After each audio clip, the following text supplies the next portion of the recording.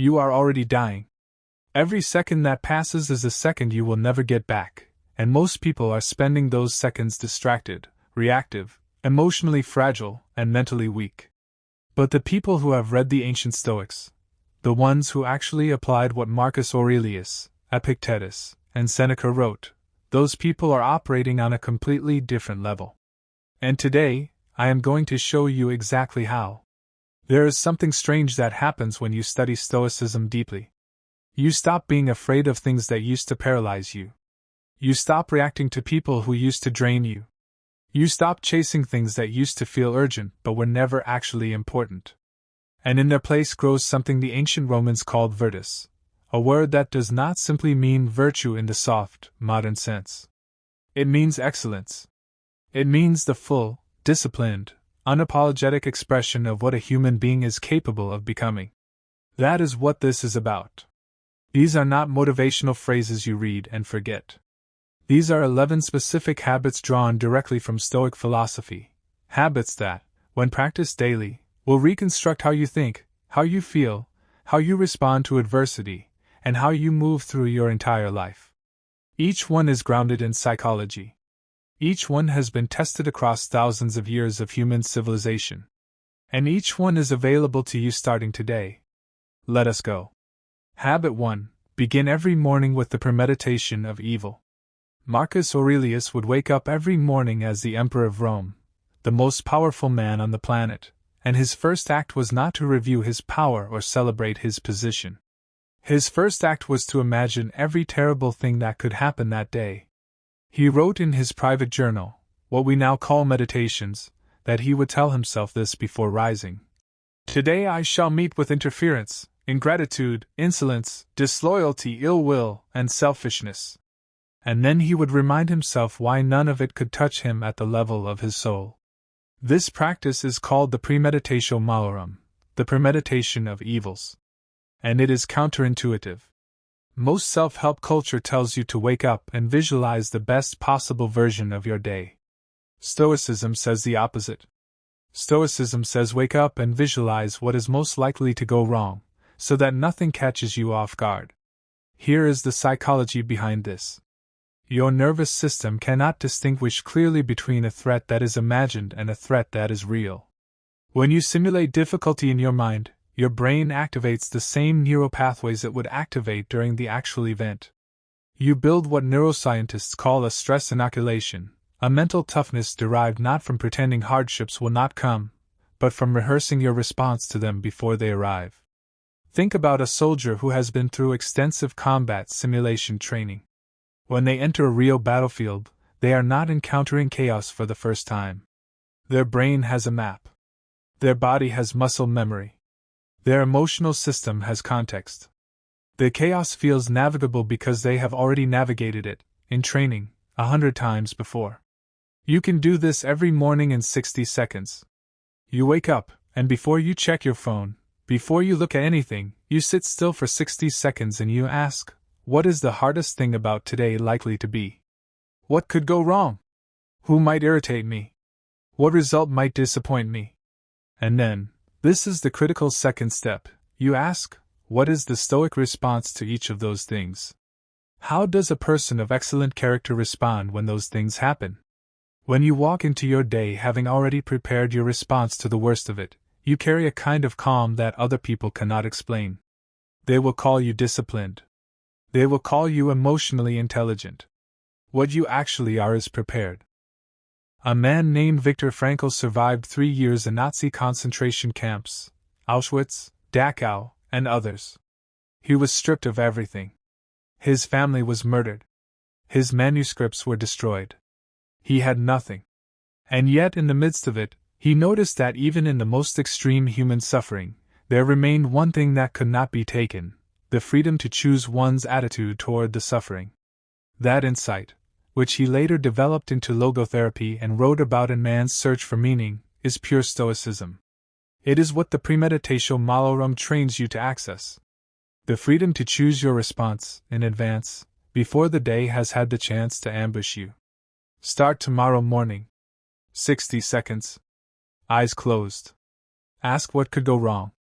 Decide who you will be when it does. Then get up. Habit 2. Separate what is yours from what is not.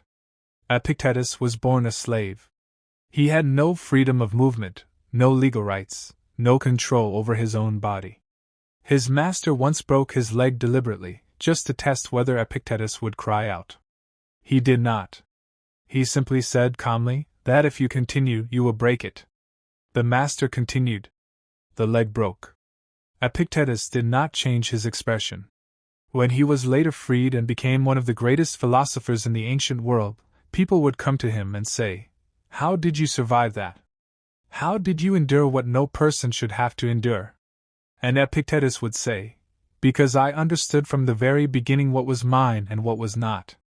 This is the cornerstone of all Stoic practice, the dichotomy of control.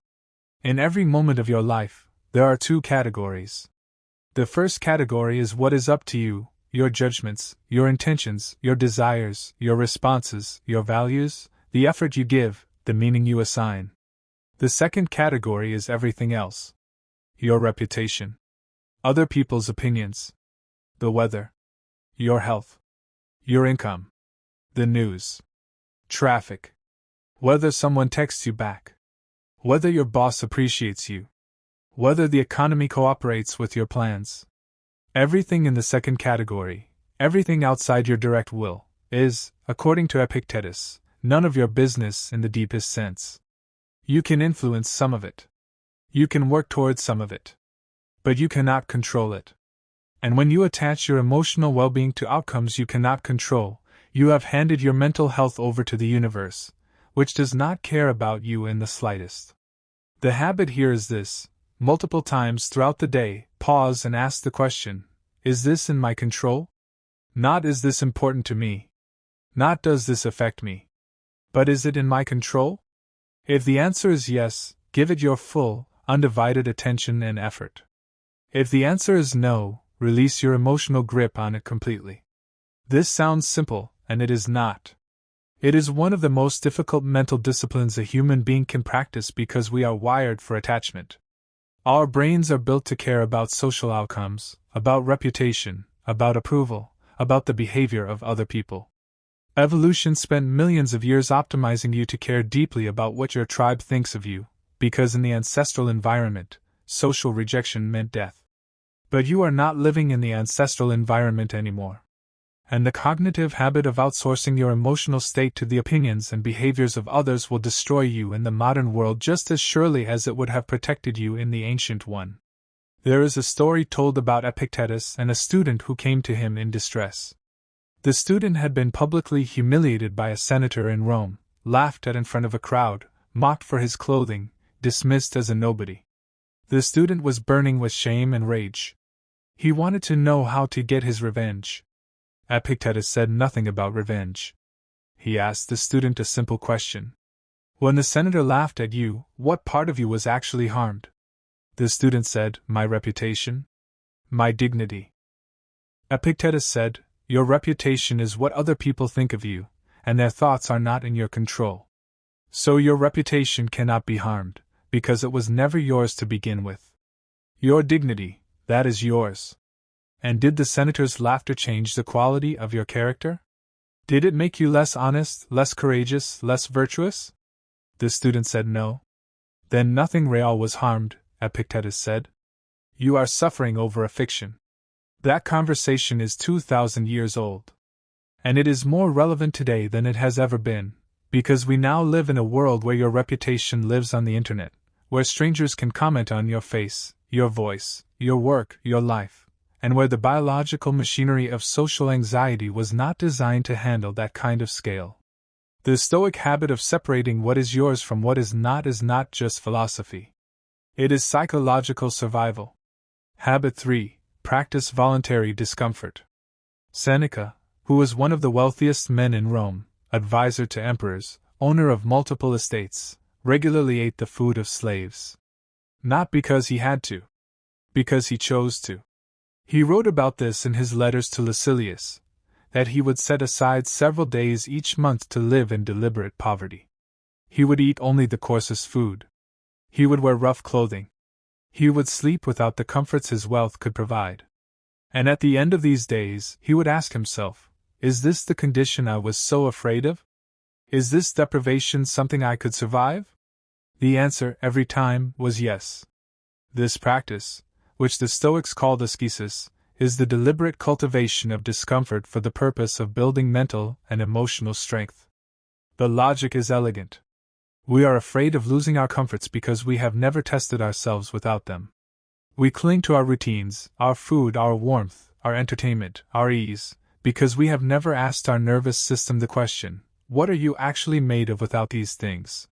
When you voluntarily remove comfort, when you choose the cold shower instead of the warm one, when you skip a meal, when you sleep on the floor, when you do the hard workout when everything in you is begging to rest, you are not just building discipline. You are building evidence. Evidence that you can survive more than you think. Evidence that your baseline for contentment is far lower than your current life requires. Evidence that fear of loss is almost always more painful than loss itself. The modern application of this is profound. We live in a civilization so optimized for comfort that the absence of discomfort has become its own kind of prison. People cannot sit in silence for 5 minutes. They cannot go without their phone for an hour. They cannot feel boredom without reaching for stimulation. They cannot tolerate hunger for a few hours. They cannot be cold, cannot be warm, cannot be alone with their thoughts. And every time the body encounters even a minor discomfort, and immediately escapes it, it reinforces the message, discomfort is dangerous. I must avoid it. I must always make it stop. That is not strength. That is conditioning. There was a young woman, I will call her Mara, who reached out after watching content about Stoic philosophy. She described her life as comfortable and completely joyless. She had a good job, a nice apartment, friends who liked her, everything that should have added up to happiness. But she was miserable. She felt fragile. She felt like she was one bad day away from falling apart. She felt like her whole identity was wrapped in maintaining the appearance of having everything together. She started small. 1 cold shower a day. 1 morning a week with no phone until noon. 1 meal a week that she cooked from minimal, inexpensive ingredients and ate alone without distraction. She did this for 3 months. What she reported was not that the discomfort got easier, though it did. What she reported was that she stopped being afraid of discomfort. The thing that had been lurking at the edge of every comfortable moment, the subtle anxiety of what if I lose this, slowly dissolved. Because she had already answered the question. She knew what she was made of without the comfort. And it was enough. The habit is this: every single day, choose one discomfort that you would normally avoid. It does not need to be dramatic. A cold shower. Walking somewhere you would have driven. Skipping the dessert you wanted. Sitting in silence for 15 minutes. The size of the discomfort is less important than the regularity of the practice. You are training a pattern. You are teaching your nervous system that discomfort is not an emergency. It is just a sensation. And you are stronger than a sensation. Habit 4: speak less. Think more. Marcus Aurelius wrote, "If it is not right, do not do it. If it is not true, do not say it." The Stoics had a profound relationship with speech. They believed that most human suffering, in relationships, in politics, in society, was driven by people saying things they had not thought through, things said in emotion, in reaction, in ego, in boredom, in the desire to be seen. And they prescribed a discipline that is almost radical in a world of constant opinion: say less. Say only what is necessary. Say only what is true. Say only what improves the silence. This is not introversion. Epictetus was a teacher who spoke constantly. Marcus Aurelius was a leader whose words shaped civilization. Seneca was one of the most prolific writers in history. But each of them was deliberate. Each of them had thought before they spoke. Each of them understood that words are not free. Every word you release into the world carries a cost, in credibility, in energy, in relationships, in the mind of the person who hears it. In modern psychology, this practice is connected to what researchers call cognitive inhibition, the ability to suppress an impulsive response in order to allow a more considered one to emerge. People with high cognitive inhibition are better communicators, better decision makers, more emotionally intelligent, and more trusted by others. The Stoics were practicing cognitive inhibition 2,000 years before the concept had a name. The habit is this: before you speak, especially in a charged conversation, especially when you feel the urge to react, pause for 3 breaths. Not 1. 3. Ask yourself, is what I am about to say true? Is it necessary? Is it kind? And here is the Stoic addition: does it serve the situation, or does it only serve my ego? Most of what people say in conflict serves only their ego. It is not designed to resolve the situation. It is designed to feel like something. To feel heard. To feel right. To feel dominant. To discharge the emotional pressure of the moment. And while it does those things in the short term, it almost always makes the situation worse and the relationship weaker. There is also a listening dimension to this habit. The Stoics considered genuine listening to be one of the highest intellectual acts available to a human being, because it requires setting your own perspective aside completely to receive the perspective of another. Not waiting for your turn to speak. Not building your rebuttal while the other person talks. Actually receiving what someone else is saying as if it might change your mind, because sometimes it should. If you follow me, you already know I talk about this often. The most powerful people in any room are rarely the ones talking the most. They are the ones who speak with precision, whose words land with weight because they are selected rather than scattered. Practice this. Every day, find one conversation where you say less than you want to say. Every day, find one moment of silence that you resist filling. You will be surprised how quickly people begin to listen when you stop competing for airtime. Habit 5, a more fatty, love what happens. There is a concept in Stoicism that Friedrich Nietzsche later made famous, though it predates him by centuries. The concept is a more fatty, love of fate. Not acceptance of fate. Not tolerance of fate. Love of it. This is perhaps the most philosophically advanced of all the Stoic habits and also the most transformational, because it asks you to make a complete psychological reversal. Instead of enduring what happens to you, you begin to embrace it. Not because it is good. Not because you are lying to yourself about its difficulty. But because you understand that everything that happens to you is, in the deepest sense, raw material. Marcus Aurelius put it this way: the impediment to action advances action. What stands in the way becomes the way. He was not writing about minor inconveniences. He was writing as an emperor who spent more than a decade fighting wars on the northern frontier in brutal conditions, who watched his children die, who governed a civilization that was perpetually on the edge of crisis, who was betrayed by friends and generals, who carried enormous suffering quietly. And his conclusion, through all of that, was not that suffering was fine. His conclusion was that suffering, when met with the right orientation, becomes the mechanism of growth. The obstacle does not block the path. The obstacle is the path. The story that lives with me around this principle involves a man named James Stockdale, a U.S. Navy pilot who was shot down over Vietnam in 1965 and spent 7.5 years as a prisoner of war in the Hanoi Hilton. He was tortured over 20 times. He had no rights, no timeline for release, no certainty he would survive. And yet Stockdale was not broken by the experience. He emerged from captivity as one of the most psychologically resilient human beings in modern history. When journalist Jim Collins asked him how he survived while others did not, Stockdale said something remarkable. He said the ones who did not survive were the optimists. The men who said we will be out by Christmas, and then Christmas came and went. We will be out by Easter. Easter came and went. They died of a broken heart. They could not handle the confrontation between their expectations and their reality. Stockdale survived because he held two things simultaneously. He never doubted that he would eventually prevail. And he also confronted the most brutal facts of his current reality, without flinching, without lying to himself. This combination, which Collins called the Stockdale paradox, is a more fatty in practice. You do not pretend the difficulty is not real. You do not perform positivity over pain. You look at exactly what is happening, exactly as it is. And you choose to treat it not as a punishment, but as instruction. The daily habit of a more fatty is this: once a day, take the hardest thing currently happening in your life and ask, what is this teaching me? Not why is this happening to me? Not why do I deserve this?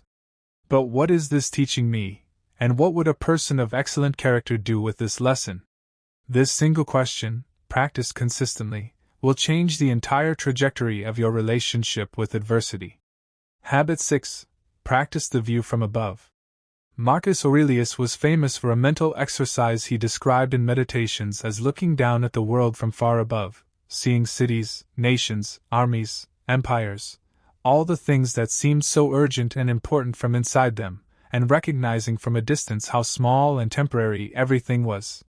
He wrote about looking at human history, and seeing how many kings and emperors had come and gone, how many armies had conquered and been forgotten, how many crises had consumed entire civilizations and left no trace. And in that recognition, he found something that might seem like nihilism but was actually the opposite: freedom. Because if everything is temporary, then nothing that is happening right now deserves to consume you completely. The psychological term for this is cognitive diffusion, a concept from acceptance and commitment therapy developed by Stephen Hayes in the 1980s. Cognitive diffusion is the practice of stepping back from your thoughts and emotions and observing them from a distance rather than being fully fused with them. The Stoics were practicing cognitive diffusion 2 millennia before Hayes. They called it the view from above. Here is the habit as a daily practice. When you are consumed by a problem, when the anxiety is high, when the emotion is overwhelming, when everything feels urgent and catastrophic, you stop. You close your eyes. And you zoom out. First, you see yourself in the room. Then you zoom out to see yourself in the building, in the city, in the country. You zoom out further and see the continent, the planet, the solar system. You see the Earth from space, that pale blue dot that Carl Sagan described so beautifully, where every war, every triumph, every love affair, every heartbreak, every moment of ambition and every moment of despair has happened on a surface so small it is invisible against the scale of the cosmos. And then you ask, from here, how big is this problem? This is not dismissal. You are not telling yourself that the problem does not matter. You are giving yourself perspective, a wider frame from which to see it. And in that wider frame, the emotional charge almost always softens. Not to zero. Not to indifference. But to something manageable. Something you can think about rather than just react to. There is also a temporal dimension to this habit. Marcus Aurelius would ask himself, in 10 years, will this matter? In 100 years? In 1,000? And for most of what consumed him on any given day, the answer was no. The empire was important. The character of his decisions was important. Most of the immediate noise, who was criticizing him, what slight had been directed at him, what minor setback had frustrated his plans, none of it would be remembered.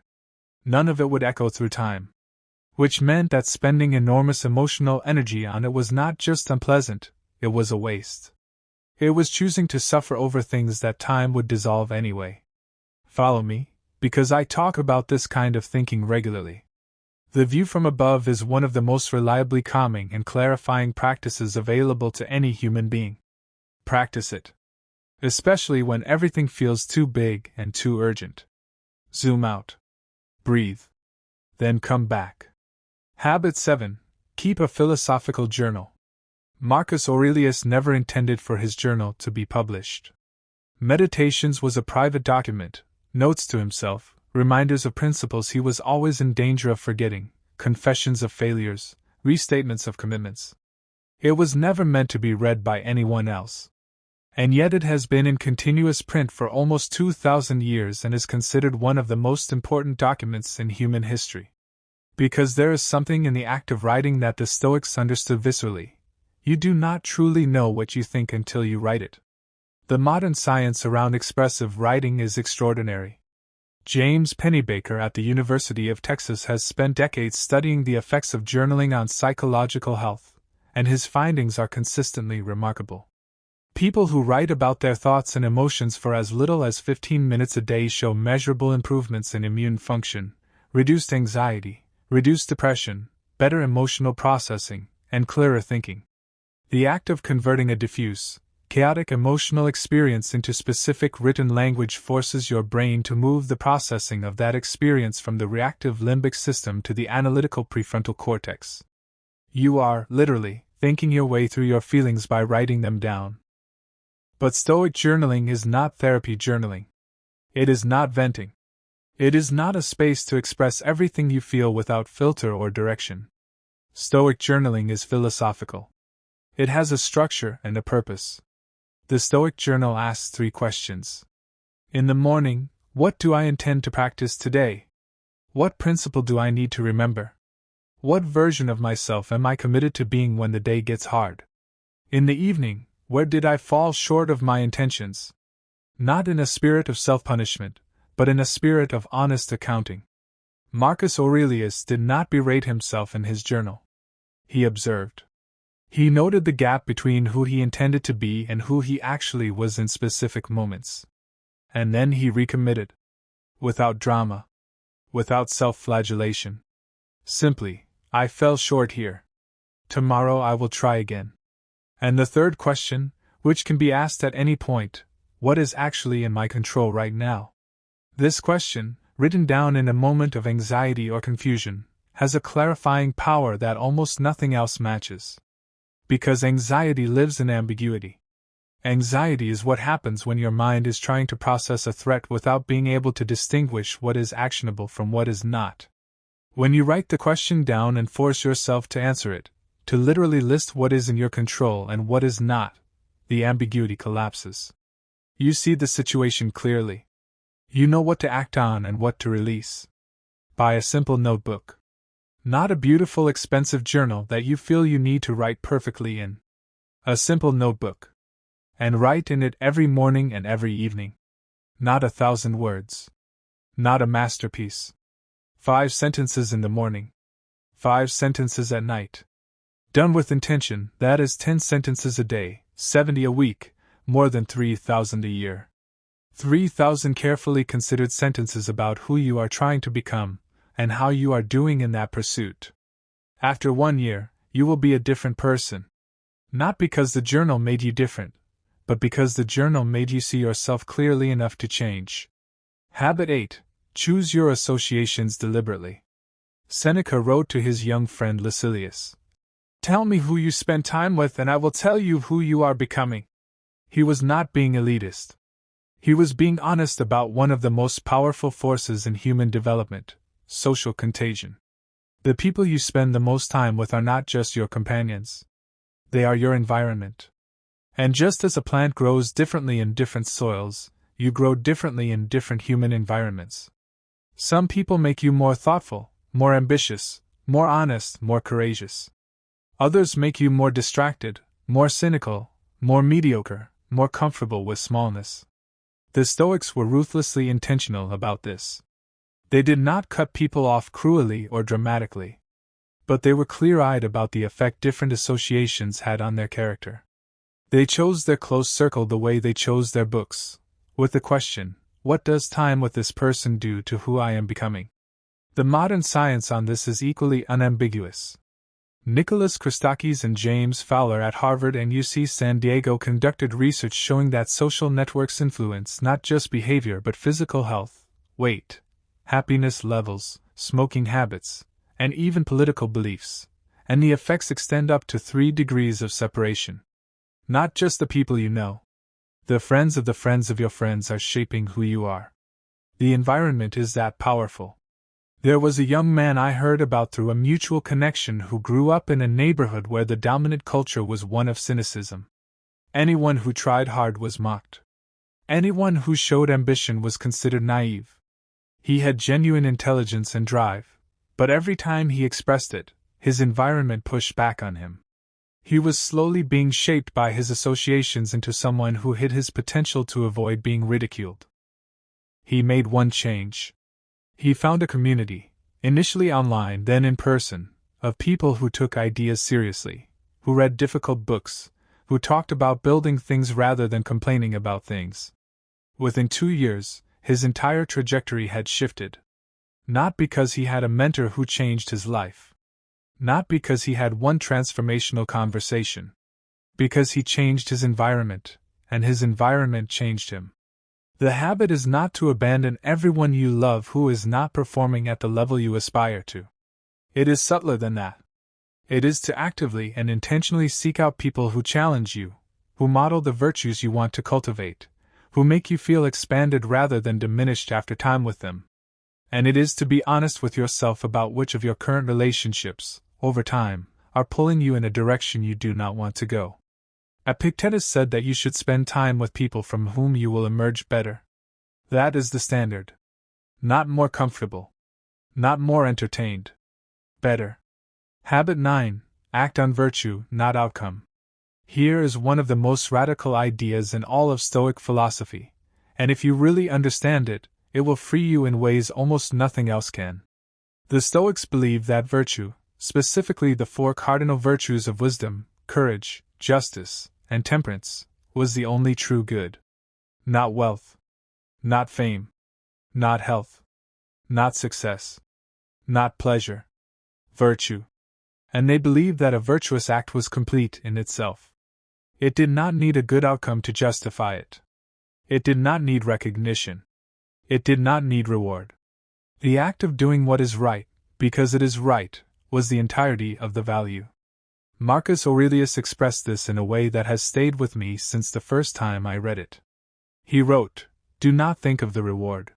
Do not look at the outcome. Act from character, and let the consequences be what they are." This is profoundly countercultural. We live in a world entirely organized around outcomes. Results. Metrics. Performance. Return on investment. Everything is judged by what it produces, and people have internalized this framework so completely that they cannot conceive of acting well without some expected payoff. If I am kind, what do I get? If I work hard, what do I get? If I am honest, what do I get? The Stoics said the question itself is wrong. You are kind because kindness is the expression of your character, and your character is the only thing that is truly yours.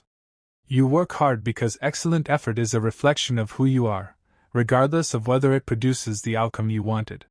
You are honest because integrity is what a person of virtue does, regardless of whether honesty is rewarded in a specific situation. This is not passivity. The Stoics were not saying do not pursue outcomes. They were saying do not attach your psychological identity and emotional well-being to outcomes you cannot control. Give everything to your actions. Release your grip on their results. There is a story from the Stoic tradition about Zeno, the founder of Stoicism, who was a merchant before he became a philosopher. He was shipwrecked, lost everything he owned, arrived in Athens with nothing, and wandered into a bookshop where someone was reading Socrates. He was so moved that he asked the bookseller where he could find a person like Socrates. The bookseller pointed at a philosopher walking by. Zeno followed him. He spent the next 20 years studying philosophy. He lost his cargo, his livelihood, his entire world. And from that loss emerged one of the most influential philosophical traditions in human history. He could not have planned that. He could not have orchestrated it. The only thing he contributed was his response to the shipwreck, the choice to let it redirect him rather than destroy him. That response was a virtuous one. And it produced consequences beyond anything he could have imagined. The habit is this: every day, identify one action you are hesitating on because you cannot guarantee the outcome. And do it anyway, purely because it is the right thing to do. Practice acting from character rather than calculation. Practice doing good regardless of whether it is seen. Practice working hard regardless of whether it is rewarded. Over time, this habit builds something money cannot buy and praise cannot create: integrity. The alignment between who you say you are and what you actually do in the moments no one is watching. Habit 10. Meditate on death daily. The Stoics had a practice they called memento mori, remember that you will die. And they did not mean this darkly. They meant it as a liberation. Seneca wrote, "Let us prepare our minds as if we had come to the very end of life. Let us postpone nothing." He was not morbid. He was urgent. He was pointing at something that most people spend their entire lives desperately avoiding: the fact that time is finite, that this moment will not come again, that the life you are living right now is the life, the only one, the actual one, not a rehearsal for some better version that will come later when everything is in order. There is a story from Japan that the samurai were required to meditate on their death every morning. They would sit and contemplate the specific ways they might die in battle that day, not to be depressed, but to be freed. Because a man who has already made peace with his death cannot be stopped by the fear of it. He rides into battle with a clarity and a presence that someone still clinging to survival cannot access. The neuroscience of mortality salience, what happens in the brain when you think about death, is fascinating.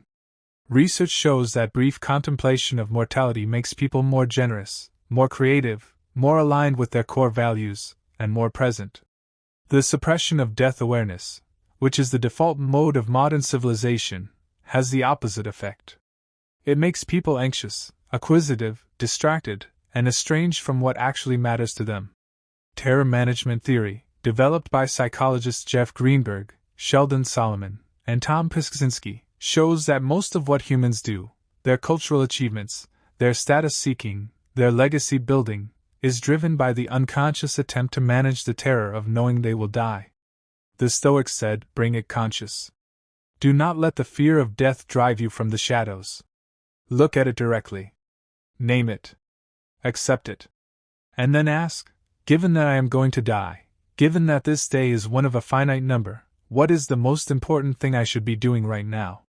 The answer to that question, asked sincerely, has a way of cutting through almost everything that is not real. The petty grievances dissolve. The ego competitions lose their appeal. The things you have been postponing, the conversation you need to have, the work you know matters, the life you actually want to live, those things come into sharp relief. Every morning, spend 60 seconds sitting with this truth: you are going to die. You do not know when. And today is one of the days you have been given. What will you do with it? This is not a performance of darkness. This is the most honest, most clarifying, most life-affirming question available to a human being. Practice it. Let it cut. Let it clear. Let it send you into your day with the urgency and the presence that this finite, irreplaceable life deserves. Habit 11. Return, always, to the present moment. The last habit is in some ways the foundation of all the others, because without it, every other practice becomes an intellectual exercise rather than a lived experience. The Stoics were not theorists. They were practitioners. And the arena of all practice is here. This moment. Right now. Marcus Aurelius wrote, "Confine yourself to the present." He wrote this as an emperor managing a vast empire with countless competing demands on his attention: wars on multiple fronts, political intrigue in Rome, the welfare of millions of people resting on his decisions. He had more legitimate reasons to be distracted, more legitimate reasons to be consumed by past and future, than almost any person who has ever lived. And his counsel to himself, written in private, was: stay here. Stay present. This moment. The ancient Buddhist teacher Thich Nhat Hanh, whose work intersects beautifully with Stoicism in many places, described the present moment as the only place where life actually happens. The past is a memory. The future is an imagination. The present is the only thing that is real. And yet human beings spend, on average, according to a Harvard study by Matthew Killingsworth and Daniel Gilbert, nearly 47% of their waking hours thinking about something other than what they are currently doing. We are absent from our lives almost half the time. This is not a trivial problem. The same Harvard study found that mind-wandering, thinking about the past or future rather than what is happening now, was the single strongest predictor of unhappiness in the data set. Not negative events. Not difficult circumstances. Mind-wandering. Being elsewhere. The Stoic practice of present moment awareness is not meditation in the Eastern sense, though it overlaps with it. It is the active, repeated choice to return your attention to what is actually in front of you. The task at hand? The person in front of you. The food you are eating. The walk you are taking. The work you are doing. not the memory of yesterday, not the anxiety of tomorrow. I want to tell you about a conversation I had with an older man, a retired professor who had spent 40 years teaching philosophy. He had read every Stoic text, taught Stoicism, written about it, and by most accounts was one of the foremost authorities on the subject in his region. I asked him what was the single most important thing he had learned from a lifetime of Stoic practice. He was quiet for a long time, and then he said that I spent most of my life thinking about Stoicism instead of practicing it. That I could explain the dichotomy of control perfectly, and still spend entire days consumed by things I could not control. That I could lecture on a more fatty, and still rage against what was happening to me. That I knew everything about present moment awareness, and still spent decades lost in the past and the future. He said the only thing that changed him was not more knowledge. It was a simple, daily, hourly, moment-to-moment practice of catching himself in the drift and coming back. Not dramatically. Not with ceremony. Just, I drifted. I am back. I am here. What is in front of me right now? That is the habit. And it is not done once. It is done hundreds of times a day. Every time you catch your mind running to the past, to the future, to the comparison, to the fantasy, to the anxiety, you say, without judgment, I see you. And you come back. Here. This moment. This life. There is a line from Epictetus that I want to leave you with, because it contains the entire spirit of everything we have covered today. He said, "He is a wise man who does not grieve for the things which he has not, but rejoices for those which he has." This is not a passive sentiment. It is the result of practice. The practice of premeditation, so that what you have is what you kept in focus when the day was hard. The practice of the dichotomy of control, so that what you grieve over is not something that was never yours to begin with. The practice of voluntary discomfort, so that what you have always feels sufficient, because you know what it is to have less. The practice of silence, so that what you hear in the quiet is real, not noise. The practice of a more fatty, so that what you rejoice in includes even the difficulty. The view from above, so that you see what you have in its full and actual scale, not diminished by comparison or distorted by proximity. The journal, so that what you have is examined and known, not experienced in a blur. The associations, so that what surrounds you reinforces rather than erodes who you are. Acting on virtue, so that what you have includes the most important thing, your own integrity. Memento mori, so that what you have is held with full awareness that it is temporary and therefore precious. And the present moment, so that what you have is not theoretical. It is right here. It is real. It is yours. These 11 habits are not a program you complete. They are a life you practice. Imperfectly. Daily. With full awareness that you will fall short and full commitment that you will try again. Marcus Aurelius fell short every day. He wrote about it. He came back every morning. He remained, despite his failures, one of the greatest human beings who ever lived, not because he was perfect, but because he kept returning to what mattered. You can do the same thing. You already know what matters. The question is only whether you will practice it. Follow me. I put out content like this regularly, on Stoicism, on psychology, on the science of how minds actually work and how to make yours stronger. There is much more to explore, and I want to take you deeper into all of it. But for now, start with one habit. Just one. Pick the one that struck you hardest in this video, the one that felt the most like something you needed to hear, and practice it for 7 days. Not perfectly. Just consistently. See what it does to your week. See what it does to your mind. See what it does to who you are becoming. Because that, at the end of everything, is what Stoicism is for. Not to make you feel good. Not to make life easy. To make you excellent. And you are far more capable of excellence than you currently believe. The Stoics knew that. Now you do too. You are already dying. Right now. This very second. And nobody is coming to save you. That is not a threat. That is not a warning. That is the single most liberating truth the ancient Stoics ever gave to humanity, and almost nobody in the modern world has the stomach to sit with it long enough to understand what it really means. So today, we are going to sit with it. All of it. Because once you truly understand that nobody cares, and I mean truly, deeply, in your bones understand it, something inside you will shift that can never be shifted back. You will stop waiting. You will stop complaining. You will stop performing your pain for an audience that was never watching in the first place. And you will start working, harder than you have ever worked before, not because someone told you to, but because you finally understand that you are the only person who ever could. Follow me on this journey, because what I am about to share with you is not comfortable, it is not warm, and it is not designed to make you feel good about where you are right now. It is designed to wake you up. And waking up, in every era of human history, has never been a gentle process. Let us begin with the Stoics. Not the Instagram version of Stoicism where someone posts a Marcus Aurelius quote over a mountain and calls it philosophy. The real Stoics. The men who actually lived these ideas, who were tested by fire, exile, slavery, war, loss, and death, and who came out the other side not broken, but sharpened. Marcus Aurelius was the most powerful man on earth. Emperor of Rome.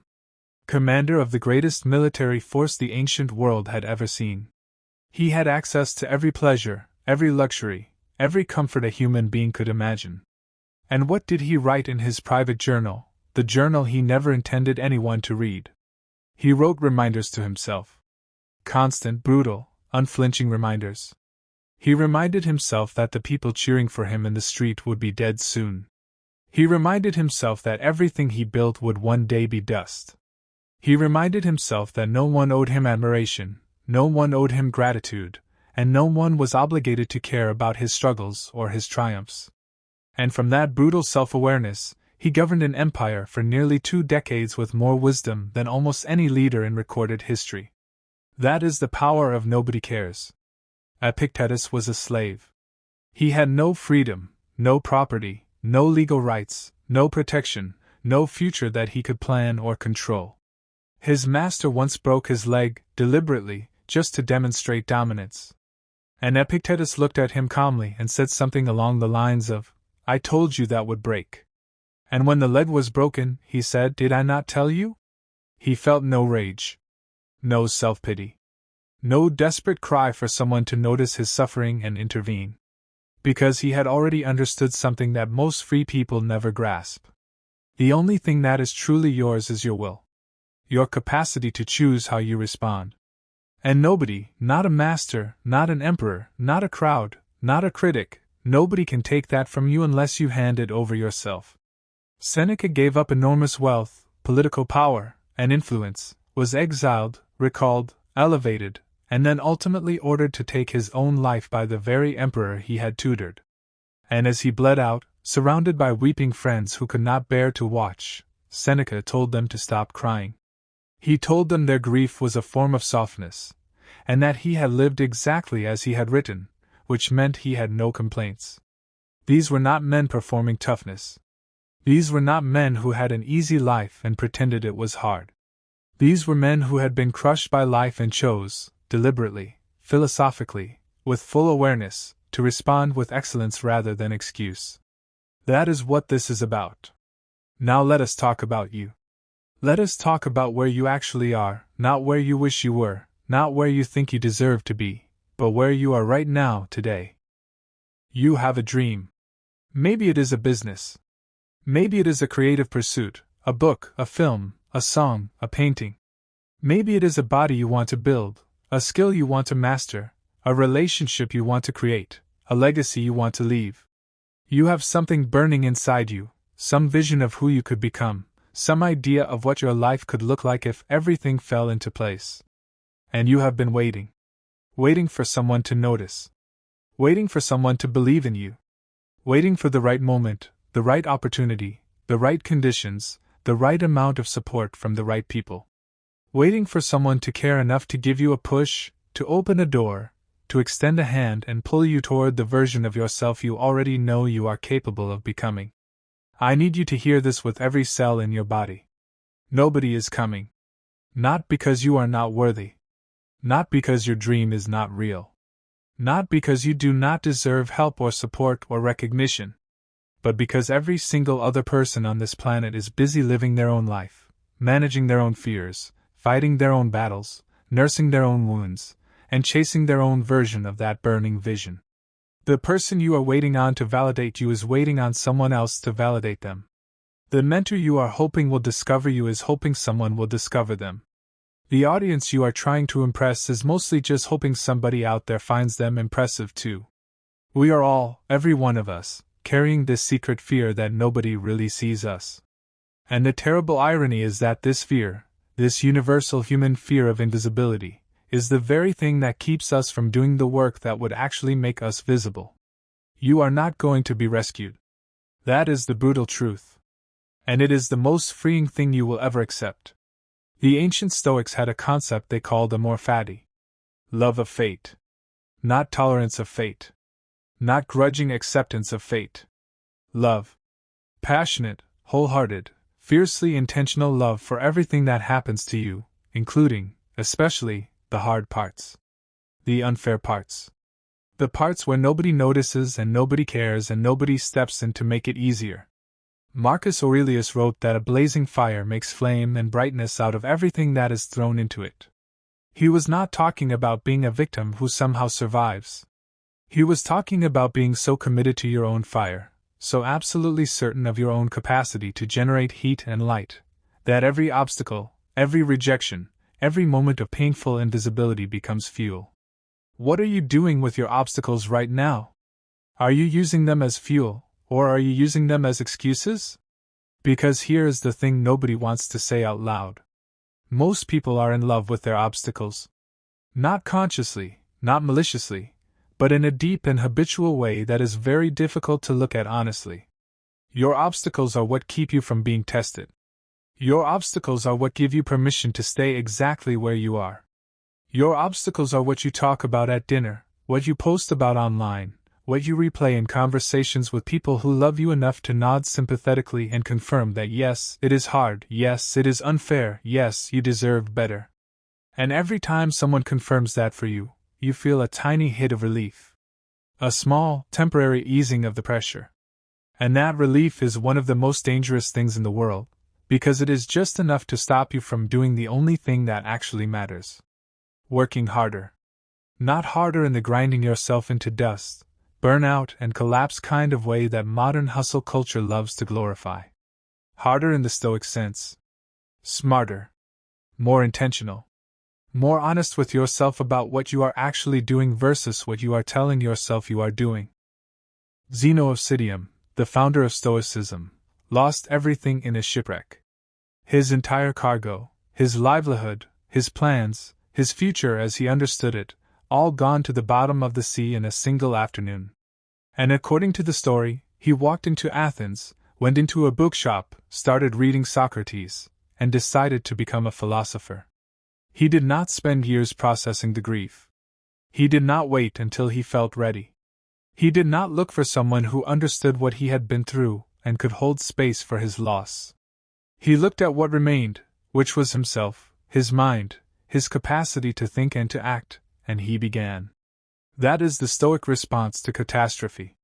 Not numbness, not suppression, not the modern misconception that Stoicism means not feeling anything. It means feeling everything and choosing your response anyway. It means letting the grief be real and also letting the work be real at exactly the same time. You are allowed to be sad. You are allowed to be angry. You are allowed to feel the weight of everything that has been taken from you, everything that has not gone the way you hoped, everyone who let you down, every door that was slammed in your face. And then you are required by the only standard that actually matters, which is the standard you set for yourself, you are required to get up and work. Not when the pain is gone. Not when things are fair. Not when someone acknowledges what you have been through. Now. Today. With the pain still present.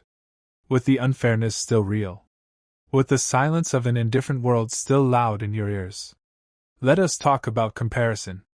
Because comparison is where most people's dreams quietly die, not in a dramatic blaze, but in a slow, daily erosion of confidence and motivation that happens every time you look at someone else's life and decide it tells you something meaningful about the value of yours. The Stoics were ruthless about this. Marcus Aurelius wrote constantly about the folly of seeking external validation, of needing the applause of other people to feel that your work had value. He wrote that if you want to know what you really value, watch what you do when no one is watching. Not what you say. Not what you post. What you actually do with the hours of your life when there is no audience, and no reward and no acknowledgement coming. What do you do with those hours? Because the truth is that every person who has ever built something real, every artist, every entrepreneur, every philosopher, every athlete, every scientist who ever changed the world, spent enormous amounts of time working in complete obscurity with zero guarantee that anyone would ever care about what they were doing. The work came first. The recognition, when it came at all, came after, and usually long after, and often not in the form they expected. Van Gogh sold one painting during his lifetime. 1. He wrote letters to his brother Theo describing his work with passion and precision, documenting his development as an artist with extraordinary self-awareness, and he kept painting, kept experimenting, kept pushing into new territory, not because the world validated him, but because the work itself demanded to be made. Nobody cared while he was alive. Now his paintings sell for hundreds of millions of dollars and his name is synonymous with artistic genius. That timeline tells you everything about how the world responds to people who refuse to stop. Abraham Lincoln lost 8 elections, had 2 business failures, had a nervous breakdown, lost multiple people he loved, and was widely mocked and dismissed as an unqualified backwoods lawyer before becoming arguably the greatest president in American history. Nobody cared. He worked harder. Oprah Winfrey was fired from her first television job and told she was unfit for television news. She was told she was too emotional, too big, too black, too unconventional, too much of everything that did not fit the narrow mold of what someone in power had decided success was supposed to look like. Nobody cared. She worked harder. This is not motivation. This is pattern recognition. When you look at every person who has ever achieved anything significant, the pattern is always the same. Long period of obscurity. Repeated rejection. No guarantee of outcome. Continued work. Eventual breakthrough. Continued work. The Stoics called it premeditatio malorum. The premeditation of evils. The deliberate practice of imagining the worst that could happen, not to paralyze yourself with fear, but to drain that fear of its power by facing it directly and deciding in advance that it will not stop you. What is the worst that could happen if you fully commit to the work you know you are supposed to be doing? You could fail. Publicly. You could pour years of your life into something that does not work. You could be mocked, dismissed, ignored, forgotten.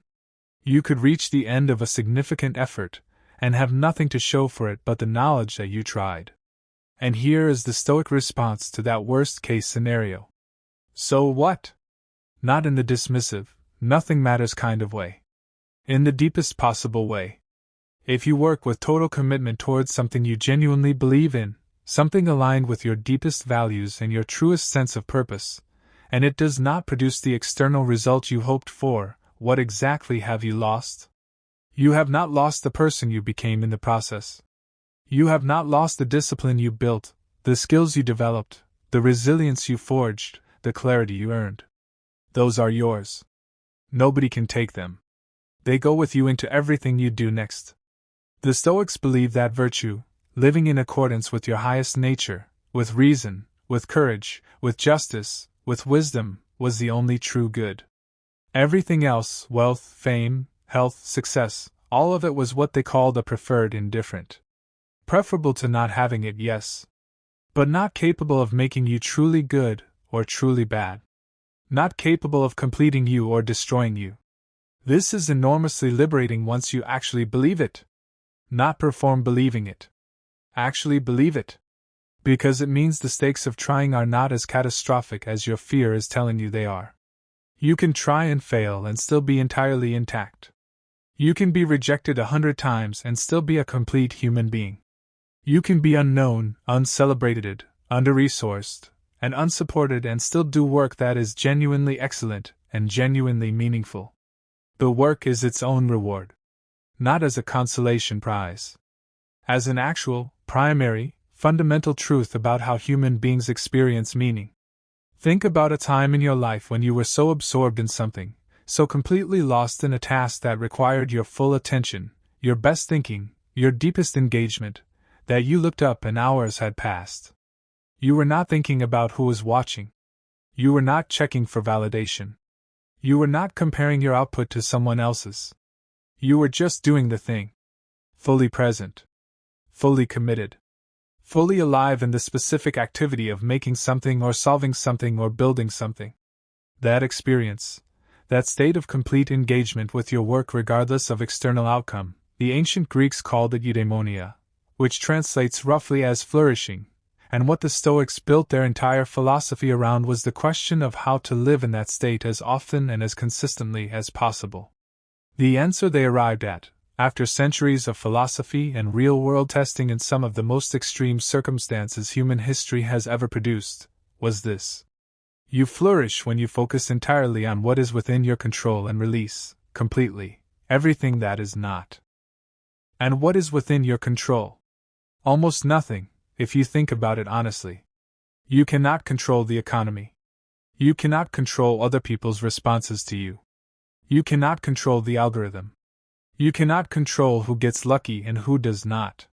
You cannot control the timing of your breakthrough or the size of your audience, or whether the right person happens to see your work on the right day. What you can control is breathtaking in its simplicity and devastating in its difficulty. You can control your effort.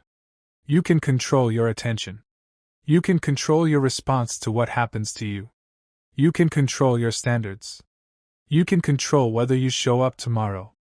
That is it. That is your entire domain of power. And it is enough. It has always been enough. Every person who has ever built something real has built it from exactly this foundation and nothing more. Follow me here, because this next part is where most people check out emotionally, and I need you to stay with it. Nobody caring about your struggle is not a malfunction. It is not a bug in the system. It is not an injustice that needs to be corrected before you can begin. It is the correct and accurate state of the world, and the sooner you stop fighting it, the sooner you can use it. Think about what it would actually mean if everyone cared about your specific journey. If every struggle you had was witnessed, validated, and responded to with the sympathy and support you hoped for. What would that do to you? It would make you dependent. It would make you soft. It would make your momentum entirely contingent on other people's attention, which means the moment that attention shifted, as it always does, your momentum would collapse. The people who sustain their effort over decades are not sustained by external validation. They cannot be, because external validation is notoriously unreliable. They are sustained by something internal. A standard they have set for themselves that exists independent of whether anyone else can see it. A commitment to excellence that operates even when the audience is gone. A relationship with their own work that is primary, that does not require anyone else's approval to feel real. That is what the Stoics were building.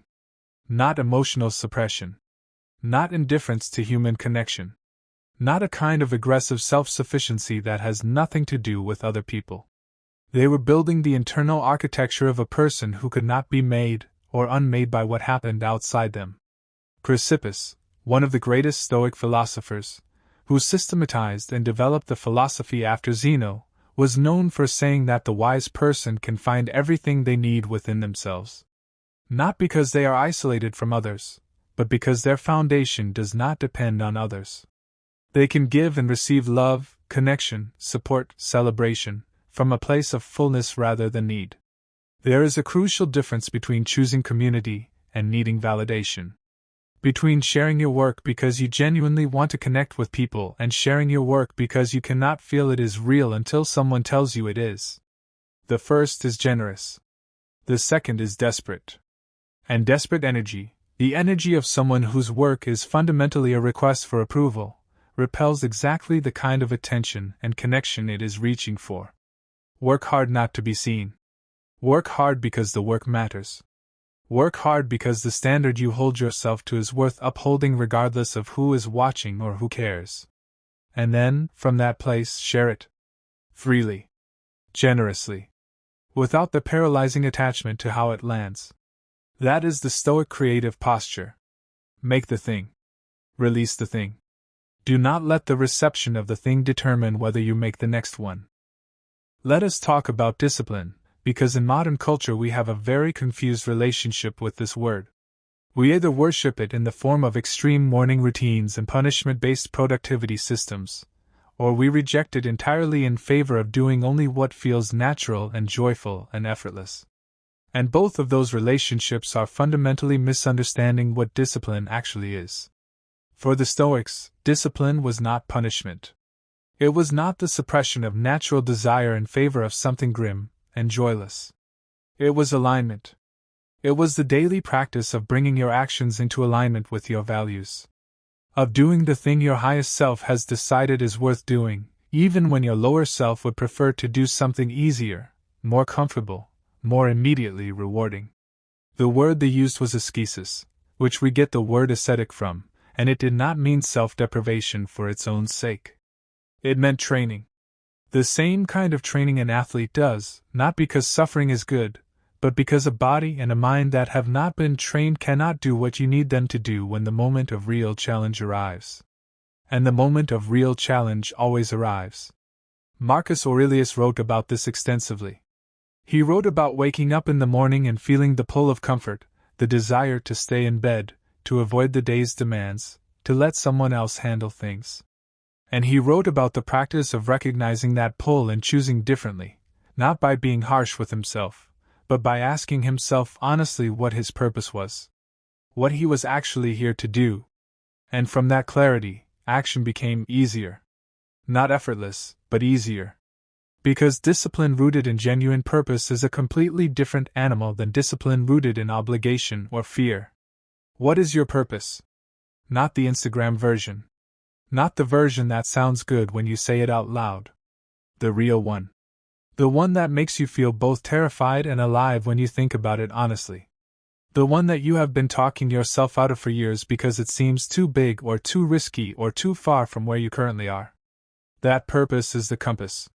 When you are aligned with it, discipline does not feel like a war against yourself. It feels like integrity. It feels like being the person you already know you are capable of being, and the gap between where you are and where that person would be gets a little smaller every single day. The Stoics also talked extensively about what they called the obstacle is the way, a concept that Ryan Holiday later popularized and that Marcus Aurelius expressed in his Meditations when he wrote that the impediment to action advances action. What stands in the way becomes the way. This is not motivational poetry. This is a practical description of how excellence is actually built. Because every obstacle you face contains, within itself, the specific lesson you need to learn in order to become capable of achieving what you are trying to achieve. The rejection that stings because it reveals a real weakness. The failure that forces you to rethink your entire approach and come back with something stronger. The period of invisibility that strips away the ego-driven motivations and leaves only the pure, clean desire to do good work. If someone handed you success on a plate, you would not have it for long. Not because you are undeserving, but because you would not have developed the internal architecture to sustain it. Every genuinely successful person you can name, if they are honest with you, will tell you that their greatest lessons came from their worst failures. That the periods of darkness were when they learned the most about themselves. That the rejection shaped them in ways that acceptance never could. The obstacle is the way. Not the scenic route. The actual way. Now I want to talk about something that the Stoics would recognize immediately but that modern culture rarely names clearly. The seduction of victimhood. This is uncomfortable, and I say it with genuine compassion, because the seduction of victimhood is not a character flaw. It is a deeply human response to genuine pain. When something unfair happens to you, when you are genuinely wronged, genuinely overlooked, genuinely underestimated, there is a real comfort in the identity of the person that the world failed. It is a coherent story. It explains why things have not worked out. It protects you from having to ask harder questions about your own choices and your own effort. But it is a trap. The most dangerous kind of trap, because it is built from real pain, real injustice, real unfairness that you did not deserve and cannot be blamed for. The Stoics never denied that bad things happen to people who do not deserve them. They never said the world is fair, because it obviously is not. What they said was that what happens to you is less important than how you respond to it. And that building your identity around what happened to you, making your primary story about the unfairness of your circumstances, is a choice, one that feels protective but is actually corrosive. Epictetus was a slave who had his leg broken by his master. He did not have a trauma-free life that makes his philosophy easy to dismiss as the product of privilege. He built his philosophy in the crucible of actual oppression. And what he arrived at was not a denial of the oppression, but a refusal to let it define the boundaries of his inner life. You can acknowledge the unfairness of what has happened to you and still refuse to let it be the reason you cannot move. Both things can be true. The unfairness can be real and you can still be responsible for what comes next. That is not toxic positivity. That is not dismissing pain. That is the hardest and most honest form of self-respect. Saying to yourself and to the world, yes, this happened, and I refuse to become small because of it. Work harder. Not because the unfairness does not matter, but because you matter more than the unfairness. Let us talk about time, because the Stoics were obsessed with time in a way that feels almost urgently relevant to where most of us are right now. Seneca wrote an entire essay called On the Shortness of Life, and the central argument of that essay is that life is not actually short. Life is long enough for almost anything if you use it well. The problem is not that we have too little time. The problem is that we waste enormous amounts of it. On things that do not matter. On other people's opinions. On distractions we choose because they are easier than the work we know we need to be doing. On waiting for the perfect conditions that will never come. On rehearsing grievances that keep us anchored to moments that are already over. He wrote that we are always planning to live, but never actually living. Always getting ready to begin, but never actually beginning. Always saving the best of ourselves for a future moment that keeps retreating as we approach it. Does that sound familiar? The Stoics had a phrase, memento mori. Remember that you will die. And again, this is not morbid pessimism. This is a practical tool for cutting through the nonsense. Because when you hold the reality of your death clearly in your awareness, all the small fears and petty concerns and comfortable delays fall away, and what is left is the burning question of what you actually want to do with the time you have. Not what you want to do someday. Not what you are planning to do when things are better. Not what you would do if circumstances were different. What you want to do right now, today, with the specific hours available to you. Memento mori as a practice does not make you sad. Used correctly, it makes you incredibly decisive. It makes every choice about how to spend your time feel appropriately weighted. It makes procrastination feel not just inefficient but insulting to the gift of being alive. And once you feel it that way, in your body, not just as a concept but as a visceral awareness, you will be physically incapable of spending 3 hours doing something meaningless when there is work you know needs to be done. Time is the only resource that cannot be recovered. Money lost can be re-earned. Relationships fractured can sometimes be repaired. Reputation damaged can often be rebuilt. But time spent watching someone else's highlight reel while your own life goes unlived cannot be retrieved. It is simply gone. The Stoics would look at how most people spend most of their time, and they would be genuinely horrified. Not in a judgmental way, but in the way that you are horrified when you watch someone you love making a choice you can see is going to cost them something they cannot afford to lose. Follow me here, because what I am about to say is something that I believe with everything I have, and I want you to carry it with you. You have been given something extraordinary. Not because you are special in the sense that the world owes you recognition, but because you are alive, in possession of a mind capable of choosing, a body capable of acting, and at least some degree of freedom to direct your effort towards something you actually care about. The combination of those three things, consciousness, capacity, and choice, is so statistically improbable that the word extraordinary barely covers it. Most of the matter in the universe is inert. It sits there. It does not think. It does not choose. It does not build or create, or commit or fail and try again. You are the universe making something of itself, and the way you honor that extraordinary fact is by taking seriously the question of what you are going to do with it. Nobody cares what you do with it. That is not an insult. That is freedom. Because it means the answer to that question belongs entirely to you. Nobody can take it from you. Nobody can define it for you. Nobody can substitute their judgment for yours about what your life should mean and what your work should be. That freedom is the most precious thing you own. Most people are so afraid of it that they spend their whole lives waiting for someone to give them permission to use it. They wait for the right teacher, the right platform, the right audience, the right moment, and meanwhile the one non-renewable resource they have keeps moving and the window, always finite, keeps shrinking. Do not wait for permission. You already have it. You gave it to yourself the moment you decided to take your own potential seriously. The only question left is whether you are actually going to act on it. Work harder. Not to prove something to the world. The world is largely indifferent, and will remain so. Work harder to prove something to yourself. To demonstrate, in the only language that actually means anything, the language of daily action, that you are who you believe yourself to be. Because identity is not something you have. It is something you perform, in the Stoic sense, in the sense of doing, of acting, of showing up and doing the thing day after day until the doing becomes who you are. You do not become a writer by wanting to write. You become a writer by writing. You do not become an entrepreneur by having a business idea. You become an entrepreneur by starting, by failing, by learning, by adjusting, by starting again. You do not become disciplined by deciding to be disciplined. You become disciplined by being disciplined, every single day, in the small choices that nobody sees and nobody validates, and nobody cares about except you. The Stoics called this the cultivation of virtue, and it was always understood as a practice. Not an achievement. Not a destination. A daily, hourly, moment-by-moment practice of choosing the response that your highest self would be proud of. And here is the beautiful part that gets lost in all the brutal honesty.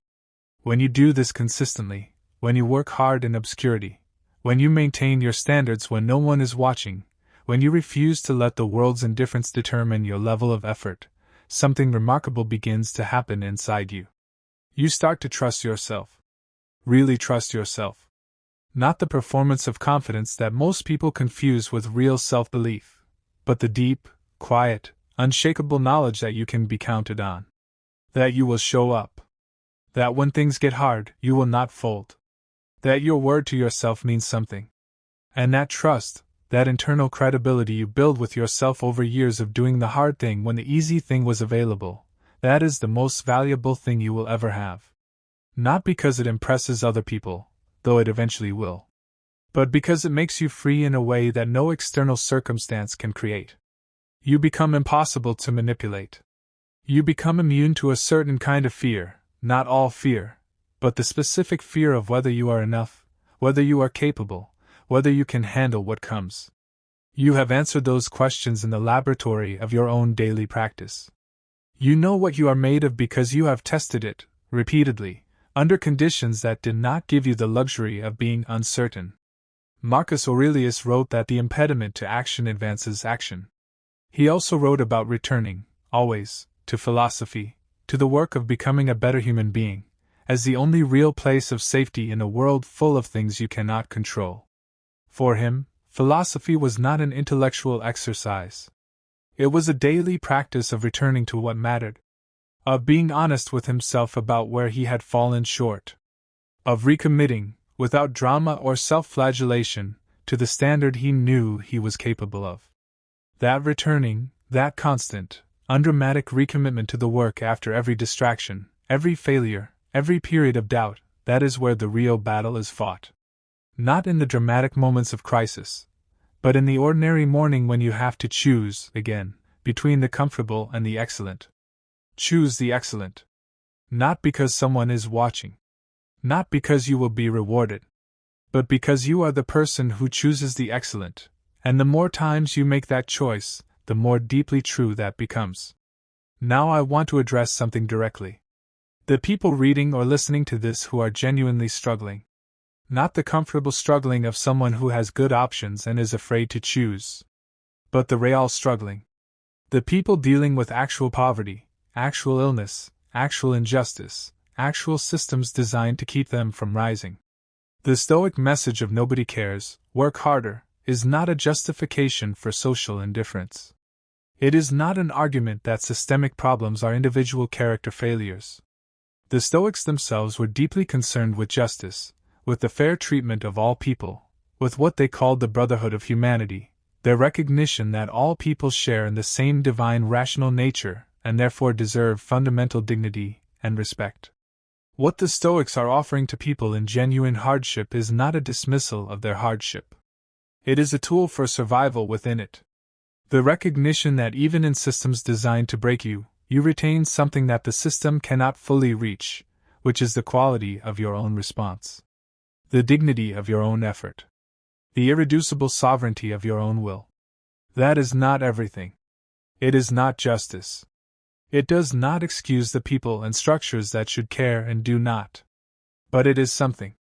It is the thing that has allowed human beings to survive and sometimes transcend the worst conditions that history has produced. And it is offered not as a replacement for justice, but as a practice that can sustain you while you work toward it. If you are in genuine hardship, the message is not that nobody cares so you should accept things as they are. The message is that nobody cares enough to save you, so the work of saving yourself, of building your capacities, protecting your dignity, maintaining your standards, and refusing to be defined by what has been done to you, that work is yours, and you are capable of it even now, even here, even like this. That is not a small thing. That is one of the most radical and powerful acts a human being can perform. Let us talk about what the Stoics called the inner citadel. Marcus Aurelius used this image repeatedly. The idea that inside every person there is a place that cannot be invaded. A fortress of the mind, and that remains yours no matter what is happening outside. No matter who has abandoned you. No matter how many rejections have accumulated. No matter how far you are from where you want to be. That inner citadel is where your work comes from. That is where your standards live. That is where the version of yourself that you are becoming, day by day, choice by choice, is being built. Most people never find their inner citadel because they spend their entire lives focused on the outer world. On what other people think. On how they appear. On whether they are being treated fairly. On comparing their insides to other people's outsides. And the inner citadel just sits there, unclaimed, full of everything they would need to actually build the life they want. The practice of Stoicism is, at its core, the practice of retreating to that inner citadel. Not as an escape from the world, but as a return to the source of your genuine power. Of asking yourself constantly, what do I actually control here? What is my actual domain of agency? And then acting within that domain with total commitment, regardless of what is happening outside it. When you operate from that place, you become remarkably difficult to discourage. Not because you are naive about difficulty. Not because you are in denial about the obstacles. But because your motivation does not depend on the obstacles being absent. Your work does not require the world's cooperation to begin. Your standard does not lower itself in response to other people's standards. You do the work because the work is yours. You maintain the standard because the standard is yours. You keep showing up because showing up is who you are. And eventually, and this is something the Stoics understood and that history has confirmed over and over again, the world does notice. Not on your timeline. Not in the form you expected. Not necessarily while you are still alive to see it. But work done from that place of genuine commitment, genuine excellence, genuine love for the thing itself, work done from the inner citadel, tends to outlast the person who made it. It tends to find its way to the people it was meant to reach. It tends to matter in ways that cannot be predicted and cannot be forced, but that have an inevitability about them that the Stoics would recognize as the natural order of things expressing itself through your effort. That is the deepest version of working harder. Not the frantic, fear-driven, prove yourself to the world kind of hard work. The quiet, committed day after day, standard upholding, inner citadel kind of hard work that does not need an audience to be real. Do that work. Whatever it is for you. Whatever the specific expression of your purpose looks like. Do it today. Do it imperfectly. Do it without waiting for permission or perfect conditions or validation or a guarantee that it will matter. Because the Stoics spent a great deal of time on this question of what makes a life well lived, and the answer they kept arriving at was this. A life well lived is one in which you acted in accordance with your highest nature, in which you exercised your capacity for reason, courage, justice, and wisdom as consistently and as fully as you could, in which you did not outsource the question of your own worth to anyone or anything outside yourself. Not a life of comfort. Not a life of fame. Not a life of universal admiration. A life of virtue, of genuine effort, of honest self-examination, and of work done with the full commitment of everything you have. That is available to you right now. Today. In whatever circumstances you are currently in. With whatever resources you currently have. With whatever support or lack of support currently surrounds you. The only question is whether you are going to take it. Follow me as we close this out, because I want to leave you with something specific, something you can carry out of this moment, and into the rest of your day, and your week, and the rest of your life. The Stoics are not asking you to be superhuman. They are not asking you to feel nothing, fear nothing, need nothing. They are asking you to be honest. Ruthlessly, compassionately, unflinchingly honest with yourself about what you actually want, what you are actually doing, and whether those two things are currently aligned. And if they are not aligned, they are asking you to close the gap. Not tomorrow. Not when things get easier. Not after the validation arrives or the conditions improve or someone cares enough to carry you part of the way. Now. Today. With this specific life, in this specific moment, with this specific opportunity to choose how you spend the next hour of your existence. The world is largely indifferent. That is not a tragedy. That is your freedom. Use it. Nobody is coming to save you. That is not abandonment. That is the universe handing you the only kind of power that is actually worth having. Take it. The work will be hard. The recognition may be slow or absent. The obstacles will be real and sometimes genuinely unfair. None of that changes what you owe to the version of yourself that believed you were capable of more. Pay that debt. Every day. In the currency of effort, attention, honesty, and relentless, committed, stoic hard work. The ancient philosophers are watching, not to judge you, but because they know what you are capable of. They have seen what happens when a human being stops waiting for the world to care and starts acting as if the work is its own justification, which it is. Go do the work. Follow me for more truths that the world would rather you not hear. The kind of truths that, once you hold them, make every comfortable excuse impossible and every moment of genuine effort feel like the most alive you have ever been. Because that is what this is. Philosophy as a practice. Wisdom as a tool. The brutal, beautiful, ancient Stoic truth that the only person who can give your life the meaning it deserves is you.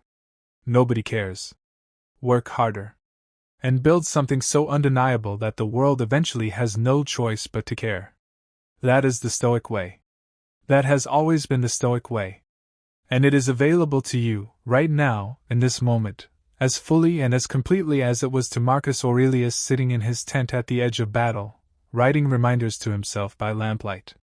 You have everything you need. You have always had everything you need. Now go. You are one decision away from a completely different life. And I need you to hear that again. You are one single decision away from a completely different life. Not 1 year away. Not 100 steps away. One decision. And the fact that you are here right now, watching this, tells me everything I need to know about you. It tells me you have not given up yet. It tells me there is still something burning inside of you, something quiet but real, something that refuses to die even when everything around you feels like it is crumbling. So before you close this, before you walk away and tell yourself it is too late, before you let the weight of everything you have been carrying push you all the way down to the ground, I want you to stay. Just a little while longer. Because what I am about to share with you is not a motivational speech. It is not empty words designed to make you feel good for 5 minutes and then forget everything the moment you return to your life. This is a conversation. A real one. And it is one I wish someone had with me a long time ago before I wasted years of my life believing the wrong things about failure, about strength, about what it means to keep going. Let us start here. Let us start with the thing nobody ever talks about honestly. Quitting feels logical. That is the dirty little secret nobody wants to say out loud. When you are in the middle of pain, when you have tried and the results are not showing up, when the people around you seem to be moving forward while you feel stuck in the same place, quitting does not feel like weakness. It feels like the smartest thing you could possibly do. It feels like relief. It feels like finally choosing yourself. It feels like sanity. And that is exactly why so many people do it. Not because they are weak. Not because they do not care. But because their minds are doing exactly what minds are designed to do, which is protect them from more pain. Your brain is not your enemy when it tells you to stop. Your brain is just doing its job. It is scanning the environment, it is measuring the cost, and it is calculating that the risk of continuing is too high. That is biology. That is evolution. That is hundreds of thousands of years of wiring telling you to preserve yourself. But here is what your brain does not know. Here is what that ancient wiring cannot account for. It does not know what is on the other side of this moment. It cannot see past the pain. It cannot measure the cost of stopping. It can only feel the weight of right now, and right now feels unbearable, so it screams at you to put it down. And that is the conversation we need to have today. Not about ignoring pain. Not about pretending things are fine when they are not. But about understanding the difference between the moment that feels like an ending and the moment that actually is one. Because those two things are not the same. And most people never learn how to tell them apart. I want to tell you about a man who sat in a small room alone one night, convinced that everything was over. He had started a business that failed. He had lost money, lost time, lost the confidence of people who believed in him, and most painfully, he had lost his confidence in himself. He sat in that room and he made a list. Not of reasons to keep going. He made a list of all the reasons it made sense to give up. The list was long. It was detailed. It was honest. And when he was done, he looked at that list and thought, this is the right decision. Stopping is the right decision. He did not stop. He could not explain why. Something in him, something he could not name, would not let him. He pushed through the night, and the month, and the year. And eventually, years later, when that same man was speaking to a room full of people who looked up to him, he talked about that night. He described sitting in that room with that list. And he said the most important thing I have ever heard someone say about failure. He said the list was right. Every single thing on that list was accurate. The odds were against him. The timing was bad. The people had reason to doubt him. He was not wrong to feel defeated. But the list only measured what was. It could not measure what was possible. And possible is not a fact. Possible is a choice.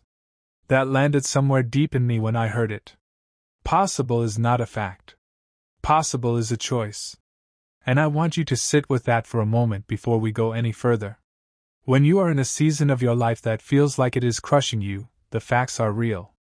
The disappointments are real. The exhaustion is real. I am not here to tell you to ignore the facts. I am here to tell you that facts are not the full picture. They never are. Facts tell you where you are. They do not tell you where you are going. They tell you what has happened. They cannot tell you what is about to happen.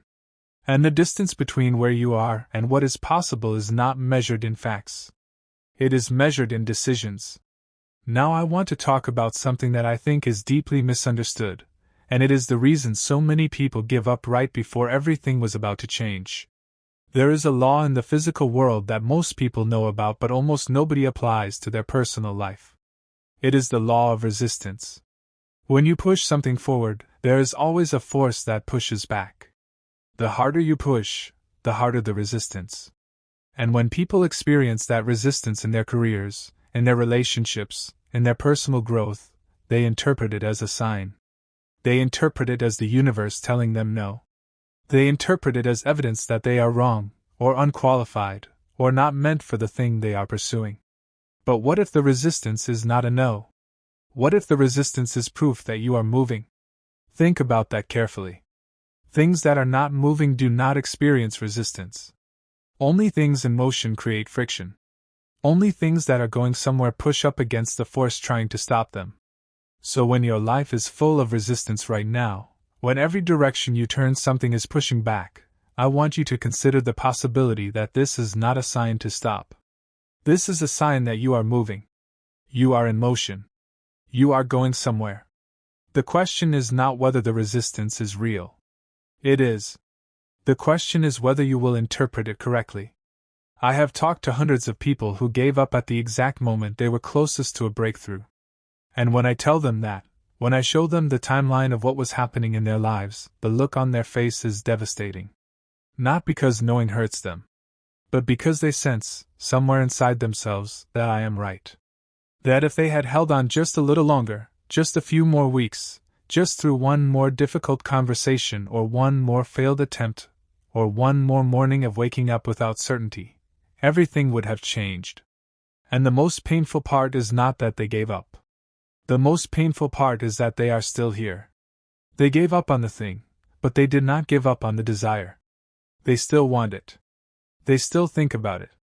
They still feel the absence of it in their chest every single day. And they are living in that particular kind of quiet suffering that comes from knowing you left something behind. I do not want that for you. I genuinely do not want that for you. Let us talk about the myth that I think destroys more potential than almost anything else. The myth of the fresh start. We are obsessed with fresh starts. New year, new month, new week, Monday. We tell ourselves that the reason things have not worked is because of the timing, and if we could just get to a cleaner moment, a better starting point, a place where the slate is wiped and we can begin again properly, this time it would work. So we wait. We reset. We abandon what we are doing and we plan the next version of it, the version we will execute when conditions are better, when we are more ready, when we have more time or money or energy or support. And while we are waiting for that perfect moment to begin again, we are not beginning. We are not moving. We are not building the one thing that actually matters, which is momentum. Momentum does not come from fresh starts. Momentum comes from continuity. It comes from doing the next thing even when the last thing did not work. It comes from showing up again the day after you failed, not because you feel ready but because you understand that readiness is built, not found. It comes from the accumulation of imperfect efforts stacked on top of each other until suddenly, without warning, something catches fire. There is no version of success that does not run through the messy, unglamorous middle. There is no path from where you are to where you want to be that bypasses the section of the road that is broken and uncomfortable and humbling. Every person you have ever looked up to has a chapter in their story that they do not post about. A season where they nearly quit. A version of themselves that barely recognizable compared to who they became. A period of time they can now look back on and call the turning point, but which they lived through as a crisis. You are living in your turning point right now. You just cannot see it from inside it. I want to give you something practical. Something you can actually use when everything in you wants to stop. When you feel like giving up, do not ask yourself if you should keep going. That question is too big.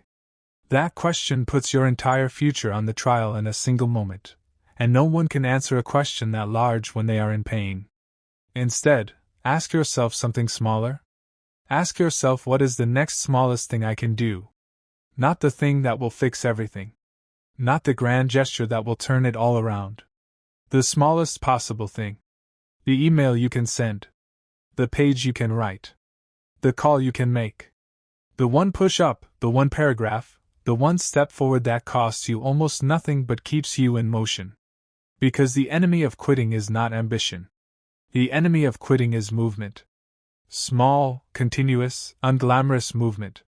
The kind that does not feel heroic while you are doing it. The kind that seems almost laughably inadequate given the size of what you are facing. But the kind that, when compounded over time, becomes the thing that saved you. Most people who eventually achieved great things did not do it in a blaze of glory. They did it by refusing to completely stop. By finding the smallest thread of forward motion and following it even when everything else was chaos. By deciding, each day, to do one thing more than nothing. If you can do that, if you can commit to one thing more than nothing on your worst days, you will outlast almost everyone who started with more talent, more resources, more confidence, and more support than you had. Because they will stop and you will not. And in the end, the person who does not stop is always the person who arrives. Let us talk about the people in your life. Because this matters more than most people want to admit. When you are going through a hard season, the people around you become very loud. Not always out loud. Sometimes it is in what they do not say. Sometimes it is in the way they look at you. Sometimes it is in the subtle shift in how they talk about your dreams, from when to if, from I believe in you to just be realistic. And sometimes, if you are honest, it is in the voice you have internalized from people who once told you that you were too much, or not enough, or that who you wanted to become was not for someone like you. I need you to hear this clearly. Other people's relationship with their own fear is not a map for your life. When someone tells you to give up, when someone encourages you to settle, when someone lists all the reasons your dream is impractical, they are not giving you information about your future. They are giving you information about their comfort zone. They are telling you exactly how far they have been willing to go, and drawing a circle around it, and calling it reality. Your reality is not their circle. The people who changed the world, the people who built things that did not exist before, the people who walked into rooms that did not have seats for them and sat down anyway, none of them did it with the approval of everyone around them. Most of them did it against the advice of people who loved them. And I am not saying your people do not love you. I am saying love does not automatically produce vision. The people who love you can genuinely want the best for you and still be completely unable to see what is possible for you. Because what is possible for you requires a version of you that has not yet appeared to them. They are working with the data they have. You are working with the data you feel. And what you feel is always further ahead than what anyone else can see. Now let me talk about failure, because I think we are doing it wrong. We treat failure like a verdict. Like a judge has come down from a bench and read a sentence, and the gavel has fallen, and it is final. Failed attempt equals failed person. Did not work means will not work. Tried and did not get there means I am not the kind of person who gets there. That logic is catastrophically wrong. And I say that not to be dramatic but because I have watched it destroy genuinely brilliant, genuinely capable people who simply made the mistake of believing a story that their failures told them. Here is the truth about failure. Failure is data. That is it. It is not a verdict, it is not an identity, it is not a prophecy. It is information. It is the universe handing you a report card not on your worth but on your approach. It is telling you something specific, something useful, something that, if you are willing to read it clearly instead of emotionally, will point you in exactly the direction you need to go next. Every failure contains a lesson and every lesson is a step. The only way to waste a failure is to make it mean something about who you are instead of something about what you tried. The moment you personalize it, the moment you let it become a statement about your value rather than a report on your method, you have taken something useful and turned it into a wound. And wounds do not teach you anything. They just hurt. So here is what I want you to do with your failures. Look at them. Really look at them, not with shame, not with self-punishment, but with curiosity. What did that teach you? What did you learn about the market, the timing, the people, yourself? What would you do differently? What was actually working that you abandoned too soon because the rest was not? There is gold in your failures. Not in spite of them, not on the other side of them, inside them. You paid for that gold with your effort and your heart. You do not have to pay for it, and then leave it behind. Carry it with you. Use it. Let it make the next version of your effort smarter, sharper, more aligned with what is real and possible for you. And when you feel tempted to see your past failures as proof that you should stop, try seeing them instead as proof that you are the kind of person who tries. Because the world is full of people who never fail, not because they succeed at everything, but because they never risk anything. They stay safe. They stay small. They stay in their comfort zones, and they do not fail, and they do not grow, and they do not become who they were capable of becoming. You are not that person. You tried. And trying, even imperfectly, even unsuccessfully, even multiple times without the result you wanted, is an act of extraordinary courage that most people never perform. Let that count for something. Let us talk about identity. Because I believe this is the deepest level at which the decision to keep going is made. Every action you take is either consistent or inconsistent with how you see yourself. If you see yourself as someone who fails, then continuing in the face of failure feels wrong. It feels like pretending. It feels like you are playing a role you have not earned the right to play. If you see yourself as someone who is not smart enough, talented enough, worthy enough, then every step forward feels like trespassing. Like you are walking into a space that was not built for you. And the problem is not that you have low self-esteem. The problem is that your identity is lagging behind your potential.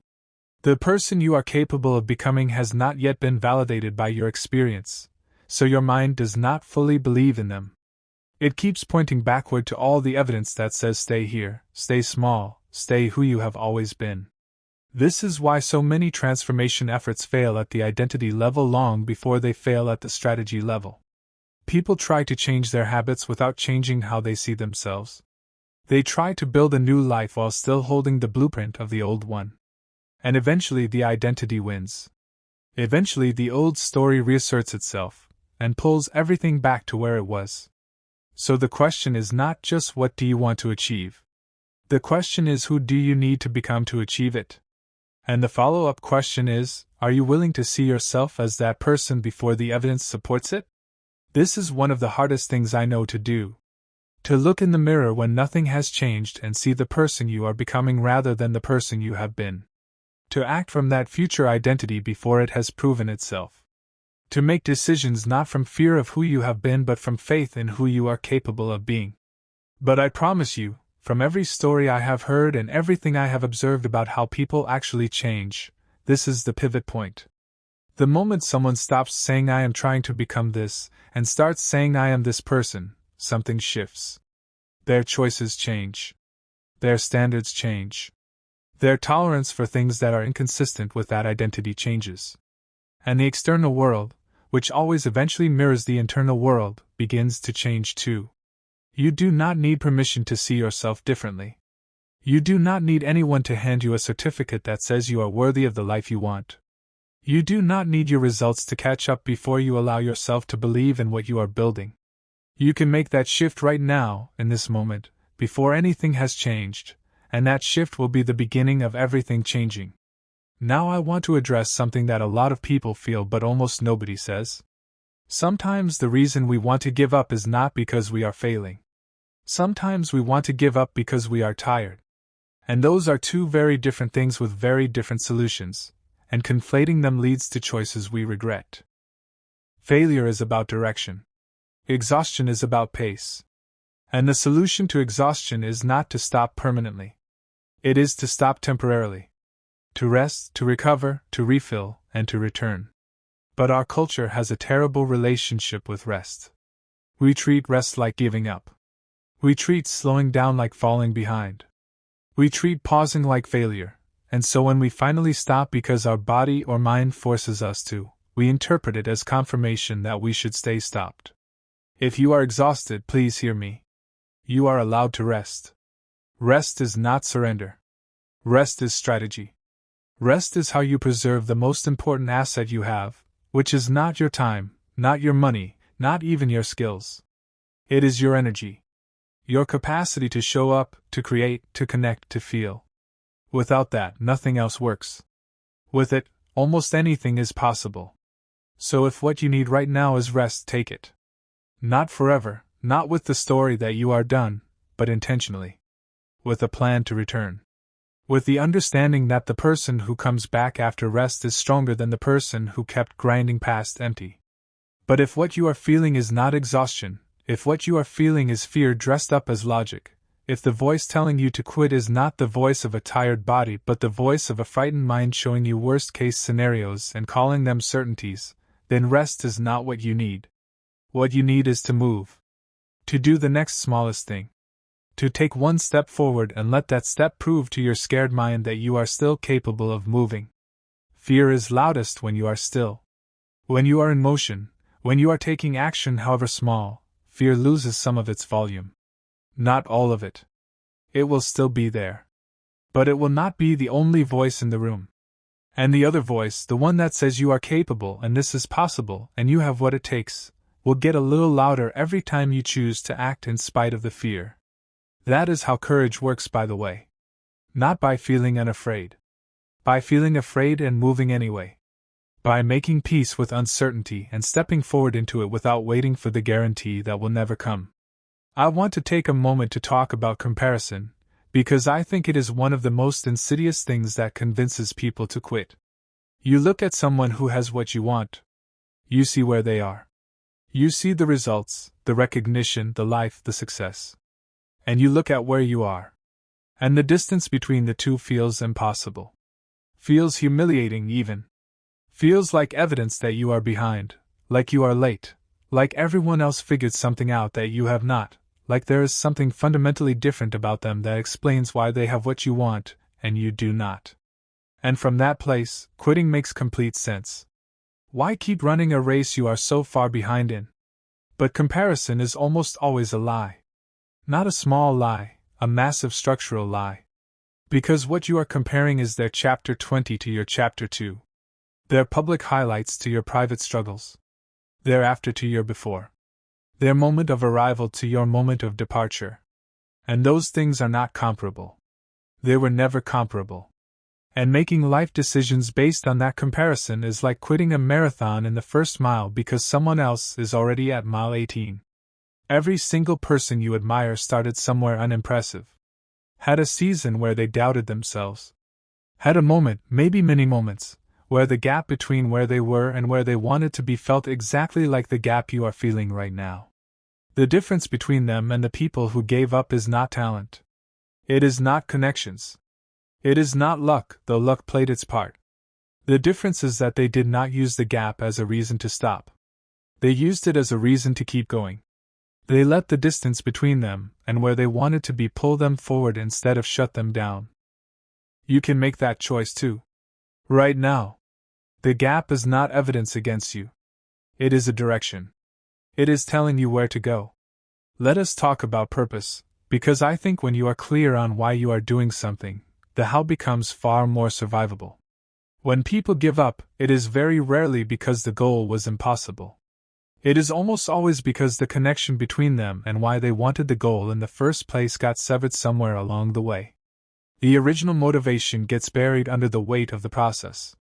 The vision that was once vivid and alive becomes abstract and distant. And when the vision fades, every hard day feels like a question mark. Why am I doing this? Is this worth it? Does it even matter? And without a clear, felt answer to those questions, the will to continue dissolves. So let me ask you something. Why did you start? What was the thing that made you say yes to this path? Not the surface reason, the deep one. Not the goal, the meaning behind the goal. What were you reaching for? What would having it have meant for your life, for the people you love, for the person you are trying to become? I want you to sit with those questions. Because somewhere in those answers is the fuel that will carry you through the days when strategy is not enough. When discipline is running low. When the practical reasons for continuing have all run out, and the only thing left is the thing that matters most. Purpose is not a luxury. Purpose is infrastructure. It is the foundation that everything else is built on. And when the building starts to shake, the foundation is what holds it. If you have lost connection with your why, that is work worth doing before anything else. Because no amount of productivity, strategy, or motivation will sustain you through the hard parts of this journey if you do not have a reason that is bigger than convenience. Bigger than how you feel on any given day. Bigger than the current results. Bigger than the current pain. What is your reason? Find it. Write it down. Put it somewhere you see it every day. Not as a mantra, not as a performance, but as an anchor. Something that holds you in place when the current is trying to sweep you away. Now I want to speak directly to some of you who are dealing with something specific. Who are not just tired or afraid but who are dealing with genuine loss. Real grief. A failure that cost you more than you expected. A situation that broke something in you that has not fully healed. I see you. And I want to say something important to you. You do not have to be okay right now. You do not have to have it figured out. You do not have to know the next step or have the energy to take it. You are allowed to be in the broken place for a little while. You are allowed to sit in the rubble and not immediately start rebuilding. Grief is real. Loss is real. And rushing past it to get to the inspiration is a disservice to everything you have been through. But here is what I want you to hold on to while you are in that place. The fact that it broke you is not evidence that it defeated you. Things that break us are not the same as things that end us. You can be broken and still be here. And being here, being present, being still in it even while it hurts, is its own kind of courage that the world almost never recognizes. When you are ready to move, you will know. And when you will move differently than you did before, because you will be carrying something that the person who has never been broken does not have. You will be carrying depth, perspective, a particular kind of hard-won clarity about what matters and what does not, about what is real and what was always just noise, about who you are when everything is stripped away and there is nothing left but the person underneath. That person is worth knowing. That person has something to offer the world that the comfortable, untested version of you never could have. And the world needs them. Your people need them. Your future needs them. So come back when you are ready. Not perfectly healed. Not fully put together. Just ready enough. Just willing enough. Just one step worth of brave. That is all it takes to start. I want to talk about the world you are trying to build. Not just your personal world, but the impact world. The one that extends beyond you. Because I think something magical happens when your purpose connects to something larger than your own success. When you realize that the thing you are building, the life you are fighting for, the vision you are refusing to let go of, will touch other people. Will create something they need. Will show them what is possible. Will make their lives better or easier or richer or fuller. When you make it about more than yourself, the well of motivation goes deeper. Because you can talk yourself out of fighting for yourself. It is surprisingly easy to decide that you do not deserve it, or that it is not worth the pain, or that you would rather not need what you want than keep suffering for it. But it is much harder to talk yourself out of fighting for someone else. For the people who are waiting for what you are building. For the version of you that younger people are watching and learning from. For the life your family deserves. For the impact that only you can have because only you have your exact combination of experience, and talent and perspective. You are not just a person trying to get somewhere. You are a person who carries something that the world needs. And giving up does not just cost you. It costs everyone who would have been touched by what you were building. I know that might feel like pressure. I want it to feel like purpose. There is a difference. Pressure says you have to. Purpose says you get to. Purpose says you are the only one who can do this particular thing in this particular way, and that is not a burden, that is a privilege. Lean into the privilege of it.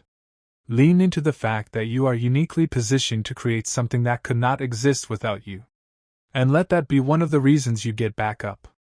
Let me talk about the long game, because I think we have a terrible relationship with time. We want things to happen fast. We want the results to match the effort in real time.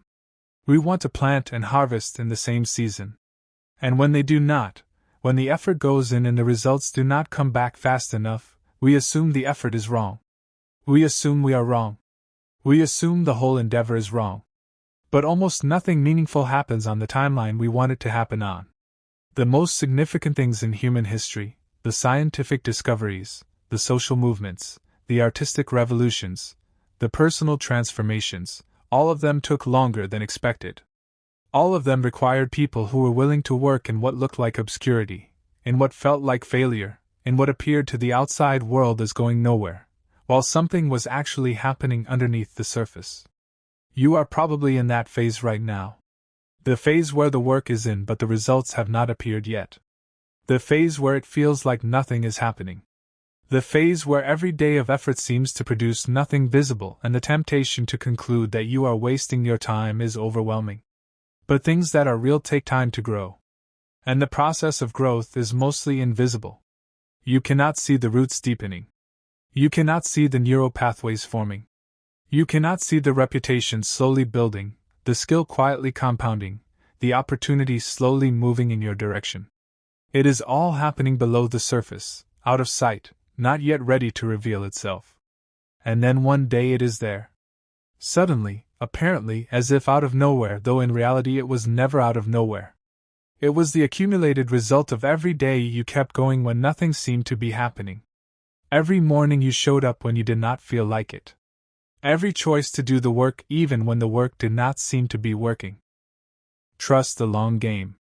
Not blindly, not without adjusting your approach when the feedback demands it, but fundamentally. Trust that effort sustained over time is not wasted. Trust that becoming the kind of person who shows up consistently is its own reward, separate from and prior to any external result. Trust that the version of you on the other side of this season is worth the cost of getting there. And when the doubts come, when the impatience rises, when the urge to abandon ship is loudest, remind yourself of this. The ship is still moving. Maybe not at the speed you wanted. Maybe not toward the exact destination you planned. But it is moving.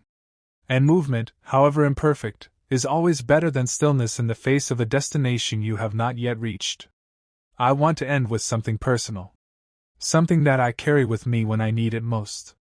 There is a version of you that is already on the other side of this. A version that got through the season. That did not give up. That held on through the uncertainty and the disappointment, and the exhaustion and the doubt. That showed up on the days it was hardest.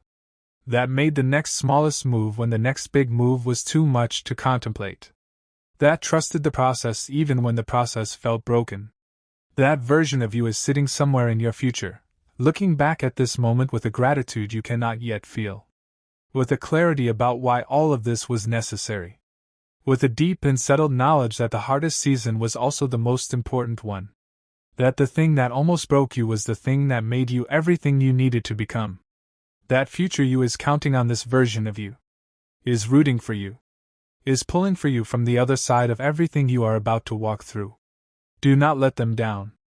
Not because you owe it to anyone, not because success is your obligation, but because you deserve to be that person. You deserve to reach the place where you can look back and see all of this, all of the hard chapters, all of the failed attempts, all of the mornings you barely got out of bed, and know that you did not stop. That you were the kind of person who kept going. That when it would have been completely reasonable and completely understandable to quit, you did not. That is who you are. That is who you have always been. And every hard thing you have ever survived is evidence of that, not evidence against you. So I want to ask you to do one thing. Just one. Before you go back to your life, before you return to the thing you have been considering walking away from, I want you to make a decision. Not the decision of forever. Not the grand sweeping commitment to never give up no matter what. Just the decision for today. Just the decision to do the next smallest thing. Just the decision to not let today be the day you stop. Tomorrow you can decide again. And the day after that. And eventually those decisions will stack up and you will look back and realize you did not give up. Not in one dramatic heroic moment, but in 1,000 small ordinary decisions to keep going. That is how it happens. That is how it has always happened for every person who made it to the other side of their hardest season. One decision. Today. Just today. You can do that. I know you can. And before you go, I want to say something directly. If this spoke to you, if any part of this found you in the right moment, I want you to follow me. Because what I am building here is a space for the people who have not given up. For the ones who are still in it, still fighting, still choosing to keep going even when it is hard. I make content for you specifically. Not the people who have already arrived. The people who are still on the way. The people who need a voice in their corner that tells them the truth about what it takes, and what it costs, and what it is worth.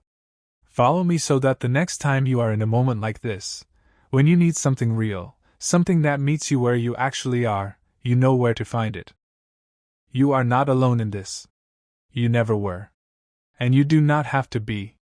Now go do the next thing. One wrong sentence destroyed everything he built for 20 years. And the terrifying part is, he never saw it coming. Follow me? Because what you are about to hear will change how you speak, how you think, and how you protect yourself from this day forward. There is a man who lived over 500 years ago. He was not a king. He was not a soldier. He was not a saint. He was something far more dangerous than all of those. He was a man who watched. He watched kings rise. He watched emperors fall. He watched brilliant men get destroyed not by their enemies on the battlefield, but by their own mouths in a private room. His name was Niccolò Machiavelli. And the lessons he left behind are not just history. They are survival guides for the world you are living in right now. Most people think Machiavelli was evil. Most people think he was a cold, heartless teacher of manipulation. But that is a shallow reading of a deep thinker. What Machiavelli was honest. Brutally, uncomfortably, unforgivingly honest about how human beings actually behave when power is on the table. And one of the most dangerous truths he ever uncovered was this: your words are not just words. They are weapons.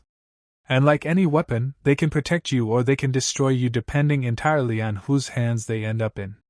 Say the right thing to the wrong person, and you will watch your life unravel in ways you never imagined possible. Say the wrong thing to the wrong person, and it will cost you everything.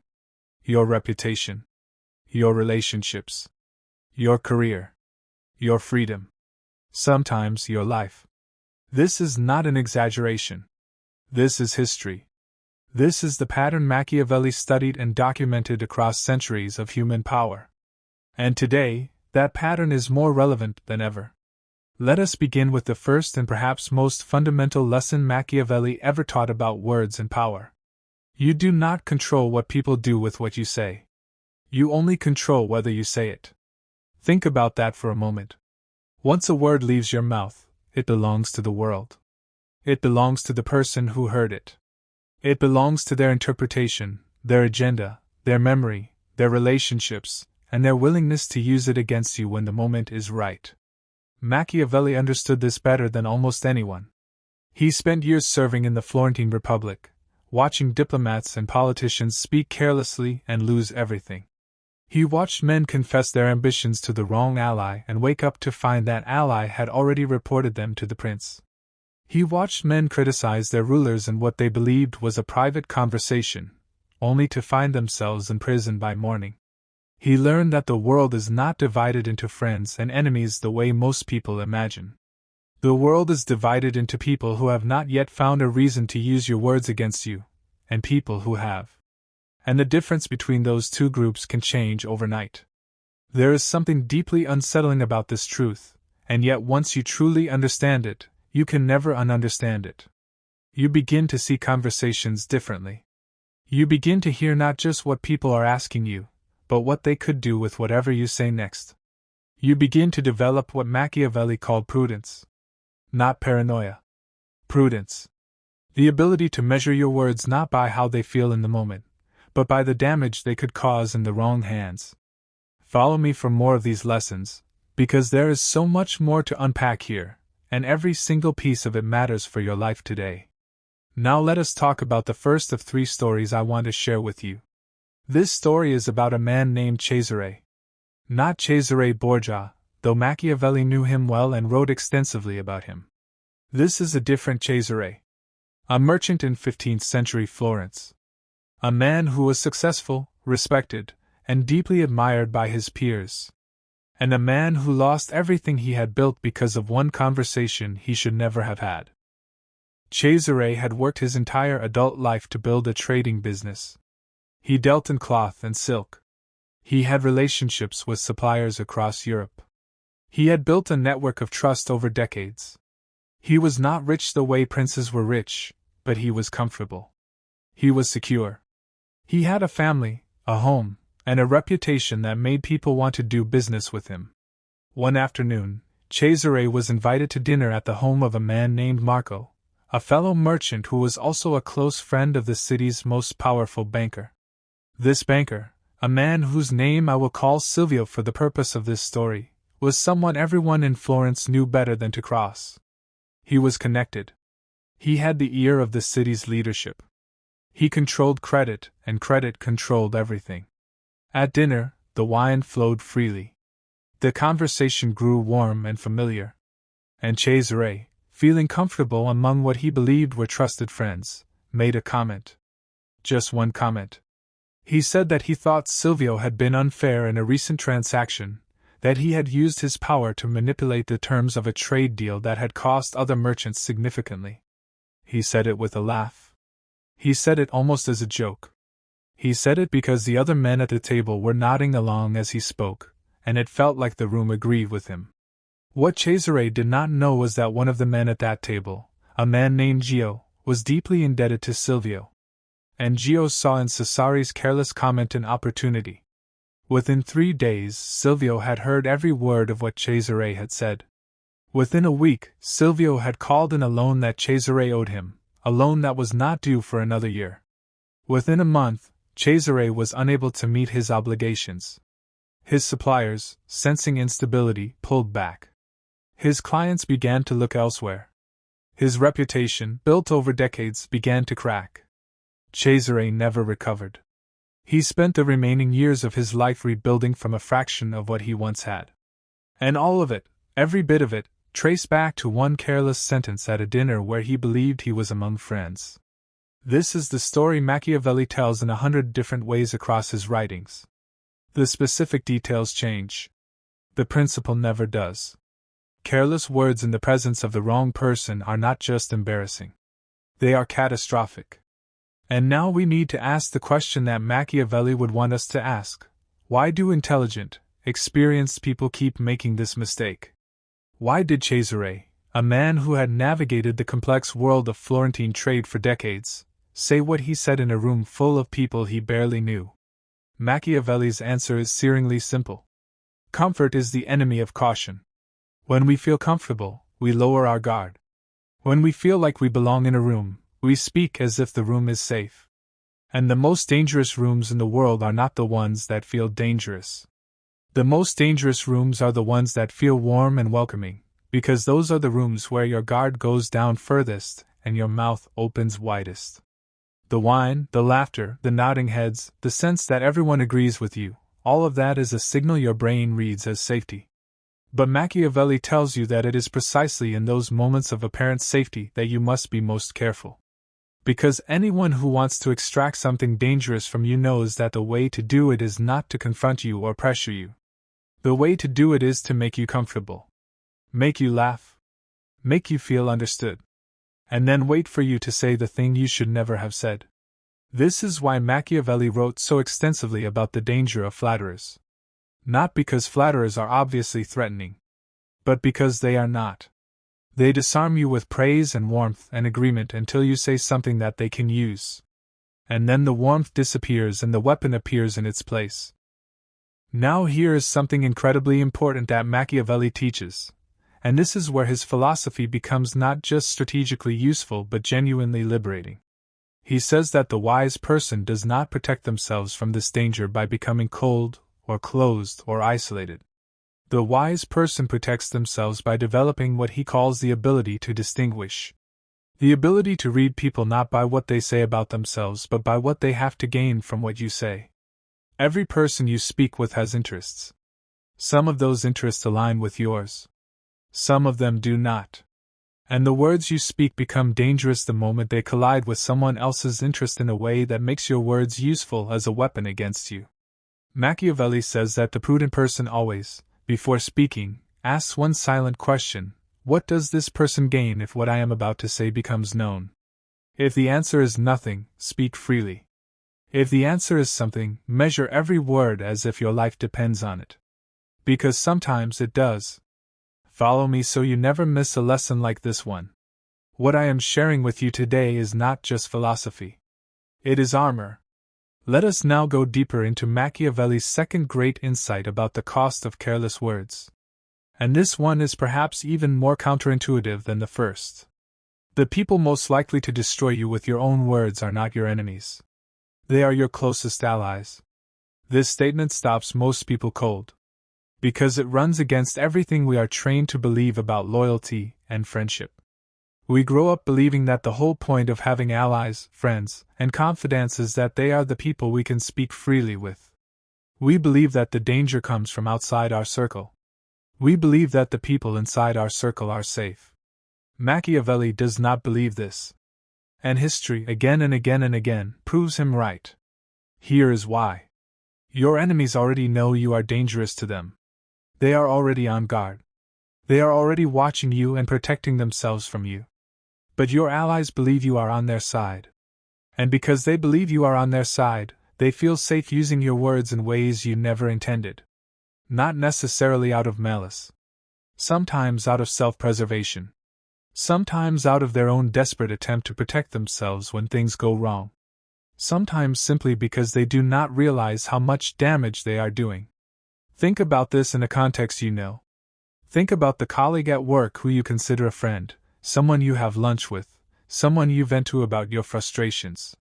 You tell them things you would never say in a meeting. You tell them what you really think about the direction the company is taking. You tell them which manager you do not respect.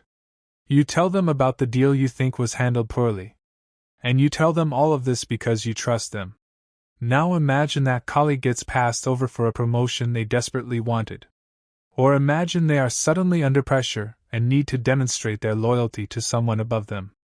Or imagine they simply hear an interpretation of something you said that makes them believe you have been disloyal to them. In any of those moments, the things you told them in confidence become tools. Not because they are a bad person, but because human beings under pressure will protect themselves first. That is not cynicism. That is Machiavelli being honest about human nature. He writes that the prince who confides too much in his ministers makes himself vulnerable not because his ministers are evil, but because they are human. And humans will always prioritize their own survival when the pressure becomes great enough. The ally who would never betray you when things are going well may find the calculation completely different when their own position is at stake. This is not a reason to trust no one. Machiavelli is not preaching isolation. He is preaching precision. Trust people with what they need to know in order to work with you. Trust them with what benefits your relationship. But never trust anyone with the full weight of what you truly think, truly fear, or truly want. Not because they will definitely use it against you, but because you cannot know with certainty that they will not. The most powerful people Machiavelli ever observed were not the ones with the most friends. They were the ones who understood exactly how much to reveal to each person in their life and not a single word more. Now let me tell you the second story, because it makes this lesson come alive in a way that analysis alone cannot. This story is about a woman. Let us call her Elena. Elena was one of the most gifted advisors in the court of a powerful nobleman in northern Italy. She had spent 15 years earning her position. She had proven herself to be brilliant, reliable, and discreet. She was trusted by the nobleman above nearly everyone else in his inner circle. She had more access to him than his own brothers. Elena had one friend in that court. One person she considered truly close. Her name was Luciana. They had grown up together in the same city. They had arrived at the court together. They had navigated the politics and the rivalries and the betrayals of that world side by side for over a decade. Elena trusted Luciana with everything. She told Luciana about her doubts regarding the nobleman's latest military strategy. She told her about her private assessment that one of the nobleman's top generals was incompetent. She told her about her own growing frustration with the way her counsel was being increasingly ignored in favor of more aggressive voices. Elena said all of these things because Luciana was her friend. Her true friend. She had no doubt about that. What Elena did not know was that Luciana had quietly fallen in love with the nobleman. And the nobleman had been showing increasing interest in Luciana. And Luciana, wanting desperately to cement her position, had begun to look for ways to prove her loyalty to him. One evening, Luciana repeated to the nobleman something Elena had said about his military strategy. She did not repeat it to damage Elena. She repeated it because she thought the nobleman would find it interesting and it would give her a reason to speak with him privately. She had no idea the nobleman would react the way he did. The nobleman felt his authority had been privately questioned. He felt that Elena, the person he had trusted more than anyone, had been sitting at his table while holding doubts she had not openly expressed to him. He felt deceived. And in the political world Machiavelli describes, feeling deceived by a trusted advisor is one of the most unforgivable things that can happen. Elena was never openly condemned. That was not how these things worked. She simply found herself gradually shut out. Less access. Fewer invitations. Smaller responsibilities. Her position hollowed out from the inside until she had nothing left but the title without any of the substance. And Luciana, who had loved her, who had never meant to harm her, who had simply said a careless thing in pursuit of something she wanted, could only watch with helpless guilt as her best friend's world quietly fell apart. Elena lost everything not because of an enemy. Not because of a rival. Not because of someone who wished her harm. She lost everything because of someone who loved her. And that is the lesson Machiavelli repeats in story after story after story throughout history. The most dangerous words are the ones you give to people who have their own needs, their own pressures, and their own private calculations about how to use what you have given them. This lesson should change how you have conversations. Not because you should become suspicious of the people you love, but because you should understand that protecting the people you love sometimes means not burdening them with words that could accidentally destroy you both. Let us now move to the third major insight from Machiavelli, and this is the one that most people never talk about. It is the one that modern success culture completely ignores. And it is the one that I believe is most relevant to the world you are navigating today. Machiavelli says, never let people know how much you want something. This applies to everything. Your ambitions, your fears, your desires, your plans, your dreams. The moment you let someone know how badly you want something, you have handed them power over you. Because now they know something that you do not want widely known. And knowledge of what someone desperately wants is one of the most effective tools of control that exists. Think about negotiations. Think about how completely the dynamic shifts when one party knows how much the other needs the deal. Think about how a seller drops their price the moment they sense the buyer does not care much either way. Think about how a buyer gets walked over the moment the seller sees how much they want the item. The person who appears less invested always holds more power. Not because they are playing games, but because detachment is, in the real world, a form of strength. Machiavelli writes extensively about this in the context of princes and their relationships with the people around them. He says that the prince who is seen to desperately desire approval will always be at the mercy of whoever controls that approval. The prince who is seen to desperately need the support of a particular noble will find that noble using that need as leverage at every turn. And the prince who lets his ambitions become publicly known gives every rival a map of exactly where to strike. This is not just about politics. This is about your daily life. When your boss knows you desperately need this job, they will offer you less and demand more. When your partner knows you are terrified of losing them, the balance of the relationship shifts in ways that are rarely healthy. When your rivals know what you are working toward, they know exactly what to do to slow you down. Machiavelli does not say you should have no desires or no ambitions. He says you should be deeply careful about who knows what they are. Protect your hunger. Let your actions speak for your ambitions rather than your words. Move quietly and let your results make the announcement. This is one of the most practical pieces of advice in all of political philosophy, and almost nobody talks about it, which is frankly astonishing. Because once you start applying it, the change in your relationships and your negotiations and your working life is immediate and dramatic. People stop taking you for granted when they cannot measure how much you need them. People treat you with more respect when your desires are not visible to them as leverage. People stop trying to manipulate you when they cannot find the handle. And Machiavelli knew this because he had spent his entire life watching the people who held power and the people who lost it. And the pattern was unmistakable. The ones who kept power kept it close. The ones who lost it opened their hearts to the wrong rooms. Follow me, because this is only the surface of what Machiavelli has to teach us, and every single layer underneath is more powerful than the last. Now I want to address something that you might be thinking right now. You might be thinking, this sounds exhausting. It sounds like Machiavelli is telling us to be permanently guarded and never fully ourselves. And if that is what you are thinking, I want to tell you that you are misreading him. And this misreading is the most common mistake people make when they encounter Machiavellian thinking. Machiavelli is not telling you to be inauthentic. He is not telling you to build walls between yourself and the world. He is not telling you that genuine connection is impossible, or that everyone around you is a threat. He is telling you to be conscious. He is telling you that the same authentic, genuine version of yourself can be fully expressed in some rooms and should be carefully protected in others. He is telling you that wisdom is not about being fake. It is about knowing which conversations are safe and which ones are not. It is about developing enough self-awareness to understand when the warmth of a room is real and when it is manufactured. There are rooms in your life where you can speak freely. There are people in your life who have proven, through years of demonstrated trustworthiness, that your words are safe with them. Machiavelli is not telling you to guard yourself in those rooms and with those people. He is telling you to be very, very sure that those rooms and those people are exactly what you believe them to be before you speak without restraint. The tragedy of most people is not that they are too open with their enemies. It is that they have not done the work to distinguish between the rooms that are safe and the rooms that merely feel safe.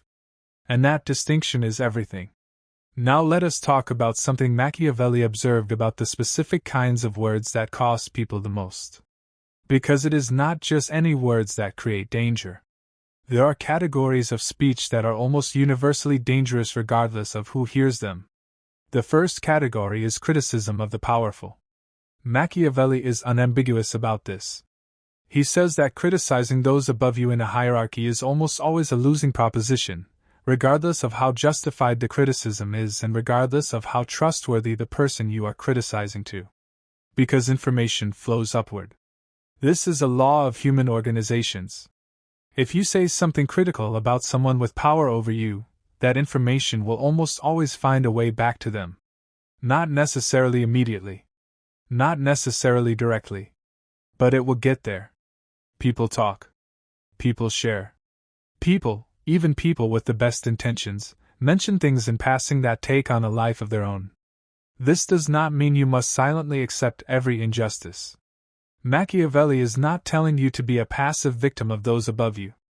He is telling you that criticism of the powerful must be expressed through action, through legitimate channels, through results that speak louder than words, and through direct private communication with the person in question when absolutely necessary.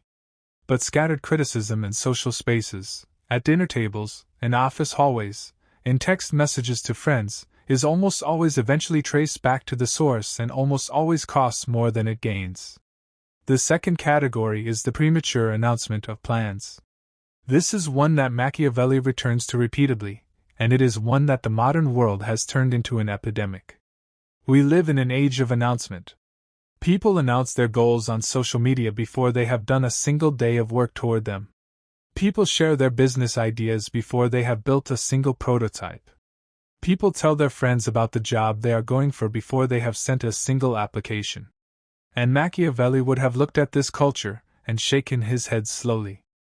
When you announce a plan before it is executed, you do three dangerous things. First, you give your rivals time and information to work against it.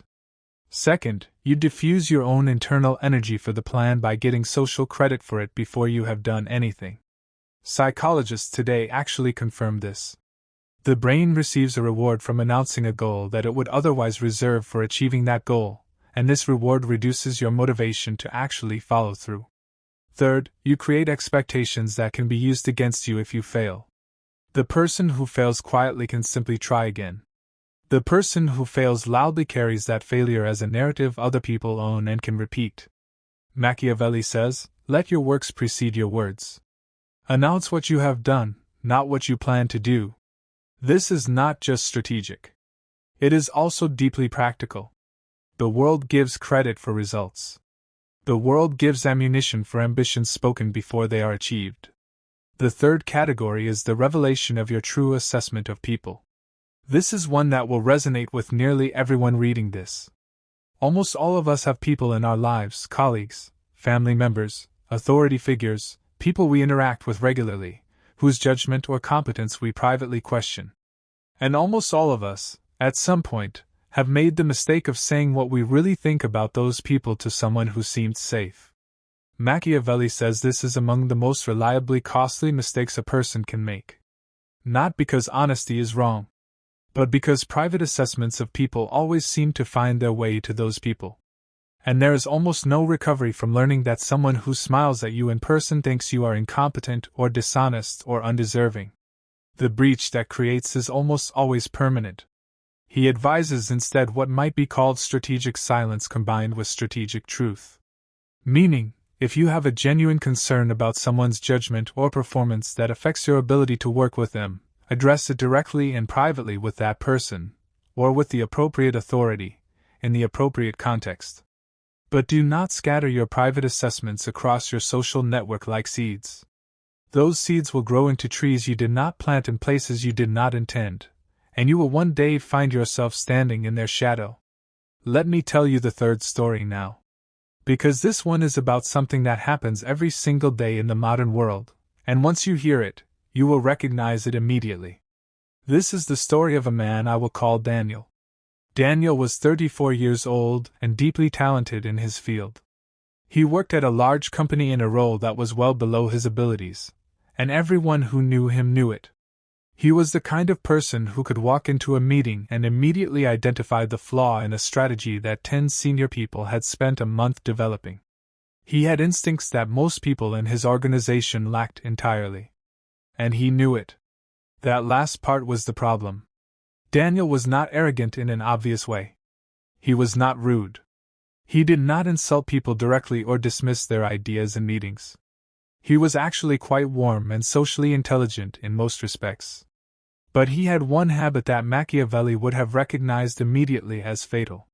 He talked too freely about his ambitions and his assessments in one particular setting, small group conversations with people he considered peers.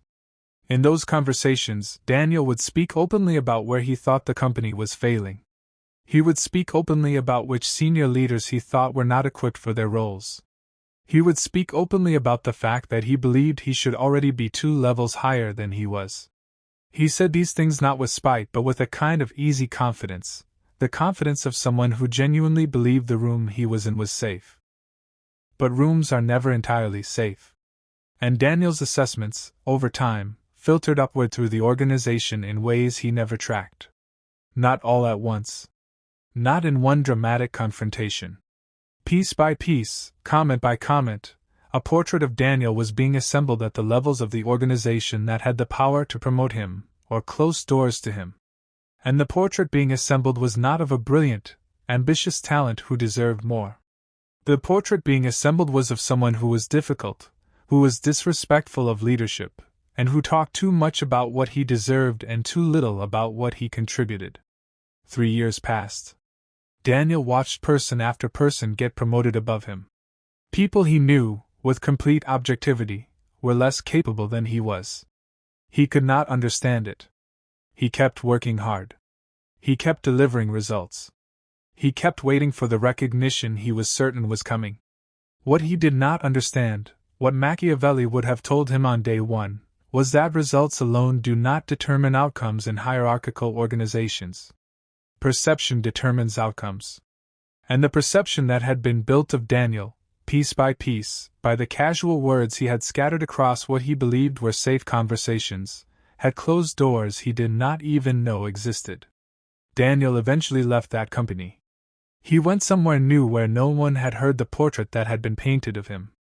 He learned his lesson. He became more careful, more precise, more thoughtful about the difference between what he thought and what he said, and who he said it to. And in his new environment, freed from the weight of that accumulated perception, he rose quickly.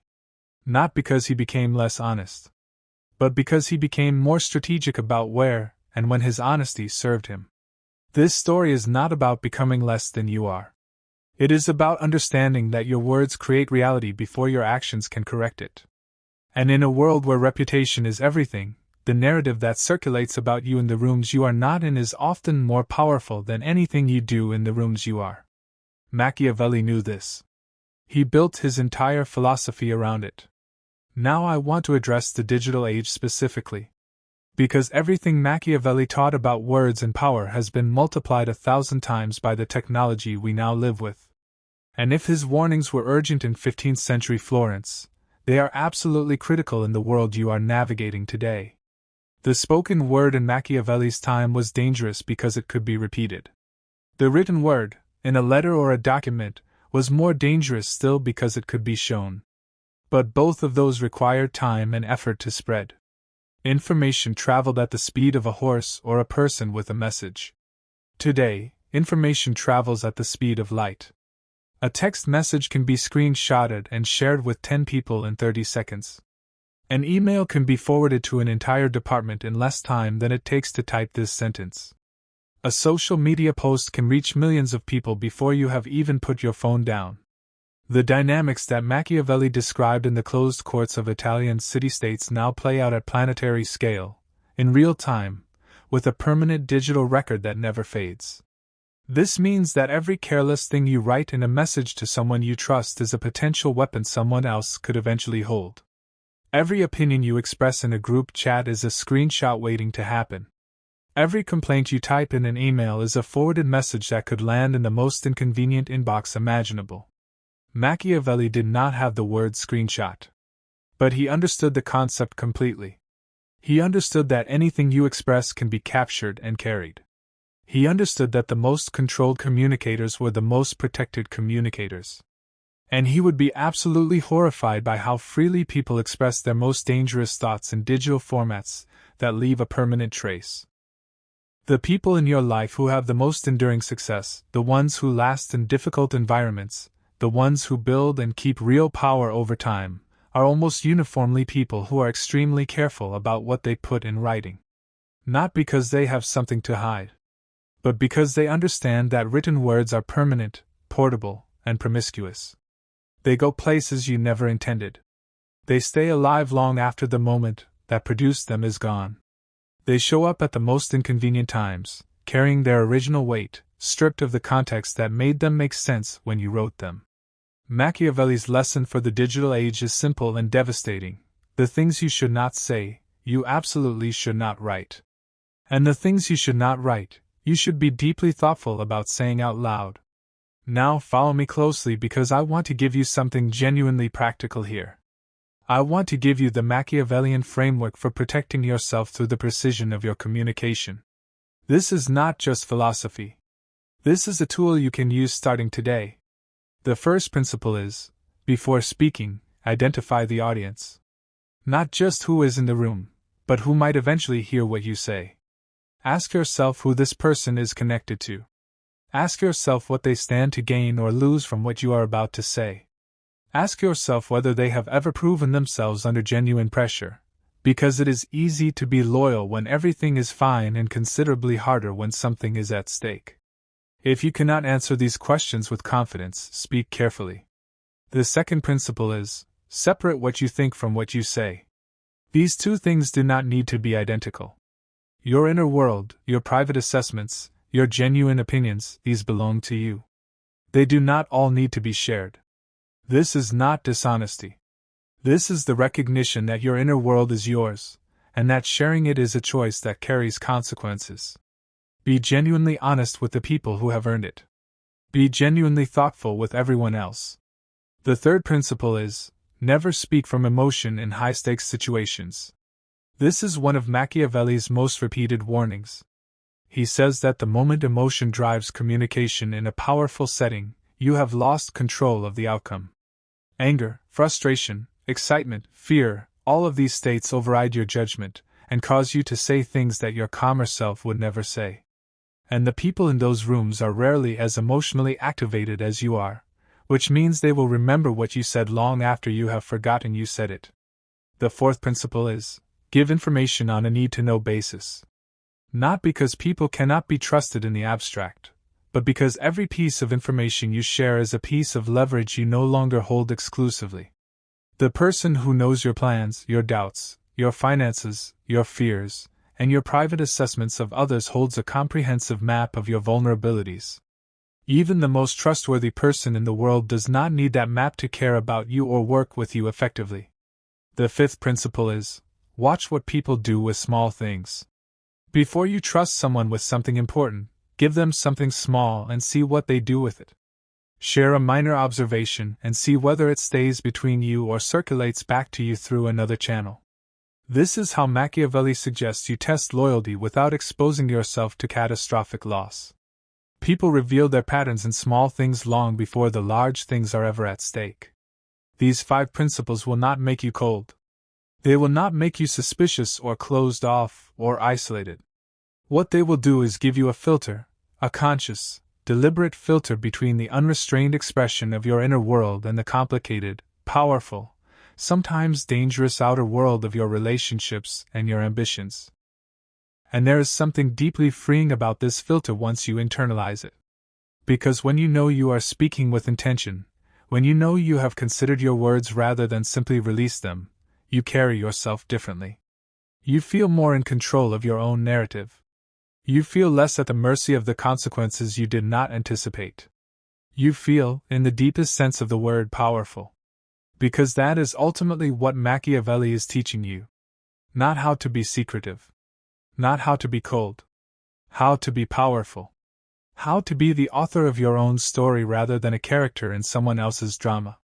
How to move through the world with the kind of deliberate grace that keeps your options open and your vulnerabilities protected and your path forward clear. The person who speaks without thought gives their power away with every sentence. The person who speaks with intention keeps their power with every word they choose not to say as much as with every word they choose to say. Machiavelli spent his life watching the most powerful people in the world navigate the most dangerous environments in history. And the pattern he observed in the survivors, in the people who outlasted their rivals and protected their positions and built things that lasted, was not that they were the strongest or the most ruthless or the most brilliant. It was that they were the most deliberate.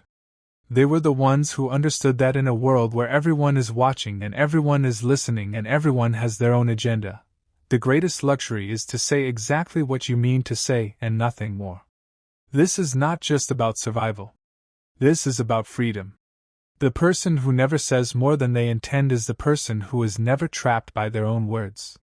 The person who protects their true ambitions from premature exposure is the person who maintains the power to pursue them without interference. The person who chooses their confidants with care and wisdom is the person who can speak freely in the rooms where it is truly safe, which is arguably the greatest gift a human being can give themselves. There is a kind of loneliness in Machiavellian wisdom that I want to acknowledge. Because when you begin to apply these principles, you will sometimes feel the weight of not being able to say everything you think to everyone around you. You will sometimes watch others speak carelessly, and wish you had that freedom. You will sometimes feel the discipline of restraint as a cost. But Machiavelli would tell you to weigh that cost against the alternative.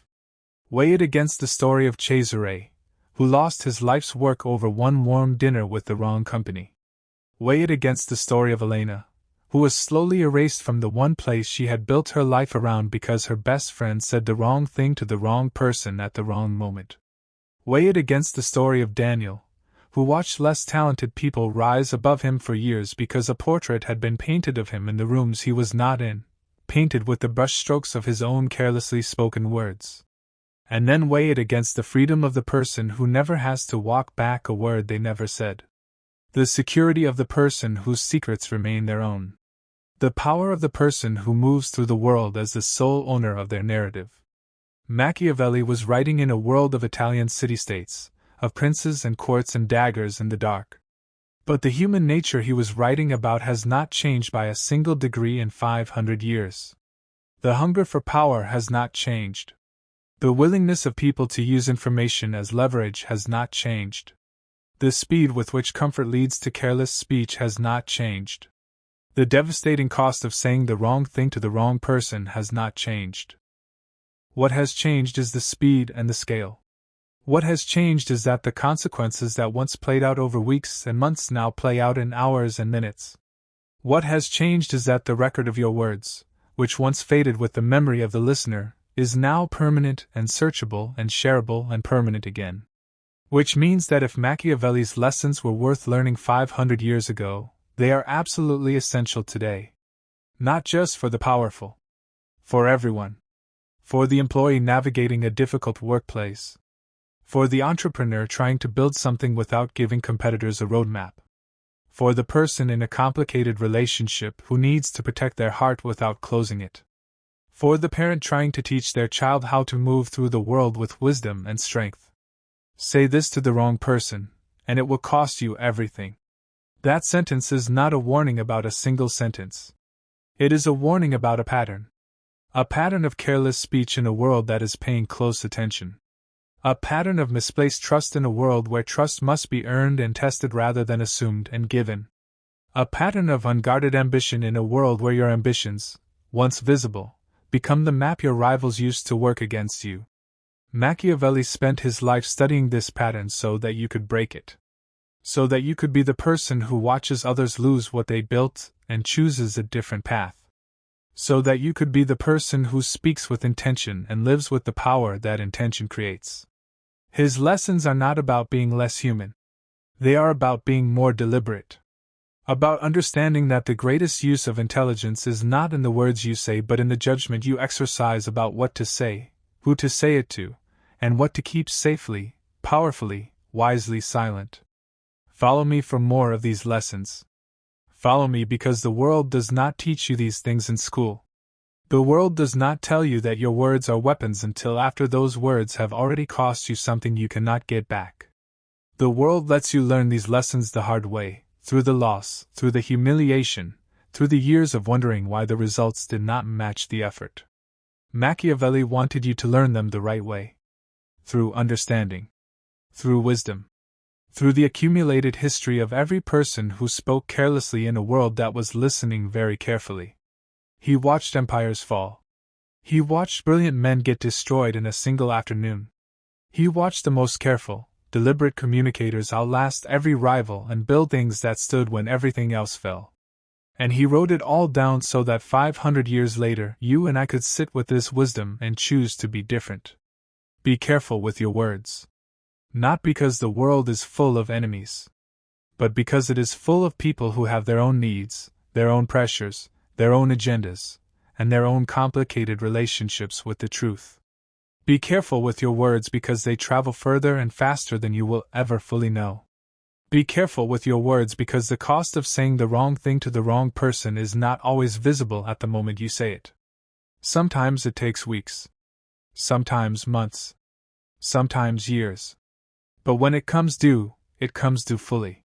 And when it does, you will not remember the warmth of the room where you said it. You will not remember how comfortable you felt. You will not remember the sound of the laughter that made you feel like the space was safe. You will only feel the cold weight of what it cost you. Machiavelli does not want that for you. And neither do I. So speak with wisdom. Trust with evidence. Guard your ambitions until your results are ready to announce them. Let your words be as deliberate as your most important decisions, because in truth, they are your most important decisions. Every single day. The world is listening. The question Machiavelli asks you, across 500 years of history, is simply this: are you speaking with the wisdom that listening deserves? Follow me. Stay close to these lessons. Let them change how you move through the world. Because the person you become when you truly internalize what Machiavelli spent his life trying to teach is not a smaller, more guarded version of yourself. It is a stronger, more powerful, more free version of yourself. A version that never has to spend an afternoon wondering which conversation started the avalanche. A version that is never at the mercy of a carelessly spoken word in the wrong room. That version of you is available.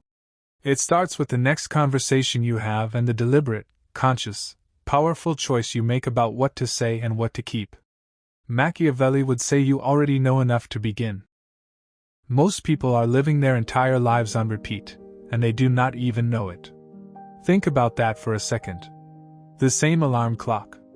The same tired routine. The same conversations. The same results. Year after year after year. And they wonder why nothing changes. They wonder why the same people they grew up with seem to be pulling ahead while they stay stuck in the same place, circling the same problems, carrying the same frustrations, watching the same dreams fade slowly into the background noise of a life that was supposed to be different. And here is the thing that keeps me up at night. It is not a lack of talent that is holding people back. It is not a lack of intelligence. It is not even a lack of opportunity. It is something far more quiet, far more invisible, far more devastating. It is their habits. Not the big dramatic ones that everybody talks about. Not waking up at 4 in the morning or taking a cold shower every day or writing in a gratitude journal. No. I am talking about something much deeper, much more subtle. The small, daily, seemingly invisible patterns of behavior that slowly, quietly, build a life either worth living or worth escaping. And the 5 habits I am about to share with you today, most people will never practice them.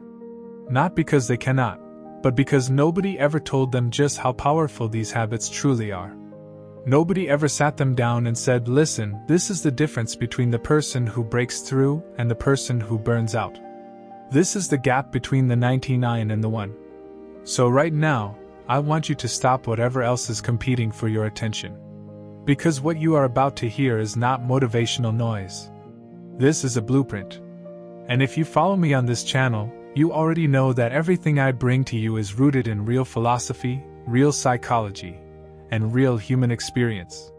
So if you are not following me yet, follow me right now, because this is the kind of content that does not just entertain you, it changes you.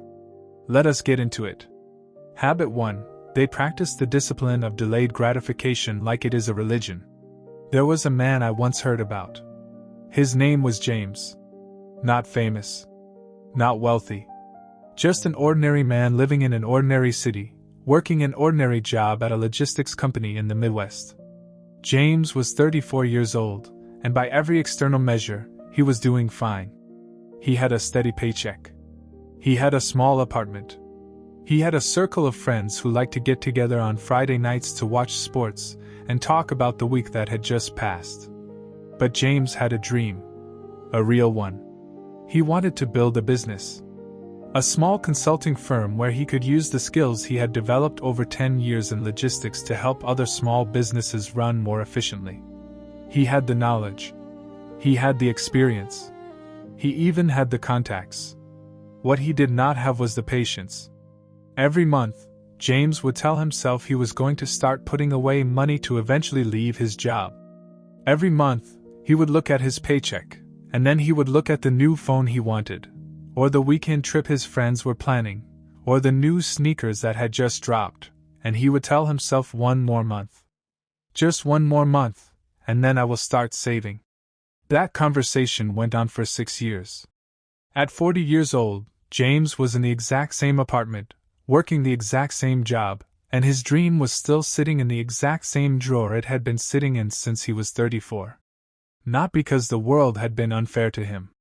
Not because he lacked the intelligence or the skill. But because he had spent 6 years choosing the immediate comfort of small pleasures over the long-term reward of the life he actually wanted. And when you look at that story, you probably feel something. Maybe recognition. Maybe discomfort. Maybe a quiet guilt that you know exactly what that feels like. Here is what the Stoics understood, and what modern psychology has now confirmed through decades of research. The single most powerful predictor of long-term success is not intelligence. It is not connections. It is not even work ethic in the traditional sense. It is the ability to delay gratification. It is the discipline to say no to the small pleasure right now so that you can say yes to the larger reward later. Marcus Aurelius, the Emperor of Rome, one of the most powerful men in the history of the world, wrote in his private journal, and remember, this journal was never meant to be published, it was never meant to be read by anyone other than himself, he wrote this. You have power over your mind, not outside events. Realize this, and you will find strength. That is the essence of delayed gratification. Not the denial of pleasure. not some kind of punishment or self-flagellation. It is the recognition that the power to determine the quality of your future life lives entirely in the choices you make today. The people who are ahead of 99% of everyone else, they are not superhuman. They are not different from you in their biology or their basic human desires. They want the same things you want. They feel the pull of instant gratification just as strongly as you do. But they have built a practice, a habit, a muscle of saying not yet. They have learned to sit with discomfort long enough for the discomfort to transform into something valuable. Here is the practical truth of this habit.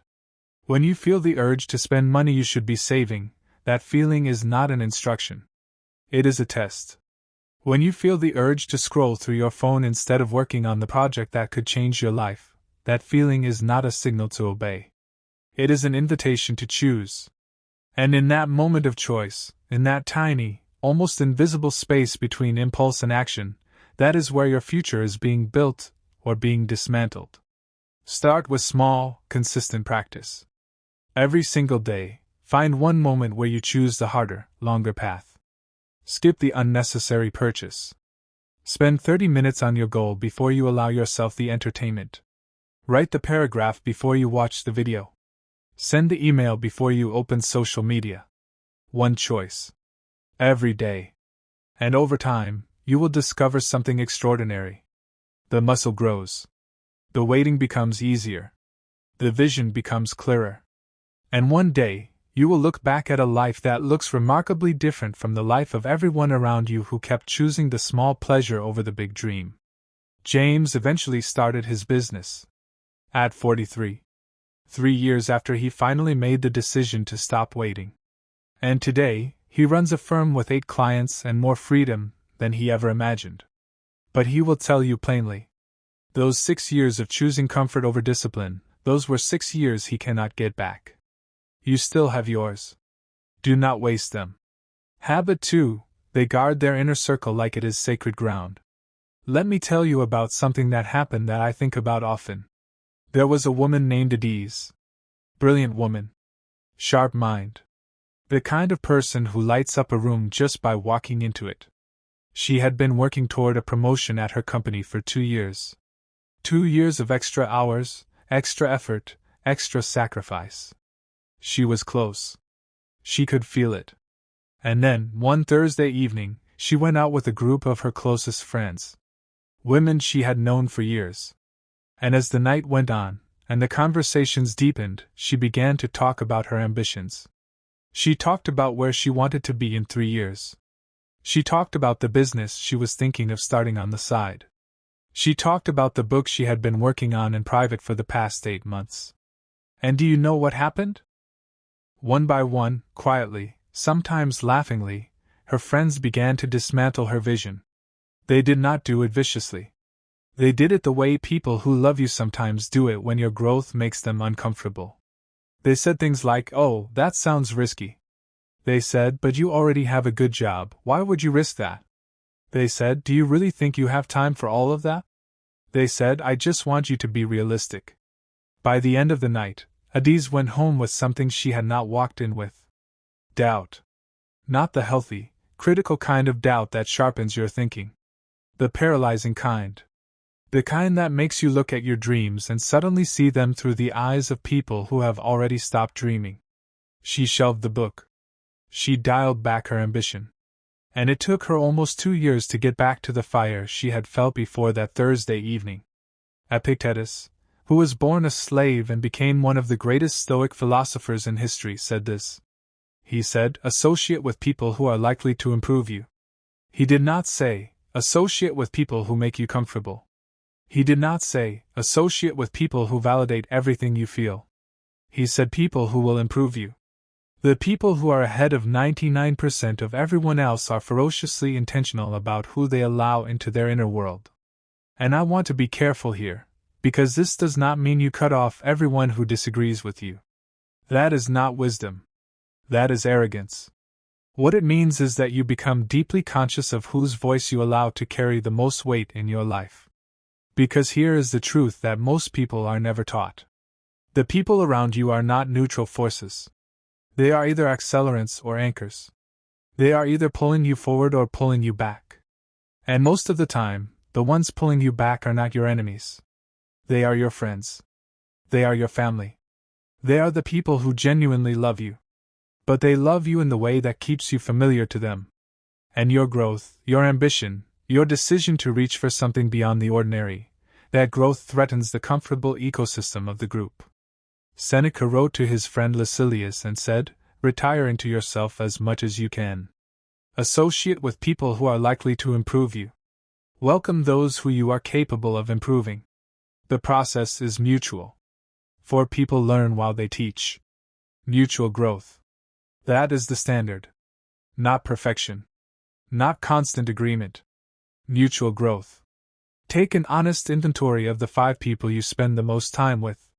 Not an exercise in judgment. An exercise in awareness. Are these people building something? Are they growing? Are they challenging themselves and challenging you in ways that stretch you toward your better self? Or are they comfortable? Are they stagnant? Are they committed, subtly or overtly, to maintaining the world as it is rather than reaching for the world as it could be?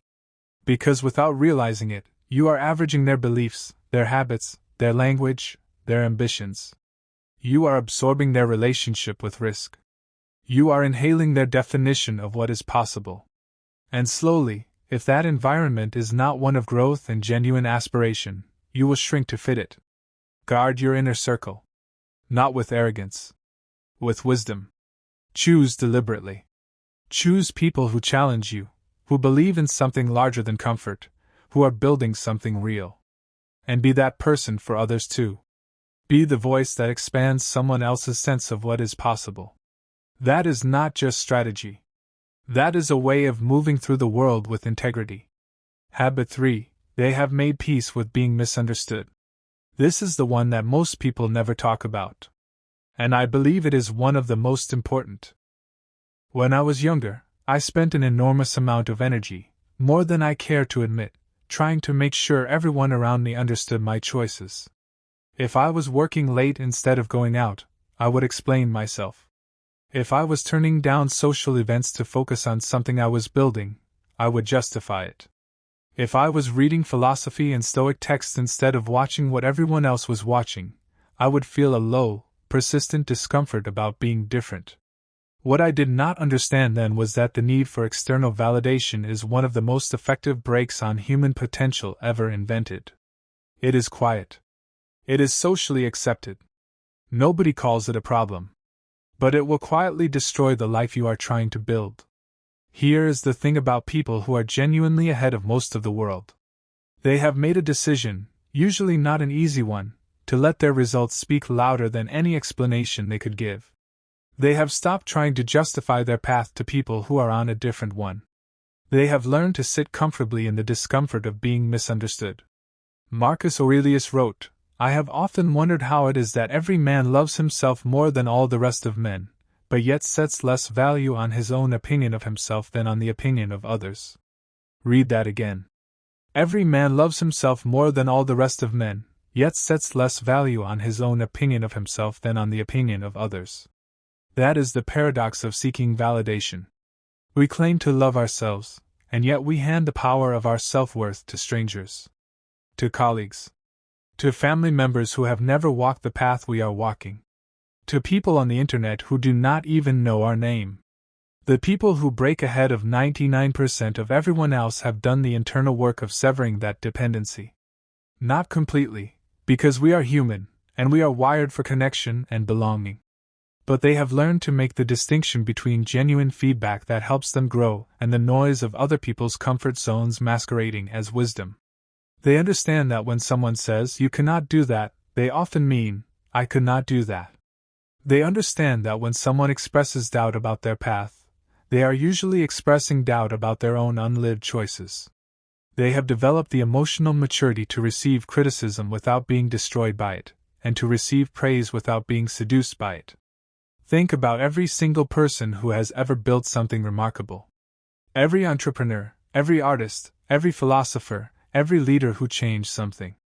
Every single one of them went through a period, often a long one, where the people closest to them thought they were making a mistake. There was a season of misunderstanding before there was a season of recognition. The habit is not to become cold. The habit is not to become disconnected from people or immune to relationship. The habit is to build such a clear, grounded, internalized relationship with your own values and your own direction that the opinions of others lose their ability to reroute you. Practice this. The next time someone questions your path, instead of defending yourself, simply say, "I hear you." And then continue doing what you were doing. You do not need to argue. You do not need to prove. You do not need to convince. You just need to keep going. Let the work speak. Let the results answer. Let time be your most eloquent defender. And when you make a decision that is right for your life, when you choose the path that aligns with your deepest values and your clearest vision, and you feel the discomfort of others not understanding, remind yourself of this. You are not here to be understood. You are here to build something real. The understanding usually comes later. First comes the discipline of moving forward without it. Habit 4. They have a relationship with discomfort that most people consider abnormal. I want to tell you about two men. Both of them wanted to get fit. Both of them were in their early 30s, with busy lives and limited time. Both of them signed up for the same gym on the same January morning. Both of them were equally motivated when they walked through that door for the first time. 3 months later, one of them was in the best shape of his life. The other had not been to the gym in 7 weeks. What was the difference? It was not motivation. Actually, the man who quit was more emotionally motivated at the start. He had a wedding to attend. He had a strong why. He was fired up in a way that was visible and loud. The man who succeeded had something quieter. He had built what I want to call a relationship with discomfort. He had accepted, on a fundamental level, that the feeling of not wanting to go, that familiar voice that says it is too cold today, or I am too tired, or maybe tomorrow, that voice was not a signal to obey. It was a ritual. It was the predictable test that showed up at the beginning of every session worth having. The man who quit had treated discomfort as a sign that something was wrong. The man who succeeded had trained himself to treat discomfort as a sign that something was working. Epictetus said, "No man is free who is not master of himself." This is not about extreme suffering. This is not about punishing your body or your mind for the sake of some macho virtue. This is about something deeply practical. Something that the research in behavioral psychology confirms over and over again. The people who are able to consistently do difficult things, not just occasionally, but consistently, are not people who feel no resistance. They are people who have changed their relationship with resistance. They no longer interpret the feeling of discomfort as a reason to stop. They have recalibrated it as information, as data, as the voice of growth rather than the voice of danger. Think about what this means in your daily life. Every single thing worth building requires you to pass through discomfort to get there. Every meaningful conversation you need to have is uncomfortable. Every new skill you need to develop is uncomfortable at first. Every boundary you need to set, every difficult decision you need to make, every moment where you choose honesty over performance, every one of these is uncomfortable. And if you have trained yourself to flee discomfort, you have trained yourself to flee exactly the situations and choices that matter most. The habit is not to become someone who enjoys pain. The habit is to become someone who no longer lets the presence of discomfort make the decision for them. To recognize that on the other side of almost every discomfort that matters is something worth having. More clarity. More strength. More skill. More freedom. More integrity. There is a practice that I believe in deeply, and it comes directly from Stoic philosophy. It is called voluntary discomfort. Marcus Aurelius practiced it. Seneca wrote about it extensively. The idea is simple. Deliberately, intentionally, regularly, choose a small, manageable discomfort. Not as punishment, but as training. Wake up slightly earlier than you need to. Sit with boredom without reaching for your phone. Eat a simpler meal when you could have the indulgent one. Take the stairs. Have the conversation you have been avoiding. Go to the gym on the day you least want to. Every time you do this, you are not just building a physical or practical habit. You are rebuilding your psychological relationship with discomfort itself. You are teaching your nervous system that discomfort is not danger. You are expanding your capacity to function under pressure, under resistance, under the weight of hard things. And over time, this changes everything. Because life is full of hard things. The people who have built a healthy, functional, even welcoming relationship with discomfort are the people who can walk toward those hard things with steadiness and purpose, while everyone around them is still standing at the edge, waiting for the conditions to be perfect before they begin. The conditions will never be perfect. Begin anyway. Habit 5. They live by a personal philosophy, not by the default settings of the world around them. This is the habit that brings all the others together. And it is the one I want to spend the most time on, because I believe it is the most foundational, the most important, and the most neglected. Let me start with a question. And I want you to really sit with it. Do not just hear it and move on. Why do you want what you want? Not the surface answer. Not the rehearsed one. The real one. Why do you want the things you are working toward? Why do you value the things you say you value? Where did those values come from?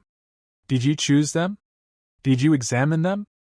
Did you hold them up to the light and ask, is this genuinely mine, or did I absorb this from the world around me before I was old enough to question it? Most people, if they are honest, have never done this work. They are living by what I call default settings. The beliefs, desires, and priorities that were installed in them by their family, their culture, their social media feeds, their peer group, the advertising they were exposed to, and the ambient noise of a world that profits enormously from people who do not think too deeply about what they actually want. They want the status symbol they have been told represents success. They want the approval of people they have been conditioned to seek approval from. They define a good life using the template that was handed to them, without ever asking whether that template fits the person they actually are. And the tragedy is not that they want the wrong things. The tragedy is that they have never truly asked the question. The people who are genuinely ahead, not in a shallow, materialistic way, but in the deep sense of living a life of clarity and purpose and authentic fulfillment, those people have done something that most people consider unnecessary, or even strange. They have developed a personal philosophy. A set of examined, chosen, deeply held beliefs about who they are, what they value, how they want to move through the world, and why. This is not some abstract, intellectual exercise reserved for academics or professional philosophers. This is the most practical thing a human being can do. Because without a philosophy, you are navigating the most complex journey in existence, your own life, without a map, without a compass, without any coherent principle to guide your decisions when things get hard. Seneca wrote in one of his letters to Lucilius, he said, "The main thing is this, do the main thing." What sounds like a simple redundancy is actually a profound instruction. Know what the main thing is. For your life. For this year. For this week. For today. And then do it. Not the distraction. Not the comparison. Not the thing that looks impressive from the outside but feels hollow on the inside. The main thing. But here is the problem. You cannot know what the main thing is unless you have done the work of examining your values. You cannot know what the main thing is if you are living by default settings. Because in a world of defaults, the main thing is always what is loudest, what is most immediately rewarding, what other people are doing, what will get you the most approval. And those things are almost never the things that will actually build the life you deeply want. I want to share something personal with you. There was a season of my life when I was working harder than I had ever worked. I was producing more, achieving more by external measures, and I was more miserable than I had been in years. And it took me an uncomfortably long time to figure out why. And the reason was this. I was working toward a vision of success that was not mine. I had absorbed it from the culture around me. From what success was supposed to look like. From what I had been told should feel satisfying. And I was delivering on that vision, efficiently and consistently, and feeling nothing. The turning point came when I stopped. Not permanently. But long enough to ask the question. What do I actually want? Not what should I want. Not what would make other people see me as successful. What do I, in the quietest, most honest part of myself, actually want from this life? That question changed everything. Not immediately. And not easily. Because examining your values honestly is uncomfortable work. You will find beliefs you thought were yours that turn out to belong to someone else. You will find desires that dissolve the moment you hold them up to the light because they were never really about what you thought they were about. You will find fears masquerading as preferences, and wounds masquerading as convictions. But on the other side of that work is something extraordinary. Clarity. Real clarity. The kind that makes your choices simpler, your priorities sharper, your relationship with time more intentional. The kind that allows you to look at any decision, any opportunity, any invitation, any demand on your energy, and ask the single most powerful question in any productive life. Does this align with who I am and what I am building? And when the answer is no, to say no without guilt, without lengthy explanation, without the need for the other person to understand. Here is how to begin building your personal philosophy. Not in an afternoon. Not in a weekend workshop. But as an ongoing practice, a living document of examined belief. Start with these 3 questions. Write them down. Sit with them. Revisit them. The first question is, what do I believe is worth suffering for? Because what you are willing to endure tells you more about your real values than anything you have ever said about yourself out loud. The second question is, what would I regret not having tried? Not what I am afraid to try. What would I regret? Regret is one of the clearest maps to your actual values. The third question is, what kind of person do I want to be, regardless of what I achieve? This is the character question. The integrity question.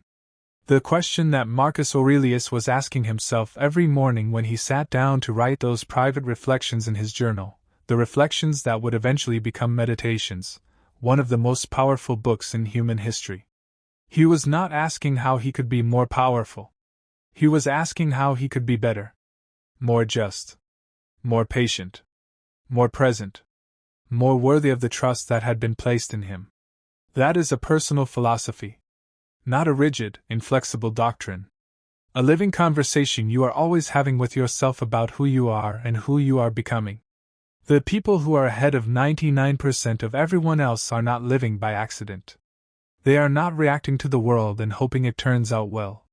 They are living with intention. With a compass. With a relationship to their own values that is strong enough to withstand the noise and the pressure, and the endless seduction of the default world trying to pull them back into the comfortable, ordinary. And the extraordinary thing, the thing that I want you to really hear, is that this is available to everyone. It does not require money. It does not require credentials. It does not require perfect conditions. It requires only this: the willingness to stop, to ask the real questions, to listen to the honest answers, and to have the courage to build your life around what you find. Bringing it all together. Let me bring this home for you. We have talked about 5 habits. 5 practices that separate the people who are building remarkable lives from the people who are wondering why nothing is changing. We talked about delayed gratification, the discipline of choosing the long reward over the immediate comfort, not because immediate pleasure is wrong, but because your future deserves the same loyalty you give to your present desires. We talked about guarding your inner circle with the kind of seriousness and intentionality that most people reserve for much smaller things. Because the voices you allow into your life become the thoughts inside your head, and the thoughts inside your head become the actions of your life. We talked about making peace with being misunderstood, about learning to release the paralyzing need for external validation, and trusting your own compass enough to move forward even when others cannot see what you see. We talked about building a new relationship with discomfort, one where the feeling of resistance is no longer a stop sign but a direction sign, pointing you toward the very things that will grow you most. And we talked about living by a personal philosophy rather than by default settings, about doing the sacred, often uncomfortable work of examining your values and building your life around what you actually find there rather than what the world tells you should be there. None of these habits are new. They are ancient, in fact. The Stoics were teaching them 2,000 years ago. Marcus Aurelius was practicing them in the palace of an emperor. Epictetus was practicing them in the chains of a slave. And the fact that they were available to both a slave and an emperor tells you everything you need to know about the nature of true power. True power is internal. It is the power of the examined life. The power of deliberate choice. The power of a person who has decided, quietly and firmly, that they will no longer allow the world to decide who they become. You have that power. Right now, in this moment, regardless of where you are and what your circumstances look like and how far you feel from the life you want, you have that power. The only question is whether you will use it. Start with one habit. Start with the one that felt most like a mirror when you were watching this video. Start with the one that made you a little uncomfortable because you recognized yourself in the story. That discomfort is not a warning. That discomfort is a gift. It is your awareness telling you that this is where the growth is. This is where the door is. This is where the next version of you is waiting. Go toward it. And if this video gave you something real today, something that challenged you or clarified something for you or moved something in you that needed to be moved, then I want you to follow me right now. Because this is what this channel exists for. Not to entertain you. To build you. To give you the kind of content that compounds over time, that becomes a resource you return to, that sits in you and works on you long after the video ends. Follow me. Because the conversation is just getting started. And as Marcus Aurelius wrote in his own private journal, to himself, for himself, in the quiet of an empire that was always one crisis away from collapse. He wrote this: You have power over your mind. Not outside events. Realize this, and you will find strength. That is the beginning. That is always the beginning. Go find your strength. You are already late. Not late like traffic. Not late like a missed appointment. Late like someone who has been sleeping through the one life they were ever going to get. And somewhere deep inside you, you already know that. You feel it when you wake up in the morning and the first thought that enters your mind is not excitement. It is dread. It is the quiet, suffocating weight of another day that looks exactly like the one before it. And you lie there in the dark, staring at the ceiling, and you ask yourself the same question you have been asking for months, maybe years. Why am I still here? Why am I still doing this? Why does everyone else seem to be moving forward while I keep standing still? I want you to stop right now and really hear what I am about to say. Not because it is comfortable. Not because it is easy. But because it is the truth that nobody around you is brave enough to say to your face. You are not stuck because life is hard. You are not stuck because of the economy, or your background, or the family you were born into, or the city you live in. You are stuck because every single day, you choose comfort over courage. You choose the familiar pain of staying the same over the terrifying possibility of becoming someone new. And that has to stop today. Follow me on this channel because what we talk about here is not theory. It is not motivational fluff. It is the ancient, battle-tested wisdom of men who built empires, survived exile, outlasted emperors, and found peace in the middle of chaos. Today, we are going to dig into the Stoic philosophy of action. The philosophy that says mediocrity is not a circumstance. It is a decision. And if it is a decision, it can be unmade. Let us begin. There was a man named Marcus. Not just any man. The most powerful man on earth during his time. The Roman Emperor. He commanded armies that stretched across continents. He had servants, palaces, unlimited resources, and the kind of authority that most human beings in all of recorded history could never dream of possessing.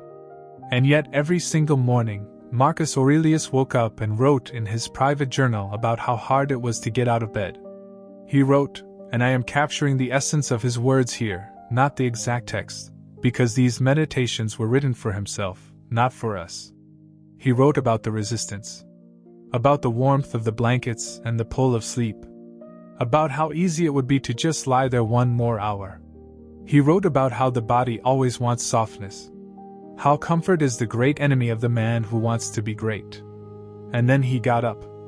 Every single day he got up. That is the story nobody tells you about Marcus Aurelius. They show you the quotes. They put his words on phone wallpapers and motivational posters. But they do not tell you that this man, the Caesar, the emperor, the philosopher king, fought the same battle every morning that you fight. The battle between who you are and who you have decided you want to become. The difference between Marcus and the average person is not talent. It is not luck. It is not even intelligence. The difference is that Marcus understood one principle so deeply that it changed everything about how he moved through the world. And that principle is this: you do not rise to the level of your dreams. You fall to the level of your systems. Read that again. Let it land. You do not rise to the level of your dreams. You fall to the level of your systems. What system are you falling to right now? What is your default? When nobody is watching, when there is no deadline, when there is no pressure, what do you do? Because that is not a question about discipline. That is a question about identity. And until you are willing to answer it honestly, no amount of motivation is going to save you. Let me tell you about Epictetus. Epictetus was born a slave. Not metaphorically. Not in the way that people today say they are enslaved by their jobs or their mortgages. He was literally owned by another human being. His master, a man named Epaphroditus, was himself a former slave who had risen to power under Nero and who, by some accounts, took pleasure in causing suffering. There is a story, reported by later writers, that Epaphroditus once twisted Epictetus's leg for entertainment. And Epictetus, looking directly at his master with total calm, simply said, "You are going to break it." And then when it broke, he said, "Did I not tell you?" Now stop and think about that moment. A man whose leg is being broken, who feels the same physical pain any of us would feel, who has no freedom, no rights, no recourse, who is owned like a piece of furniture.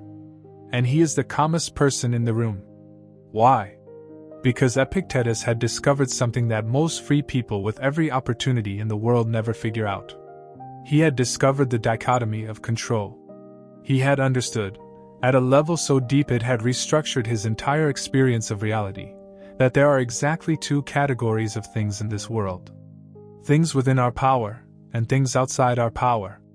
Within our power is our judgment, our values, our response to what happens, our commitment, our integrity, our thoughts.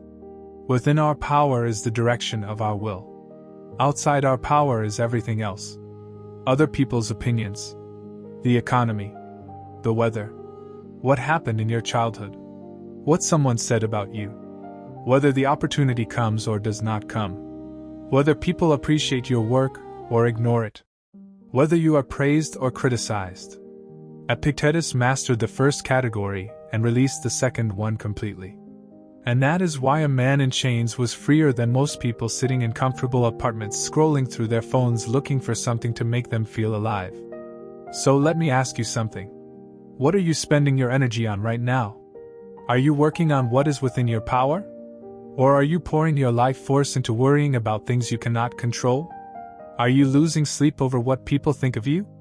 Are you waiting for the right conditions? Are you telling yourself that you will start when things settle down, when you have more time, when the situation improves, when you feel more ready? Because here is the brutal truth. The situation will never be perfect.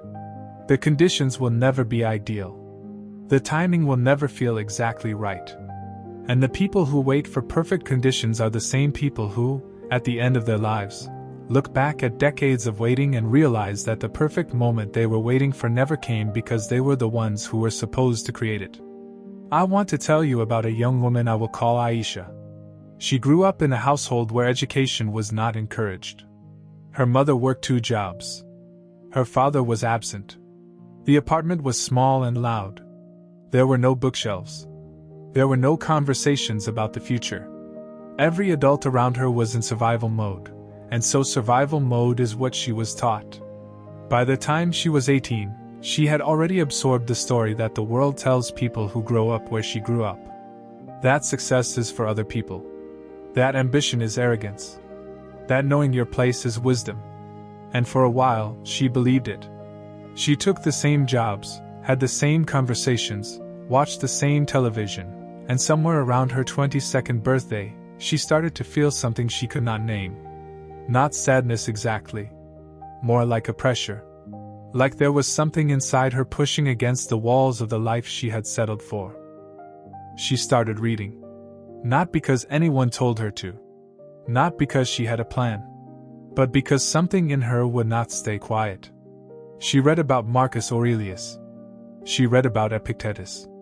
She read about Seneca.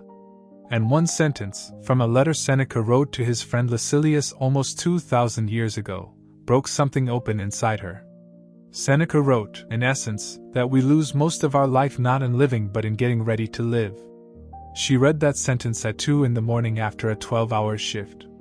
And she sat completely still for almost 10 minutes. We lose most of our life not in getting ready to live, but in waiting to begin. She started a business that year. It failed. She started another one. It struggled. She kept going. Not because she was exceptional. Not because she had resources nobody else had. But because she had decided, in that moment at 2 in the morning, that she was done losing her life getting ready to live it. She was done waiting for permission that was never going to come. That woman's story is not unique. But the moment she made that decision is. And the question I need you to sit with right now is this. Have you made that decision yet? Not the decision to try. Not the decision to think about it or plan it or talk about it. The real decision. The one that rearranges something inside you. The one that makes the old version of your life genuinely uncomfortable. Have you made that one yet? If you have not, maybe today is the day. Seneca wrote extensively about time. Not about managing it in the way productivity gurus talk about it, with calendars and to-do lists and morning routines. He wrote about something much more fundamental. He wrote about what time actually is and what it means to waste it. He said that people protect their money furiously. They guard their possessions. They lock their doors. They insure their cars. And yet the one thing that cannot be replaced, the one thing that is genuinely finite and irreversible, they give away freely and without thought. They let anyone steal their hours. They hand their days over to things that do not matter. They let their years disappear into comfort, distraction, and the endless postponement of the life they actually want. Seneca wrote to Lucilius, "Begin to be now what you will be hereafter. Begin to be now what you will be hereafter. Not tomorrow. Not when the conditions are right. Not when you have more energy, more resources, more confidence, more clarity. Now. Begin to be now what you will be hereafter." This is one of the most radical ideas in the history of human thought.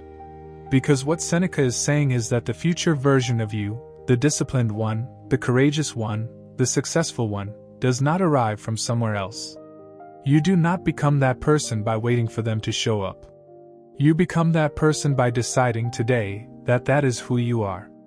And then acting from that identity. This is not a motivational trick. This is philosophy. Deep, serious, ancient philosophy. And it works because it is true. The person you want to be is not waiting for you at the end of a long journey.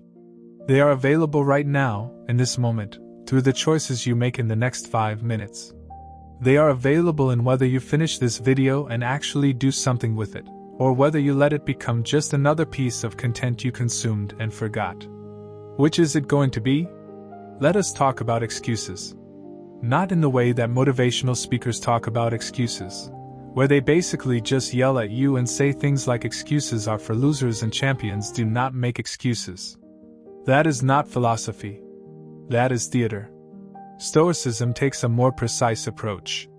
And the precision matters because it tells you something about human nature that yelling cannot. Marcus Aurelius wrote extensively about the mind's tendency to rationalize an action. He wrote about how the same intelligence that allows human beings to build civilizations also allows them to construct elaborate justifications for why the things that need to be done cannot be done right now. He called this the tendency of the mind to tell itself comfortable lies. The Stoics identified 3 main categories of what we might call excuses, and they mapped them with surgical accuracy. The first is external attribution. This is when you explain your situation by pointing to things outside yourself. The economy is bad. The industry is unfair. The system is rigged. The people around me are holding me back. I did not have the right opportunities. I came from the wrong background. The cards were stacked against me. Now here is what the Stoics would say, and it is important to understand this correctly. They would not say that these things are false. Some of them might be true.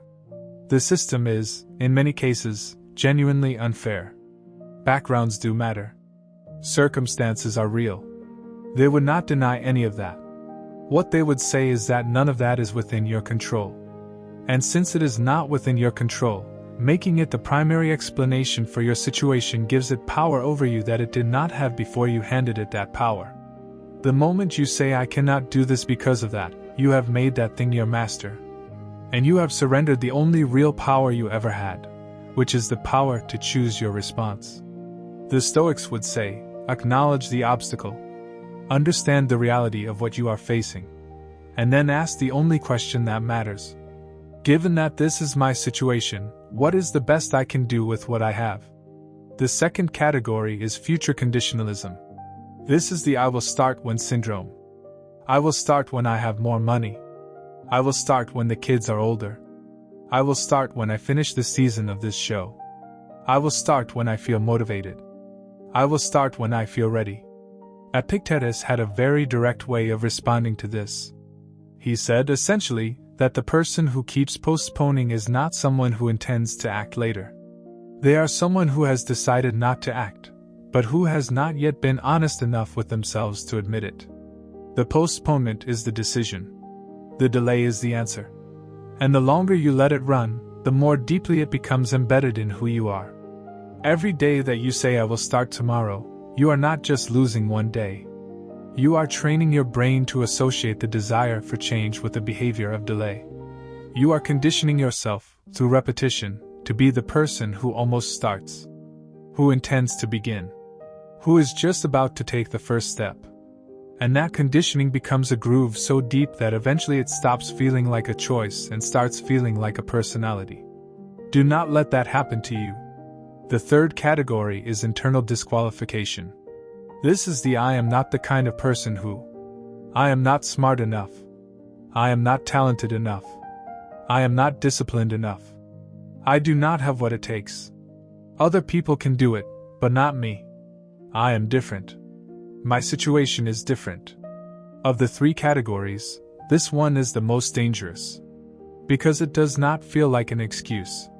It feels like honest self-assessment. It feels like humility. It feels like wisdom. But it is not. It is the mind protecting itself from the risk of trying and failing by creating a story in which trying is not even an option. It is cowardice wearing the mask of realism. And the Stoics had zero tolerance for it. Epictetus said, first say to yourself what you would be, then do what you have to do. First say to yourself what you would be. Not what you are. Not what you have been. What you would be. And then do what you have to do. Not what is comfortable. Not what is easy. What you have to do. That is the entire formula. It is that simple and that hard. Let me give you a framework. Not a complicated one. Not something you need a journal or a course to implement. A simple framework that the Stoics used and that works. They called it the three disciplines. The discipline of desire. The discipline of action. The discipline of assent. The discipline of desire is about wanting the right things. Most people suffer not because life is cruel, but because they want things they cannot control. They want other people to respect them. They want success to happen on their timeline. They want comfort and growth at the same time, not understanding that growth is inherently uncomfortable. The discipline of desire means redirecting your wanting toward things that are genuinely within your power. Do not want to be famous. Want to do excellent work. Do not want people to love you. Want to be genuinely lovable. Do not want success to arrive. Want to become the person that success would naturally come to. The discipline of action is about doing things for the right reasons and without attachment to outcomes. This is one of the most counterintuitive ideas in Stoicism and one of the most powerful. The Stoics said, act with your whole heart. Commit completely. Give everything you have. And then be completely indifferent to the result. How can you do both at once? How can you care completely about your effort and not care about the outcome? You can do it because you understand the difference between what is yours and what is not. Your effort is yours. Your commitment is yours. Your growth in the process is yours. The outcome, whether it is the sale, the promotion, the recognition, the success, that belongs to fate. That belongs to the world. That belongs to circumstances outside your control. So you pour everything into what is yours and you release completely what is not. This sounds passive. It is not. It is the opposite of passive. It produces a quality of action that is so free, so unconditional, so without the self-protective hesitation that comes from needing a particular outcome, that it is often more effective than any strategy built on hope and fear. The discipline of assent is about what you agree to believe. Every moment of every day, your mind is presenting you with judgments. This is good. This is bad. This is a threat. This is an opportunity. This is too hard. I cannot do this. I am not enough. The discipline of assent means that you do not automatically accept these judgments. You interrogate them. You ask, is this actually true? Is this fact or is this story? Is this wisdom or is this fear? And then you choose what to assent to, what to agree with, what to build your reality around. This is the deepest and most important of the three disciplines. Because everything you do flows from what you believe. And most of what you believe, you never chose. It was given to you by parents, by culture, by experience, by pain. The discipline of assent means taking back authorship of your inner life. It means deciding, consciously and deliberately, what you are going to believe about yourself, about what is possible, about what you deserve, about what this moment requires. Here is a question that Marcus Aurelius asked himself regularly, and I want you to sit with it. What would happen if you treated every action today as if it were the last action of your life? Not in a morbid way. Not as a source of anxiety. But as a standard of quality. As a question that strips away all the excuses and compromises and I will do betters and what is the points and leaves you with only what actually matters. If this were the last thing you ever did, would you do it the way you are doing it right now? If this conversation were the last conversation you ever had, would you be as present as you are being? If this day were the last day you were ever given, would you spend it the way you are spending it? The Stoics were obsessed with what they called memento mori, the remembrance of death. Not because they were pessimistic. Not because they were dark. But because they understood that the awareness of finitude is the most powerful catalyst for presence and action that exists. When you truly understand that your time is limited, not abstractly in the way that everyone knows they are mortal, but viscerally, personally, in a way that changes how you feel when you wake up in the morning, everything changes. The small complaints fall away. The petty grievances lose their grip. The endless postponements reveal themselves for what they are, a slow theft of the only life you were ever going to have. And something rises up in their place. Not urgency exactly. Something quieter and more powerful than urgency. A kind of fierce tenderness toward each hour. A sense that this, right now, is the only moment that actually exists. And that what you do with it is, in the most literal sense, the story of your life. I want to talk about the people in your life who tell you to slow down. Not the people who care about you and offer genuine guidance. I am not talking about mentors or wise friends who offer honest counsel. I am talking about something specific. The people who respond to your ambition with suspicion. The people who call your goals unrealistic when what they mean is that your goals make them uncomfortable with their own choices. The people who frame mediocrity as wisdom and ambition as arrogance. Marcus Aurelius spent the better part of his life surrounded by people who thought they knew better. Senators, generals, advisors. People with opinions and agendas and a stake in keeping the status quo exactly where it was. And Marcus had to learn, the hard way, one of the most important lessons in the philosophy of action. That you cannot let other people's smallness set the ceiling for your own life. He wrote, "You have power over your mind, not outside events. Realize this, and you will find strength. The people around you will sometimes discourage you. Not because they are evil. Usually because they are afraid. Because your movement makes their stillness visible. Because your willingness to risk makes their safety feel like cowardice. And the easiest way to quiet that discomfort is to bring you back down to where they are. Do not let them. Not with anger. Not with argument. Not by cutting them off dramatically or announcing that you are on a journey of self-transformation. Simply by continuing. By doing the work quietly and consistently. By letting your results speak to a conversation that words never could. Seneca wrote to Lucilius, "Associate with those who are likely to make you better. Welcome those who are capable of improvement. Be careful about who you let narrate your story. Be careful about whose voice you let live in your head. Be careful about the standards you adopt as your own when actually they belong to someone who stopped growing a long time ago." The Stoics were not antisocial. They valued relationships deeply. But they were extraordinarily selective about whose judgment they weighed. They asked, "Is this person living in a way I admire? Have they proven, through their life, that they have something worth saying about mine? If not, their opinion is interesting as data, but it carries no authority over my decisions." Start applying that filter. Not as arrogance. As self-preservation. There is a concept in Stoic philosophy called amor fati. It is a Latin phrase that means love of fate.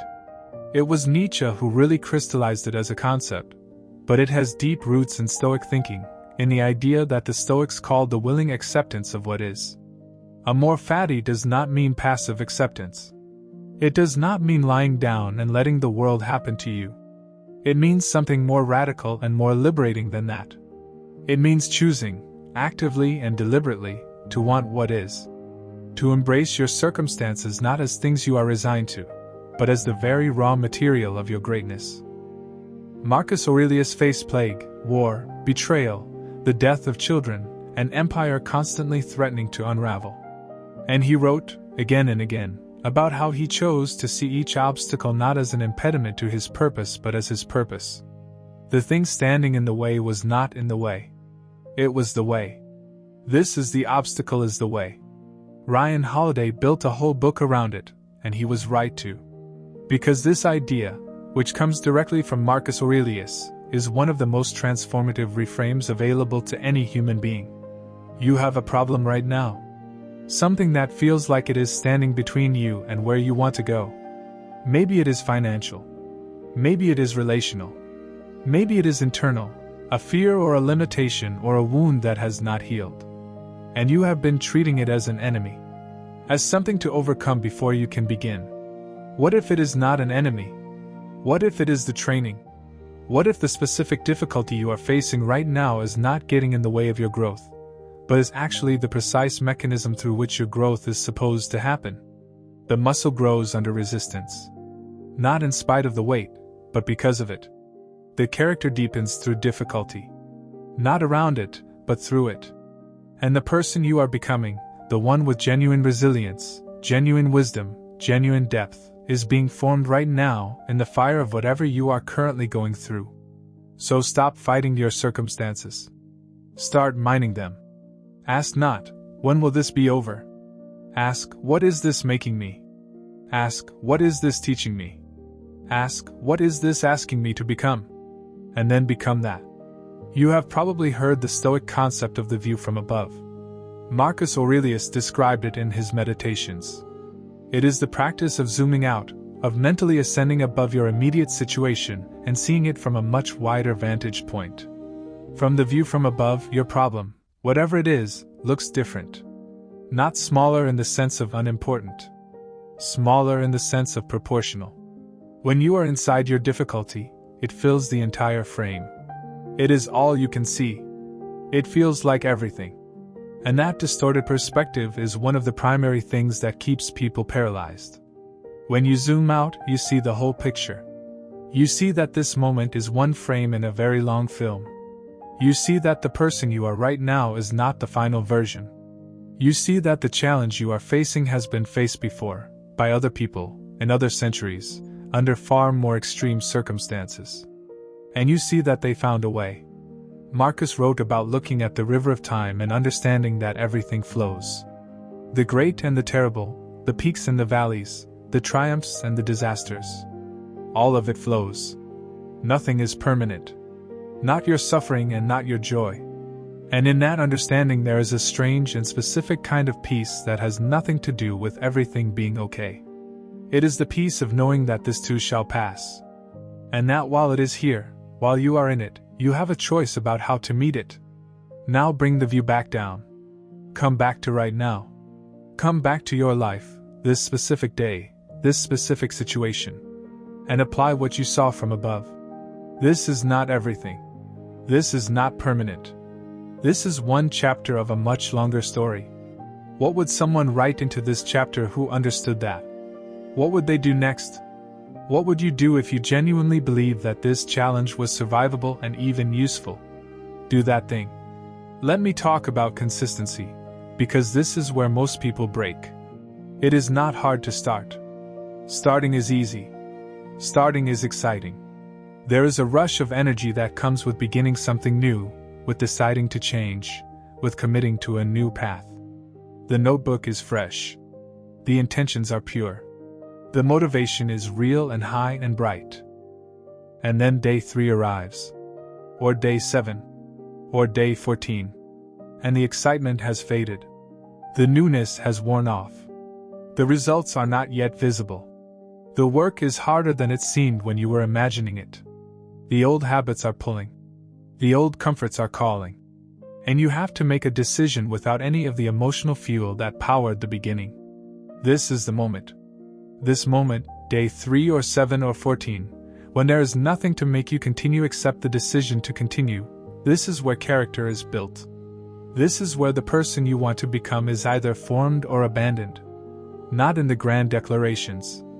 In the quiet, unglamorous, unsexy decision to show up again when everything in you wants to stop. Marcus Aurelius described this dynamic with a precision that is astonishing, considering he was writing almost 2,000 years ago. He understood that the body and the mind will always seek the path of least resistance. That this seeking is not a moral failure. It is biology. It is the way organisms are designed. And that virtue, real virtue, the kind that builds a life worth living, consists not in being free from this pull but in meeting it, every single day, and choosing differently. He wrote about how small the actions are. How the great life is made of small choices. Made in the small moments nobody is watching. Made in the mornings when you could sleep for another hour. Made in the evenings when you could scroll instead of create. Made in the middle of the afternoon when nothing is urgent, and you could coast, or you could produce. The cumulative power of small, consistent choices made with intention and integrity, over months and years, is beyond what most people can imagine. Because they have never seen the compound interest of character. They have only seen the interest paid when it is due, and the interest paid when it is due is average. The interest that has been compounding for years, that is what changes lives. Be consistent. Not when you feel like it. Always. Not because it will always feel meaningful. Often it will feel like nothing. But because each repetition is a vote for the person you are becoming. And the person you are becoming is built entirely from votes. If you are still with me right now, I want you to know something. The fact that you are here matters. Not because watching a video is enough. It is not. But because it tells me something about you. It tells me that the part of you that wants more is still alive. That the part that knows there is something beyond where you currently are has not gone quiet. That part is your most important asset. Protect it. Feed it. Do not let the people or the circumstances or the comfort or the cynicism kill it. Because once it goes quiet, it is very hard to wake back up. Follow this channel. Not because I have all the answers. No one does. But because surrounding yourself with ideas that push you toward better is one of the most practical things you can do to change your life. The Stoics talked constantly about the importance of the intellectual environment. About how the ideas you expose yourself to shape the person you become. About how you cannot afford to let mediocre thinking be the dominant influence in your mental life. This channel is built on the belief that philosophy is not abstract. It is practical. It is the most practical thing there is, because it shapes how you see the world, and how you see the world determines everything you do in it. So follow. Come back. And bring someone with you who needs to hear this. We are coming toward the end, but I am not done. Because I want to address something directly. Something I know is in the room for some of you. The thing that sits beneath all the excuses, beneath all the delays, beneath all the I will do it laters and the I am not ready yets. The fear. Not of failure exactly. Most people who say they are afraid of failure are actually afraid of something more specific and more personal. They are afraid of finding out that they tried as hard as they could, and it still was not enough.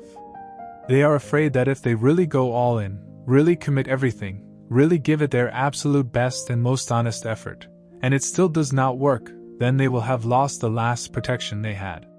The idea that they could have done it if they had really tried. That idea is valuable. It is warm and familiar. It protects you from having to confront the question of whether you are enough. And it is killing you slowly. Because the life lived in protection of that idea is not a life. It is a long, comfortable, dying. It is the substitution of safety for living. And the Stoics, all of them, from Marcus to Epictetus to Seneca, would say the same thing to you that they said to themselves. The fear of being found insufficient is not a reason not to try. It is the most powerful reason to try. Because only by trying, truly and completely, will you discover who you actually are. And here is what I believe, not as a philosopher but as someone who has sat with these ideas and watched them work in real lives. I believe that when you try, truly and completely, you will find that you are more than you thought. I believe that the version of you that shows up to the real fight, without the protective layer of I could have done it if I tried, without the escape hatch of I just was not really going for it, is a version of you with capacities you have not yet discovered. Because those capacities only emerge under real pressure. Under real commitment. Under the conditions of no more excuses. They are in you. They have been in you this whole time. Waiting for you to stop protecting yourself from finding out. Try. For real. With everything. Find out who you are. In the final years of his reign, Marcus Aurelius was fighting a war on the Danube frontier.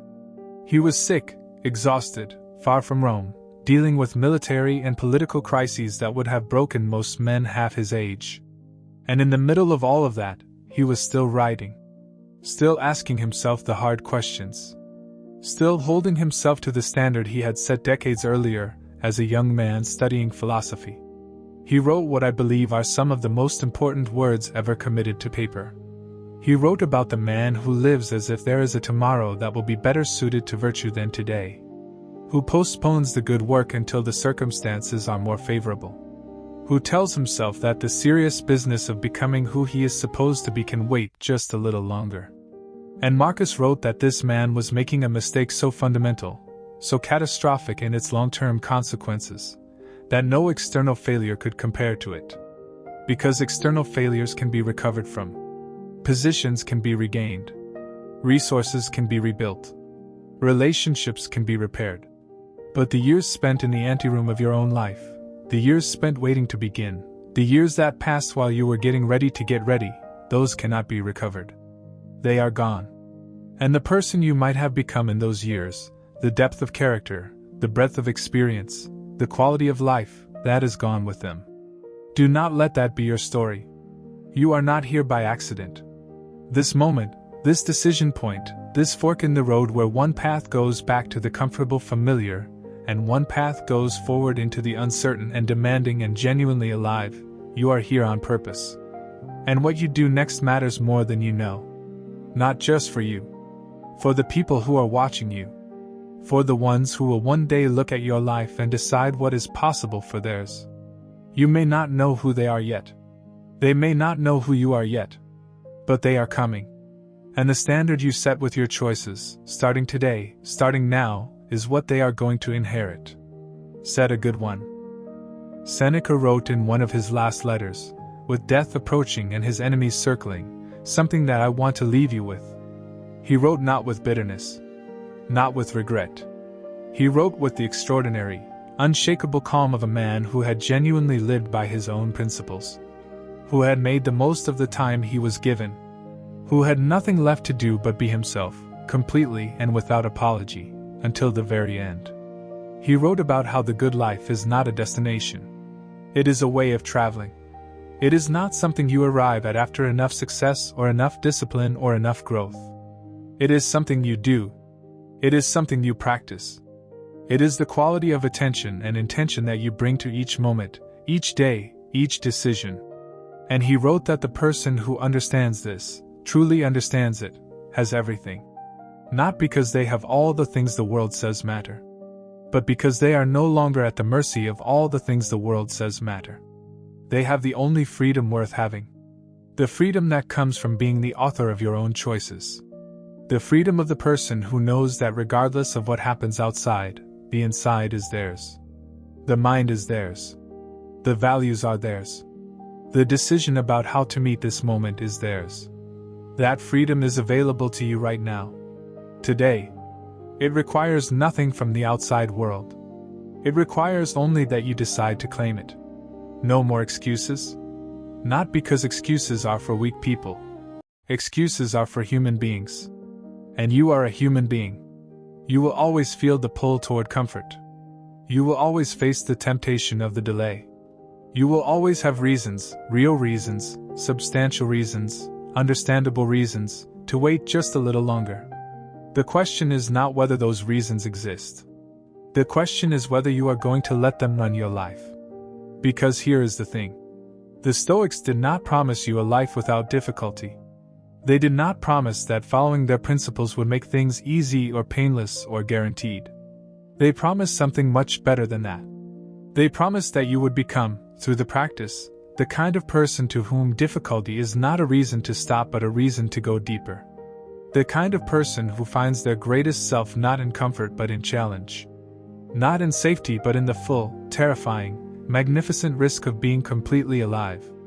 That person is possible for you. Not as a distant aspiration. As an immediate choice. Start now. Not tomorrow. Not Monday. Not when things settle down. Now. The clock is running. The years are moving. The version of you that lives the life you want is not coming from the future. It is waiting inside the choices you make right now, in the next moment, in the next 5 minutes, in the rest of this day. What are you going to do? Follow this channel if these ideas speak to you. Share this with someone who needs to hear it. And then go. Not after you like the video. Not after you leave a comment. Go. Go do the thing. Make the call. Write the first line. Send the email. Have the conversation. Take the step. The Stoics believe that the highest form of philosophy is not thinking about how to live well. It is living well. It is putting the ideas into your body, into your actions, into the actual hours and minutes of your actual day. So this is where the video ends and your life begins. No more excuses. Start now. Or stay average. The choice, as it has always been, is entirely yours. They stole your mind and you did not even notice. Not a thief in the night. Not an enemy with a weapon. No. It was slow. It was quiet. It was so gentle that you called it normal. You called it life. You called it just the way things are. And while you were busy calling it normal, something priceless was being taken from you, piece by piece, breath by breath, thought by thought. Your mind. The one thing in this entire universe that is uniquely and completely yours. And today, right now, in this moment, that ends. Because what you are about to hear is not a lecture. It is not a list of tips. It is a mirror. And when you look into it, you are going to see something you have been avoiding for a long time. You are going to see the truth about where you are, how you got here, and more importantly, exactly what it is going to take to get back to yourself. Stay with me. Every single word of what follows matters. There is a man I want you to meet. His name is not important. What matters is that he could be you. He could be me. He could be any one of us. He was 23 years old, living in a small apartment, working a job he did not particularly love, surrounded by people who did not particularly lift him. Every morning, the alarm would go off at 7. He would reach for his phone before his feet even touched the floor. He would scroll. He would read. He would absorb other people's opinions, other people's lives, other people's anger, other people's highlights. other people's disasters. By the time he stood up to make his coffee, his mind was already full, already cluttered, already reactive, already borrowed. He would sit in traffic listening to arguments on the radio. He would arrive at work and immediately absorb the anxieties of his coworkers. He would eat lunch while watching videos that told him the world was falling apart. He would return home exhausted, not from physical labor, but from carrying a mental load that was never his to carry in the first place. He thought he was informed. He thought he was connected. He thought he was engaged with the world. But here is what he was actually doing. He was outsourcing his mind. Every hour, every day, he was handing over the lease on his own thoughts to whoever wanted to occupy the space. And because he never reclaimed it, he began to believe that the noise inside his head was actually his voice. It was not. None of it was his. One evening, sitting alone after another draining day, he picked up a book that a friend had left at his apartment months before. He almost put it back. Instead, he opened it. The book was Meditations, written by Marcus Aurelius, Emperor of Rome, the most powerful man in the ancient world, a man who commanded armies, governed empires, faced wars and plagues and betrayal, and yet sat alone each night to write to himself. Not to the world. To himself. About discipline. About clarity. About the only thing that he, despite his power, could actually control. The quality of his own thoughts. One line stopped that young man completely. It stopped him the way a wall stops a running man. It read, "You have power over your mind, not outside events. Realize this, and you will find strength." He read it again. And again. And something in him cracked open. Not in a painful way. In the way a seed cracks open. In the way that something new begins. That was the first morning he did not reach for his phone when the alarm went off. Instead, he sat in silence for 5 minutes. Just 5 minutes. And in those 5 minutes, he heard something he had not heard in years. His own mind. Quiet. Clear. His. That story is not a parable. It is not a fantasy. It is a description of what is available to you. Starting now. Starting today. Let us talk about something Marcus Aurelius understood deeply. Something that the noise of the modern world has buried so far beneath the surface that most people have forgotten it exists. You are not your thoughts. You are the one who notices your thoughts. Read that again. You are not your thoughts. You are the one who notices your thoughts. This is perhaps the most liberating idea in the history of human philosophy, and it has been sitting in the writings of the Stoics for over 2,000 years. And yet most people go their entire lives confusing the weather for the sky. The thoughts that pass through your mind, the fears, the doubts, the comparisons, the dark imaginings, those are the weather. Temporary. Passing. Real in the moment, yes. But not permanent. Not you. You are the sky. Unchanging. Vast. Present through every storm, every clear day, every sunrise, every night. The moment you understand this distinction, everything changes. Because when you are lost in your thoughts, you are a boat without a rudder. You go wherever the current pushes you. Someone says something that triggers a memory. A headline activates a fear. A comparison steals your confidence. A failure replays on a loop until it defines you. But when you step back, even 1 inch, and observe your thoughts rather than becoming them, you reclaim the rudder. You become the sailor again. Not the sea. Epictetus, who was a slave before he became one of the greatest philosophers in history, understood this better than almost anyone who has ever lived. Because when you are a slave, when you have literally nothing, no freedom of movement, no property, no rights, the only thing left is your inner world. And he discovered that even in chains, that inner world could not be taken, could not be owned, could not be enslaved. He wrote, "Make the best use of what is in your power, and take the rest as it happens." What is in your power? Your thoughts, your responses, your values, your effort, your attention, your character. What is not in your power? Everything else. The opinions of others. the outcomes of events, the weather, the economy, the past, the behavior of people around you. Most people spend their entire energy on the second category and almost none on the first. They exhaust themselves trying to control what cannot be controlled and completely neglect the one thing they actually have absolute dominion over: their own mind. This is not philosophy as an academic exercise. This is a practical operating system for your life. And right now, I want you to start installing it. Let me ask you something honest. And I want you to sit with it, not rush past it. When was the last time you had a thought that was truly yours? Not a reaction to something you read. Not an echo of something someone said to you. Not a reflection of what your culture tells you to want, fear, or become. Not the voice of a parent that plays like a recording. Not the judgment of someone who hurt you years ago. Not the comparison to a life on a screen that was curated to make you feel small. When was the last time you sat in genuine stillness and let your actual mind speak? For most people, the honest answer is that they cannot remember. And that is not a character flaw. It is not weakness. It is the natural result of living in an environment specifically designed to colonize your attention. Think about what is competing for your mind at every moment. Social media platforms built by rooms full of engineers whose entire job is to make sure you cannot look away. News cycles engineered to provoke outrage because outrage keeps you clicking. Advertising that plants insecurity in order to sell you the cure. Conversations that subtly compete for your agreement. Relationships that drain instead of replenish. Environments that stimulate instead of restore.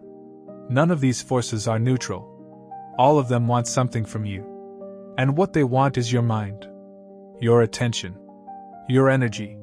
Seneca, who lived at the height of Roman power and excess, who was surrounded by distraction and temptation and spectacle every single day, wrote something that sounds as though it was written for this exact moment in history. He wrote, "It is not that I am brave, it is that I know what is mine and what is not." What is yours is your mind, your focus, your values, your response to life. What is not yours is the chaos out there, the noise, the opinions, the comparisons. The single greatest act of strength you can perform today is to draw that line. To say clearly, firmly, without apology, this far and no further. My mind is mine. My attention is mine. My energy is mine. And I choose how they are spent. That is not arrogance. That is not selfishness. That is the foundation of every great life ever lived. I want to talk to you now about the enemy within. Because here is the difficult truth. The biggest threat to your mental freedom is not outside you. It is inside you. And it has a name. It is called the untrained mind. The untrained mind is not evil. It is not broken. It is simply undisciplined. Like a garden that has never been tended. Left alone, it does not grow beautiful flowers. It grows weeds. Not because it is bad, but because weeds are what grows when nothing guides the garden. The untrained mind defaults to fear. It defaults to comparison. It defaults to the worst possible interpretation of events. It replays negative experiences like a highlight reel of failure. It amplifies the critical voices and mutes the encouraging ones. It convinces you that feelings are facts and that the storm will never pass. And it is incredibly persistent. Because the brain is not designed to make you happy. It is designed to keep you alive. And alive means vigilant. Alive means scanning for threats. Alive means remembering every time something went wrong so you can avoid it next time. This was enormously useful 10,000 years ago when the threats were physical. Lions. Drought. Enemy tribes. Your survival depended on your ability to anticipate danger. But you are not facing lions. You are facing a meeting on Monday. You are facing a relationship that has hit a rough patch. You are facing a financial decision. You are facing the ordinary challenges of an extraordinary life. And yet your ancient brain is treating all of it like a lion. Full alarm. Full cortisol. Full threat response. The untrained mind does not know the difference between a tiger and an email from your boss. It responds to both with the same biochemical panic. This is why training the mind is not optional. It is survival. It is sanity. It is the difference between being dragged through life by your fears and walking through life guided by your values. Marcus Aurelius trained his mind every single day. Every morning, before the world demanded anything from him, he sat with himself. He examined his thoughts. He questioned his assumptions. He reminded himself of what mattered. He prepared himself not for what he hoped the day would bring, but for what the day might actually bring. He wrote, "Begin the morning by saying to thyself, I shall meet with the busybody, the ungrateful, arrogant, deceitful, envious, unsocial. But I have seen the beauty of good, and the ugliness of evil. And the wrongdoer has a nature related to my own." He was not being pessimistic. He was being prepared. He was training his mind before the storm arrived so that when it did, he was already steady. That is what mental training looks like. Not toxic positivity. Not pretending the world is perfect. But choosing deliberately what lens you look through. Choosing deliberately what you allow to take root in the garden of your mind. Now I want to speak directly to you about something specific. About the moment. About right now. Because the training of the mind does not happen in the future. It does not happen at some perfect time when your life is more organized and your schedule is clearer and your circumstances are better aligned. It happens now. In this imperfect, complicated, sometimes messy present moment. And I know that right now, for many of you, the present moment does not feel like fertile ground. Maybe you are carrying something heavy. A loss that still sits on your chest. A mistake that replays in your mind. A relationship that did not survive. A dream that you quietly put down somewhere and are not sure you can pick back up. A version of yourself you used to believe in and are not sure you still recognize. I see you. And I want to say something to you that I mean completely. You are not behind. You are not broken. You are not too late. You are exactly where the Stoics would tell you the work of becoming begins. In the difficulty. In the uncertainty. In the exact place you would not have chosen. Seneca wrote, "Every new beginning comes from some other beginning's end." And he was not speaking about perfect conditions. He was speaking about the wreckage. About the moment after the loss, after the failure, after the storm. About the moment where most people stop and the rare ones begin. This is your moment. Not because it is easy. Because it is real. Because it is here. Because you are here. And the mind you rebuild in difficulty is far stronger than any mind built in comfort. Comfort reveals who you are when everything supports you. Difficulty reveals who you are when everything opposes you. And the Stoics knew that it was the latter that mattered. It was the latter that forged character.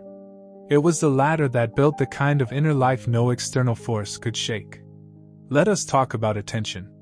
Because your attention is the most valuable thing you own. More valuable than your time, because time without attention is just time that passed. More valuable than your money, because money without the wisdom to use it well becomes a burden. More valuable than your relationships, because relationships without your genuine presence become hollow rituals. Your attention is the currency of your life. And right now, there is a war being fought for it. Every notification is a bid for your attention. Every argument on social media is a bid for your attention. Every sensational headline is a bid for your attention. Every person in your life who operates in chaos and drama is a bid for your attention. And every bid that you accept is an investment you are making. The question is, what return are you getting? Epictetus said, first say to yourself what you would be, and then do what you have to do. Who do you want to be? Genuinely. Not who you think you should want to be. Not who your family needs you to be. Not who your social media persona has committed you to being. Who do you, in the quiet honest core of yourself, actually want to become? That answer lives in your attention. Whatever you give your consistent attention to is what you become. It is not metaphor. It is neuroscience. The brain physically rewires itself based on where you direct your focus. Every repeated thought carves a pathway. Every habitual feeling builds an architecture. You are literally constructing your mind every moment of every day through the currency of your attention. So the question is not whether you are building something. You are always building something. The question is what you are building. Are you building anxiety by feeding a constant stream of threatening information into your mind? Are you building resentment by replaying injuries over and over? Are you building smallness by comparing your private reality to other people's public performances? Are you building stagnation by spending your attention on entertainment instead of growth? Or are you building clarity? Are you building discipline? Are you building the kind of character that can walk steadily through any storm, not because the storm is gentle, but because the walker is prepared? This is the work. Choosing every day what your attention builds. I want to tell you about something the Stoics called the dichotomy of control. It is one of the most practically powerful ideas ever articulated, and it is simple enough to hold in your hand. Everything in life falls into one of two categories: things you can control, and things you cannot control.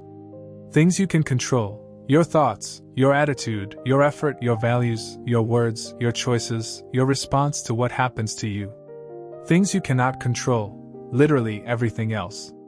Other people's actions, the past, the future, the economy, the weather, what people think of you, how things turn out, whether your effort is rewarded, whether the world is fair. Most human suffering, and I mean the majority of unnecessary human suffering, comes from trying to control what is in the second category while neglecting what is in the first. You lie awake at night trying to control what someone thinks of you. You cannot control that. You spend enormous emotional energy trying to control how a situation turns out. You cannot control that. You feel resentment, anxiety, bitterness, grief over things that are simply outside the fence of your control. And while you are out there fighting a battle you cannot win, the garden inside the fence is being overrun by weeds. Marcus Aurelius wrote, "Never esteem anything as of advantage to you that will make you break your word or lose your self-respect." Notice what he was protecting. Not his reputation. Not his outcomes. Not his circumstances. His word. His self-respect. The things inside the fence.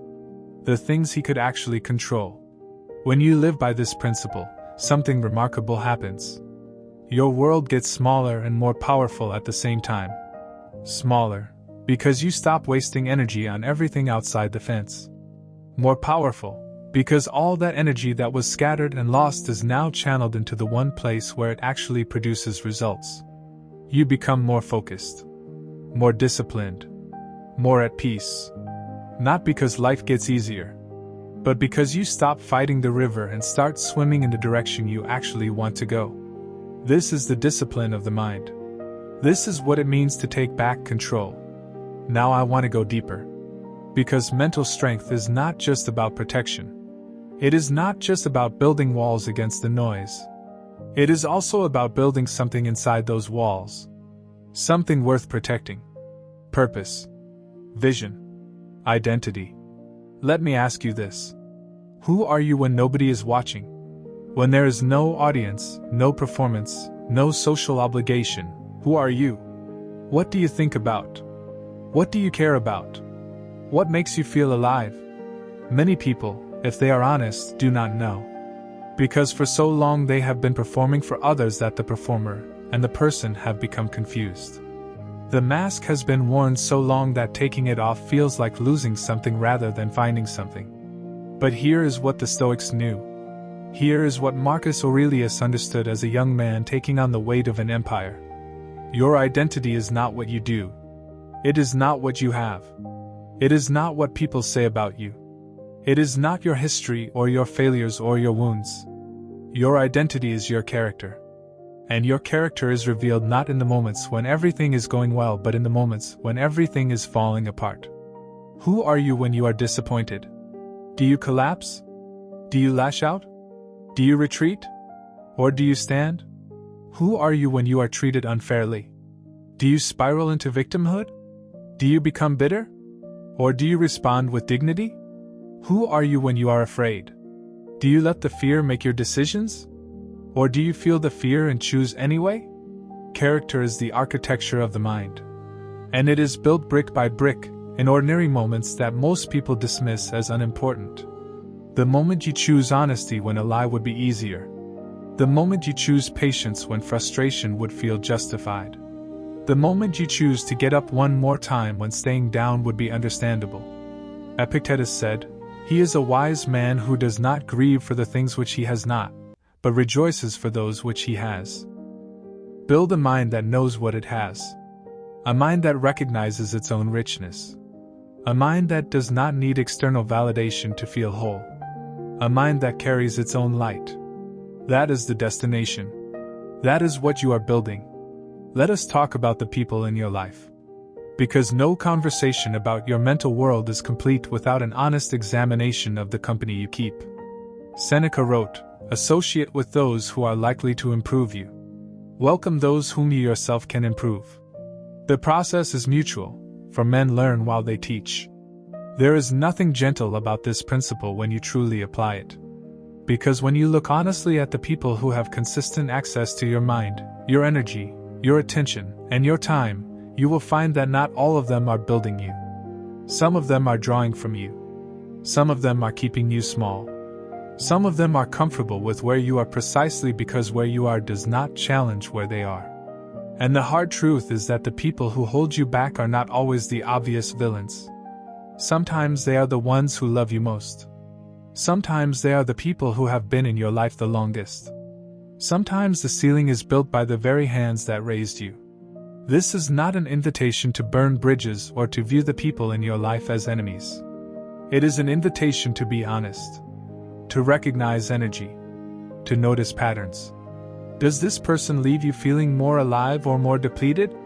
Does this relationship challenge you to grow or keep you comfortable in limitation? Does this friendship encourage your highest self or conspire with your lowest habits? You do not have to hate anyone to create distance. You do not have to make drama to redirect your energy. You simply have to be intentional. You simply have to treat your mental environment with the same care you would treat a physical environment.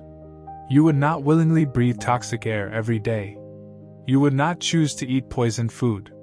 Your mental environment deserves the same protection. The conversations you have, the relationships you invest in, the voices you allow to speak into your life, these are the air your mind breathes. Guard them accordingly. And equally, seek out the people who are building something. The people who think deeply, who speak honestly, who live with intention, who have the kind of discipline you want to develop and the kind of peace you want to feel. Get close to those people. Let their standards raise yours. Let their clarity challenge your fog. You become who you spend time with. The Stoics knew this. The research confirms it. And your own experience has already shown you this, if you are honest enough to look. Choose your circle like your life depends on it. Because your mind does. I want to speak now about discipline. Real discipline. Not the kind that looks impressive on the outside. Not the kind that is performed for social media. The kind that happens in private, in the dark, when no one is watching and nothing is rewarding it but the integrity of the act itself. Discipline is the bridge between the mind you have and the mind you want. And it is built daily, in choices so small they seem trivial. The choice to get up when the alarm goes off instead of negotiating with yourself for 10 more minutes. The choice to read one page of something meaningful instead of scrolling for 30 minutes. The choice to sit in silence for 5 minutes in the morning before the world floods in. The choice to do the hard thing when the easy thing is right there. The choice to stay in one more moment of discomfort instead of running from it. None of these choices look heroic. None of them make headlines. None of them feel like transformation in the moment. But compound these choices over days, over weeks, over months, and you will not recognize the person you are becoming. In the best possible way. Marcus Aurelius wrote, "The impediment to action advances action. What stands in the way becomes the way." This is one of the most profound truths ever spoken about the nature of a disciplined mind. The obstacle is not the enemy of your progress. The obstacle is the progress. Every time you face resistance and choose to move forward anyway, you are not just accomplishing the task in front of you. You are rewiring your brain. You are building the neural pathways of resilience. You are teaching your mind, on a cellular level, that it can handle difficulty. And every time it learns that lesson, it becomes a little stronger, a little more capable, a little more free. Because true freedom is not the absence of difficulty. True freedom is the confidence that you can handle whatever difficulty brings.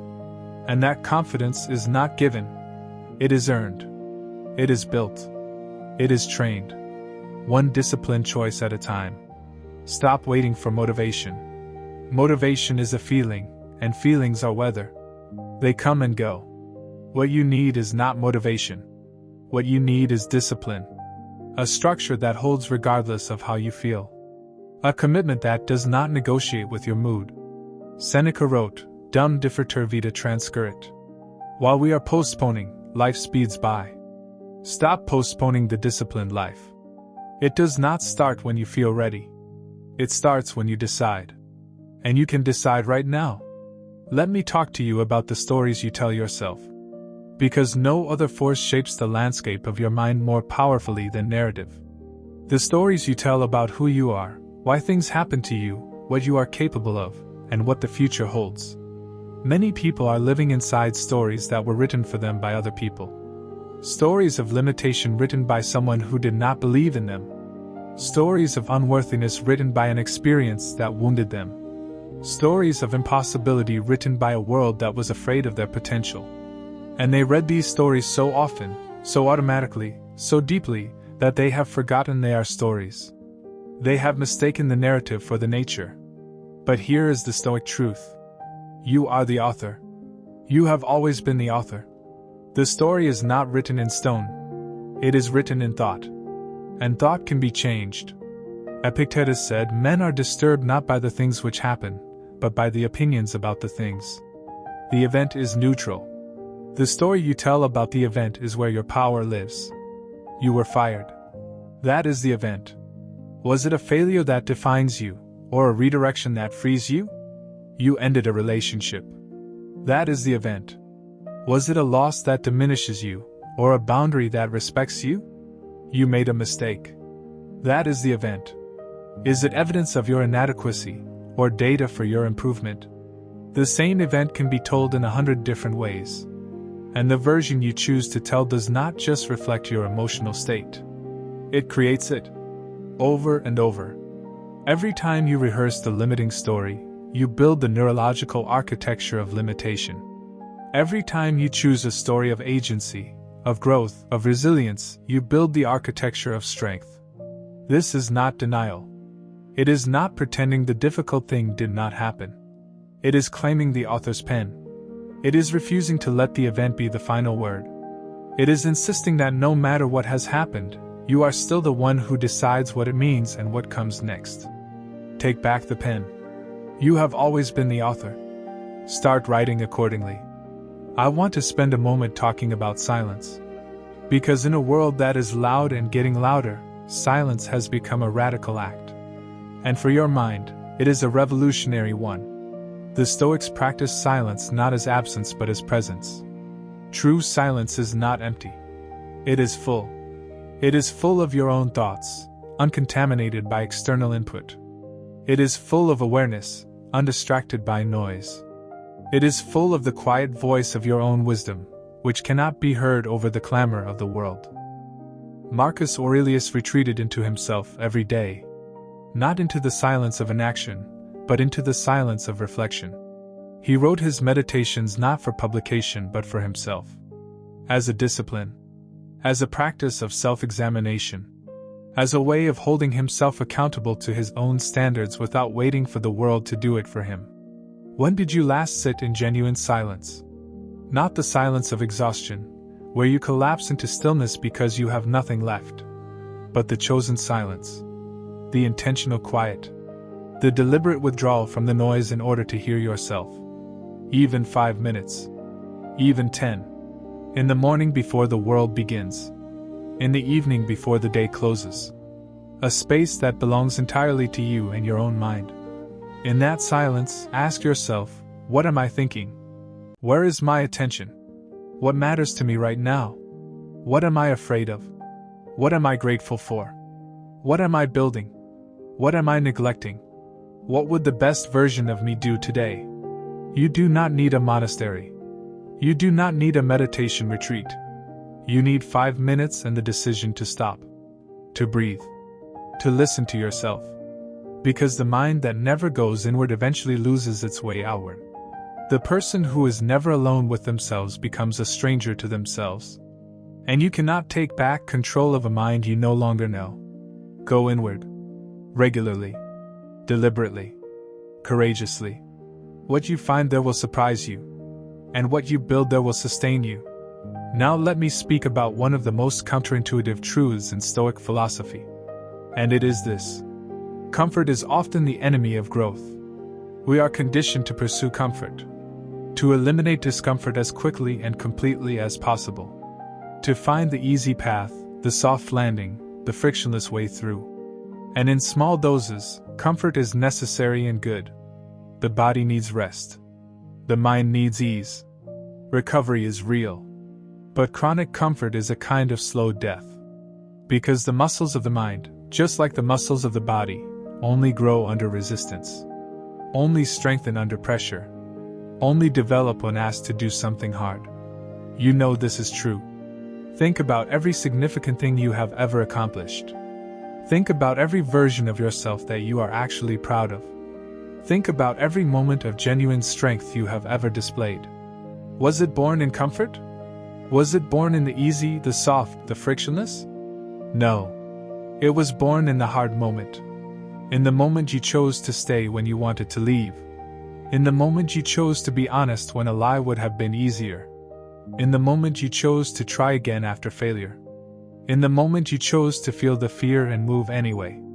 Seneca wrote, "Gold is tried by fire, brave men by adversity." You are the gold. The fire is not your enemy. It is your forge. Stop treating difficulty as evidence that something has gone wrong. Difficulty is evidence that something is happening.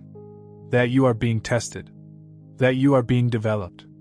That the universe is providing you with exactly the conditions needed to become who you are meant to be. This does not mean you should seek suffering. It means you should stop running from challenge.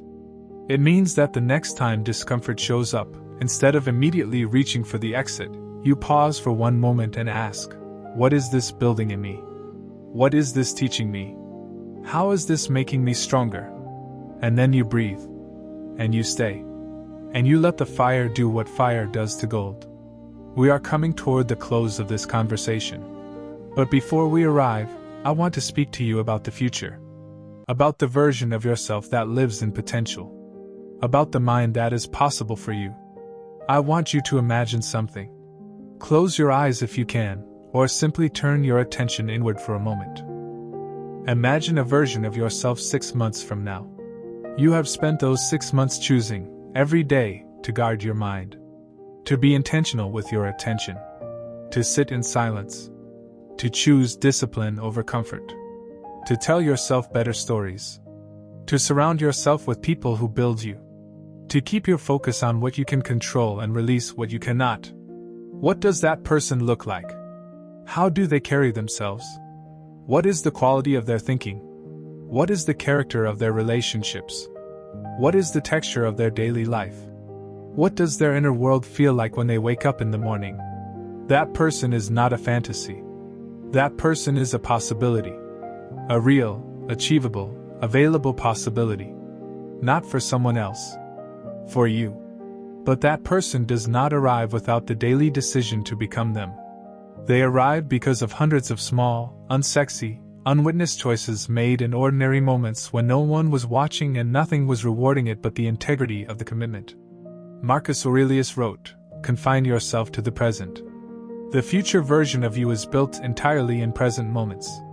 This present moment. This choice. This breath. This decision. Not tomorrow. Not when things settle down. Not when you feel ready or motivated or inspired. Now. In the life you have, with the mind you have, in the circumstances you are currently in. Now is always enough to begin. And here is what I want to leave you with. The most important thing. The thing that makes all of this not just philosophy but practice. Not just inspiration but transformation. You have to choose. Deliberately. Every day. Sometimes every hour. Sometimes every minute. Because the mind does not train itself. The garden does not tend itself. The character does not build itself. The freedom does not maintain itself. It requires you. It requires the daily act of choosing to show up for yourself. To guard what is yours. To build what matters. To release what does not serve you. To walk the path even when the path is difficult and the destination cannot yet be seen. Epictetus, who was born a slave and became one of the freest men who ever lived, said it simply. He said, "Make the best use of what is in your power, and take the rest as it happens." That is it. That is the whole teaching. In one line. What is in your power? Your mind. Your attention. Your choices. Your character. Your response to life. Take the rest as it happens. With grace. With equanimity. With the unshakable confidence of a person who knows where their real power lives. You are not at the mercy of your thoughts. You are the one who notices them. You are not defined by your circumstances. You are revealed by how you respond to them.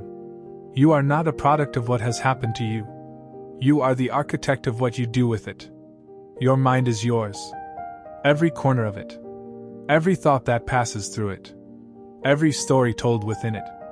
Every value that governs it. Every choice that emerges from it. Take it back.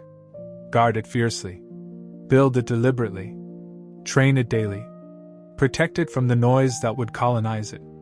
Populate it with the ideas, the principles, the clarity, and the courage that make you who you were always capable of becoming. The Stoics gave us the map. Marcus Aurelius lived it in the pressure of an empire. Epictetus lived it in the chains of slavery. Seneca lived it in the corridors of power and the shadows of exile. And now it is your turn. In your life. In your time. With your mind. The most powerful force in your world is not out there. It was never out there. It is here. It has always been here. Waiting quietly beneath the noise and the distraction and the borrowed thoughts and the inherited fears. Your mind. Clear. Disciplined. Free. Take it back. Now. If this resonated with something deep in you, if it stirred something that has been waiting to wake up, then I want you to do one thing right now. Not tomorrow. Not after the next video.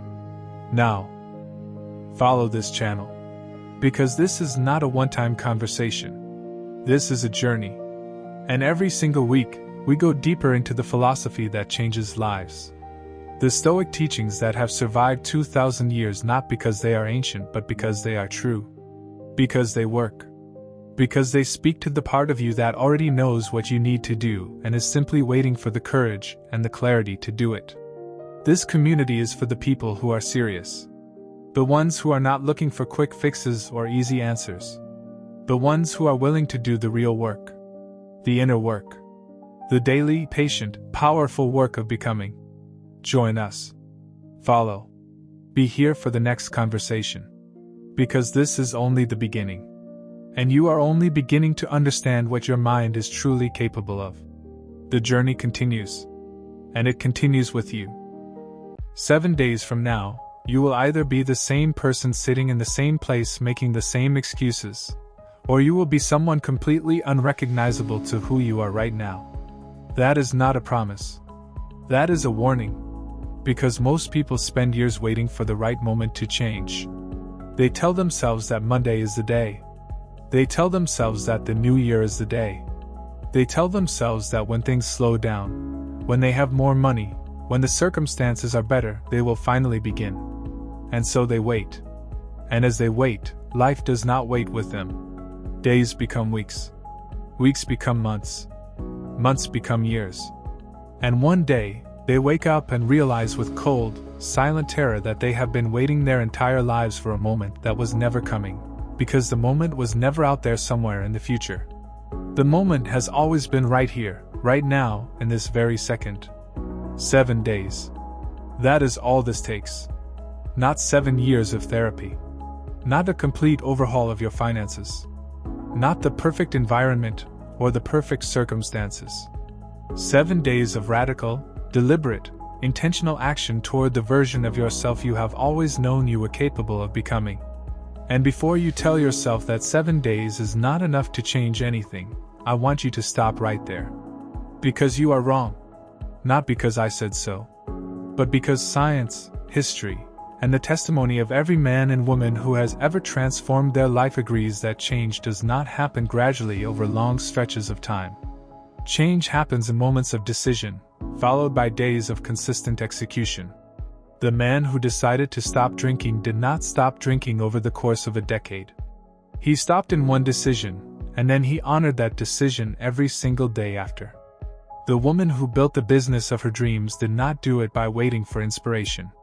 She started with 1 week of showing up, and then another, until one day she looked back and realized she had built something extraordinary one day at a time. 7 days is where every transformation begins. So let us talk about what those 7 days actually look like. Not in theory. Not in abstract motivational language that sounds good but means nothing. Let us talk about the real, practical, uncomfortable, and absolutely necessary work of changing your life from the ground up, starting today. Before I go any further, I want to tell you about a man named David. David was 34 years old when I first heard his story. He was not living in poverty. He was not in a war zone. He was not facing the kind of dramatic external crisis that people usually associate with transformation. By every outward measure, David had a decent life. He had a job. He had a small apartment. He had people who cared about him. But David had something else too, something that does not show up in any external measurement of a man's life, something that only the man himself knows is there, gnawing at him in the quiet moments between activity, in the silence just before sleep, in the hollow spaces of a Sunday afternoon with nothing to distract him from himself. David had the feeling that he was wasting his life. Not in the dramatic, crisis movie kind of way. In the slow, creeping, suffocating kind of way. He was 34 and had not done a single thing he had set out to do at 22. He had told himself at 22 that he was going to write a book. He had not written a single chapter. He had told himself he was going to get into real physical shape. His body had gone in the opposite direction. He had told himself he was going to build something, create something, leave some kind of mark on the world. Instead, he spent his evenings on a couch watching other people live their dreams on a screen, while his own dreams gathered dust in a corner of his mind he had stopped visiting. One night, David hit what he later described as his silence point. Not a rock bottom. Not a dramatic breakdown. Just a very quiet, very clear moment of reckoning where he sat in his apartment in complete silence and said out loud to no one, "If nothing changes, nothing changes." He sat there for a long time. And then he made a decision. He would give himself 7 days. 7 days of doing everything differently. 7 days of complete, uncompromised commitment to who he wanted to become, just to see what happened. What happened changed his life. Not because 7 days solved every problem. Not because he became a new man in a week. But because 7 days showed him what was possible. 7 days broke the psychological grip that inertia had on his identity. 7 days showed him, through direct personal experience, that the person he wanted to be was not some distant fantasy. That person was available to him right now. He just had to choose to show up as that person, one day at a time. David's story is not special. It is not rare. It is, in fact, the story of every person who has ever truly changed. The details are different. The circumstances are different. But the core of it is always the same. A moment of clarity. A decision. And then 7 days of doing the work. That is what we are going to talk about today. Day 1 is about one thing and one thing only, the radical, ruthless, non-negotiable elimination of excuses. Not the reduction of excuses. Not the management of excuses. The elimination of them. Excuses are not harmless. This is one of the most dangerous lies that weak men tell themselves, that excuses are just explanations, just reasons, just context. They are not. excuses are the single most destructive force in a human life. More destructive than failure. More destructive than hardship. More destructive than any external obstacle the world can throw at you. Because obstacles can be overcome. Hardships can be endured. Failure can be learned from. But excuses do not allow you to even begin. Excuses are the wall you build around yourself that keeps everything, including yourself, locked in place. On day 1, you sit down, and you write every excuse you have been using to justify staying where you are. Write them all. Write them without shame and without defense, because you are not going to argue with them. You are not going to try to convince yourself that they are wrong. You are simply going to look at them, see them clearly for what they are, and make a decision about which ones you are willing to keep paying the price for. Because here is what nobody tells you about excuses. They are not free. Every excuse you make has a price. The excuse of not having enough time costs you your dreams. The excuse of not being ready costs you your potential. The excuse of waiting for the right moment costs you years of your life. The excuse of it being too hard costs you everything you were built to become. Nothing about excuses is free. You pay for every single one of them with the currency of your life. On day 1, you decide you are no longer willing to pay. You look at your list of excuses. And one by one, you cross them out. Not because they are not real. Some of them might be very real. But because real or not, they are no longer running your life. You are. This is the first shift. This is where change begins. Not with a plan. Not with a system. With a decision about who is in charge. And on day 1, you decide that you are in charge, that circumstances are not your master, that your history is not your destiny, and that the only thing standing between you and the life you want is the story you keep telling yourself about why you cannot have it.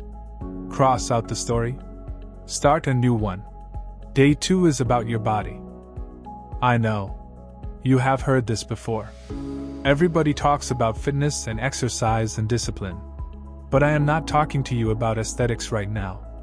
I am not talking to you about losing weight, or building muscle, or looking a certain way, though all of those things may follow. I am talking to you about something far more fundamental. Your body is the physical expression of your commitment to yourself. Read that again. Your body is the physical expression of your commitment to yourself. Every time you choose comfort over challenge, you are making a statement about what you believe you are worth.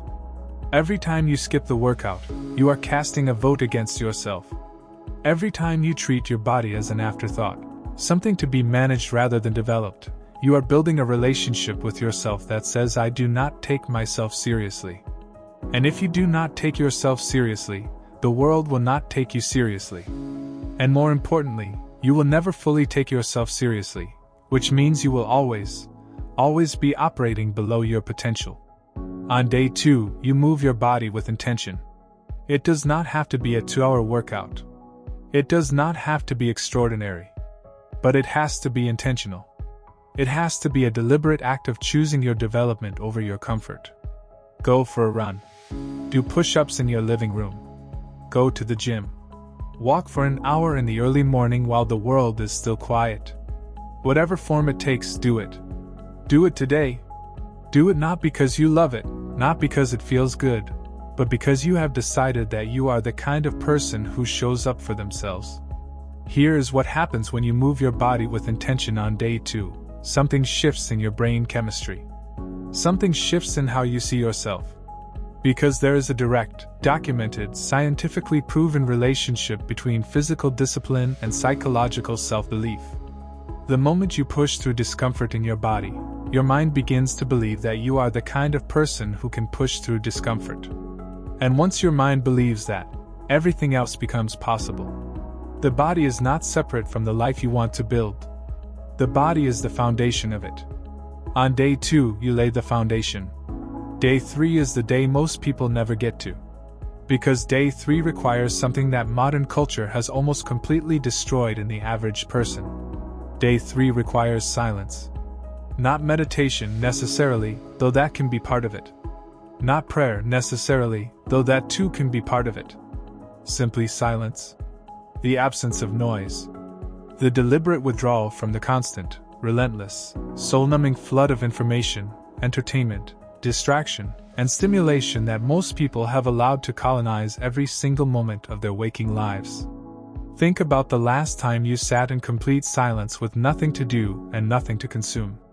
Think about the last time you were alone with your own thoughts, not checking a phone, not watching something, not listening to something, not talking to someone, just sitting with the quiet inside yourself. For most people, that thought is genuinely uncomfortable. Because most people have not been alone with themselves in a very long time. And the reason for that is not that they are busy. The reason for that is that they are afraid. Afraid of what they will hear in the silence. Afraid of the parts of themselves they have been drowning out with noise. Afraid of the dreams they have abandoned, the choices they regret, the version of themselves they have been neglecting. The noise is not entertainment. The noise is armor. On day 3, you take the armor off. You sit for at least 1 hour in complete silence. No phone. No screen. No music. No podcast. Just you and the quiet and whatever comes up. And things will come up. Thoughts you have been avoiding. Feelings you have been suppressing. Clarity you have been running from. Let it come. Sit with it. Do not fix it, do not analyze it, do not solve it. Just be present with it. Because in that silence, something extraordinary happens. You begin to hear yourself again. Your actual self. Not the self you perform for other people. Not the self you have constructed to survive. Your real self. The one that has always known exactly what you want, and who you are meant to become, and what you need to stop doing, and what you need to start doing. That self has been speaking to you your entire life. You have just been too loud to hear it. Day 3 is the day you go quiet enough to listen. What you hear will surprise you. What you hear will challenge you. And what you hear will change you, if you are willing to listen. Day 4 is where most transformation attempts die. Because day 4 is not exciting. Day 4 is not the rush of day 1's commitment, or the physical satisfaction of day 2's training, or the profound quiet of day 3's silence. Day 4 is just the work.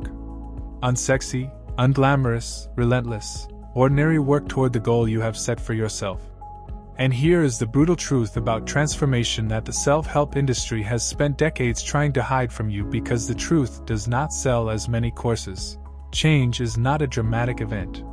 Change is a series of ordinary moments, strung together by consistent effort, accumulated over time into something extraordinary.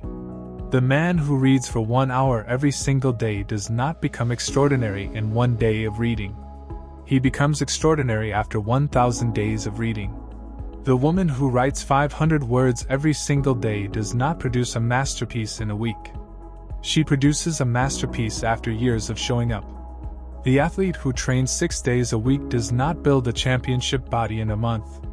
He builds it across years of ordinary Tuesday mornings when no one is watching and nothing feels special, and the only reason to show up is because showing up is what he does. On day 4, you show up. Not because it feels amazing. Not because you are inspired. Not because the conditions are perfect. You show up because you decided to show up, and that is the only reason you will ever need. This is the day you learn the most important skill in the architecture of a changed life, the ability to take action in the absence of motivation. Because motivation is not a reliable fuel. Motivation comes and goes.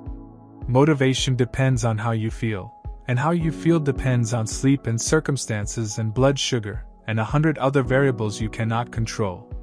But discipline, the ability to act according to your commitments rather than according to your feelings, discipline is a skill that can be built, and it is built on days exactly like day 4. Do the work today. Whatever the work is. If it is the business you are trying to build, work on the business. If it is the body you are trying to develop, develop it. If it is the relationship with yourself you are trying to repair, do something today that the version of you want to become would do. Do not wait to feel ready. The feeling of readiness is a lie. No one ever feels ready. The people who have built extraordinary lives did not feel ready. They acted ready, until the action became the feeling, until the doing became the being. Show up on day 4. Even when it is hard. especially when it is hard. Day 5 is the day you deal with the most dangerous person in your life. Not an enemy. Not a rival. Not someone who has wronged you. You.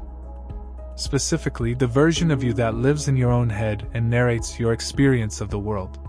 The voice that tells you what you are capable of and what you are not capable of. The voice that decides in advance whether something is worth attempting. The voice that describes you to yourself in terms that are usually far more limiting than the reality of who you actually are.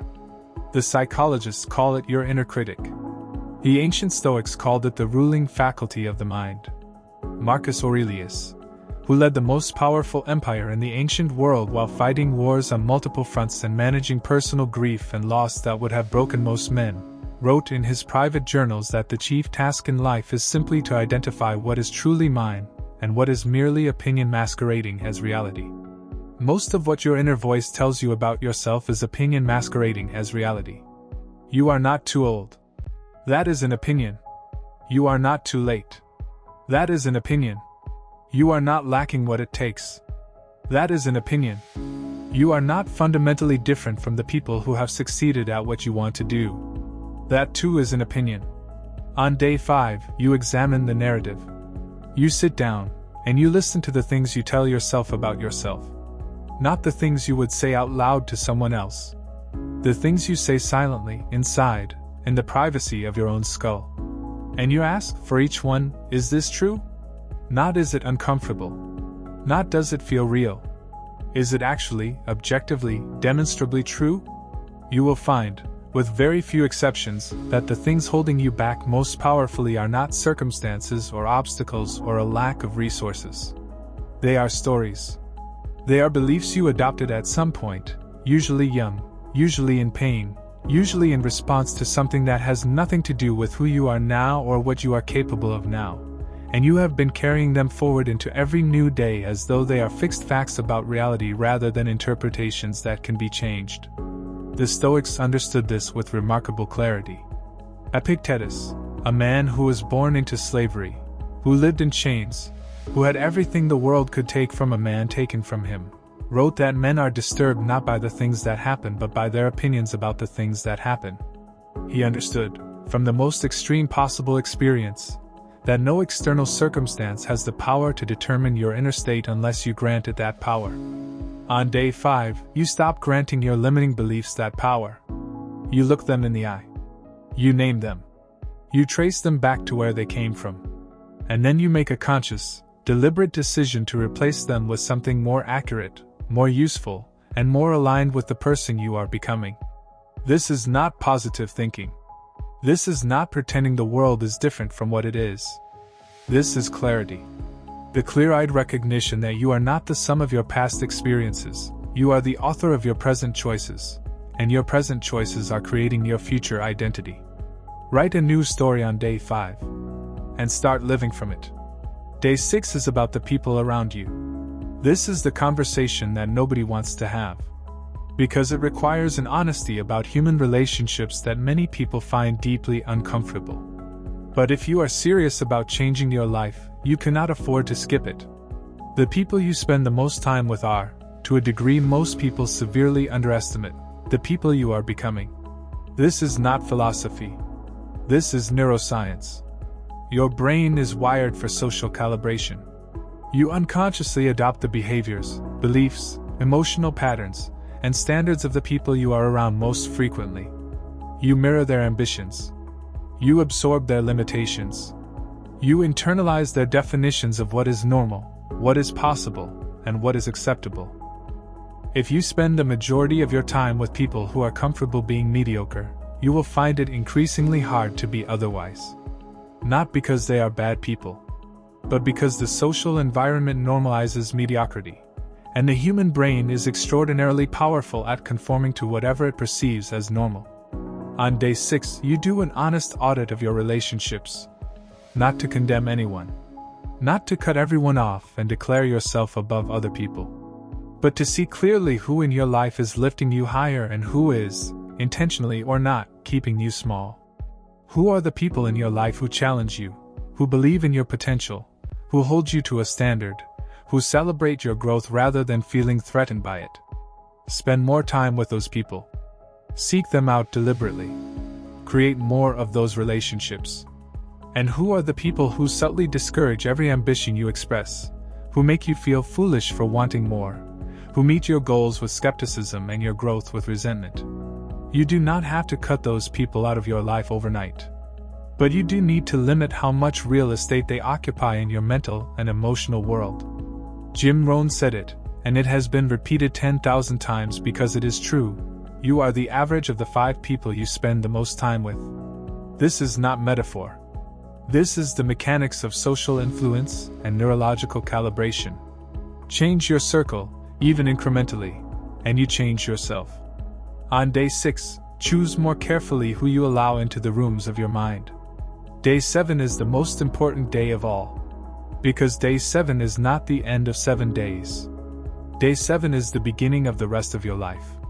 You have eliminated your excuses. You have moved your body.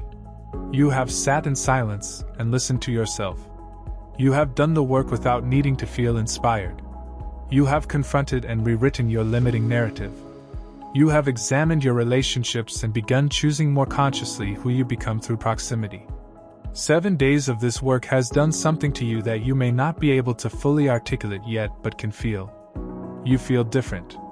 Not transformed. Not complete. But different. Clearer. Stronger. More anchored in yourself. More serious about the life you are building. More confident that it is actually possible. And on day 7 you do 2 things. First, you reflect. You sit down and you look honestly at the last 6 days. Not to grade yourself. Not to calculate whether you did it perfectly. But to see, clearly and without judgment, what changed. What became easier. What became clearer. What you discovered about yourself that you did not know 6 days ago. What the next version of you looks like, now that you have had a glimpse of what becomes possible when you actually show up for yourself.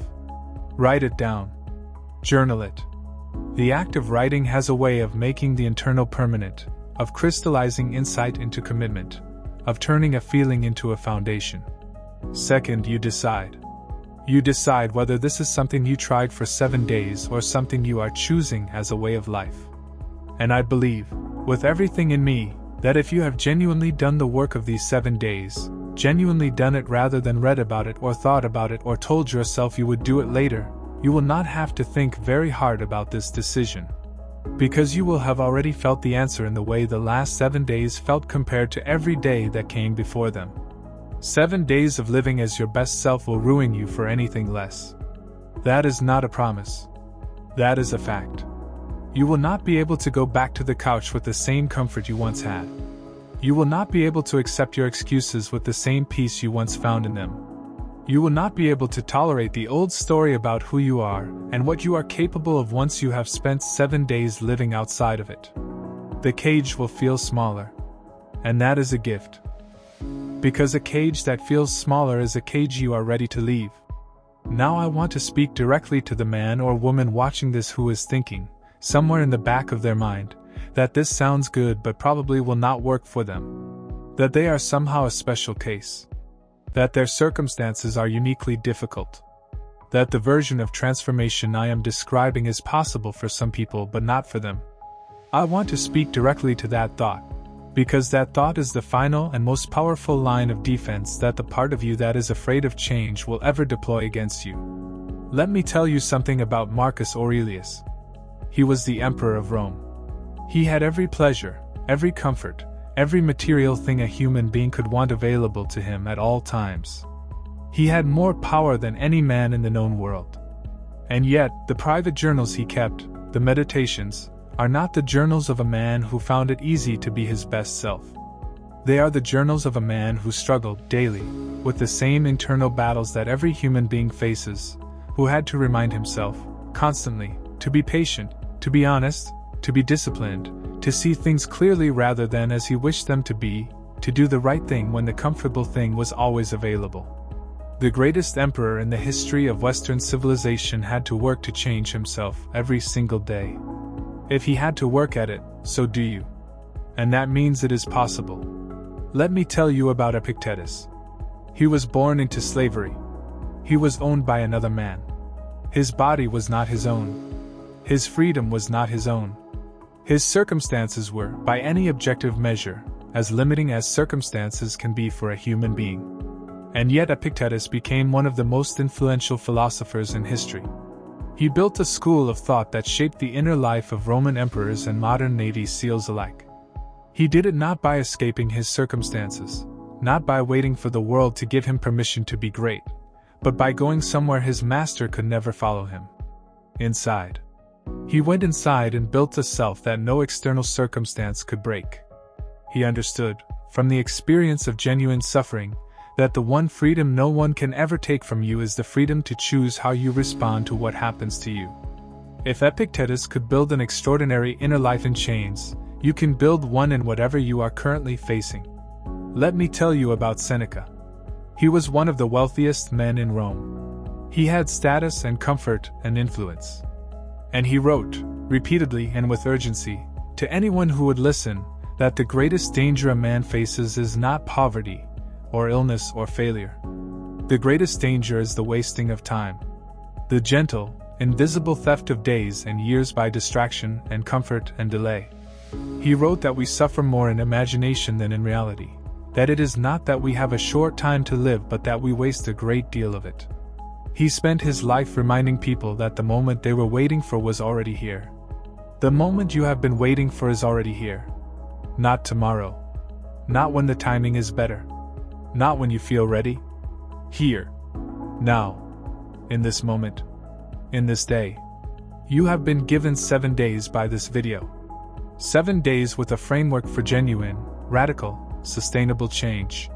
7 days with the tools and the philosophy and the understanding of what actually drives transformation in a human life.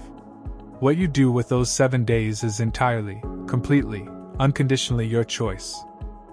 But I want you to understand something about that choice. When you choose not to change, you are not choosing neutrality. You are not simply staying in place. You are actively choosing the version of your life that results from not changing. You are choosing who you will be in 5 years if you continue as you have been. You are choosing what you will feel when you look back on this period of your life.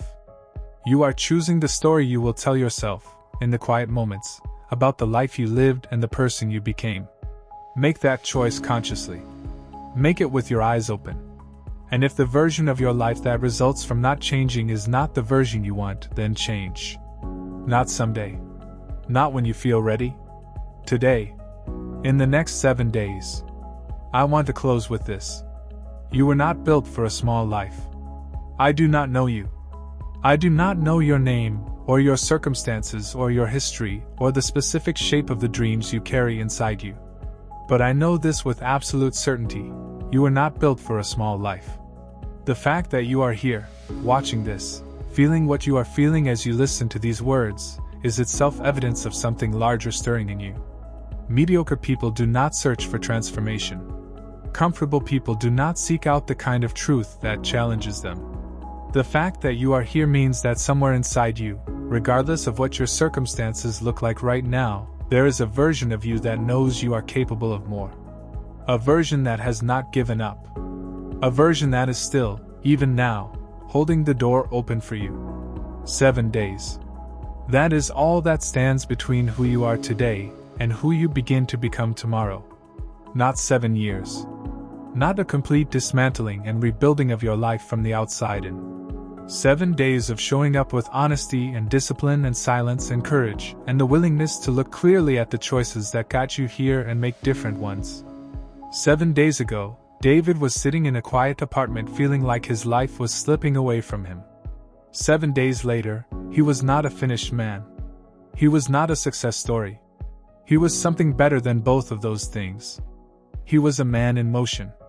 He was a man who had tasted what was possible when he actually showed up for himself, and he was never going back.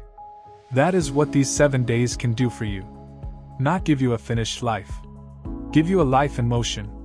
A life where every day you are building rather than retreating, growing rather than shrinking, becoming rather than merely existing. A life where 7 days from now, you look at yourself in the mirror and see someone who chose, when they had every reason not to begin. Begin today. Follow this channel and stay with me, because what we are building here, together, one video at a time, is not just content. It is a philosophy. A way of moving through the world with intention and power and clarity. A community of people who have decided that the life they want is worth the discomfort of becoming the person who deserves it. Stay with me, because we are just getting started. And you, the person watching this right now, you are not the sum of your past. You are not your failures or your regrets or the years you feel you have lost. You are not the limitations other people placed on you or the limitations you placed on yourself. You are what you choose to do from this moment forward. 7 days. Go change your life. Most people are one decision away from a completely different life, and they have no idea. Not 1 year away. Not one habit away. One decision. One brutal, uncomfortable, terrifying decision that they keep refusing to make because nobody ever taught them the rules that actually govern how life works. They were handed a map that was wrong from the beginning. They were told to be nice, to be patient, to work hard and wait their turn, and the world would reward them. And so they waited. And they worked. And they were patient and polite and quiet. And the years moved past them like strangers on a train, gone before they could even turn around to see their faces. This video is not about motivation. It is not going to tell you that you are enough or that you just need to believe in yourself a little harder. That is comfortable language designed for people who want to feel better for 11 minutes and then go back to the same life they have always had. This is about truth. Brutal, specific, unforgiving truth. The kind that rearranges something deep in your chest when you hear it. The kind that makes you sit quietly afterward and think. These are 3 rules that have quietly separated every man who built a life worth living from every man who spent his years being managed by life instead. Study these rules. Sit with them. Because if you apply even one of them with complete honesty, something in your world will begin to shift. Rule 1. Stop negotiating with your own weakness. There is a man I want you to think about. His name is not important. What is important is that you will recognize him immediately, because in some version or another, we have all been him. He was 26 years old when he made the decision that was going to change everything. He was going to start waking up at 5 in the morning, going to the gym 6 days a week, reading for an hour each night, cutting out alcohol completely, and finally finishing the business plan he had been carrying around in his head for 3 years. He told his friends. He wrote it in a journal. He even bought new running shoes, and those shoes had a certain smell, clean rubber and new fabric, that made him feel like a different person just holding them. Day 1 was extraordinary. He woke up before the alarm, ate a clean breakfast, went to the gym, came home feeling powerful in a way he had almost forgotten was possible. He sat at his desk that evening and worked on the business plan for 40 minutes. He went to bed early and felt, for the first time in a long time, that he was the kind of man who was going somewhere. Day 2 was harder. He woke up at 5 but lay in bed until 5:30. He still went to the gym. He still worked that evening, though only for 20 minutes because he was tired. He told himself this was fine. Consistency takes time. Day 3, he slept through his alarm. He told himself he would go to the gym in the evening instead. The evening came and he was tired from work, and there was something on his phone that needed his attention, and the couch was right there, and he told himself that one rest day was fine because rest is actually part of the process. By day 11, the running shoes were by the door still clean. The journal was on the nightstand unopened. The business plan document was minimized on his desktop, behind 17 other browser tabs. He had not lost the battle at day 11. He had lost it during those small conversations he had with himself on day 2 and day 3. He had lost it in the negotiations. This is the first brutal rule. Stop negotiating with your own weakness. You know what weakness feels like. It does not come to you as a roaring enemy. It does not announce itself. It comes softly, reasonably, with very good arguments. It sounds like rest. It sounds like balance. It sounds like self-compassion and common sense. And in that quiet, reasonable voice, it dismantles everything you are trying to build, one small exception at a time. Every man who has ever failed to become who he intended to be did not fail in one dramatic moment. He failed in 100 small negotiations. I will start Monday. I will do it tomorrow. I deserve this break. One more time will not matter. It is not the right time. I am not ready yet. I need to do more research first. Once things calm down, I will get serious. These are not thoughts. These are negotiations. And the moment you begin negotiating with your own weakness, you have already lost, because weakness is a far better negotiator than you are. It has been talking to you your entire life. It knows every argument that will work on you. It knows when you are tired. It knows when you are lonely. It knows when you are afraid. And it will use every one of those things against you with a patience and a consistency that your ambition simply cannot match unless you change the rules entirely. The rule is this: you do not negotiate. You do not explain to your weakness why you should be disciplined today. You do not debate your alarm clock. You do not sit in bed and weigh the pros and cons of going to the gym. You made the decision once, with clarity and full information, and that decision does not get revisited every morning by a half-asleep version of you who just wants to stay comfortable. This is the discipline that the most effective men in history understood at a deep level. Marcus Aurelius, writing in his journal in the 2nd century, described the feeling of waking in the early morning and wanting to stay in the warmth of his bed. He did not pretend the feeling was not real. He acknowledged it completely. And then he wrote that it was easier to give into it and go back to sleep. That the body would always make that case persuasively. But that there was a different kind of comfort available to the man who got up anyway. The comfort of a man who is consistent with himself. The comfort of a man who knows that his word to himself means something.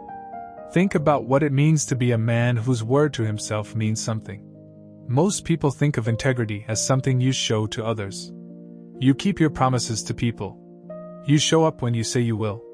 You tell the truth in conversations. But the most important audience for your integrity is not anyone around you. It is you. The relationship you have with yourself is the foundation of every single other relationship and undertaking in your life. And if you are a man who consistently makes promises to himself and breaks them, who regularly looks himself in the eye and then turns away, who knows what he should be doing and finds reasons not to do it, then you are building your life on a foundation that is already cracked. The insidious thing about negotiating with your weakness is that it trains you. Every time you talk yourself out of the thing you know you should do, you are reinforcing the neural pathway that says this is how decisions get made here. You feel an impulse to grow, to push, to do the hard thing, and then you feel the resistance, and you begin negotiating, and the resistance wins. And the next time, the resistance is a little stronger, and the impulse is a little weaker. And this compounds. In the wrong direction. Over months and years, a man who negotiates with his weakness becomes a man who is governed by it. He no longer even feels the impulse to push very strongly, because his own history has taught him that the impulse will lose. You want to reverse this. You want to build the opposite pattern. And the only way to do it is to stop the negotiation entirely. This does not mean you never rest. It does not mean you grind yourself into dust. It means that the decision about when you rest, when you push, when you take a day off, gets made in advance, with a clear mind, not in the moment when your weakness has maximum influence over you. You decide on Sunday that Wednesday is your rest day. And then on Wednesday you rest without guilt. But on the other days, the decision is already made. There is no discussion. There is no new information that changes the calculus. You get up. You do the work. You honor the commitment. The man with the clean running shoes by the door? He came back. Not immediately. It took him almost 2 years to understand what had actually gone wrong. He had thought his problem was motivation. He had thought he just needed to want it badly enough. And so every time he tried again, he was essentially hoping that his desire would be strong enough to overpower his comfort in the moments that mattered. But desire is not consistent. Desire is emotional, and emotions change with your sleep quality, and your stress level, and what you ate for lunch. Discipline is not a feeling. It is a decision that was made before the feeling arrived. When he finally understood that, when he stopped trying to feel motivated and started making irrevocable commitments, when he stopped leaving room in his mind for the negotiation to begin, everything changed. Not dramatically, not overnight, but steadily, compoundingly, in the way that things change when the foundation is finally right. The first brutal rule is the foundation of everything else in this video. If you cannot keep your commitments to yourself, the other rules will not save you. If you cannot learn to look at your own weakness without flinching, without reaching for a comfortable excuse, without beginning the familiar negotiation, then all of the strategy and wisdom in the world will sit unused inside you, like books on a shelf that were never opened. Stop negotiating with your own weakness. Make the decision once. Honor it. Rule 2: the people around you are either fuel or friction, and you are allowed to choose. I want to tell you about something that every successful person discovers, usually too late, and usually the hard way. The environment you are in is not neutral. The people you spend time with are not neutral. They are not simply backdrop characters in the story of your life, either helping nor hurting, just there. Every single person in your close environment is doing one of two things to you, without either of you necessarily realizing it. They are either pulling you forward or pulling you back. They are either expanding your sense of what is possible for you, or they are quietly, persistently, often affectionately contracting it. There is a man I want you to picture. Grew up in a neighborhood where the ceiling was understood. Not discussed, not written anywhere, but understood. You got a job. You paid your rent. You did not reach too high because reaching too high was how people got hurt, how people got embarrassed, how people ended up worse off than if they had just stayed humble and realistic. This was not cruelty. The people around him who carried this understanding were not trying to hold him back. They loved him, in many cases. They were trying to protect him from disappointment, from humiliation, from the particular pain of wanting something big and not getting it. But what they were actually doing, with every soft discouragement, and every well-meaning reality check and every look that said, "Who do you think you are?" was installing a ceiling in his mind. And ceilings installed by the people you love and trust are the most durable kind, because they feel like wisdom. They feel like love. They feel like protection. They do not feel like limitation. He spent his 20s bumping softly against that ceiling, not understanding why. He had ambition. He had ideas. He would get excited about something, and then within days or weeks the excitement would flatten. He would mention his plans to the people closest to him, and something would happen in the conversation, something subtle, hard to identify, and he would walk away less certain than when he arrived. It was not that they said terrible things. It was the tone. The questions that were not quite questions. The concern that was not quite concern. The humor that was not quite humor. It took him a long time to understand that his environment was extracting energy from him faster than he could generate it. This is the second brutal rule. The people around you are either fuel or friction, and you are allowed to choose. This is perhaps the most resisted truth in all of personal development because it collides directly with our deepest instincts about loyalty, love, and gratitude. We are tribal creatures. We are wired to prioritize the cohesion of our group above almost everything else, including our own individual growth. And so when someone suggests that the people you love might be limiting you, every instinct rises to defend them. They have always been there for me. They want the best for me. They are good people. They are family. All of that can be true. All of it. A person can love you completely and still limit you completely. These things are not contradictory. They happen simultaneously, in millions of relationships, in every city and town and village in the world. The person who discourages you from starting a business because they are afraid of seeing you fail is not your enemy. They are a frightened person who loves you and does not want to watch you get hurt. But they are still friction. Their love does not change the function they are performing in your life. Here is a test. Think about the 5 or 6 people you spend the most time with. Now ask yourself honestly, after spending time with these people, do you generally feel more capable or less capable? More expansive or more contracted? More clear about what you want and how to get there, or more confused and doubtful? Do your ideas grow in these conversations or do they shrink? Are you held to a higher standard by the people around you, or are you given permission, implicitly, to stay where you are? The answers to those questions are some of the most important information available to you about your life's trajectory. Because the research on this is overwhelming and consistent.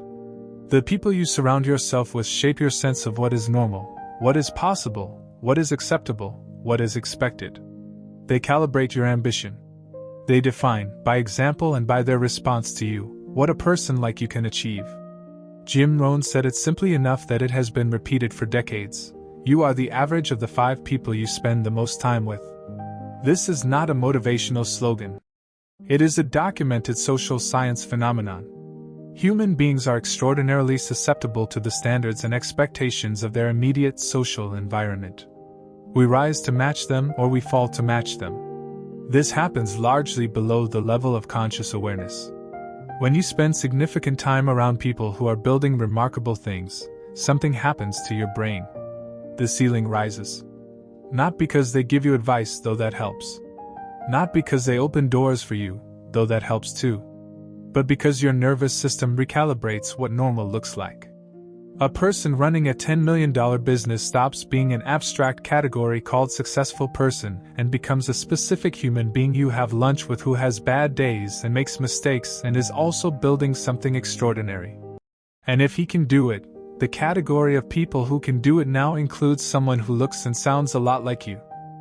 Conversely, when you spend significant time around people who are stuck, who are bitter, who complain consistently about the unfairness of their circumstances and the impossibility of change, your nervous system recalibrates downward. You begin to see their limitations as wisdom. Their complaints begin to sound like analysis. Their stagnation begins to feel like stability. You are allowed to choose differently. This needs to be said directly because a lot of men carry this rule as a guilt they cannot act on. They know their environment is limiting them. They know who the friction is. But they feel that doing anything about it would be a betrayal, a cruelty, an expression of arrogance. Who am I to decide I have outgrown these people? What kind of person abandons the people who were there for him when things were hard? You do not have to abandon anyone. You do not have to make dramatic declarations or burn bridges or treat people as though they are enemies because they are not expanding your potential. Subtly, deliberately, you redirect your time and energy. You begin investing more heavily in the relationships that fuel you. You seek out people who are doing things you want to do, who think in ways you want to think, who hold standards you want to hold. You become genuinely interested in them. You offer value before you ask for anything. You show up consistently. You are patient. And over time, your social environment shifts. Not because you purged it, but because you built a new one alongside it. The proportion changes. The calibration shifts. The man from the neighborhood with the understood ceiling eventually moved. Not geographically, though that happened too. He moved socially. He found his way into rooms with different kinds of people. It was uncomfortable at first. He did not feel like he belonged. He said things that landed wrong and asked questions that revealed how much he did not yet know. But he stayed. He stayed and watched and listened and contributed what he could and asked better questions over time. And slowly, the ceiling in his mind rose to match the ceiling in the room. And then one day he realized the ceiling was gone. He had been in rooms long enough where ceilings were not discussed that his mind had stopped generating them. The people around you are shaping you every single day, whether you are paying attention to it or not. You can let that happen unconsciously, by default, carried along by geography and habit and the social inheritance of your past. Or you can make deliberate, intentional decisions about your environment as seriously as you make decisions about your diet, your fitness, your financial strategy.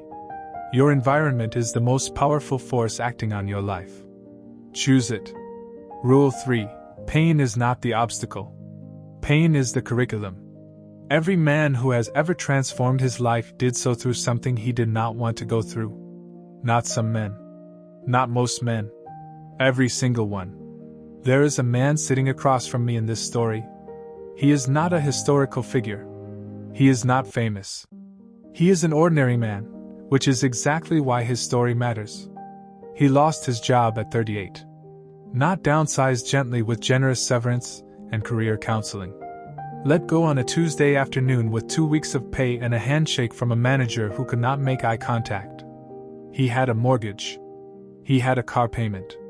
He had 2 children who needed things that cost money and a wife who was frightened and trying not to show it. He sat in his car in the parking lot of the company where he had spent 11 years, and he had a feeling he would later describe as the floor disappearing. Not grief exactly. Not anger exactly. Something worse. A sudden, vertiginous sense that the structure he had been standing on was not as solid as he had believed, that the thing he had been trading his best hours and his deepest energy for had never been his in the way he imagined. For 3 weeks, he did almost nothing. He applied for some jobs mechanically and without belief. He watched television until late at night and slept until 10 in the morning. He was in pain, and he was doing what almost every human being does instinctively with pain. He was trying to minimize contact with it. He was trying to get comfortable enough to survive it. And then something shifted. He will tell you it happened on a Thursday morning when he was sitting with his coffee and his youngest daughter came into the kitchen and asked him why he was home again. And he looked at his daughter, and he did not have a good answer. Not for her. Not for himself. And in that moment the pain stopped being something to avoid and became something to listen to. He asked himself, with real honesty, for the first time in years, what do I actually want to build? Not what job is available. Not what credential do I already have. What do I want to build with the time I have left? The answer surprised him. He had spent 11 years in corporate supply chain management, and he had known for most of that time, in the way you know things you do not let yourself fully acknowledge, that what he actually wanted to do was something in construction. Physical, structural, real. He had grown up watching his father build things, and there was a satisfaction in it that no amount of efficiency reports and quarterly targets had ever replicated. He did not quit his job search to follow his passion. That is a children's story. He started small. He took a night course. He spent weekends learning. He took on small projects for almost no money to develop a real skill base. He kept applying for jobs that would keep the lights on while he built. He failed at things. He miscalculated on a small contract and lost money on it. He had to call a client and explain that he had gotten something wrong. He had conversations with his wife that were hard, about risk and stability, and what they were willing to sacrifice for what they were trying to build. But here is the thing. The pain of the Tuesday afternoon in the parking lot, that floor disappearing feeling that he had spent 3 weeks trying to escape, turned out to be the most important thing that had ever happened to him. Because it broke the structure. It dissolved the false stability that had been keeping him in a comfortable cage. It forced him to ask a question he had been avoiding for a decade. And the answer to that question, found in the middle of the worst period of his adult life, became the foundation of something real. 5 years later he ran a construction company with 14 employees and work coming in faster than he could take it. He did not get there because things went smoothly. He got there because the pain cracked him open at exactly the right angle and he was finally willing to look at what was inside. This is the third brutal rule. Pain is not the obstacle. Pain is the curriculum. Every spiritual tradition in human history, every philosophical school that has survived long enough to be worth studying, every man who has written honestly about transformation, arrives at this same understanding from a different direction. Pain is not proof that you are failing. Pain is not evidence that you are on the wrong path. Pain, the right kind of pain, the pain of growth and confrontation and honest self-examination, is the most direct route available to you toward becoming the person you are capable of being. Stoicism, one of the most practical and durable philosophical systems ever developed, built its entire architecture around this insight. The Stoics did not believe that pain should be sought for its own sake. They were not masochists. They were practical men who had observed something true and built a methodology around it. They observed that the men who flourished, who built lives of genuine meaning and contribution and internal strength, were consistently the men who had learned to approach adversity as instruction rather than punishment. Epictetus was a slave. Not metaphorically. A literal slave in the Roman Empire. He had no freedom of movement, no property, no rights that anyone was bound to respect. He was, by every external metric, in the worst possible situation a human being could occupy in his era. And what he concluded from the totality of his experience was not that life was cruel, or that the universe was indifferent. What he concluded was that the only thing that could never be taken from a man was his response. His interpretation. His choice about what the experience would mean and what it would make him. He became one of the most influential thinkers in Western civilization, read and quoted by emperors, including Marcus Aurelius, who faced his own category of suffering in leading the Roman Empire through plague and war and betrayal. And what Marcus Aurelius drew from Epictetus was not comfort. It was this. The impediment to action advances action. What stands in the way becomes the way. This is not a slogan. This is a description of a mechanism. When you stop treating obstacles as interruptions to your journey and start treating them as the journey itself, when you stop asking why is this happening to me and start asking what is this trying to teach me, the relationship between you and your circumstances changes in a fundamental way. You become a different kind of processor. Where before you tried to route around pain and difficulty, now you route through it. And routing through it, you develop capacities that simply cannot be developed any other way. Think about every significant strength you possess right now. The things you are genuinely good at. The places where you are resilient, capable, confident. Trace any of them backward and you will find, without exception, a period of difficulty that built it. You are patient because you had to wait for something important in a way that was genuinely hard. You are not intimidated by conflict because you went through something that forced you to learn how to hold your ground. You know how to manage money because you were once without it in a way that frightened you. Every strength has a corresponding wound somewhere in its history. This is not coincidence. This is the mechanism. Strength does not come from ease. Competence does not come from comfort. Character does not come from the absence of difficulty. They come from contact with difficulty, specific kinds of difficulty, engaged with honestly and with the intention to learn. The men who never develop real strength are not the men who face the least difficulty. They are the men who successfully avoided engaging with the difficulty they faced. They routed around it. They minimized contact. They numbed it, distracted from it, fled it, deferred it. And so the curriculum was never completed, and the strength was never built.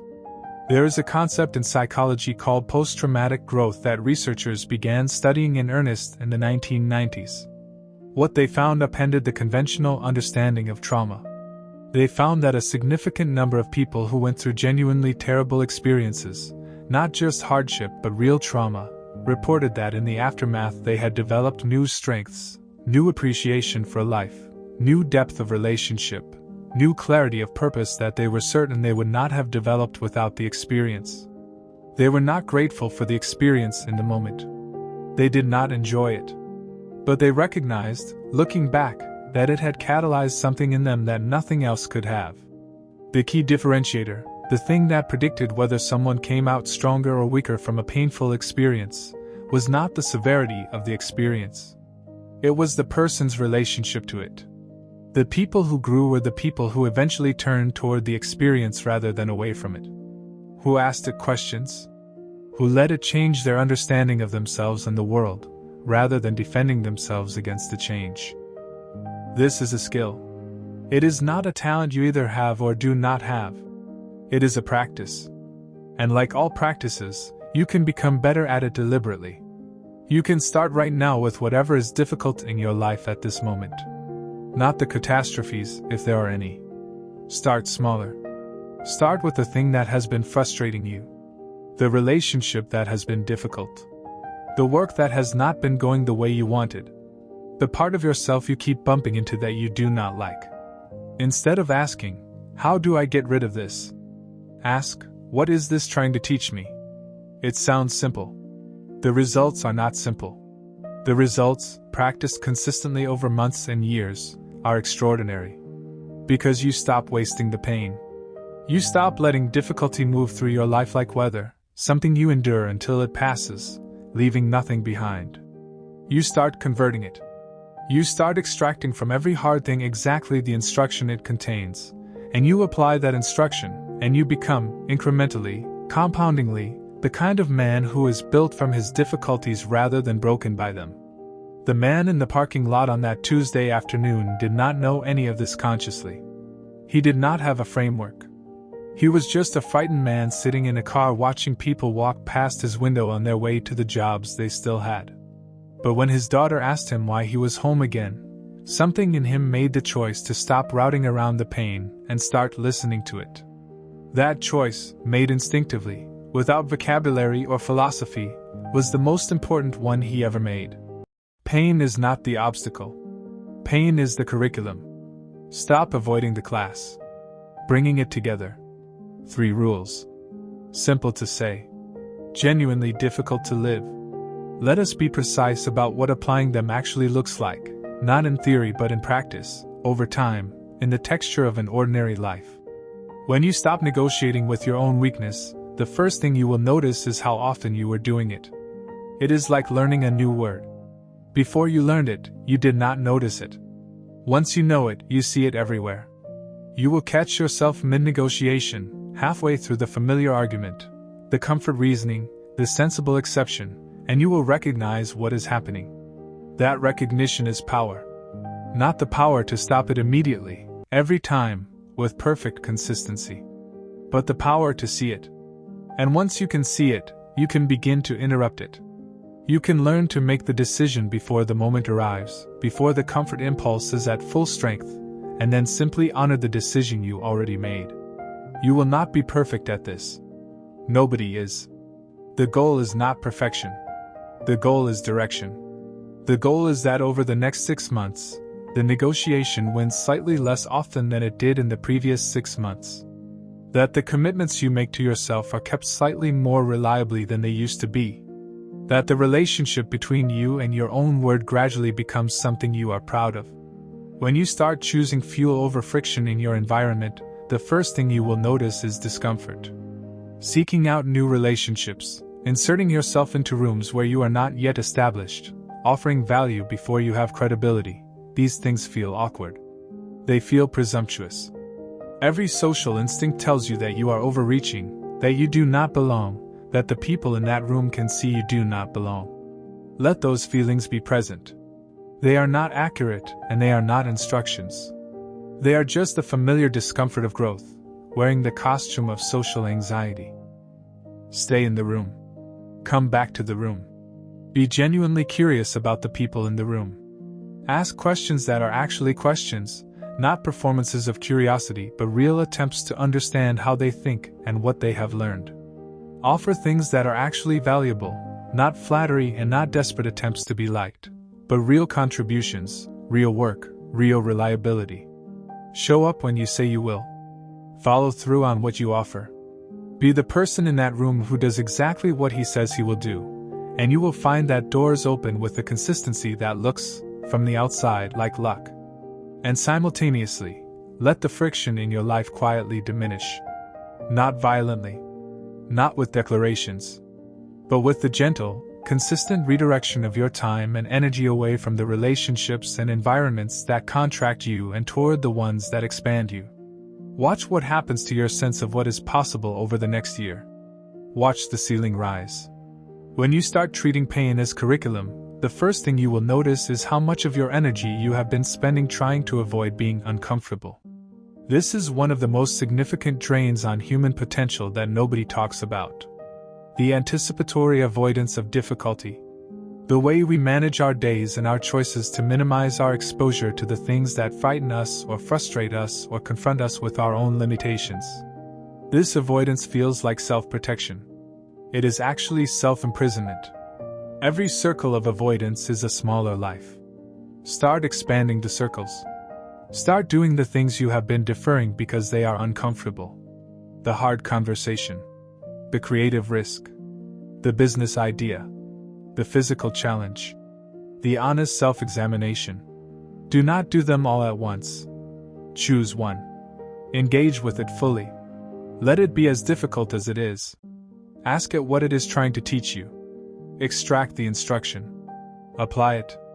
And then do it again with something else. Over time, your relationship to difficulty changes. It becomes less frightening. Not because the difficulty becomes less difficult, but because you have accumulated evidence that you can move through hard things and emerge with something valuable. You have a track record with yourself. And a man with a track record of moving through hard things is a fundamentally different kind of person than a man who has spent years routing around them. The life that is waiting for you. Here is what I want to leave you with. The life that is available to you, the version of your life that is possible if these 3 rules become the operating system rather than interesting ideas you encountered once in a video. That life is not dramatically different on the surface. You will probably live in roughly the same city. You will have roughly the same face. You will have the same history. Nothing about your past changes. What changes is the direction. What changes is the trajectory. And trajectory, compounded over years, produces outcomes that look like entirely different lives. The man who stops negotiating with his weakness does not become superhuman. He becomes reliable. He becomes the kind of man who can be counted on, by himself first and by others as a consequence. He becomes the man whose word means something, whose commitments produce results, whose character is something solid that he built rather than something he was simply given. And that man, over 5 years, over 10 years, builds things that the man governed by his comfort will look at from a distance with a feeling he cannot quite name. The man who chooses his environment deliberately does not become someone who has no loyalty or no roots. He becomes someone who has expanded his world. He still loves the people he has always loved. He has simply added people to his life who carry a different standard, a higher calibration, and that calibration becomes part of him. He thinks differently. His sense of the possible is different. His ambition is different. His sense of normal is different. And different normals produce different lives.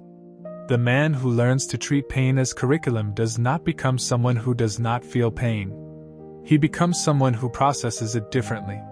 He becomes someone who knows, not theoretically but in his bones, that the hard things in his life have built him, that the suffering was not wasted, that the difficulty contained a cost, and that cost purchased something real. He becomes, over time, a man who is genuinely difficult to break. Not because life stops throwing hard things at him. Life never stops. But because his relationship to hard things has been fundamentally transformed. He is no longer trying to avoid them. He is moving through them, extracting from them, converting them. These 3 men are the same man. They are all you, at different stages of the same transformation, if you choose to pursue it. Follow me, because this content is going to keep going deeper. Every video is built to give you something you can apply immediately, something that actually changes how you move through your day, your week, your life. Not inspiration that fades. Not motivation that you need another hit of tomorrow. Real frameworks. Real principles. The kind that have stood for centuries because they are simply true about how human beings work, and how lives get built, and how men become the architects of their existence rather than the passengers. If this video reached something in you, if something in here landed the way you needed it to land, share it. Pass it on to the man in your life who needs to hear this. Because the truth is, most people will never stumble across these ideas by accident. Most people will live their entire lives inside the default program, inside the comfortable negotiation, inside the limiting environment, inside the avoidance of the pain that would have built them. If you can put this in front of even one person who needed it, that matters. The 3 rules are simple. Stop negotiating with your own weakness. Choose your environment with the same seriousness you would choose anything else that shapes the most important outcomes of your life. And stop treating pain as the enemy. Start treating it as the teacher. Everything is available to the man who lives by these rules. Not everything is easy, but everything is possible. Now go build it. She is sitting right across from you, and something has shifted. You can feel it. You just cannot name it. That feeling you have in that moment, that quiet electricity in the air, that subtle but undeniable change in how she is looking at you, moving around you, speaking to you, that is not your imagination. That is biology speaking a language most men were never taught to read. And here is what is fascinating. Most men spend enormous amounts of energy trying to impress women, trying to say the right things, trying to look the right way, while completely missing the most important communication happening right in front of them. The signals. The unspoken ones. The ones that do not come with a manual, the ones she herself may not even be fully conscious of sending. Women are extraordinary communicators, but not always through words. They communicate through behavior, through proximity, through tone, through tiny unconscious rituals that their bodies perform long before their mouths ever say a single word. And if you are a man who has never studied this, you have been walking through life half blind. Now, before we go any further, I want to be clear about what this conversation is really about, because this is not a cheap list of pickup artist tricks. This is not about manipulation. This is not about exploitation. This is about awareness. It is about the kind of deep, calm, grounded awareness that the Stoics built their entire philosophy around. Marcus Aurelius did not become one of the most powerful men in the ancient world by being reactive. He became powerful by being observant. By understanding human nature at its root. By seeing what was actually happening rather than what people were saying was happening. Epictetus taught that the untrained eye sees the surface of things. The trained mind sees the architecture beneath. That is what we are building today. Trained perception. The ability to read the room, read the person, read the moment, without panic, without ego, without desperation. A Stoic man does not chase signals. He reads them, understands them, and responds with quiet, deliberate intention. Follow me right now, because this channel is where psychology meets wisdom, and what we unpack here will change the way you see every interaction you have for the rest of your life. Let us get into it. There is a man named Daniel. He is 32 years old, works in finance, reasonably attractive, educated, a decent guy by most measures. He has been on 4 dates with a woman named Sophia over the past 3 weeks. Sophia is warm, funny, thoughtful. Daniel likes her a lot. After their 4th dinner together, they are standing by her apartment door, and Daniel is paralyzed. He does not know what Sophia wants. He does not know if she wants him to come in. He does not know if she is interested at a deeper level. She has not said anything explicitly, and because she has not said it, Daniel leaves. He goes home. He sends a polite text. He waits. Sophia, on the other hand, is standing in her apartment thinking about the 3 times she touched his arm during dinner. The way she kept adjusting her hair when he spoke. The way she had deliberately chosen a dress she felt beautiful in for this specific dinner. The way she lingered at the door. She is not upset that he left. She is confused. She thought she had made herself clear. She had. He just did not speak her language. That gap, the gap between what she communicated and what he received, that is the gap we are closing today. Number 1. She starts paying obsessive attention to her appearance right before she sees you. Now, I do not mean she tidies up a little. I mean she invests. There is a difference between a woman who does her regular routine and a woman who is performing for someone specific. When attraction and desire are present, a woman's relationship with her own body changes. She becomes hyper-aware of how she looks, how she smells, how her clothes fit. She might spend 45 minutes on hair she usually does in 10. She might change outfits 3 times. She might reapply perfume twice. She might check herself in the mirror not once, not twice, but 6 or 7 times before leaving the house. This is biology. This is not vanity. This is the female system doing exactly what it evolved to do, which is to present the self as desirable to someone it has identified as desirable. Anthropologists call it preening behavior. It exists in virtually every species on the planet. The peacock spreads his feathers. The human female, well, she finds her favorite dress. And here is the Stoic angle that makes this profound rather than superficial. A Stoic practitioner looks beneath behavior to understand the deeper truth it points to. When you see this behavior in a woman you are spending time with, what it tells you is not just that she finds you attractive. It tells you that she is investing in the experience of being with you. Investment precedes desire, and desire precedes vulnerability. She is doing the internal work of preparing herself to be seen. That is intimate. That is significant. Most men walk past this and notice nothing. The undisciplined man sees a woman who looks nice and says something generic like, "You look great." The man with trained perception sees a woman who has spent real energy preparing herself for this moment, and he acknowledges the effort, not just the result. He says something like, "You really put thought into tonight." Or he simply holds her gaze a second longer than usual, which communicates that he sees her. Not just her appearance, but her effort. Marcus Aurelius wrote in Meditations, "Look beneath the surface. Let not the quality or worth of anything escape you." This is what he meant. Not just aesthetics. The invisible architecture beneath. Number 2. Her voice changes. This is one of the most scientifically documented signals in the entire field of human attraction psychology, and yet almost no one talks about it in practical terms. Research from institutions including University College London has repeatedly shown that women unconsciously lower the pitch of their voice when speaking to a man they are attracted to. Not dramatically, not in a way that sounds theatrical, but measurably. The voice becomes slightly lower, slightly softer, slightly more breathy. There is also a slowdown in pace. She speaks more carefully, more intentionally. Words are weighted differently. Why does this happen? Because the voice is one of the most intimate tools of communication the human body possesses. A lowered, softer voice is not just pleasant, it is a signal of openness. It is an invitation.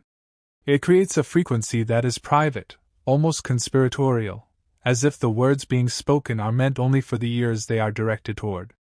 If you are in a group and you notice that she speaks one way to everyone else and then something imperceptibly shifts when she turns to you, something in the register, the pace, the texture of her voice, that is not an accident. That is a signal. The Stoic lesson here is about silence and listening. Epictetus said, "We have 2 ears and 1 mouth so that we can listen twice as much as we speak."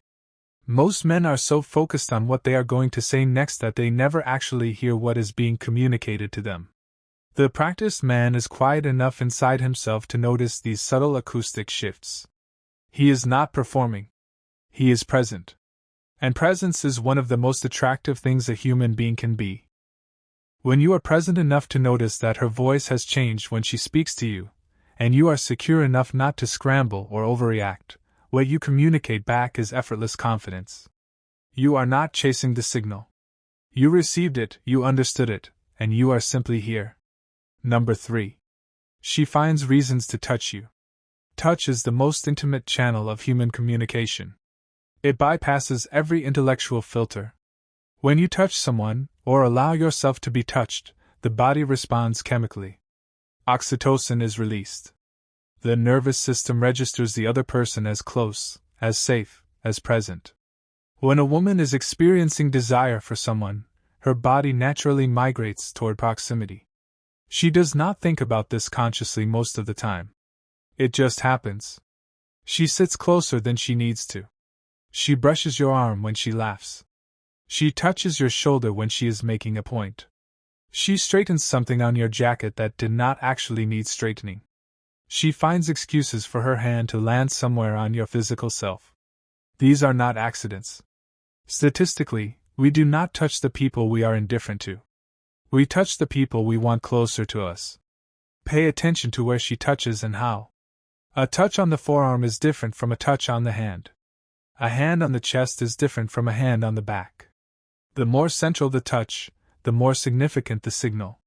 The longer the contact lingers before withdrawal, the more intentional it is.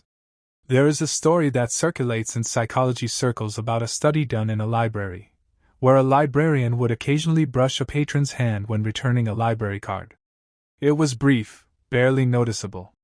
When patrons were surveyed afterward, those who had been touched rated the library higher, rated the librarian as warmer, and reported feeling happier, even when they had no conscious memory of being touched. The body registers contact that the mind barely records. This is how powerful touch is. And this is why when a woman is initiating it, you should receive it with full awareness.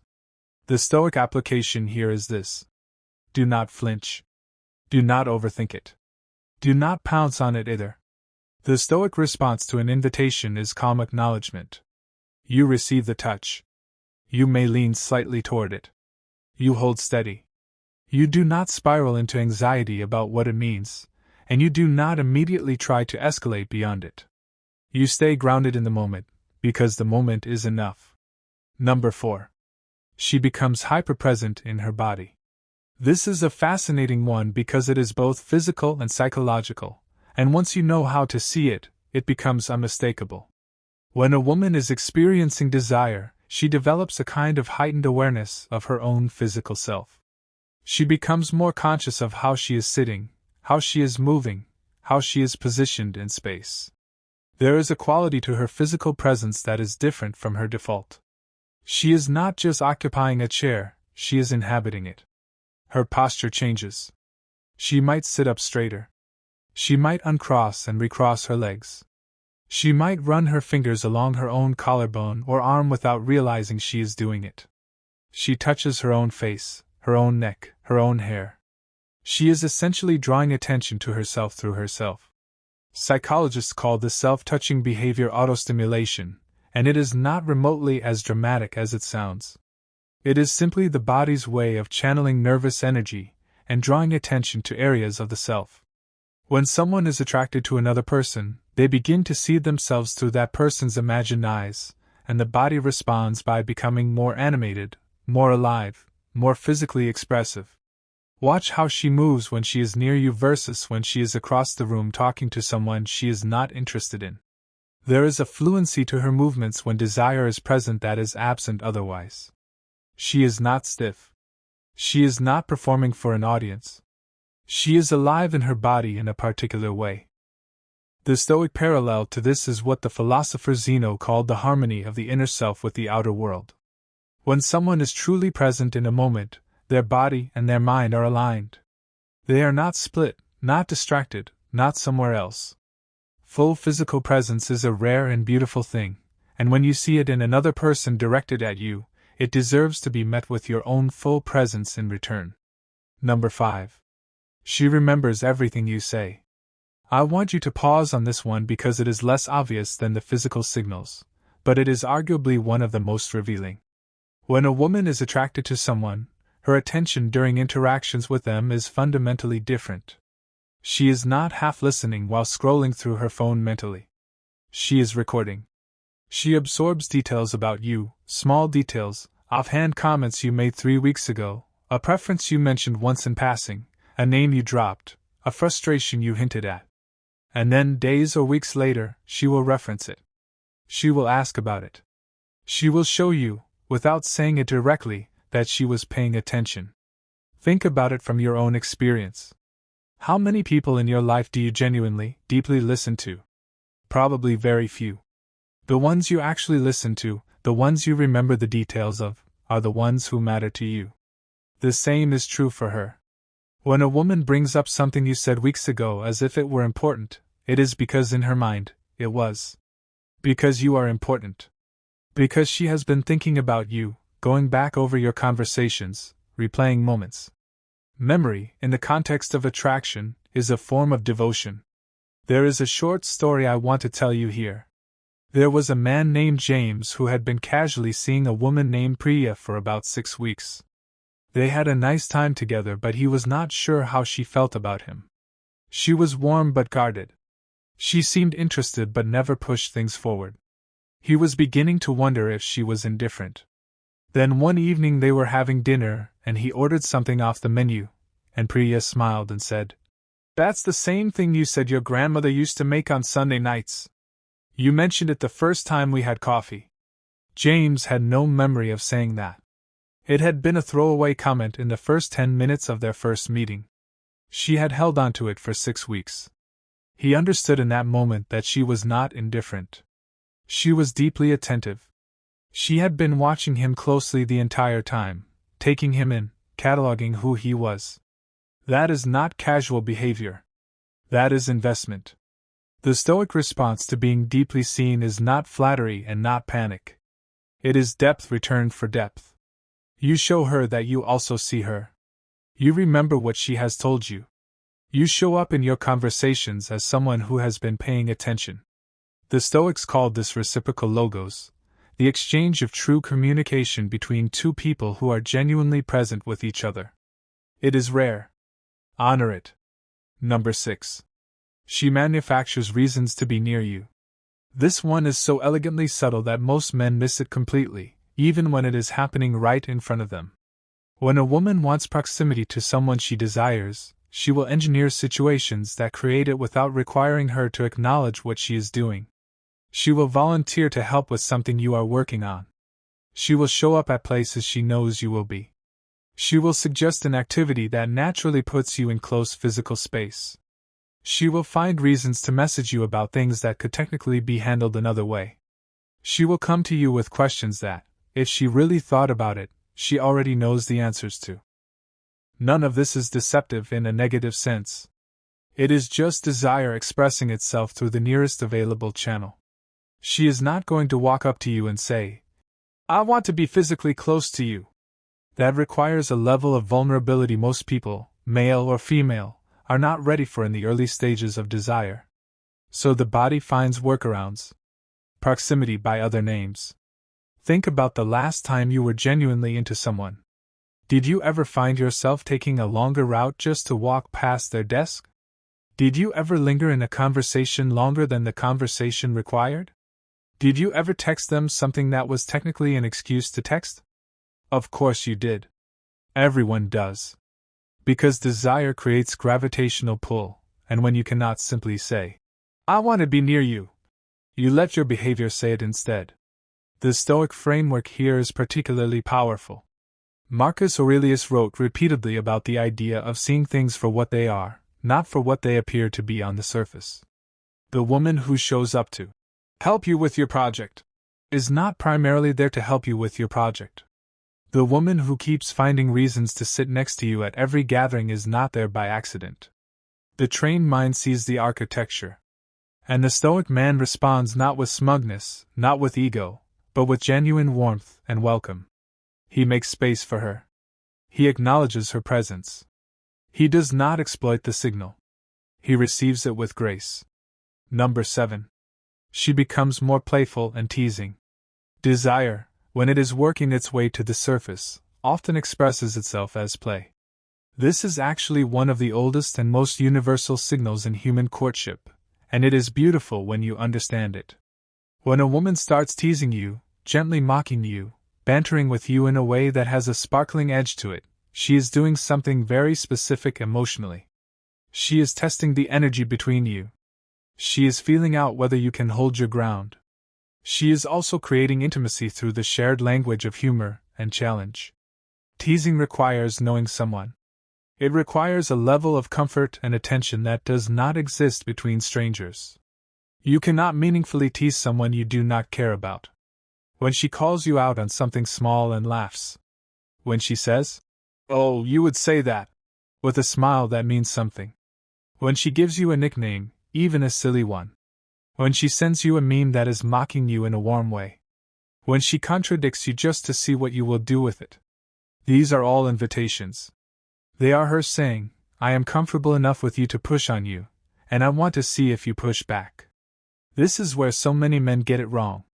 The untrained man either wilts under teasing, becoming defensive and killing the energy, or he takes it too seriously and interprets it as an insult. The Stoic man does either. He receives the tease with a half smile. He returns it with measured wit. He holds his ground without aggression. He plays the game at the level she set it, which shows her that he is confident enough to be challenged without crumbling. The Stoics were deeply interested in the concept of equanimity, the ability to remain stable and composed regardless of what is being thrown at you.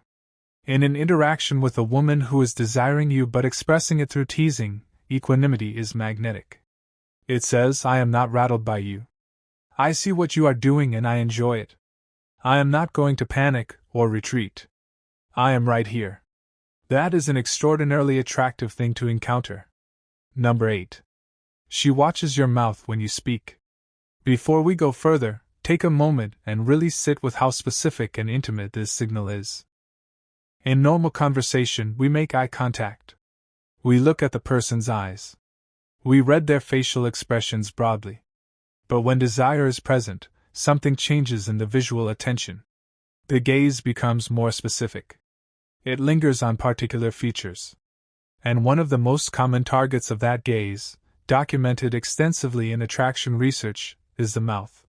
When a woman is attracted to someone and that attraction is building towards something more physical, her visual attention will drift repeatedly to his mouth when he speaks. Not because she is trying to lip read. Because the brain is doing something involuntary. It is connecting the image of his physical self to an imagined physical future. The mouth is intimate. The mouth is personal. Watching someone's mouth is an act of subtle, barely conscious desire. You will notice this if you pay attention. She makes eye contact, but then her gaze drops a few inches. Just briefly. Just for a second. And then back up. It happens multiple times in a conversation. She may not even know she is doing it. Similarly, she might find herself licking her own lips more often in conversation with you. Not in a dramatic, theatrical way. Just a subtle, frequent moistening that happens when the mouth becomes hyper-aware of itself as an object of potential intimacy. These are some of the most delicate signals in the human behavioral vocabulary, and they require stillness and attentiveness to notice. Which is exactly why the Stoic framework is so useful here. A man who is constantly performing, constantly occupied with his own image and his own next move, will never see these things. They are only visible to the man who is genuinely, quietly, calmly present. The man who is watching without performing. The man who is receiving without grasping.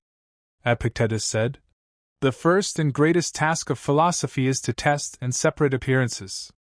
Your task in these moments is not to react to the signal. It is to simply see it clearly, know what it means, and hold that knowledge with calm confidence. Number 9. She becomes physically restless around you. There is a particular kind of restlessness that desire creates in the body, and it is different from ordinary nervousness. Nervousness comes from fear. This restlessness comes from energy that does not know where to go.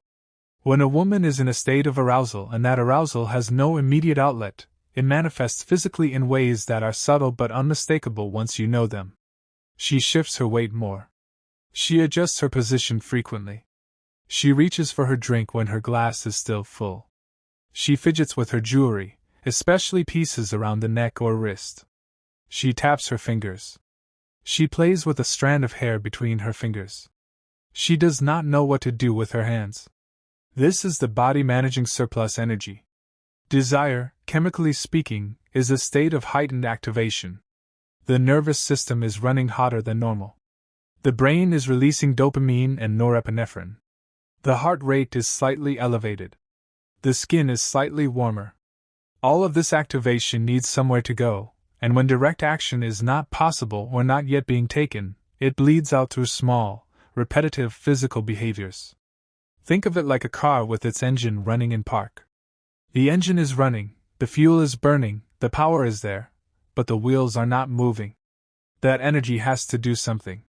It vibrates the whole vehicle slightly.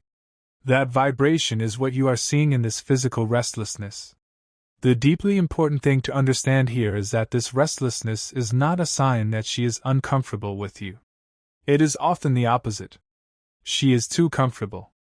She is too present. She is too in the moment with you. And the moment has ignited something in her that has no polite way to announce itself, so it announces itself through her hands, through her posture, through the way she cannot seem to stay still. The Stoic parallel here is the concept of controlled fire. The Stoics used fire as a metaphor for the animating energy of life itself. Fire is powerful and necessary and beautiful, but only when it is directed. The Stoic man does not stamp out the fire when he sees it. He directs it. He creates space for it. He brings his own calm presence to bear against the other person's heat, and in doing so, he transforms the tension from anxiety into intimacy. Number 10. She tells you private things.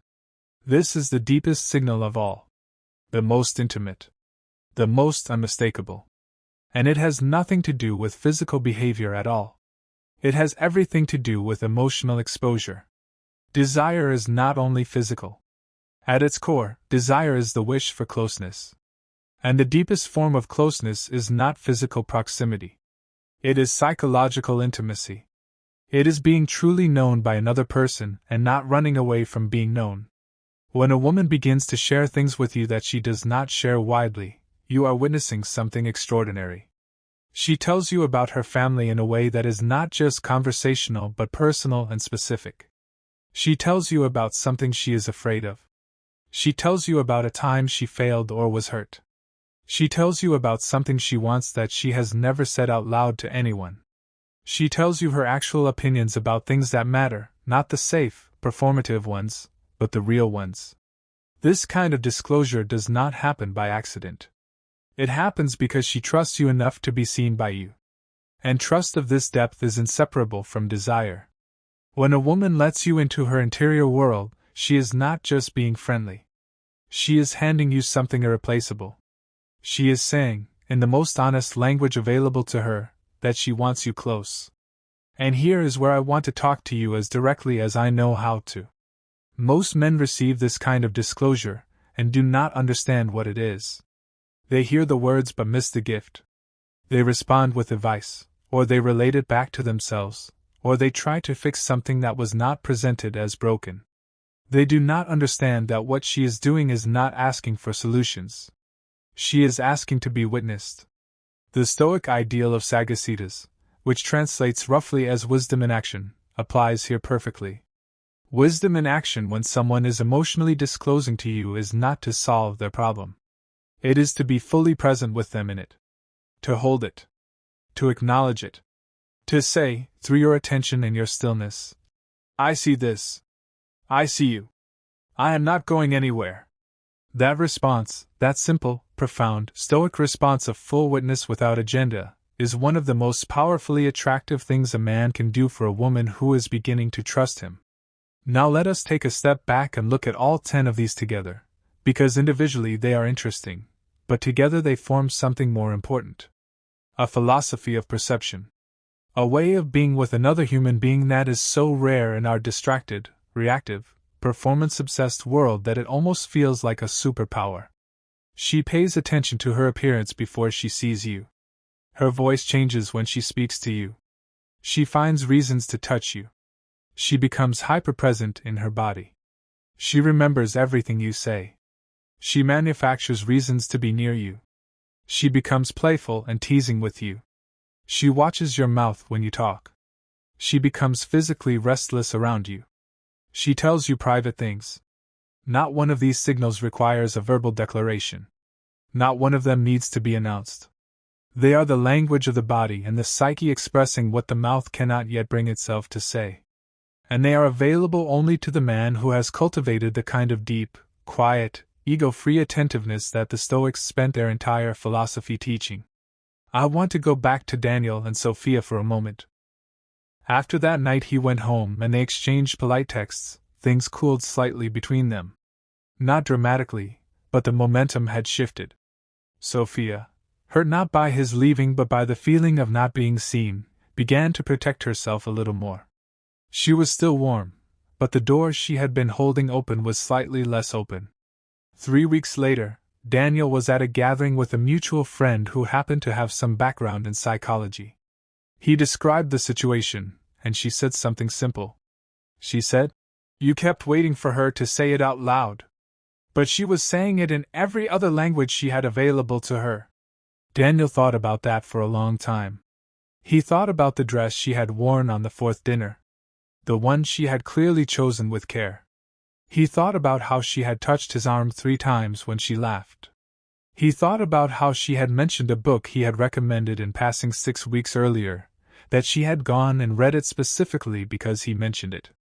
He thought about how she had stood at the door for what felt like a long time, not going inside, not inviting him in either, just standing there in that charged, waiting space. He understood, maybe for the first time in his adult life, that she had been speaking the whole time. He just had not been listening. He called her. He did not pretend nothing had happened. He said, "I think I missed some things. I was waiting for words when you were speaking in something else entirely. There was a pause on her end of the phone. Then she said, Yes. I was. They had dinner the following weekend. Here is what I want you to take from that story, and from everything we have covered today. The application is not tactical. The application is existential. It changes how you are in the world, not just with romantic partners but with every human being you encounter. When you develop the capacity to perceive beneath the surface of behavior, to notice what people are communicating through their bodies, their voices, their habits of attention, you become a fundamentally different kind of person. You become harder to fool, harder to manipulate, harder to ignore. You also become far more empathetic, because you understand that what people say and what people mean are not always the same thing, and you learn to honor both. The Stoics were not cold. That is a misunderstanding of their philosophy. They were precise. They were calm. But they were deeply, profoundly engaged with the world and with the people in it. Seneca wrote letters to his friend Lucilius for decades that are some of the most emotionally intelligent documents in human history. Marcus Aurelius wrote in his private journal about his love for his family, his grief at the loss of children, his deep longing to be a better man.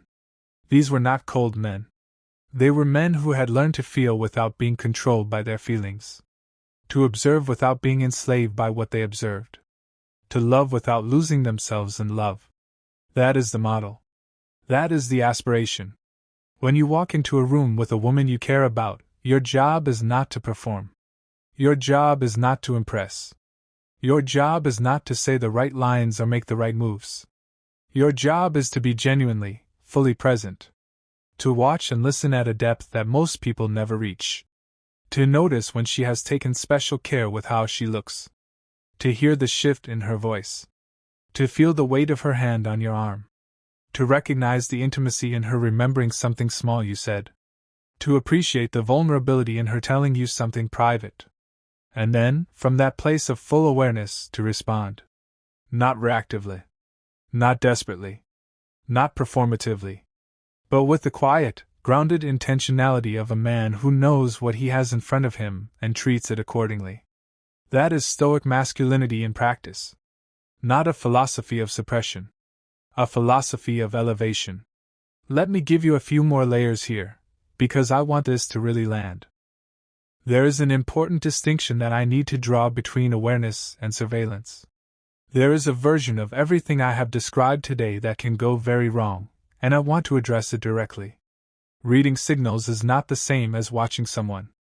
Awareness is not obsession. The Stoic framework is only healthy when it is grounded in genuine respect for the other person's autonomy. A woman's signals are hers. They are expressions of her inner state that she is allowing to be visible, sometimes consciously, sometimes not. They are not debts. They are not permissions. They are not contracts. When you observe a signal, you do not own it. You receive it. You hold it. And then you respond to it in a way that honors it while also respecting that she has the full right to change at any time. To pull back.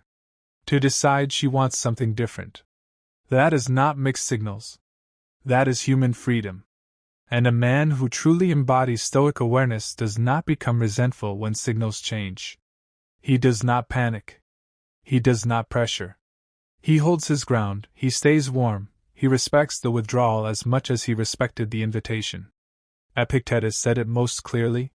Make the best use of what is in your power, and take the rest as it happens. You can read the room. You can be present. You can be attentive.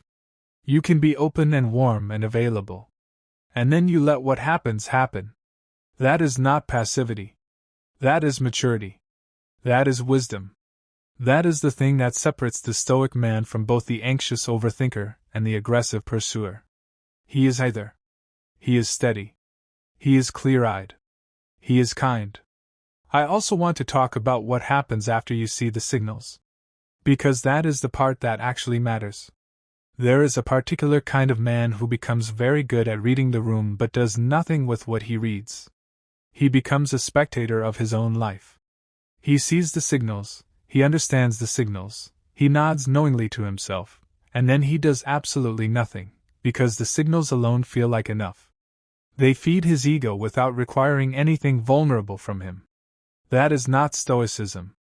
That is cowardice in philosopher's clothing. The Stoic tradition is a tradition of action, of courage. The word virtus in Latin, which is where we get the word virtue, comes from the same root as vir, meaning man, meaning strength. Virtue was not about thinking beautiful thoughts. It was about doing courageous things. When you have read the signals and you understand that this woman is communicating desire in the most honest language she has available to her, the Stoic response is not more observation.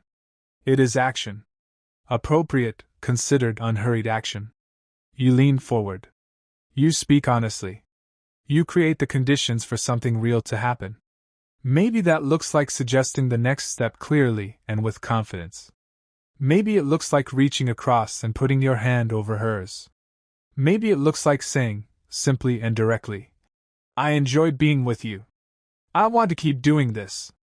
Maybe it looks like the thing that Daniel finally did, which was calling and saying, "I saw what I missed, and I am saying so now." The signal is not the destination. The signal is the invitation. The invitation requires a response. Let us spend a moment on one of the most underappreciated ideas in all of Stoic philosophy, which is the idea of the present moment as the only real arena of action. Marcus Aurelius wrote, "You have power over your mind, not outside events. Realize this, and you will find strength." What he was pointing at is something radical for his time and still radical now. The only place you can ever actually do anything is here and now. Not in the reconstructed past. Not in the imagined future. Here. When you are with a woman who is signaling desire for you, the worst thing you can do is be anywhere but there. If you are running mental projections of how this evening might go, you are not present. If you are reviewing the last 4 interactions for evidence of what she meant, you are not present. If you are worried about what she thinks of you in some abstract future sense, you are not present. The signals are happening now. The moment is now. She is here, in this body, in this room, with this particular quality of attention directed at you, and none of that exists in the past or the future. It only exists now.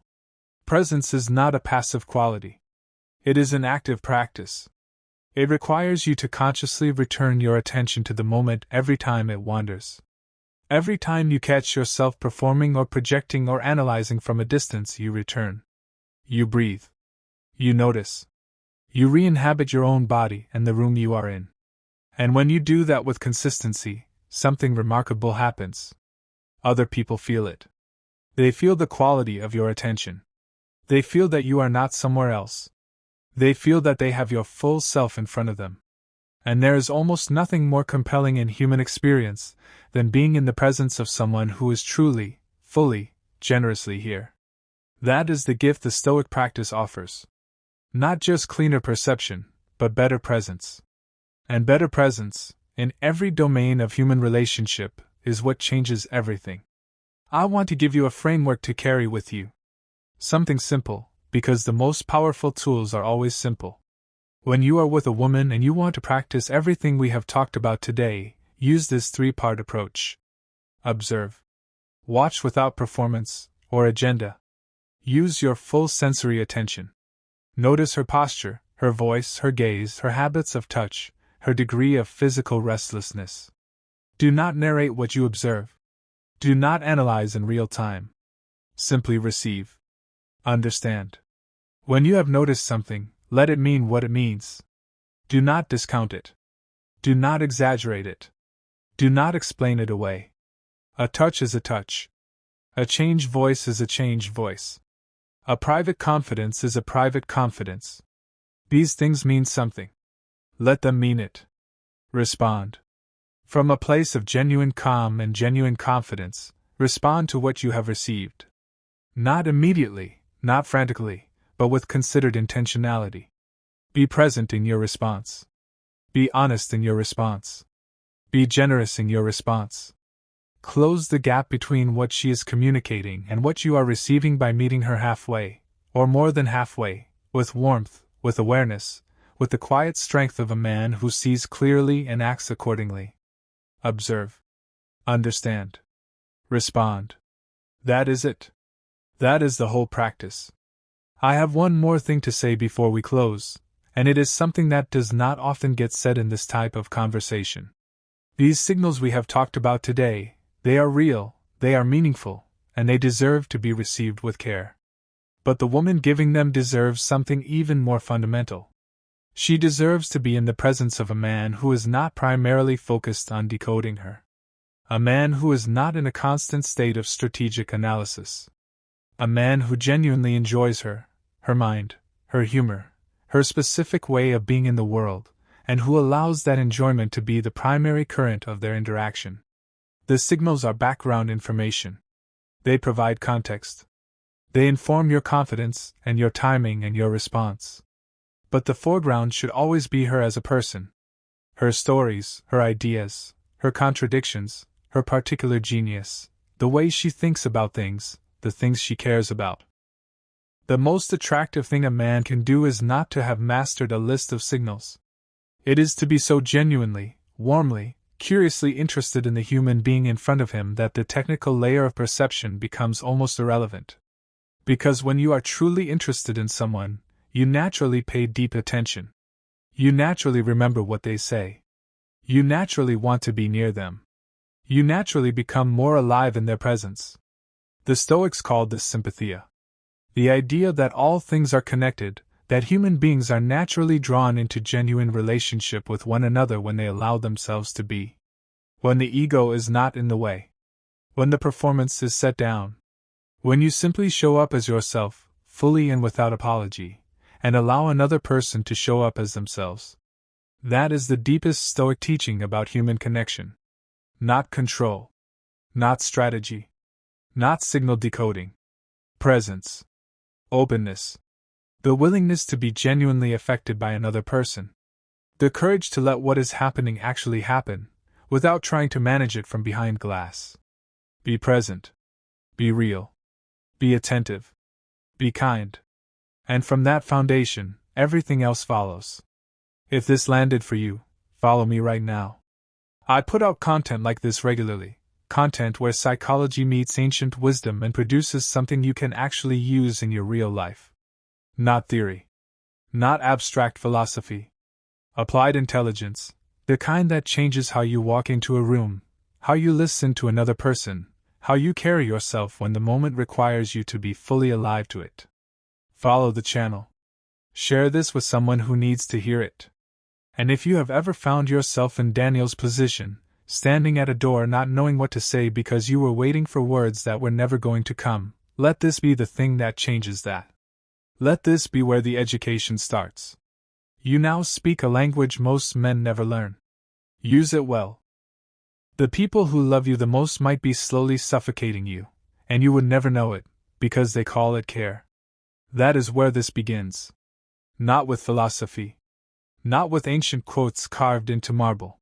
It begins with a man named Marcus Aurelius, the most powerful person alive on planet Earth at the time, sitting alone in a tent on the border of a war zone, writing in a private journal that he never intended for anyone to read.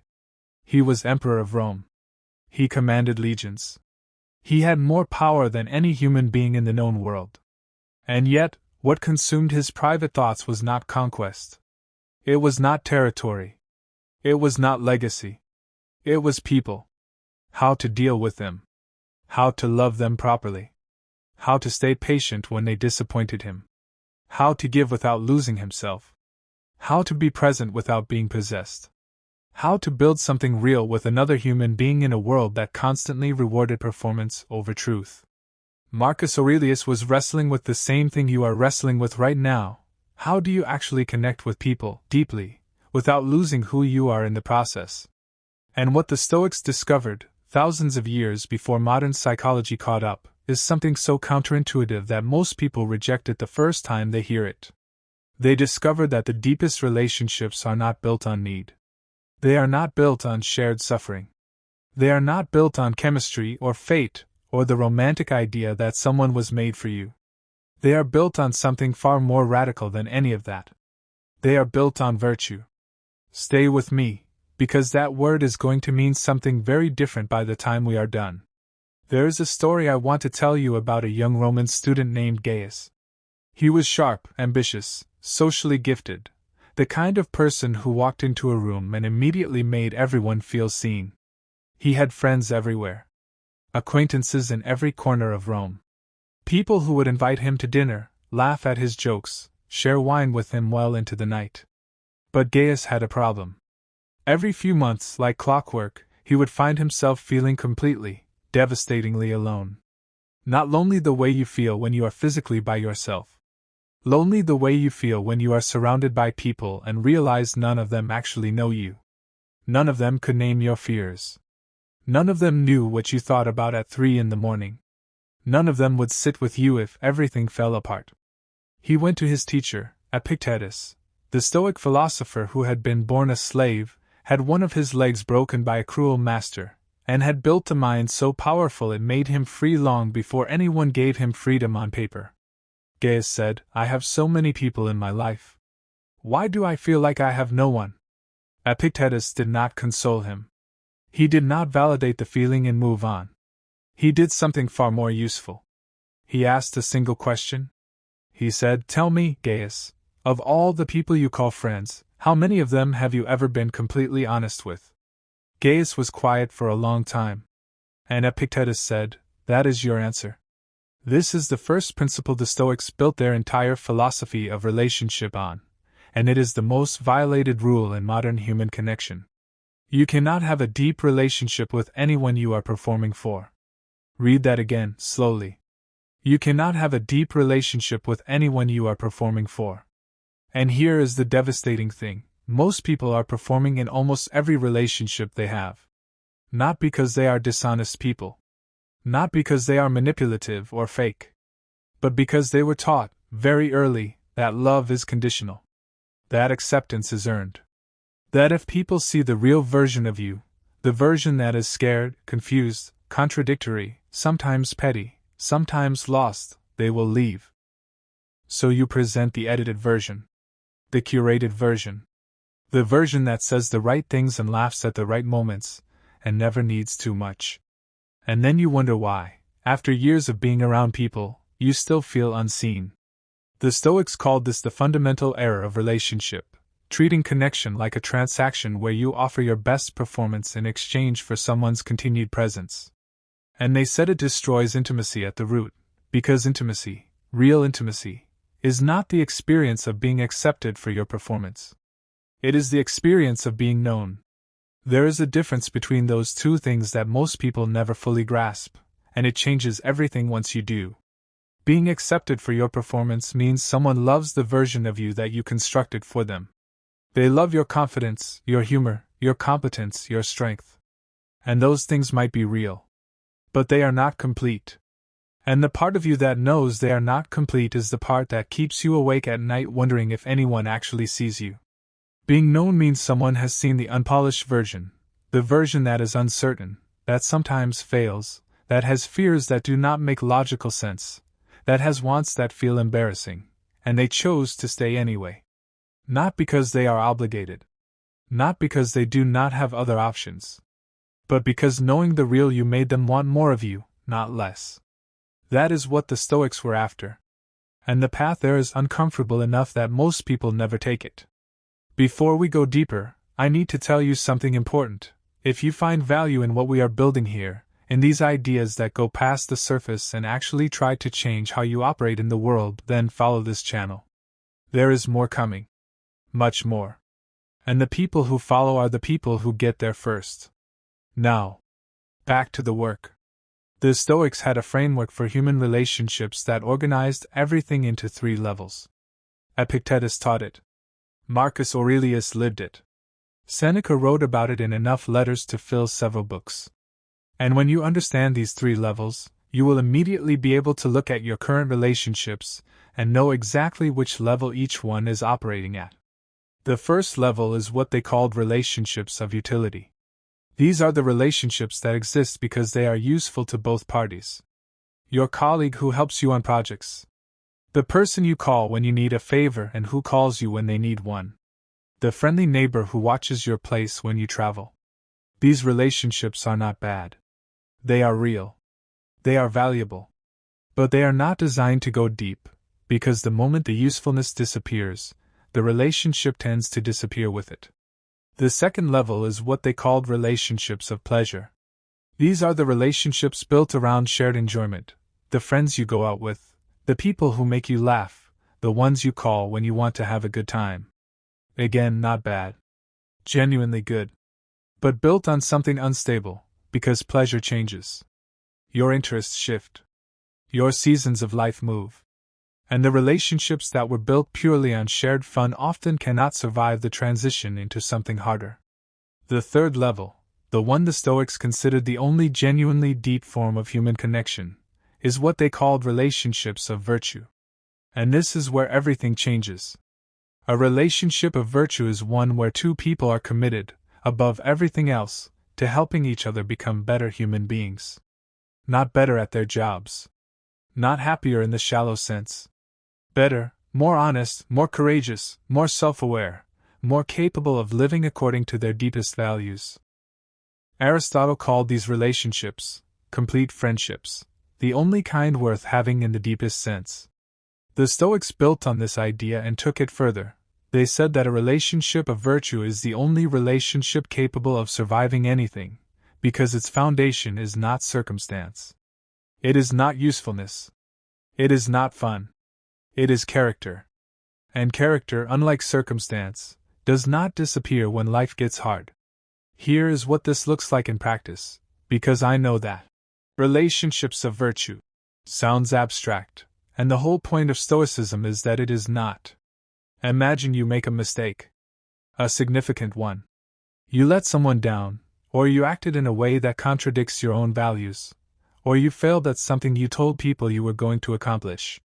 In a relationship of utility, the response to your failure depends entirely on how it affects the utility. If it does not affect the usefulness of the relationship, the other person might not even care much about the mistake. If it does affect it, the relationship weakens or ends. In a relationship of pleasure, the response depends on whether your failure makes you less enjoyable to be around. If your failure brings weight into the relationship, if it makes things serious when they used to be light, people who are there for the pleasure often pull back.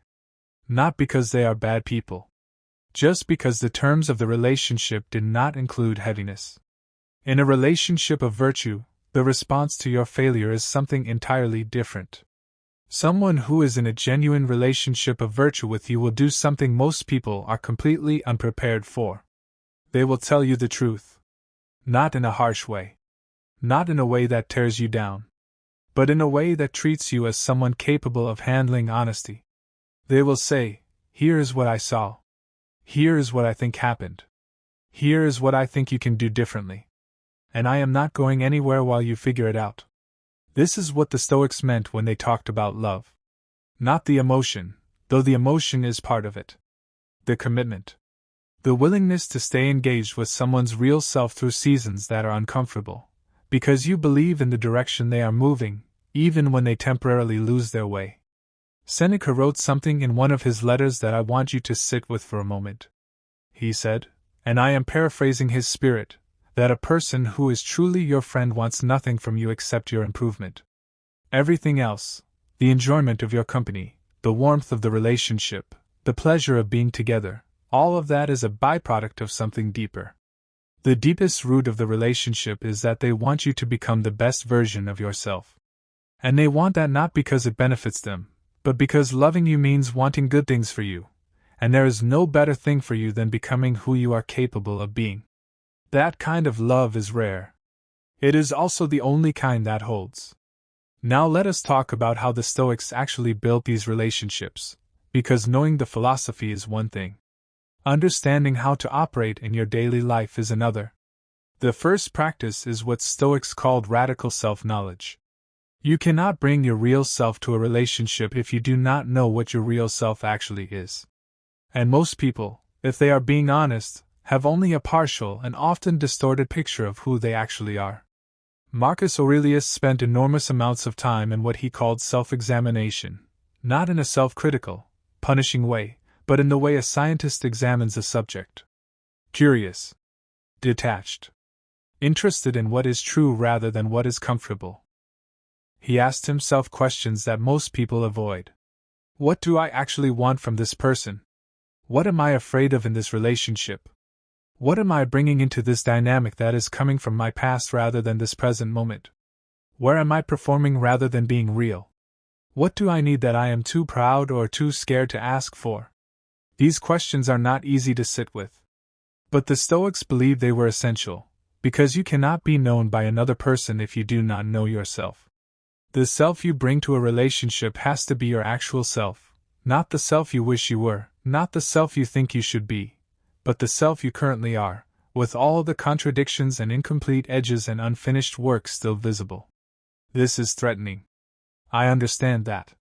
We live in a culture that is constantly showing us the edited, filtered, optimized version of everyone else's life, and comparing our unedited, unfiltered, messy real life to those versions.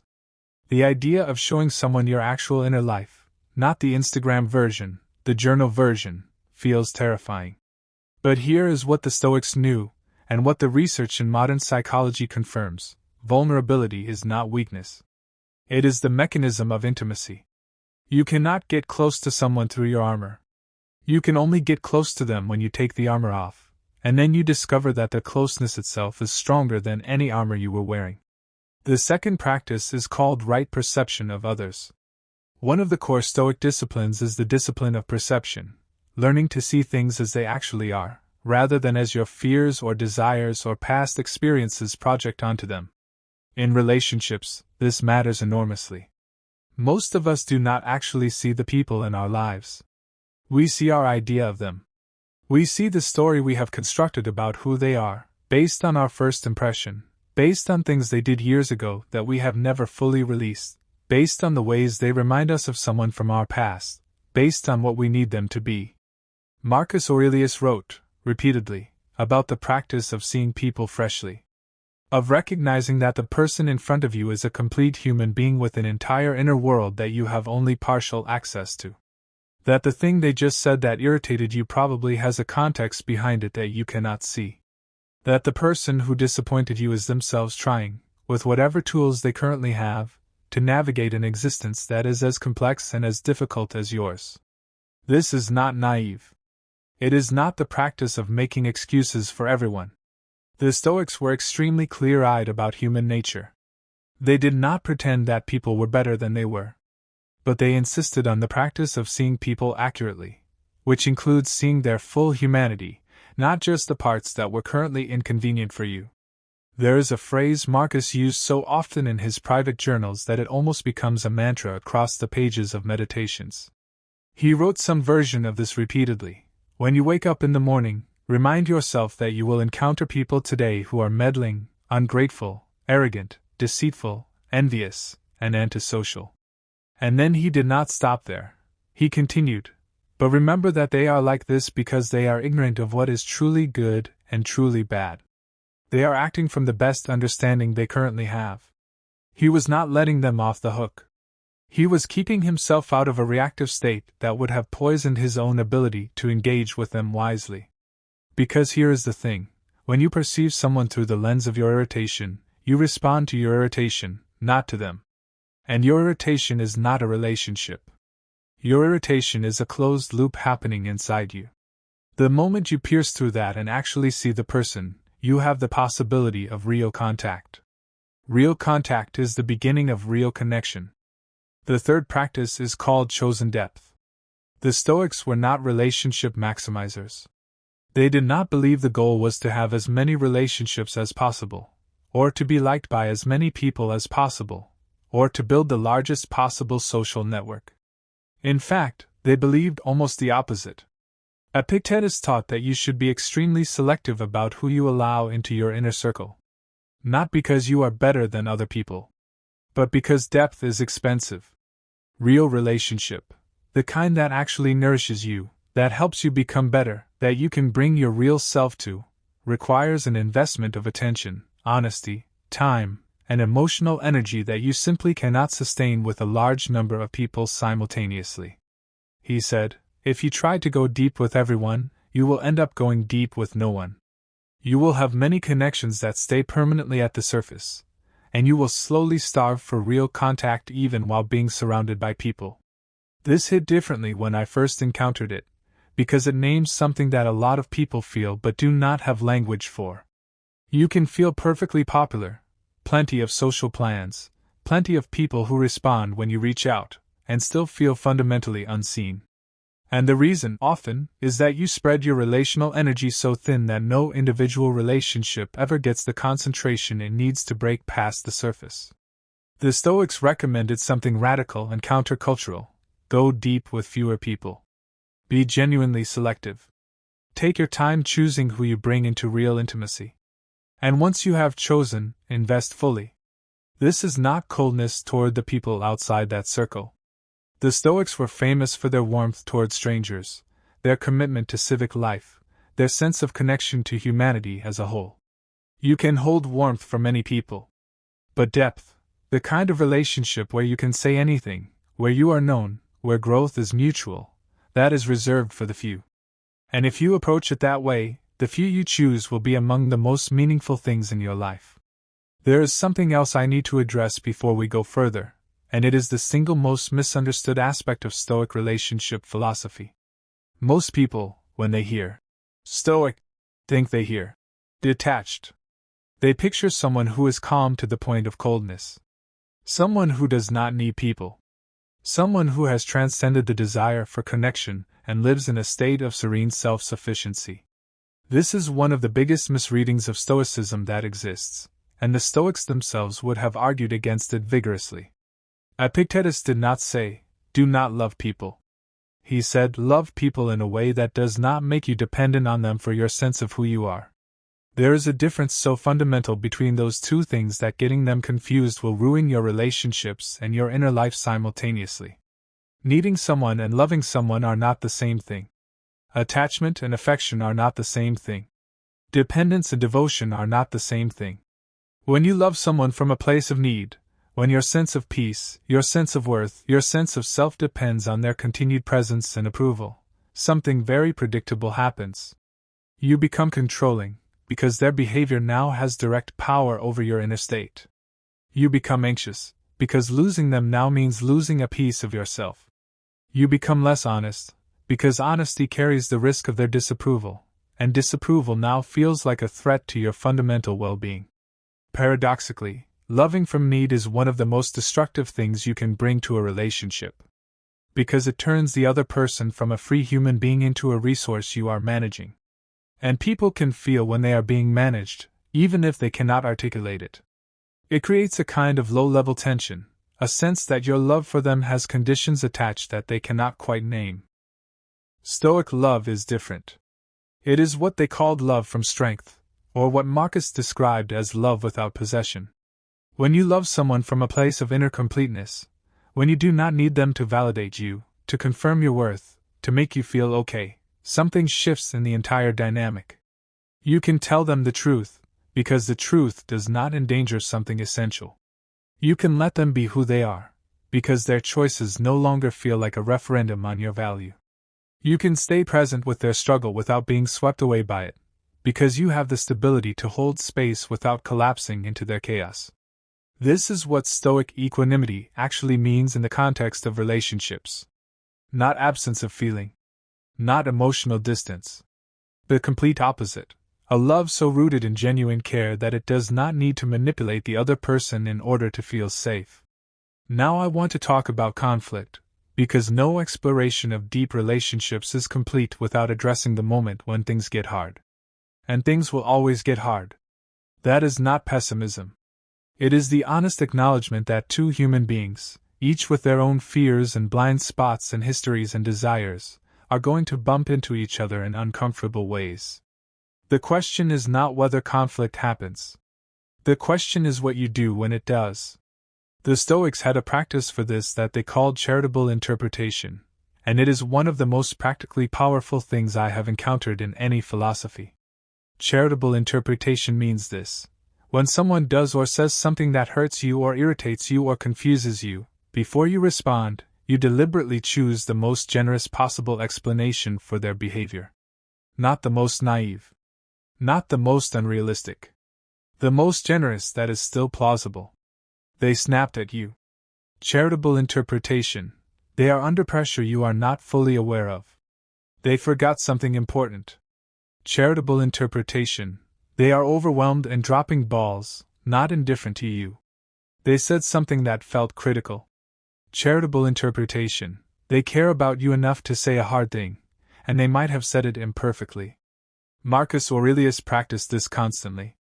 His journals are full of moments where he talks himself down from a reactive position by deliberately constructing the most charitable explanation for someone's behavior. Not to avoid accountability. When someone genuinely wronged him, he addressed it. But he refused to build his response on the worst possible interpretation of their motives, because he knew that would guarantee a destructive interaction. The reason this matters so much for deep relationships specifically is this: deep relationships are only possible between people who trust that they are seen generously. If you know that the person you love will immediately go to the worst interpretation of your behavior when something goes wrong, you will never be fully yourself with them.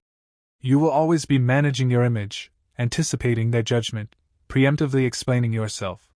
But if you know that the person you love will give you the benefit of the doubt, that they will assume good faith until they have clear evidence otherwise, you will be able to be fully real with them in a way that creates genuine intimacy. Charitable interpretation is not weakness. It is the infrastructure of trust. Let me tell you what Stoics believe about communication in relationship, because this section is going to challenge some things you think you know about how to express yourself to the people you love. The Stoics had a concept they called logos, the principle of rational, clear, honest speech. And they applied it to relationships in a way that was considered radical in their time and is considered radical now. They believe that most of the damage that happens in relationships happens not because people do not love each other, but because they do not speak to each other clearly. But here is the Stoic position on that risk. The only thing within your control is your own quality of engagement. You cannot control whether the other person meets your depth. You can only control the depth you offer. And offering it, genuinely offering your real self to someone, has value regardless of what they do with it. Because you are not performing depth in order to receive depth in return. You are being real, because being real is who you are committed to being. And if the relationship cannot hold that, then what you find out is important information about the actual nature of the relationship. Sometimes reentry works. And when it works, it is one of the most extraordinary experiences available to a human being, the rediscovery of someone you thought you already knew. Sometimes it reveals that the relationship was never going to go to that place. And that is painful. But living indefinitely at the surface of a relationship that could have been real is its own kind of slow pain. The Stoics would say, the honest confrontation is less costly in the long run than the indefinite performance. I want to talk about something that does not get covered enough in discussions of Stoic philosophy and relationships. I want to talk about receiving. Most of what gets discussed in the Stoic framework around relationships is about what you give, your honesty, your virtue, your patience, your presence. And all of that is real and important. But there is a skill on the receiving end that is just as important, and just as difficult, and most high-functioning people are terrible at it. The skill of receiving care. Marcus Aurelius, in his private journals, wrote something that surprised me when I first read it. He wrote about his gratitude for the people in his life who had taught him, supported him, helped shape his character. He was, in those moments, not the Stoic emperor dispensing wisdom. He was a human being acknowledging that he had been shaped and helped by other people, that he was not self-made, that the strength he had was partly the gift of others. This is an act of deep relational skill, the ability to receive care, to acknowledge dependence without shame, to let yourself be helped without immediately needing to restore the balance by returning something. Many people, especially high achievers, especially people who built their identity around strength and self-sufficiency, have enormous difficulty with this. Receiving care feels like weakness. Accepting help feels like admitting inadequacy. Being vulnerable enough to say, "I need you," feels like surrendering a part of the self that is essential to their sense of who they are. And the cost of this is enormous. Not just to the person who cannot receive, though it is enormous for them, Because part of what makes a relationship deep is the experience of being held, and if you are constitutionally unable to be held, you are cutting yourself off from one of the most nourishing experiences available to a human being.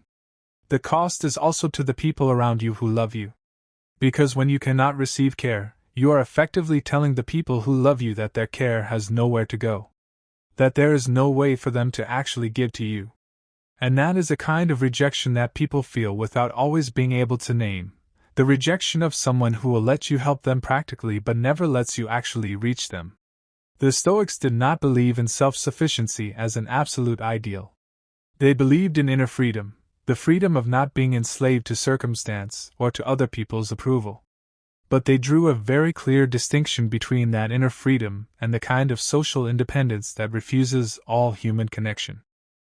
Epictetus, who had every reason to be bitter and closed, who had been owned, humiliated, physically broken, was known for the warmth of his relationships. His students did not just learn from him. They loved him. And he loved them. The man who had been treated as property became one of the most relationally rich people of his era, precisely because he had done the inner work to receive as fully as he gave. Now let us talk about the Stoic approach to the hardest relationship challenge of all: loss.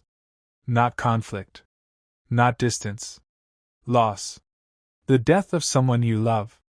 The ending of a relationship that mattered. The transformation of someone into a version of themselves you no longer recognize. The slow grief of growing apart from someone who was once essential. The Stoic approach to loss is often the most misunderstood part of their philosophy. And I want to be very careful here because it matters enormously.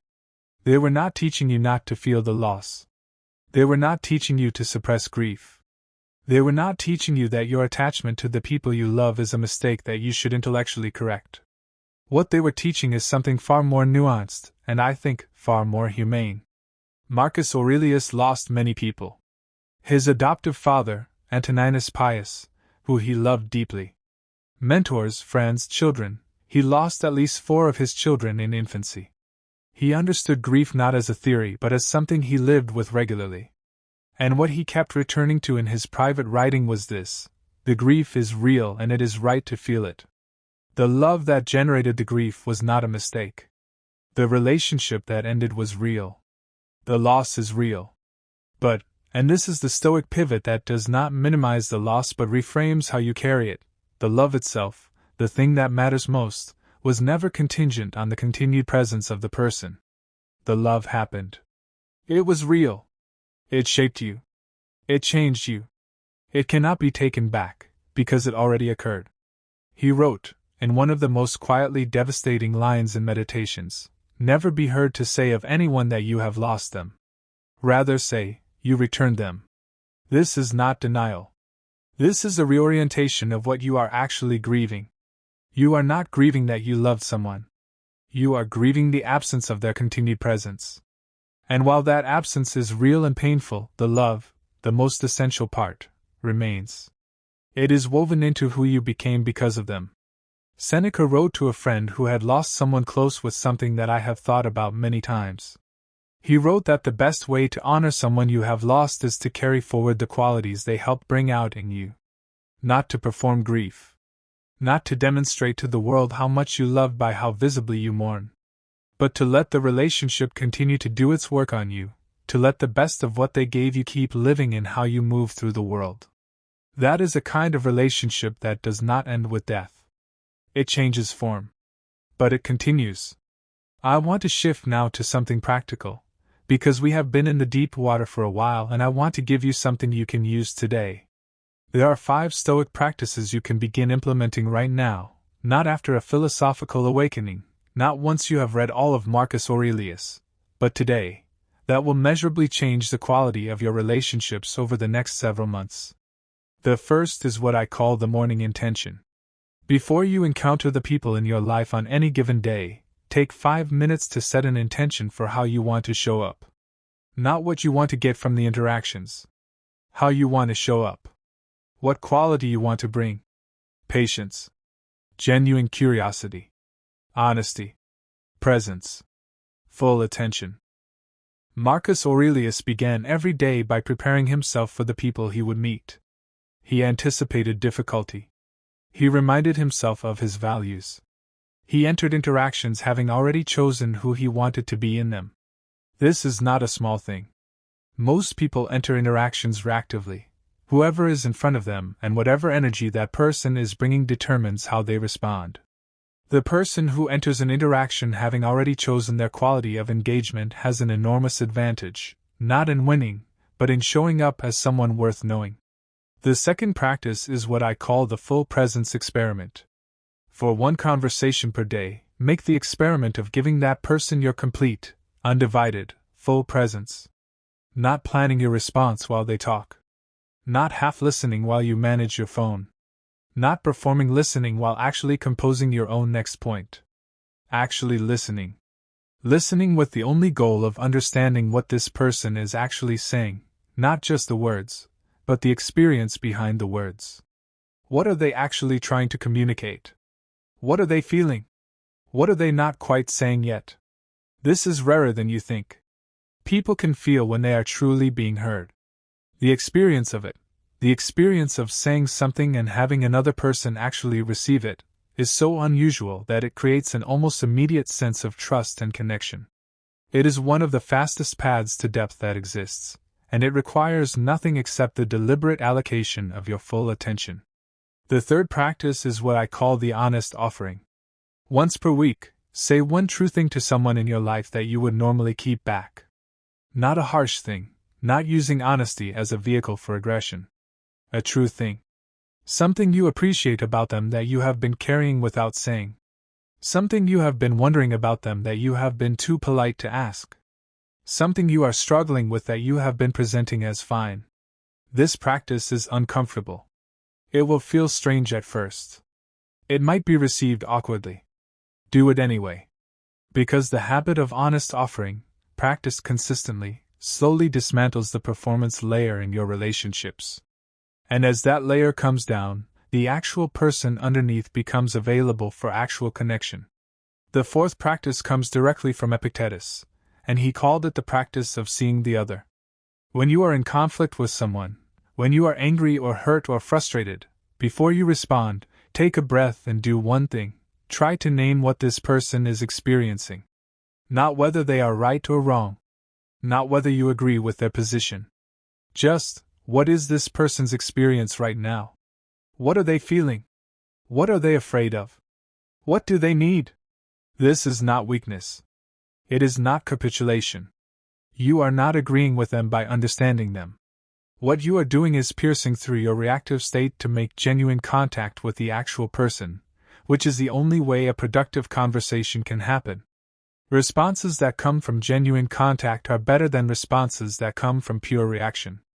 They are more precise, they address what is actually happening, and they are far more likely to move the situation toward resolution. The fifth practice is what I call the relationship audit. Every few months, sit down with a piece of paper and do something honest. Write down the names of the 5 or 6 people who are closest to you. And for each person, answer 2 questions. First, am I being real with this person, or am I performing for them? Second, is this relationship helping me become who I want to be, or is it holding me in a place I have already outgrown? Neither of those questions has a judgment attached to them. They are not about deciding someone is not worthy of your time. They are about getting honest about the actual nature of your most important connections, so you can make intentional choices about how to invest your relational energy. The Stoics believe that consciousness, bringing your full awareness to your choices, is always better than drift. Most people end up in their relationship patterns by default. They maintain the relationships they have been maintaining without ever examining what those relationships are actually doing. The relationship audit is the practice of refusing default. There is one more thing I want to address, and it is something that I think sits underneath every conversation about relationships for most people, whether they have language for it or not. The fear that they are fundamentally not enough to be truly loved. Not liked. Not appreciated. Not valued for their usefulness, or their performance, or their contribution. Loved, in the full, clear-eyed, nothing hidden sense that the Stoics described. Known and loved. This fear is so common that it almost qualifies as a universal human experience. The particular shape it takes varies. Some people feel they are too much, too intense, too needy, too sensitive. Some feel they are too little, too boring, too ordinary, too unknown. Some feel there is something in them that, if truly seen, would cause the people who love them to leave. And the fear generates the very behavior that prevents the thing it fears from ever being disproven. If you are afraid that your real self is unlovable, you will never show your real self. You will show the performance. And the performance, even if admired, will never produce the experience of being loved for who you are. Because what is being admired is not who you are. And some part of you will always know that. And that knowledge will feel like confirmation of the original fear. This is the trap. And the Stoics had a specific prescription for it. They said, your worth is not contingent on another person's perception of you. Not your worth as a human being, not your fundamental value, not your right to take up space in the world. Those things are not granted to you by someone else's approval, and they cannot be revoked by someone else's judgment. This is not the same as saying relationships do not matter. They matter enormously. But your value as a person is not on the table in any relationship. It is settled before the relationship begins. And when you actually internalize that, when you actually believe it, not just intellectually but in your bones, something shifts in your entire way of being with people. You stop needing them to confirm your value.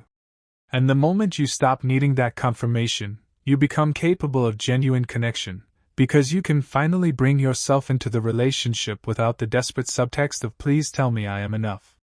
People who do not need your approval are paradoxically the people most likely to earn it. Because what you sense in them is someone who is not trying to take anything from you, they are there because they genuinely want to be, not because they need you to reflect their value back to them. That is the deepest form of freedom in relationship. Not the freedom from love, the freedom to love without needing the love to complete you. I want to end by returning to Marcus Aurelius in that tent. He is writing by candlelight. He has the armies of 2 empires at his command. He has the power to order the deaths of thousands and the resources to reshape civilizations. And he is writing, in private, about the people he loves. About his gratitude for them. About the ways they have shaped him. About his commitment to show up for them with his full self, not the self that the empire requires, not the self that projects in vulnerability, but the actual, incomplete, still growing, still learning, still becoming self. And here is what I want you to take from that image. The most powerful person in the world found his deepest life not in power, but in connection. Real connection. The kind built on knowing and being known. The kind built on mutual commitment to each other's becoming. The kind that does not flinch from honesty. The kind that does not need the other person to be perfect in order to fully love them. That is what the Stoics were building. Not a philosophy of detachment. A philosophy of depth. A map for how to be fully human in the company of other fully human people. You are reading this for a reason. You feel, somewhere underneath your daily life, the pull towards something more real in your relationships. More genuine. Less performed. More deeply mutual. That pull is not just emotion. The Stoics would say it is reason, your capacity for rational understanding, recognizing what actually constitutes a good human life. And they were unequivocal. A good human life is built with other people. Not for other people. Not through other people. With other people. As genuine partners in the project of becoming. You already know how to do this. The capacity for depth is in you. It was in you before the world taught you to protect yourself from people, before disappointment taught you to manage rather than open, before the accumulated experiences of being let down convinced you that going to the surface was safer than going deep.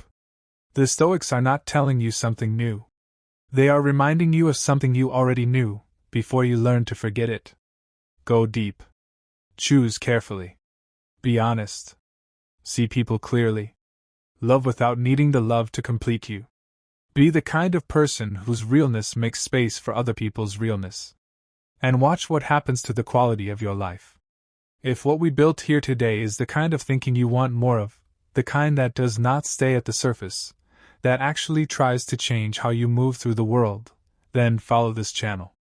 Every video here is built from the same place: real philosophy, real application, no filler. The people who follow are building something over time. And what they are building, video by video, idea by idea, is a deeper understanding of how to live. The next video is already coming. Do not miss it. What if the way you love people is slowly destroying them? Not because you are cruel. Not because you are absent. But because nobody ever taught you that love without philosophy is just emotion with nowhere to go. And emotion without direction tears everything apart. Your marriage. Your children. Your connection to the people who matter most. You have been trying to love the people in your life with everything you have, and somehow it still feels like not enough. Somehow there is still tension. Still silence where there should be warmth. Still distance where there should be closeness. And nobody is telling you the real reason why. The Stoics knew something about this that the modern world has almost completely forgotten. They knew that the quality of your relationships is not determined by how intensely you feel. It is determined by how deliberately you think. And when you bring Stoic philosophy into your marriage, into your family, into every intimate relationship you carry, something shifts. Something fundamental and permanent shifts. Not just in how you treat others, but in how you understand yourself well enough to treat others with real wisdom. Follow me, because what we are going to unpack today goes far deeper than relationship advice. This is philosophy in its most personal form. Let us start at the place most people are too afraid to begin: the self. Marcus Aurelius, Emperor of Rome, General of armies, the most powerful man on earth at the height of his reign, sat down every morning and wrote to himself. Not to his senators. Not to his generals. To himself. He wrote things like this: "You have power over your mind, not outside events. Realize this, and you will find strength." And then he went home to a marriage that, by all historical accounts, had genuine complications. He went home to a family life that required the same discipline as commanding legions. Because Marcus understood something that most people entering marriage never grasp. The hardest battlefield is the one inside your own chest. Stoicism does not begin with how to love someone else. It begins with the radical, sometimes uncomfortable, always transformative project of understanding yourself. And this is where most modern relationship advice fails catastrophically. It tells you to communicate better. It tells you to listen more actively. It tells you to plan date nights and speak each other's love languages. And while none of that is wrong, it is all surface. It is all technique applied to a person who has not yet done the deeper philosophical work. You cannot communicate better until you understand what you are actually communicating. You cannot listen well until you understand what your listening is shaped by. Every unexamined belief you carry about love, about marriage, about what a family is supposed to look like, is quietly running the show in every significant relationship of your life. The Stoics called this examining your ruling faculty. Your hegemonikon. The command center of your inner life. The part of you that evaluates every situation, assigns meaning to every experience, and decides how you feel about what is happening to you. And when that command center has never been properly examined, when it is full of inherited assumptions and unprocessed wounds and cultural myths about what love should feel like, every relationship you enter will suffer the consequences. So let us start with the first Stoic principle that transforms relationships: the dichotomy of control. There is a story I want to tell you. It is about a man named Daniel. Daniel was 38 years old when his marriage began to fall apart. Not dramatically. Not with screaming or betrayal. It fell apart quietly, the way the tide recedes, slowly and then all at once. His wife, Amara, had been telling him for years that she felt invisible in the relationship. That she felt like she was talking to a wall. That she needed him to be more present, more emotionally available.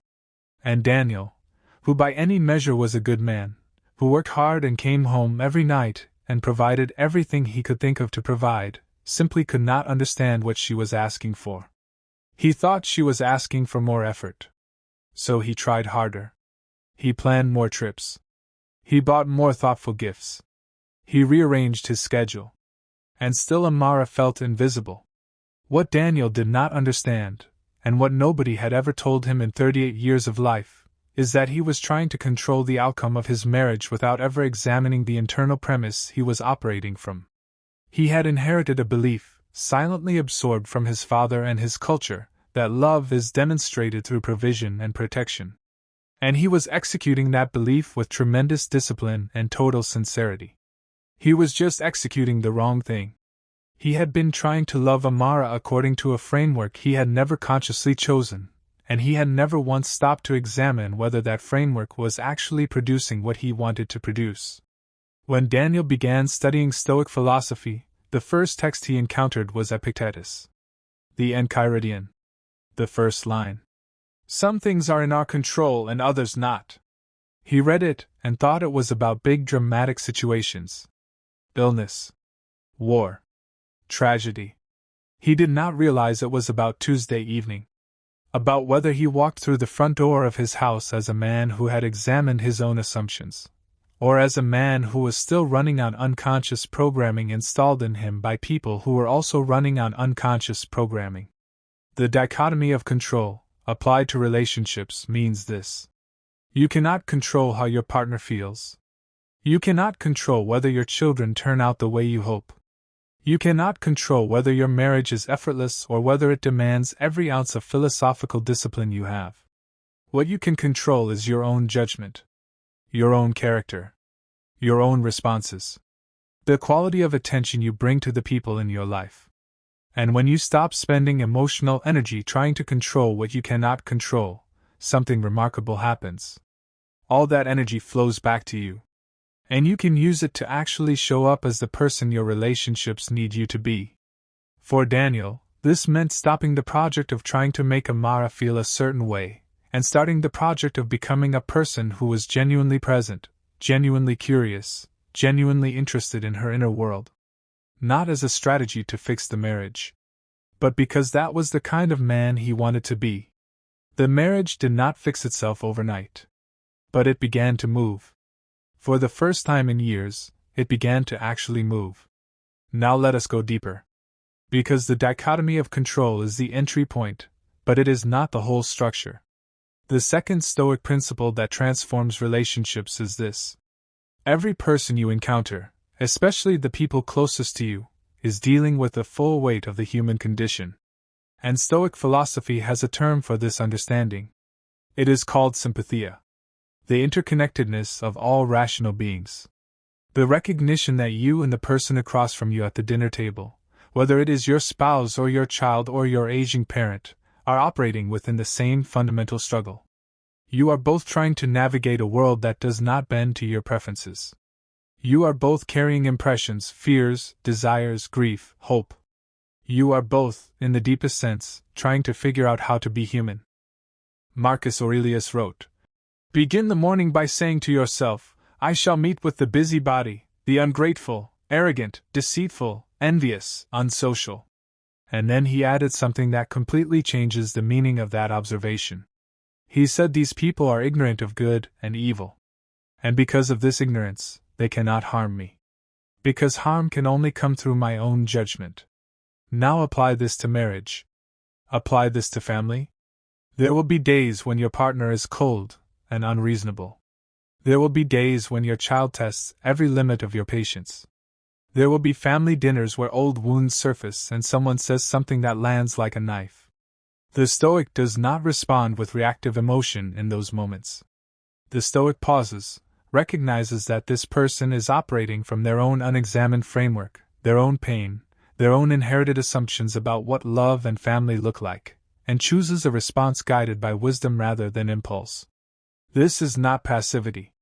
This is not the emotionally repressed performance of calm that some people mistake Stoicism for. This is engaged, deliberate, philosophically informed action. The Stoic in a difficult marriage is not the partner who shuts down and says nothing. The Stoic is the partner who has so thoroughly examined their own inner life that they can stay present and clear-minded even when the conversation is painful. They can say what needs to be said without cruelty. They can hear what needs to be heard without defensiveness. They can hold the tension of a difficult relationship without being shattered by it. This is the difference between someone who has just read about Stoicism and someone who has practiced it. One knows the words. The other has built the architecture. Let us talk about marriage specifically. Because marriage is perhaps the most demanding philosophical exercise a human being can undertake. It is easy to practice virtue in isolation. It is easy to be patient when no one is pushing your limits. It is easy to be generous when nothing is being demanded of you.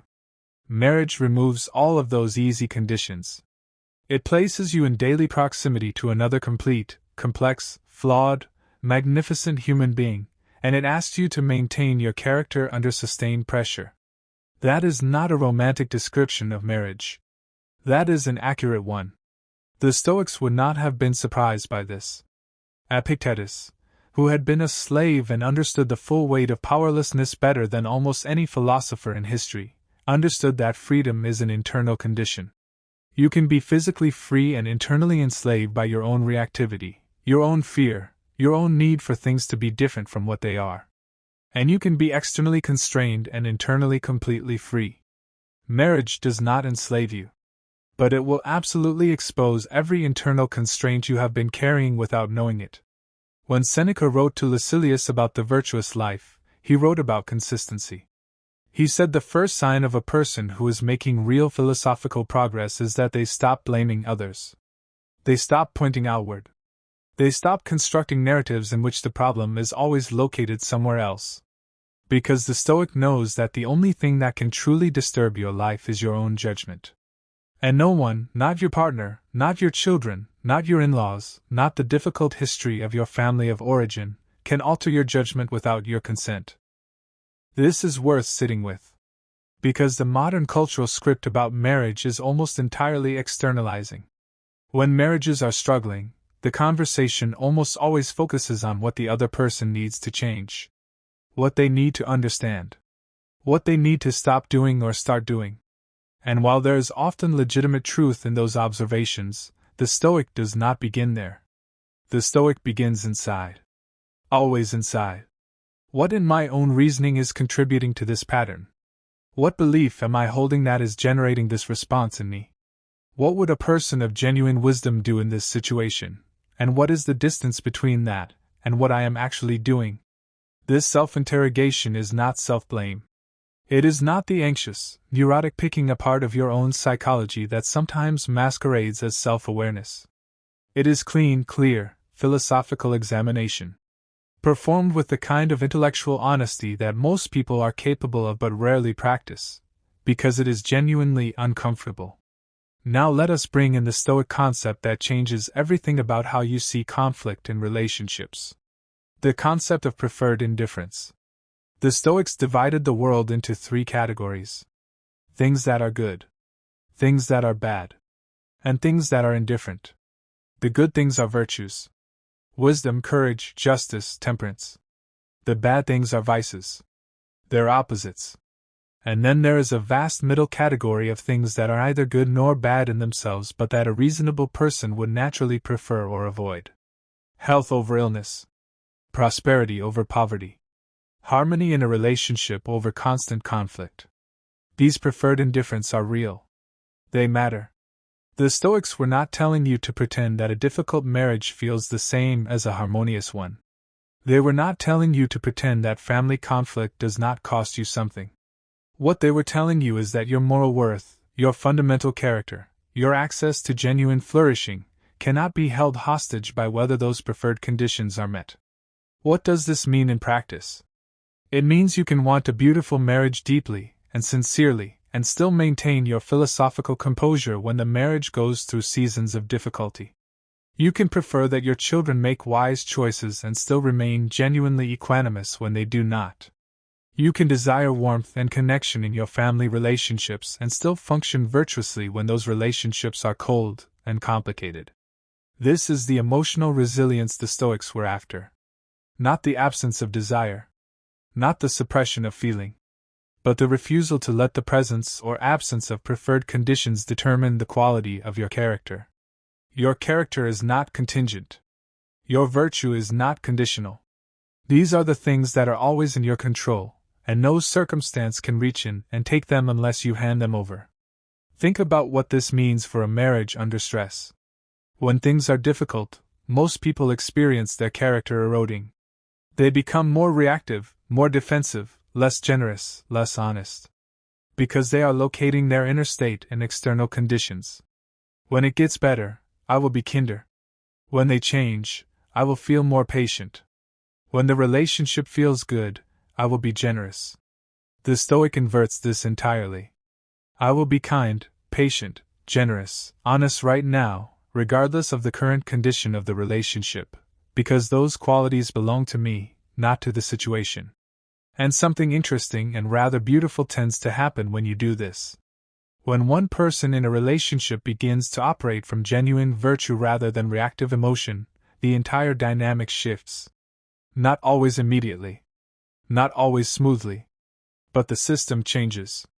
Because relationships are not static structures. They are living dynamics. And a change in one person's fundamental orientation inevitably creates new possibilities in the space between them. Let us talk about children. Because if marriage is the most demanding philosophical exercise, parenting is the one that reveals every limitation you thought you had conquered. The Stoics wrote about what we would today call character formation. They understood that the values and dispositions instilled in children during the early years of their lives become the operating system from which they will run for the rest of those lives. And they took this seriously in a way that modern culture, for all its sophisticated language about parenting, sometimes does not. Here is what Stoic philosophy offers parents that nothing else quite matches. It offers the recognition that your children are not your creations in any deep sense. They are their own rational beings. They are, from the very beginning, subjects of their own experience rather than objects of your design. And the job of a Stoic parent is not to produce a certain outcome in a child but to provide the conditions, the models, the space, in which a child's own rational nature can develop well. This is a profound shift from the anxiety-driven parenting culture that surrounds most of us. Modern parents are often paralyzed by the fear of doing it wrong. Every choice is freighted with the weight of consequences that may play out decades later. What school they attend. What diet they eat. What media they consume. What social dynamics they navigate.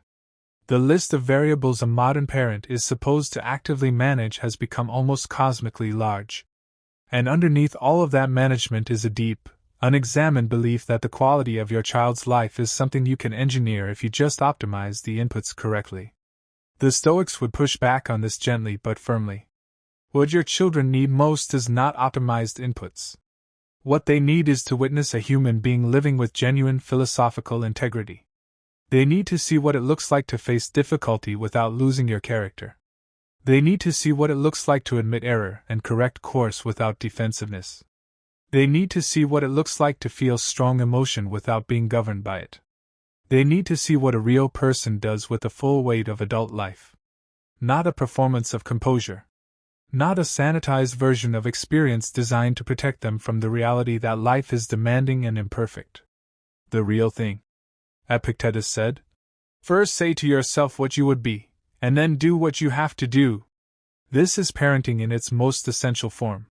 Decide, clearly and deliberately, what kind of person you want to be.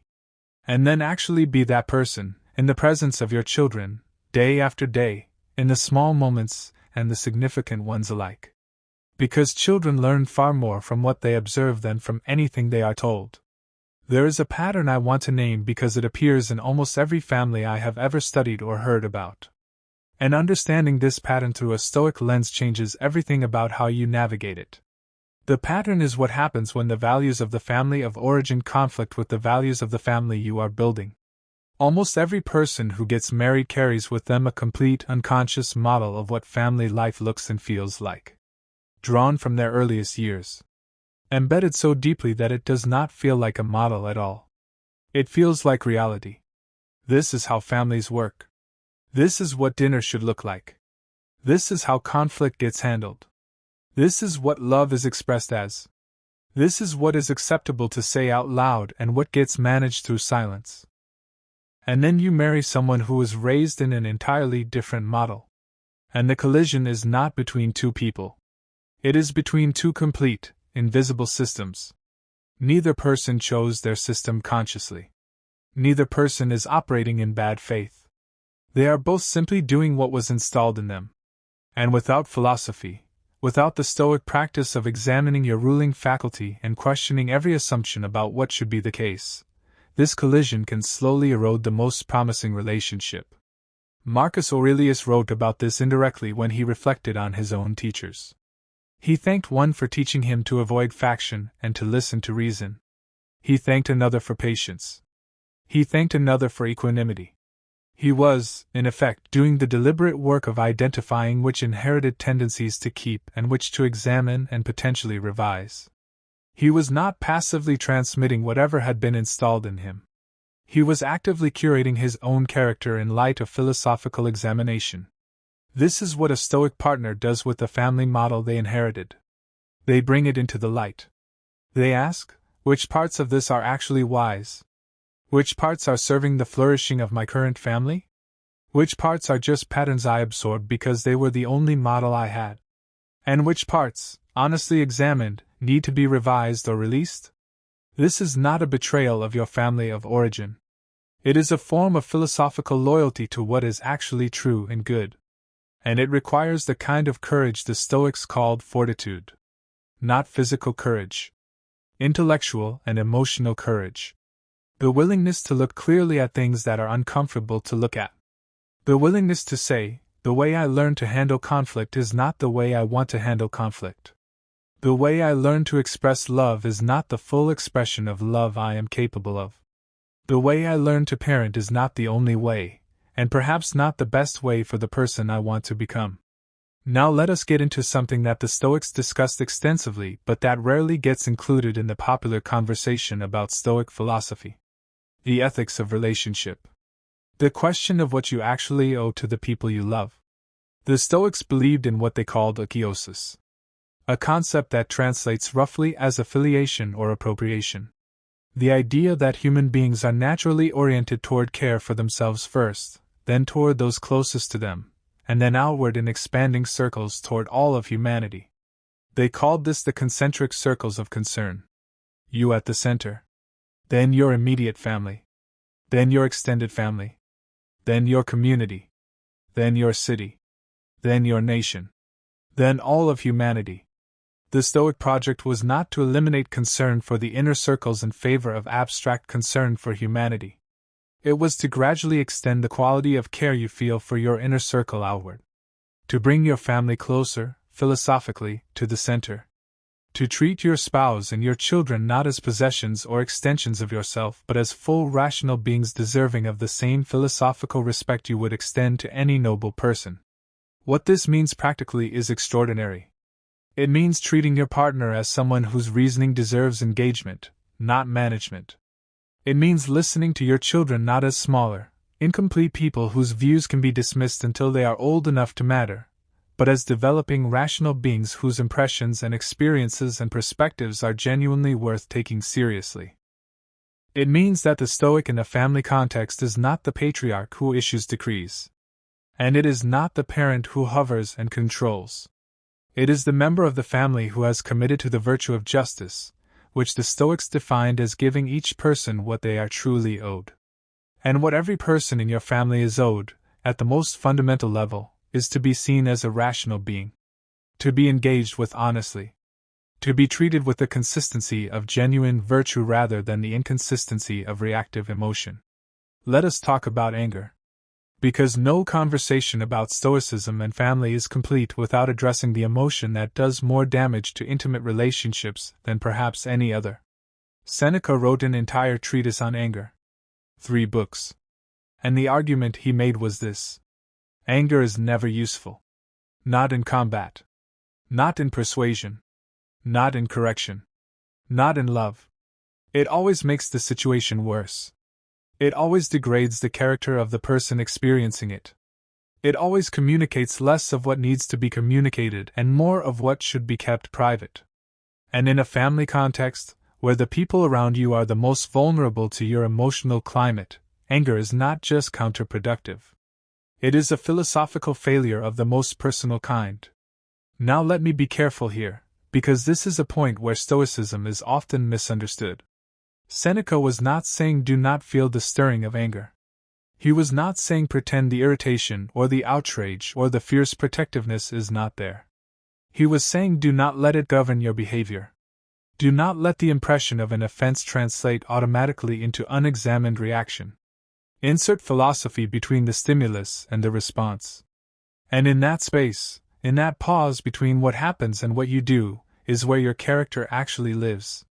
Think about what happens in a typical family conflict. Something is said.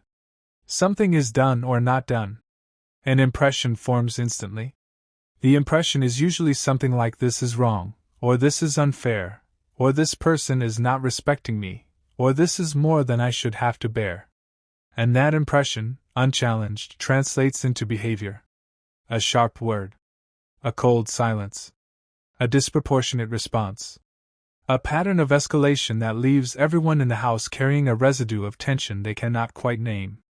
The Stoic practice is to catch the impression. To hold it up to the light before acting on it. To ask, is this impression accurate? Is what I think happened actually what happened? Is the meaning I have assigned to this event the only possible meaning? Is my response to this serving my family, or is it serving my ego? And this practice, performed consistently, over time, inside the heat of real family life, is what actually changes a family's culture. Not grand gestures. Not dramatic transformation. The daily practice of catching the impression, examining it, and choosing a response that reflects genuine wisdom rather than automatic reactivity. This is what the Stoics meant by living according to nature. Living according to your rational nature rather than your animal reactivity. It is a practice, not a destination. You will not do it perfectly. But the commitment to the practice is itself transformative. There is something I want to say to the people watching this who are in genuinely difficult relationships. Marriages that have suffered real damage. Family dynamics that have been shaped by real pain. Relationships where the philosophical work feels almost impossibly remote from the daily reality of what is actually happening. The Stoics did not teach that philosophy makes things easy. They taught that philosophy makes hard things possible. There is a difference. Epictetus was not teaching from a position of comfort. He was a slave. He had no legal rights. His body was not his own.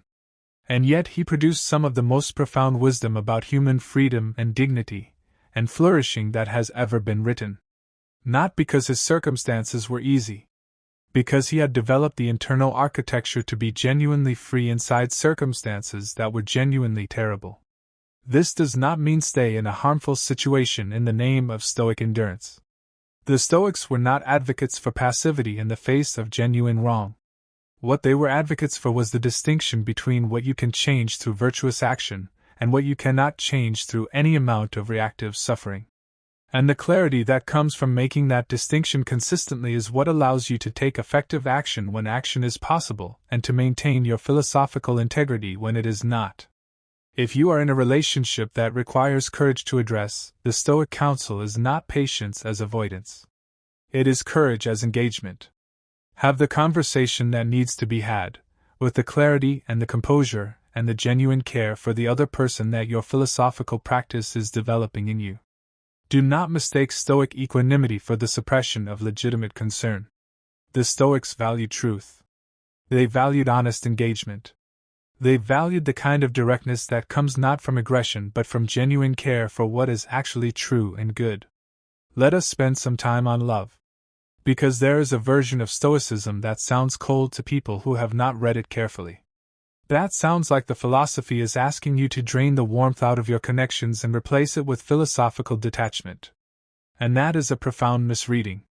The Stoics loved. Deeply and genuinely. Marcus Aurelius lost children and wrote about grief with devastating honesty. Seneca wrote letters to his friends that are among the most warmly human documents in any philosophical tradition. Epictetus, who had no family of his own due to his years of enslavement, wrote about the bonds of human connection with extraordinary tenderness. What the Stoics were teaching is not love without feeling. They were teaching love without dependency. And this distinction is one of the most important you can carry into any intimate relationship. Love without dependency means this. I love you completely, and I also do not need you to behave in a specific way for me to maintain my own inner equilibrium. I am not using you as a source of validation. I am not projecting my unresolved psychological material onto you and then experiencing your inability to resolve it as a betrayal of love. I am relating to you as a fully separate, fully autonomous, fully complex human being. And my love for you does not diminish when you disappoint me.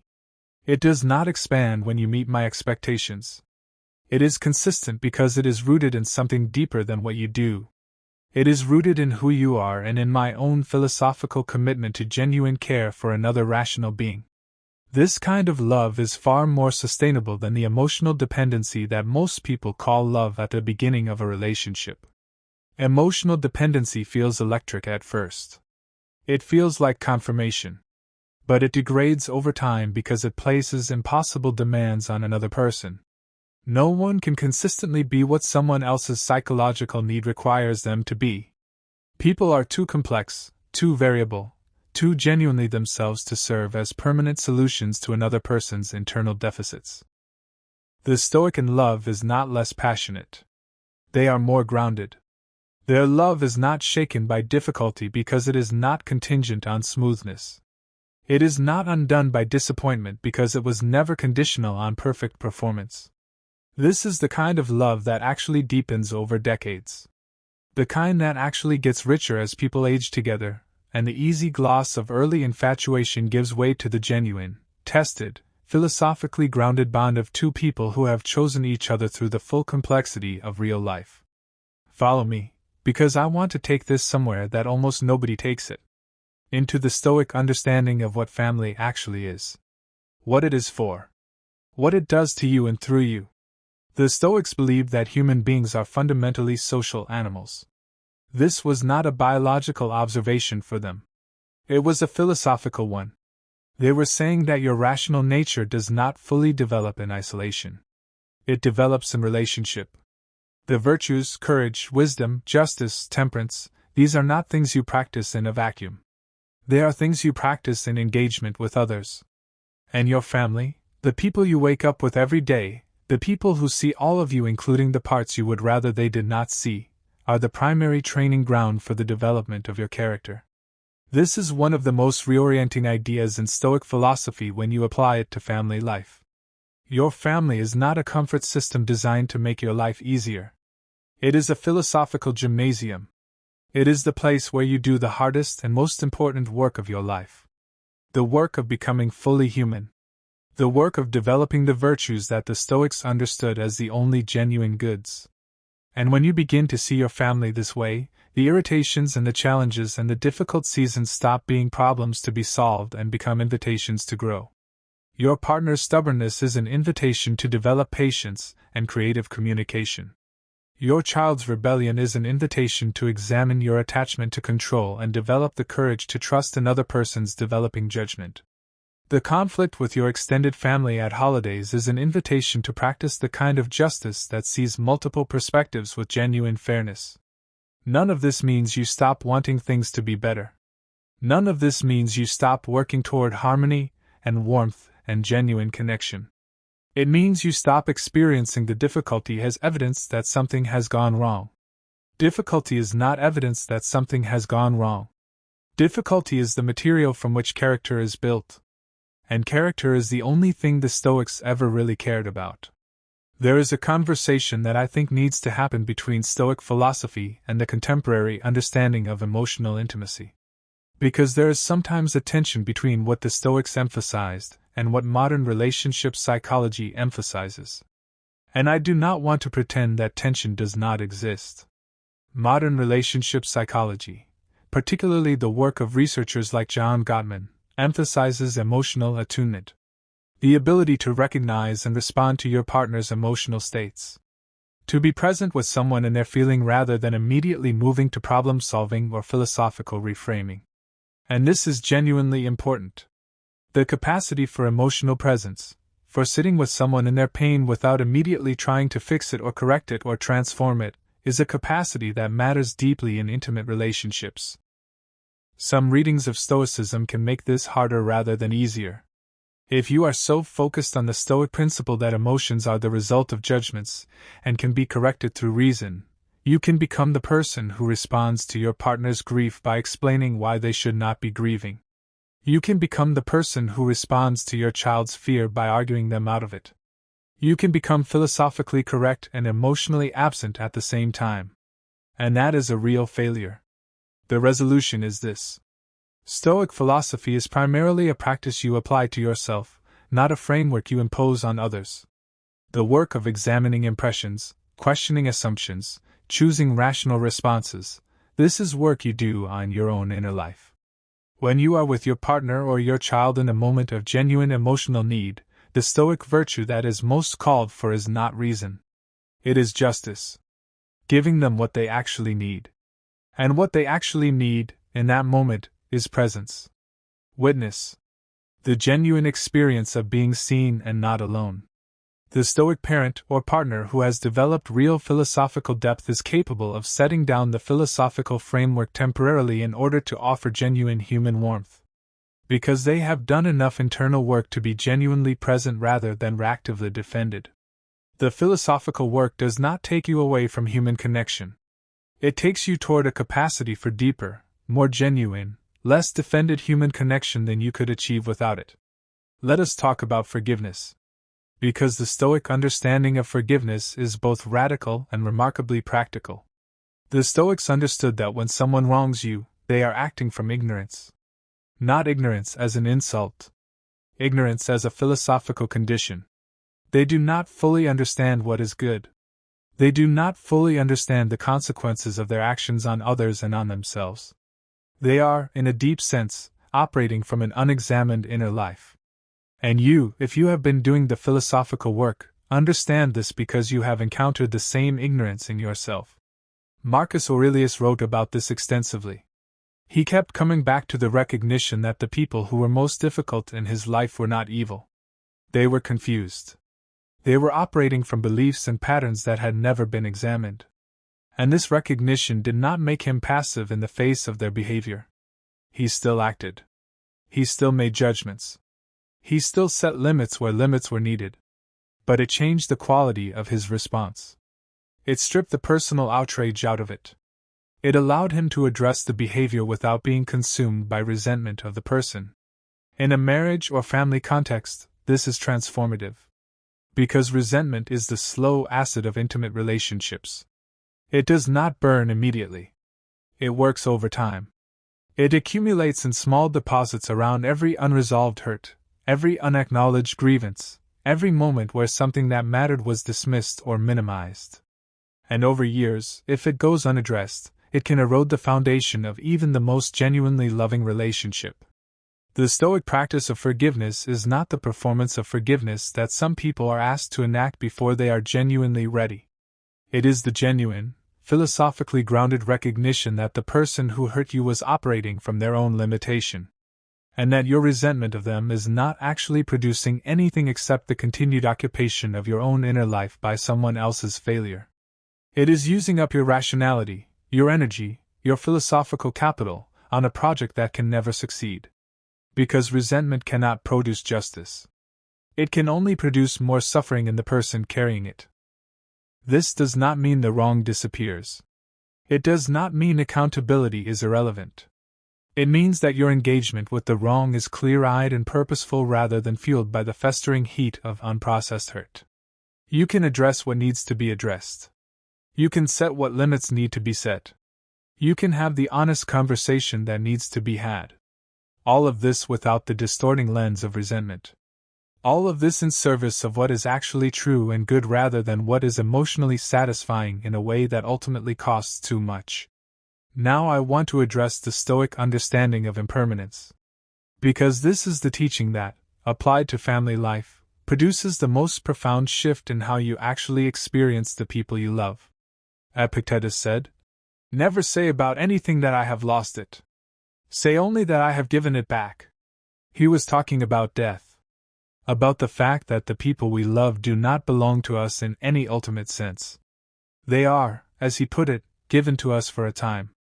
And the love we have for them, the gratitude we feel for their presence in our lives, the genuine delight of their company, all of this is available to us right now, in this moment. But it is not permanent. It cannot be held. It can only be experienced, fully and gratefully, for as long as it is here. This teaching, misunderstood, can sound like a reason to love less. To protect yourself from the pain of loss by holding the people you love at arm's length.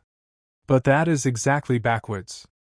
The Stoic understanding of impermanence is a reason to love more fully, more attentively, more presently right now. Because you understand that what is here right now will not always be here. And that understanding does not produce grief in advance. It produces gratitude in the present. Think about what your morning looks like if you begin it with a genuine, philosophically grounded awareness that the people in your house will not always be there. That the child who is driving you to the absolute limit of your patience right now will not always be 8 years old, and in your home. That the partner who sometimes frustrates you deeply is a limited and irreplaceable presence in your life. Not as a sentimental thought. As a philosophical reality. The Stoics called this practice memento mori. The awareness of mortality. And far from being a morbid exercise, it is one of the most powerful tools for genuine presence that has ever been developed. Because it strips the trivial of its urgency, and elevates the essential to its proper importance. The argument about how the dishwasher is loaded recedes. The genuine conversation, the real attentiveness, the moment of actual connection, comes forward. Let us spend a moment on what the Stoics called the reserved commitment. Or as Epictetus described it, acting with the proviso. The idea that you commit fully to what you are doing while remaining psychologically prepared for the possibility that things will not go as planned. In a marriage or family context, this is the antidote to the anxiety that comes from treating your relationships as projects that must succeed according to your specifications. You can commit completely to building a beautiful marriage, to being an extraordinary parent, to creating a genuinely warm and connected family life, while holding the outcomes with philosophical looseness. You are fully engaged. You are giving everything. You are not protecting yourself from caring. But you are also not making your inner equilibrium contingent on a particular outcome. This is the Stoic version of what is sometimes called non-attachment in Eastern philosophical traditions. Not indifference. Not detachment from what matters. But freedom from the desperate grip of needing things to turn out a specific way. Because that grip, that desperate clutch around a particular vision of how your family life should look, is itself one of the most common sources of the kind of suffering that damages relationships. The partner who needs the marriage to look a certain way will distort themselves and the relationship to produce that appearance. The parent who needs the child to turn out a particular way will prioritize that image over genuine attunement to who the child actually is. The Stoic releases the image. Not the care. Not the effort. Not the genuine desire for flourishing. But the rigid insistence that flourishing must look exactly like this. And in releasing that, they become capable of something richer. The genuine responsiveness to what is actually here. The real flexibility of a person who is not defending a vision, but genuinely engaging with a living reality. I want to close this conversation by returning to Marcus Aurelius. Because I think his personal life offers the most honest portrait we have of what it actually looks like to practice Stoicism inside a family. Marcus was not a perfect practitioner. He knew it. He wrote about his failures with the same clear-eyed honesty he applied to everything else. He acknowledged impatience. He acknowledged the pull of desire for things to be easier than they were. He acknowledged the gap between his philosophical ideals and his daily performance. And he kept writing. Every morning he kept writing. Not to produce great literature, the meditations were personal notes, never intended for publication. But to keep himself honest. To keep the philosophical work alive as a daily practice rather than a one-time achievement. This is the most honest and useful image of Stoicism in a family context. Not the sage who has arrived at perfect equanimity, but the person who is genuinely committed to the daily practice of examining their own reasoning, catching their own reactive patterns, choosing virtue over habit, and doing this day after day inside the real messiness of an actual human life with actual human people who are also imperfect and magnificent and trying. You are not going to do this perfectly. You are going to have the sharp response you later regret. You are going to choose the reactive emotion over the reasoned response on days when the weight of everything feels like too much. You are going to fail your partner or your children, or yourself in small ways and occasionally in larger ways. This is not a reason for despair. It is a reason to sit down the next morning and write. Or to sit quietly for 5 minutes and examine what happened. To ask what judgment produced that behavior. To identify what impression you accepted without examination. And to recommit, with full philosophical honesty, to the person you are trying to become. Because that is what Stoicism offers you in your closest relationships. Not a guarantee of outcomes. Not a formula for a perfect family. Not an escape from the genuine difficulty of loving other people through the full complexity of real life. It offers you something far more durable. It offers you the internal architecture to show up with real wisdom. To love without dependency. To engage without reactivity. To build, day by day, inside the most intimate and demanding and irreplaceable relationships of your life, the kind of character that makes those relationships genuinely worth having. Marcus Aurelius wrote this. Confine yourself to the present. Not as a strategy to avoid thinking about the future or learning from the past. As a philosophical instruction to be here. To be present with the people who are actually here. To give your attention and your care and your genuine philosophical self to this conversation, this evening, this season of your family's life. Not the idealized version. The actual one. Because the actual one is the only one that exists. And it is enough. If you are willing to bring everything you have to it. If this conversation opened something in you, if it gave you a framework you did not have before or language for something you have been carrying without being able to name, then follow me. Because this is only the beginning of where this conversation goes. We are going to keep going deeper into the philosophy that actually transforms lives. Not the surface-level version. The real architecture. The thinking that the greatest minds in human history devoted their entire lives to, applied to the situations you are actually living in right now. Follow me. Share this with someone who needs to hear it. And then go home tonight, or go to wherever the people you love are, and practice. Just practice. That is the whole thing. That is all of it. The practice.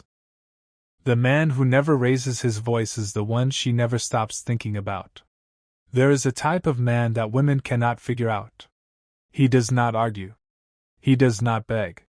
He does not chase. He does not explode. He does not post sad quotes at midnight. He does not send 3 follow-up texts after being left unread. He simply moves. Quietly. Deliberately. And somehow, without saying a word, every woman who ever dismissed him, underestimated him, or treated him like an option starts to feel something uncomfortable stirring inside her. It is not guilt exactly. It is not regret exactly. It is that particular feeling you get when you realize you walked past something rare without stopping to look at it, and now it is gone. This video is about that man. More importantly, this video is about how you become that man. Not through revenge. Not through manipulation. Not through games or tactics designed to win against women. That is small thinking, and small thinking produces small results. This is about something much deeper. This is about the ancient philosophy of Stoicism applied to one of the most emotionally charged areas of a man's life: how he responds when a woman disrespects him, dismisses him, or treats his value like it does not exist. The Stoics believe something that most modern men have never been taught. They believe that your reaction to external events is the only true measure of your character. Not what happens to you. Not what she does to you. Not what she says about you. Only your response. And when your response is controlled, disciplined, and rooted in self-knowledge, something extraordinary happens. You stop being reactive. You stop being predictable. You stop being manageable. And when a man becomes unmanageable by his emotions, he becomes something that very few people, especially women who are used to controlling men through emotional triggers, know how to handle. Follow me for more content like this, because what we are building here is not just confidence. It is architecture. The architecture of a man who cannot be shaken. Now let us go into the 5 silent moves. Move 1. The withdrawal of attention. There is a story I want to tell you before we get into the mechanics of this first move. His name was David. He was 31 years old, worked in finance, had a sharp mind, a good body, and an apartment that reflected both. He was not the kind of man who struggled to get dates. He met a woman named Ariel at a mutual friend's dinner party, and from the first conversation he was captivated. She was witty, beautiful in an understated way, and had this habit of tilting her head slightly when she found something interesting, which made every man at that table feel like the most interesting person in the room when she did it to him. David started pursuing her the way most men pursue women they are excited about. He texted her consistently. He planned thoughtful dates. He asked questions about her life and remembered the answers. He showed up. And for about 3 weeks, things were electric. Then something shifted. Her responses got shorter. She started canceling plans, not with genuine apologies but with the kind of vague excuses that communicate clearly that you are not a priority. She began what David would later describe as treating him like a background character in her own story. She would call him only when she was bored. She made a passing comment once, while he was talking about something meaningful to him, that landed like a small knife, dismissive, slightly condescending, as if his depth was an inconvenience. David felt it. That low, slow burn of disrespect. And like most men who have not yet studied the Stoic principles we are about to discuss, his instinct was to pursue harder. To demonstrate his value more aggressively. To try to remind her through effort and availability of what she was potentially missing. He did not do that. Something stopped him. He had been reading Marcus Aurelius. Specifically a passage that goes something like this: that you have power over your mind, not outside events, and that realizing this is where your freedom begins. And in the middle of writing her yet another message, David stopped. Put the phone down. And simply asked himself one question. What would I do right now if I genuinely did not need her approval? The answer came immediately. He would stop. So he did. Not dramatically. Not with a, "By the way, I'm done with you," text. Not with a petty social media post. He simply withdrew his attention. Completely. Totally. Without explanation. This is the first silent move, and it is the most misunderstood one because most men think withdrawing attention is about punishing the woman. It is not. The withdrawal of attention is first and foremost an act you perform for yourself. It is a reclamation. You are reclaiming the energy, the mental bandwidth, the emotional resources that you were pouring into someone who had demonstrated, not through words but through behavior, that she did not consider them valuable. The Stoics had a concept they called prosoke, which translates roughly to attention to oneself. Marcus Aurelius practiced it daily. Epictetus preached it relentlessly. The idea is that your attention is your most precious resource. Where you place your attention is where you place your life force.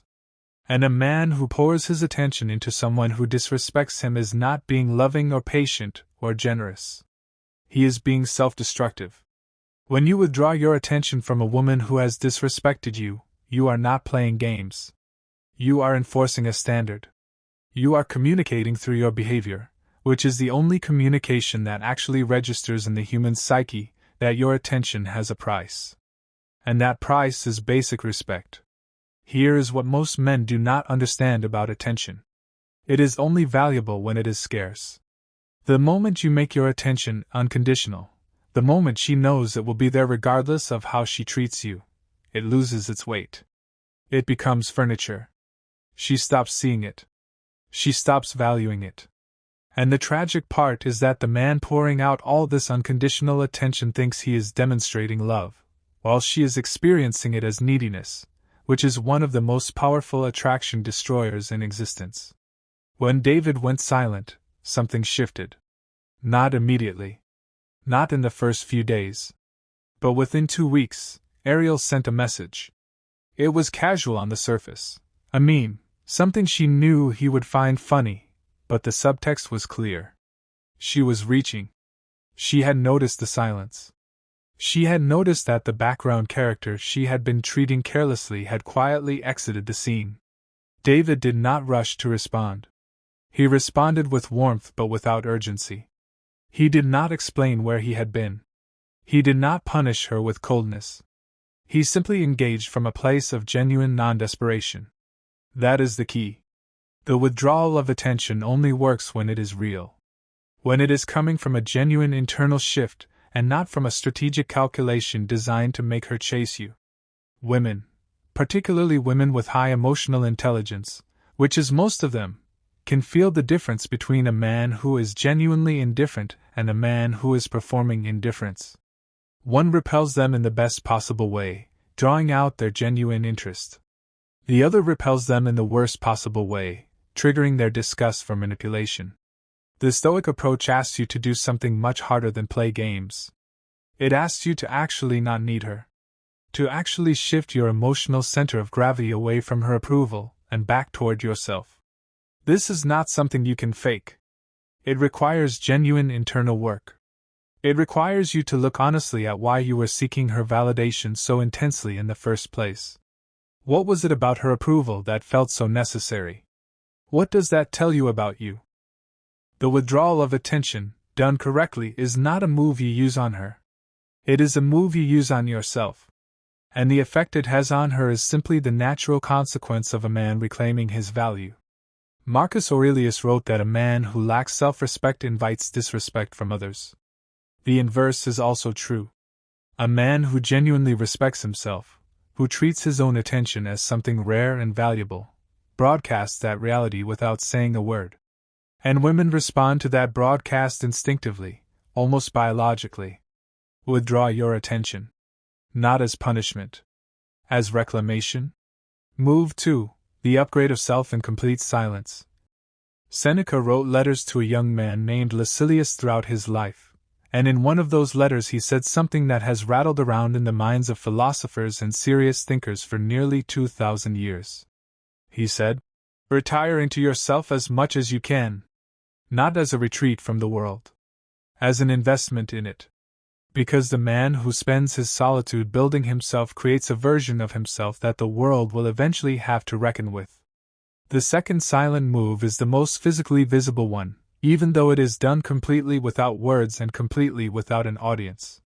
It is the deliberate, disciplined upgrading of yourself in every dimension, physically, mentally, financially, socially, in the period after you have been disrespected. Let me tell you about Marcus. Marcus was 26 when his girlfriend of 2 years, a woman he had been genuinely in love with, told him she did not see a future with him. The conversation was not cruel. It was almost worse than cruel. It was bland. Casual. Like she was canceling a subscription rather than ending a relationship. She said things were fine but that she felt like something was missing. She could not define what.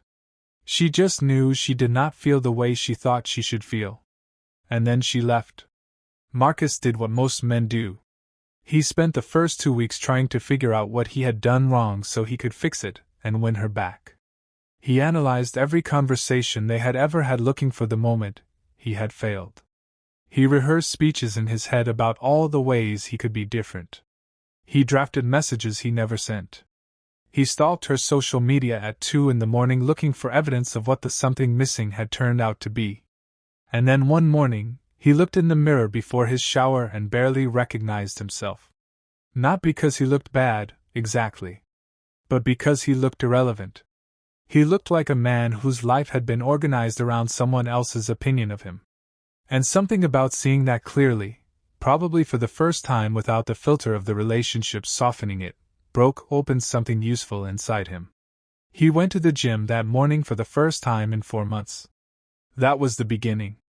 What happened over the next year was not the result of discipline for discipline's sake. It was not about trying to make her regret leaving. At least not at first. It started as something more primal, a man who had lost sight of himself deciding to find out who he actually was when he stopped organizing his life around keeping a woman comfortable. He trained with a consistency he had never managed inside the relationship. Not obsessively. Deliberately. He started reading books he had always meant to read. He picked up a skill he had been interested in for years and actually developed it. He worked on his career with a focus that surprised even his colleagues. He reconnected with friends he had neglected. He started spending money on experiences that expanded him rather than on gestures designed to impress someone. He said nothing about any of this publicly. No posts about his new journey. No indirect content about leveling up. He simply did the work. In silence. Here is the Stoic principle underneath this second move. Epictetus, who was born a slave and became one of the most powerful philosophical minds in history, taught that external circumstances cannot determine your internal worth. Not what she thinks of you. Not what she said. Not whether she chose you or rejected you. Your worth is a function of your character, and character is built through action. Through repetition. Through showing up for your own development even when, especially when, no one is watching and no one is applauding. The silent upgrade is not about revenge. It is not about engineering a situation where she sees you looking good and feels bad. Those are the thoughts of a small man, and they will produce a small result because they mean your development is still organized around her perception of you. That is just a different flavor of the same dependency. The silent upgrade is about recognizing that disrespect is information. She showed you the current assessment of your value. Maybe that assessment was unfair. Maybe she missed something real. But maybe, and this is the question worth sitting with, maybe she saw something accurately that you have been too comfortable to address. A man who receives disrespect and uses it as a mirror rather than a wound is one of the rarest types of humans alive. He takes the sting of dismissal and converts it into fuel. Not angry, reactive fuel that burns fast and hot and leaves nothing behind. Slow, clean, structural fuel. The kind that rebuilds an engine. When Marcus ran into his ex a year later, not planned, not engineered, just the natural collision of two people who used to share a city, she was visibly affected by the version of him she saw. He was different. Not unrecognizably so. But different in the way that people are different when they have been through something that cost them something and came out knowing more about themselves than they went in with. He moved differently. He occupied space differently. He spoke with a quietness that communicated fullness rather than emptiness. She reached out the following week. The conversation made it clear she had been thinking about what she saw. Marcus was gracious. He was warm. He wished her well. And he meant it. That is the full expression of the second move. Not a man who upgrades himself to make a woman regret. A man who upgrades himself because he was disrespected and his response to disrespect is self-construction. The regret she feels is not the goal. It is simply the side effect of being in proximity to someone who decided that her dismissal would be the last time he ever gave someone else the power to define his ceiling. Upgrade yourself. In silence. With consistency. Without an audience. Move 3. The refusal to explain yourself. There is a moment in every conflict, every disrespect, every dismissal, where the man who has been treated poorly feels a powerful urge. The urge to explain. To clarify. To make her understand what she did, and why it was wrong. To lay out, with evidence and emotion, exactly how her behavior landed and what it says about her character. This urge is understandable. It is deeply human. When we have been wronged, something in us wants to be seen in the wrongness. Wants the other person to understand the impact of their actions. Wants acknowledgement and accountability, and, if we are being honest, some form of apology that restores our sense of dignity. The Stoics would say this urge, as understandable as it is almost always a mistake. Not because the woman does not deserve to understand. Not because accountability is unimportant. But because most of the time, when you feel the urge to explain yourself to someone who has disrespected you, what you are really seeking is their validation of your feelings. And the moment you seek validation from someone who has already demonstrated disrespect, you hand them power over your emotional state. You make your peace contingent on their response. And that is a gamble you will almost never win. Marcus Aurelius wrote about the distinction between things that are in your control and things that are not. Her understanding is not in your control. Her empathy for what she put you through is not in your control. Whether she has the emotional intelligence and the self-awareness to truly reckon with how she treated you, not in your control. What is in your control is whether you spend your energy trying to get her there or whether you conserve that energy for something more productive. The third silent move is the refusal to explain yourself. The refusal to justify your withdrawal. The refusal to deliver the speech you have been rehearsing. The refusal to list all the ways she fell short. The refusal to give her the reaction she may have been unconsciously engineering by disrespecting you in the first place. Here is something about disrespect that very few people talk about. Sometimes, not always, but sometimes, disrespect is a test. Women are wired by evolution and by social conditioning to test the emotional stability of the men they are dealing with. Not consciously, necessarily. Not with a clipboard and a criteria sheet. But instinctively. Because a man who loses his composure when his emotions are provoked is demonstrating exactly the kind of instability that is incompatible with being a reliable partner, protector, and presence. When you deliver the long, passionate explanation of why her disrespect was wrong, you are failing the test. Not because the explanation is factually incorrect. Not because your feelings are not valid. But because the emotional heat behind the explanation is revealing something she is reading carefully. That your sense of self is brittle. That the right words from her can crack your composure. That you need her to see you clearly in order to see yourself clearly. The man who refuses to explain himself is not being cold. He is not being passive-aggressive. He is not giving her the silent treatment as a form of punishment. He is simply operating from a deep and non-negotiable understanding that he does not require her acknowledgement of his value in order to maintain his sense of value. Let me tell you about a man I will call James. James was in a situationship, that particular modern form of romantic ambiguity that men tend to suffer more from than they will admit, with a woman who was, by most people's standards, extraordinary. She was accomplished. She was striking. She had a social magnetism that made rooms rearrange themselves around her. And she knew it. Not in an arrogant way. In the way that beautiful, capable women sometimes know their own currency, practically, casually, and without apology. She treated James with inconsistency. Sometimes she was fully present, warm, invested, exactly the kind of company that made him feel like everything in his life was building towards something. Other times, she was distant in a way that felt pointed. She would make comments in front of other people that were technically jokes but carried a dismissive edge. She would share information about other men with a transparency that felt less like honesty and more like calibration, seeing how he responded. James felt all of this acutely. He is not a man who lacks emotional intelligence. He knew what was happening.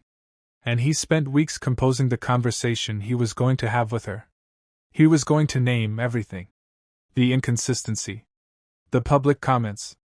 The way she used his interest as a mirror to admire her own reflection. He was going to be clear and calm and direct, and then she would understand and something would shift. He never had that conversation. Not because he was afraid. Because one morning he woke up and realized that the entire purpose of the conversation was to get her to see him the way he saw himself. And he asked himself why he needed that from her specifically. Why her assessment of him felt so load-bearing. And the honest answer was that somewhere along the way he had given her the role of judge. He had made her opinion of his worth the standard by which he measured his worth. And no conversation, no matter how well crafted or emotionally accurate, was going to fix that problem. Because the problem was not her failure to see him. The problem was his outsourcing of self-knowledge to someone else. He stopped. Said nothing. Let the situationship end through entropy rather than confrontation. She reached out several times over the following months. Each time with a warmth that had been largely absent during the situationship itself. Each time with a quality of attention that felt, ironically, like exactly what he had been craving while he was in it. He was never cruel. He engaged with grace. But he never went back. And he never gave her the explanation she occasionally seemed to be probing for. What happened? Where did you go? Why did you pull back? He simply moved forward. Without annotation. This is the third move. And the psychological principle underneath it is enormous. When you refuse to explain yourself, you signal one thing above all else: that your inner world is not contingent on her navigation of it. That you have a relationship with yourself that is not available for her to manage. That your self-concept is not a document she has editing access to. This is one of the most powerful things a man can communicate through his behavior. Not through his words. Through the absence of the words she expected. And here is what tends to happen. When a woman disrespects a man and expects the usual reaction, defensiveness, over-explanation, emotional pleading, and instead gets silence and forward movement, she enters a psychological space that is very uncomfortable. Because the reaction she received does not fit the story she was telling herself about who he is. And the human mind does not rest comfortably with unresolved narrative. It will return to the mystery. It will keep trying to solve it. You become the unsolved equation. Refuse to explain yourself.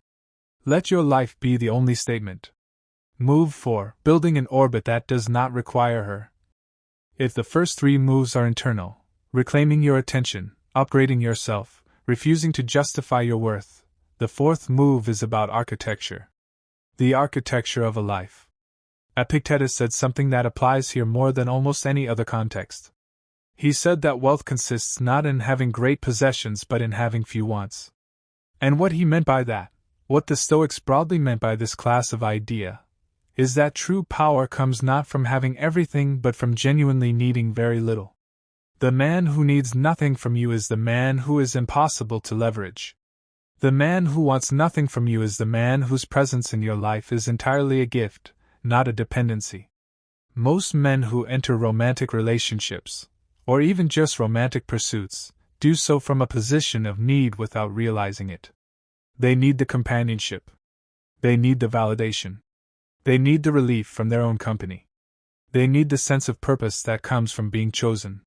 And when a relationship offers them all of that, they will, often unconsciously, organize their lives around maintaining access to it. Friends get deprioritized. Hobbies get abandoned. Ambitions get deferred. Slowly, quietly, the man's life shrinks to fit the relationship. And here is what that creates from the woman's perspective. It creates a man who is entirely available. A man whose social calendar is empty unless she fills it. A man whose emotional ecosystem is dependent on her participation.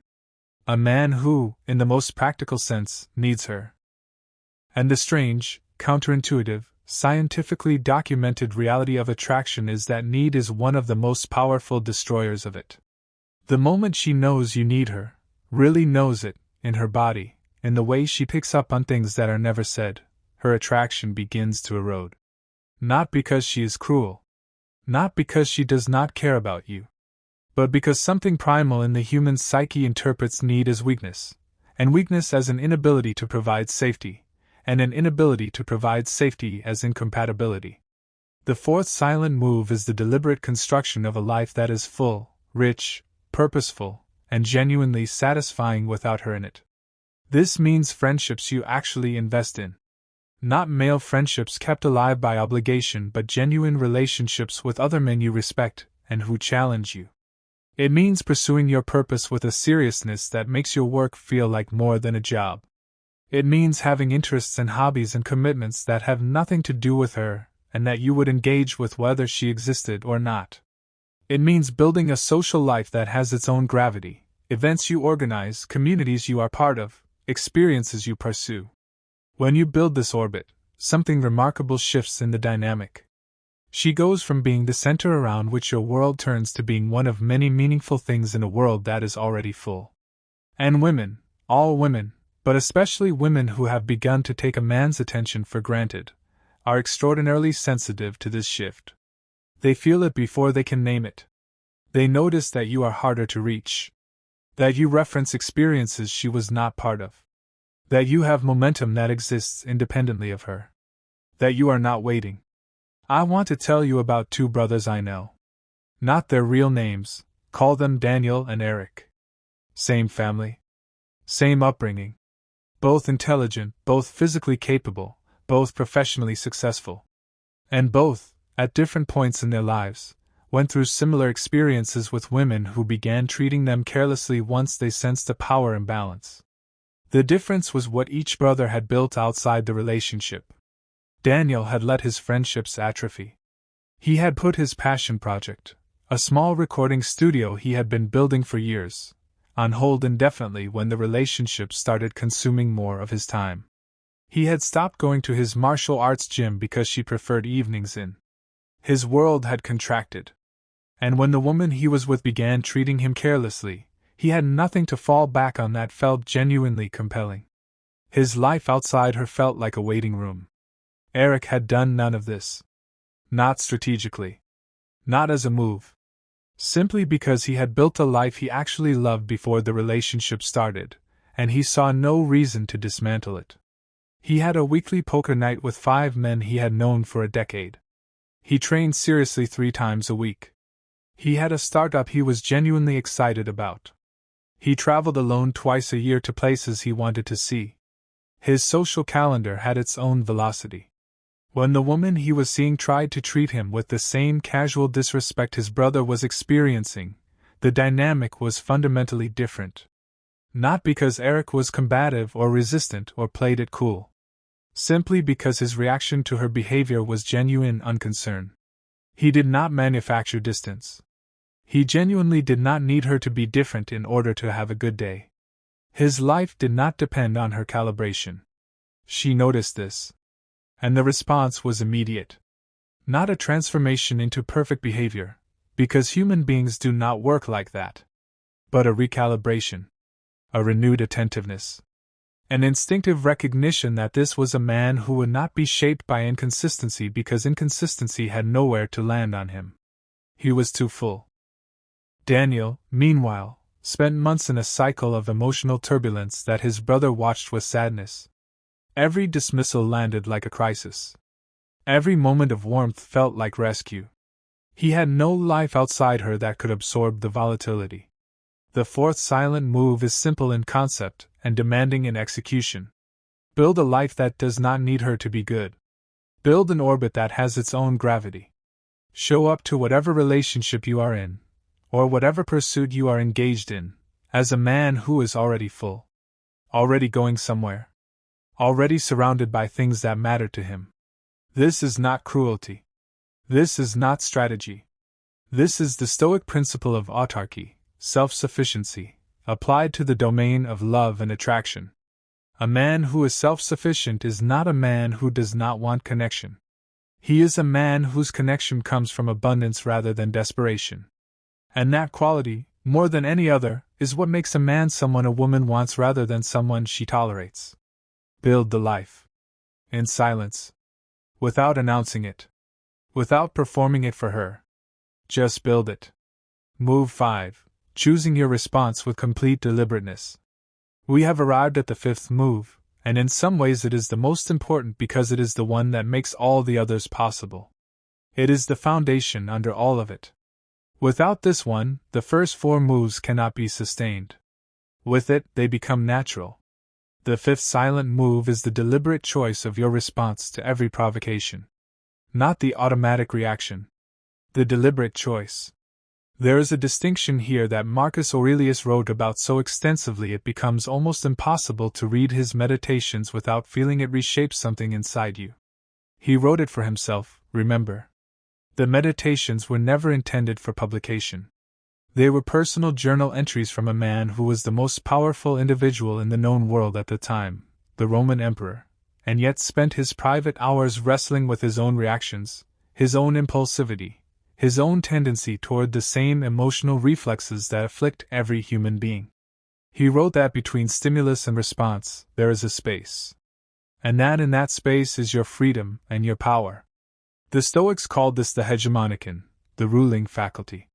The part of you that, if trained and developed and trusted, can observe the provocation before reacting to it. Can name it. Can evaluate it. Can ask, what is the most excellent response I could make to this?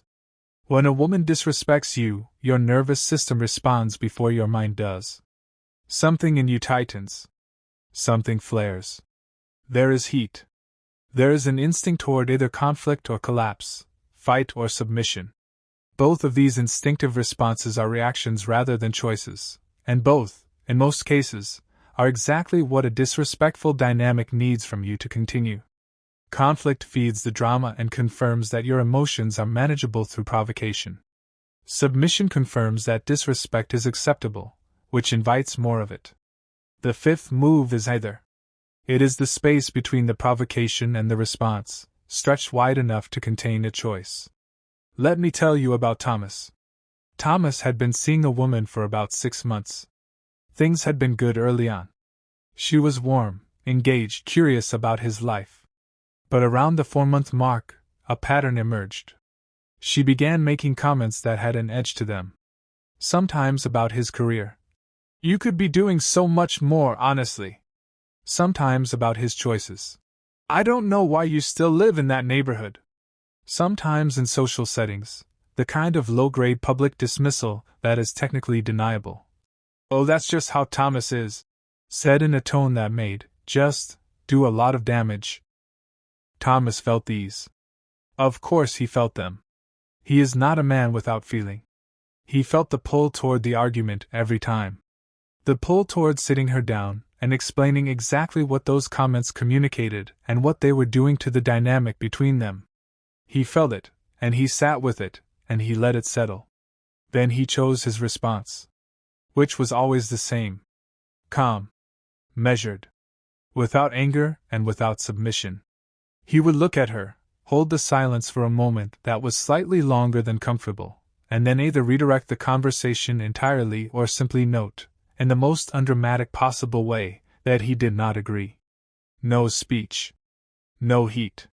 No attempt to get her to understand the full weight of what she had said. Just a quiet, composed, non-negotiable note of disagreement followed by the conversation moving forward. It is hard to convey in words how disorienting this is to someone who is used to provoking a reaction. She knew, on some level, that the comments were provocative. She was calibrated, as most people are, to the expected response. Which is defensiveness, or anger, or wounded withdrawal, or over-explanation. Any of those responses would have given her something to work with. Would have confirmed that the provocation had power. His response gave her nothing. Not through coldness. Through fullness. He simply did not have room to be destabilized by her words because he had spent years building an internal world that was not organized around external assessment. Over time, the comments stopped. Not because he demanded they stop. Not because he gave her an ultimatum. Because the provocation was not producing the effect it needed to produce to be worth continuing. When disrespect stops getting paid out in emotional currency, it tends to bankrupt itself.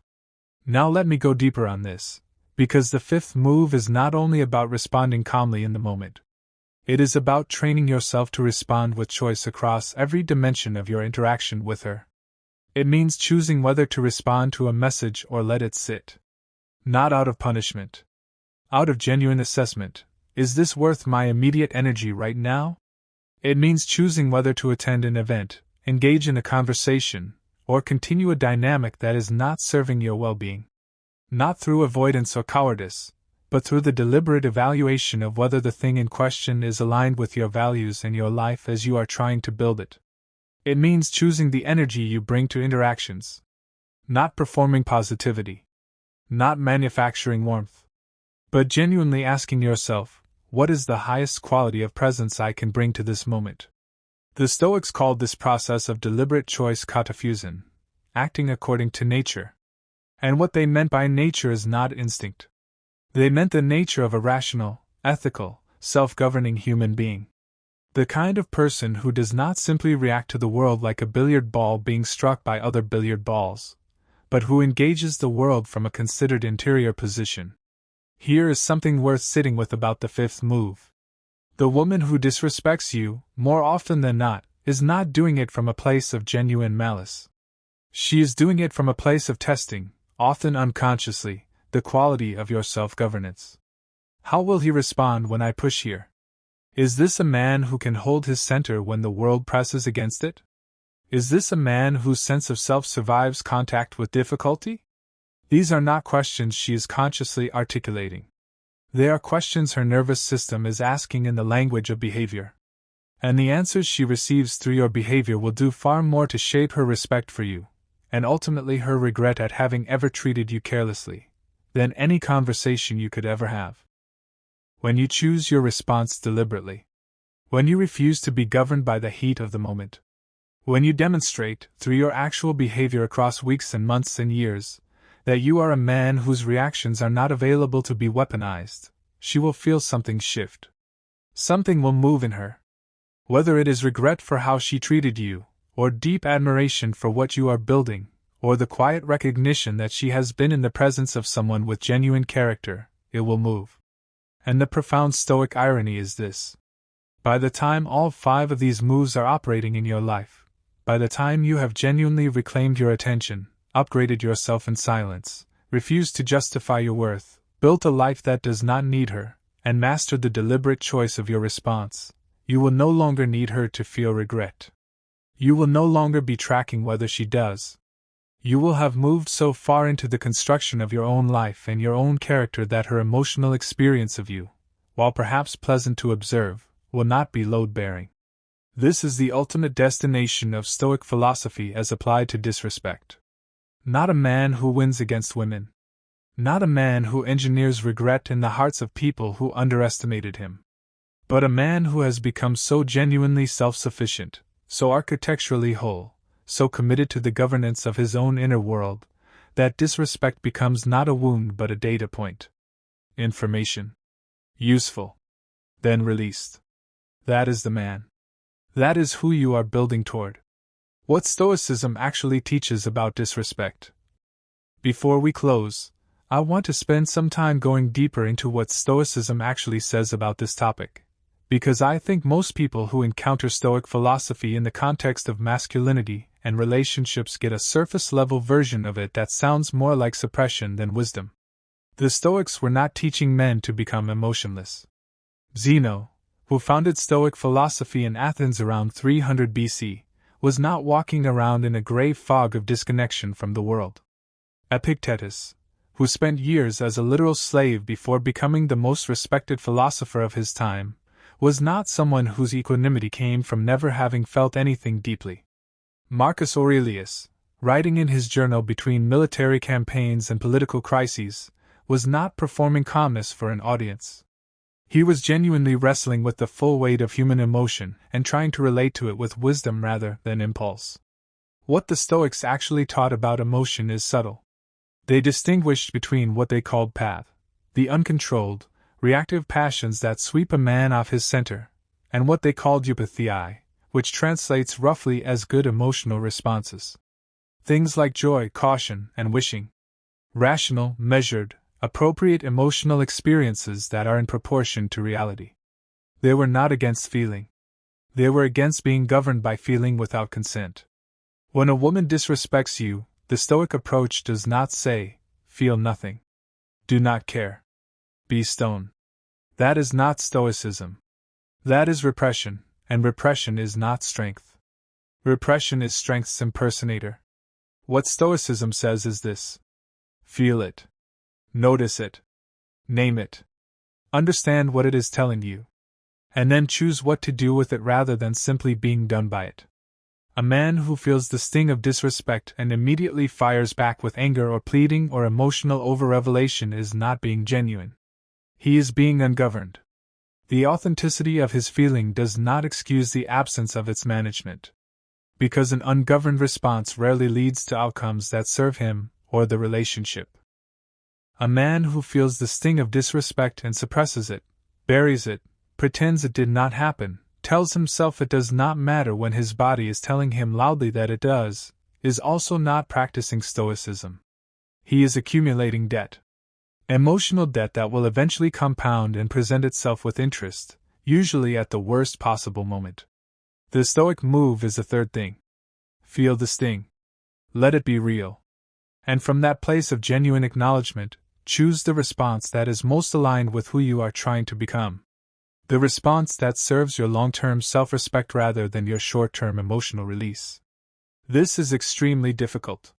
It is perhaps the most difficult thing a man can consistently do. The ancient Stoics knew this. Marcus Aurelius wrote the same lessons to himself repeatedly because he kept needing to hear them again. That is not weakness. That is the honest acknowledgement of how hard genuine self-governance actually is and how much practice it requires. If you follow me, you know that everything I talk about here is built on a foundation of real psychology and real philosophy, not surface-level motivation.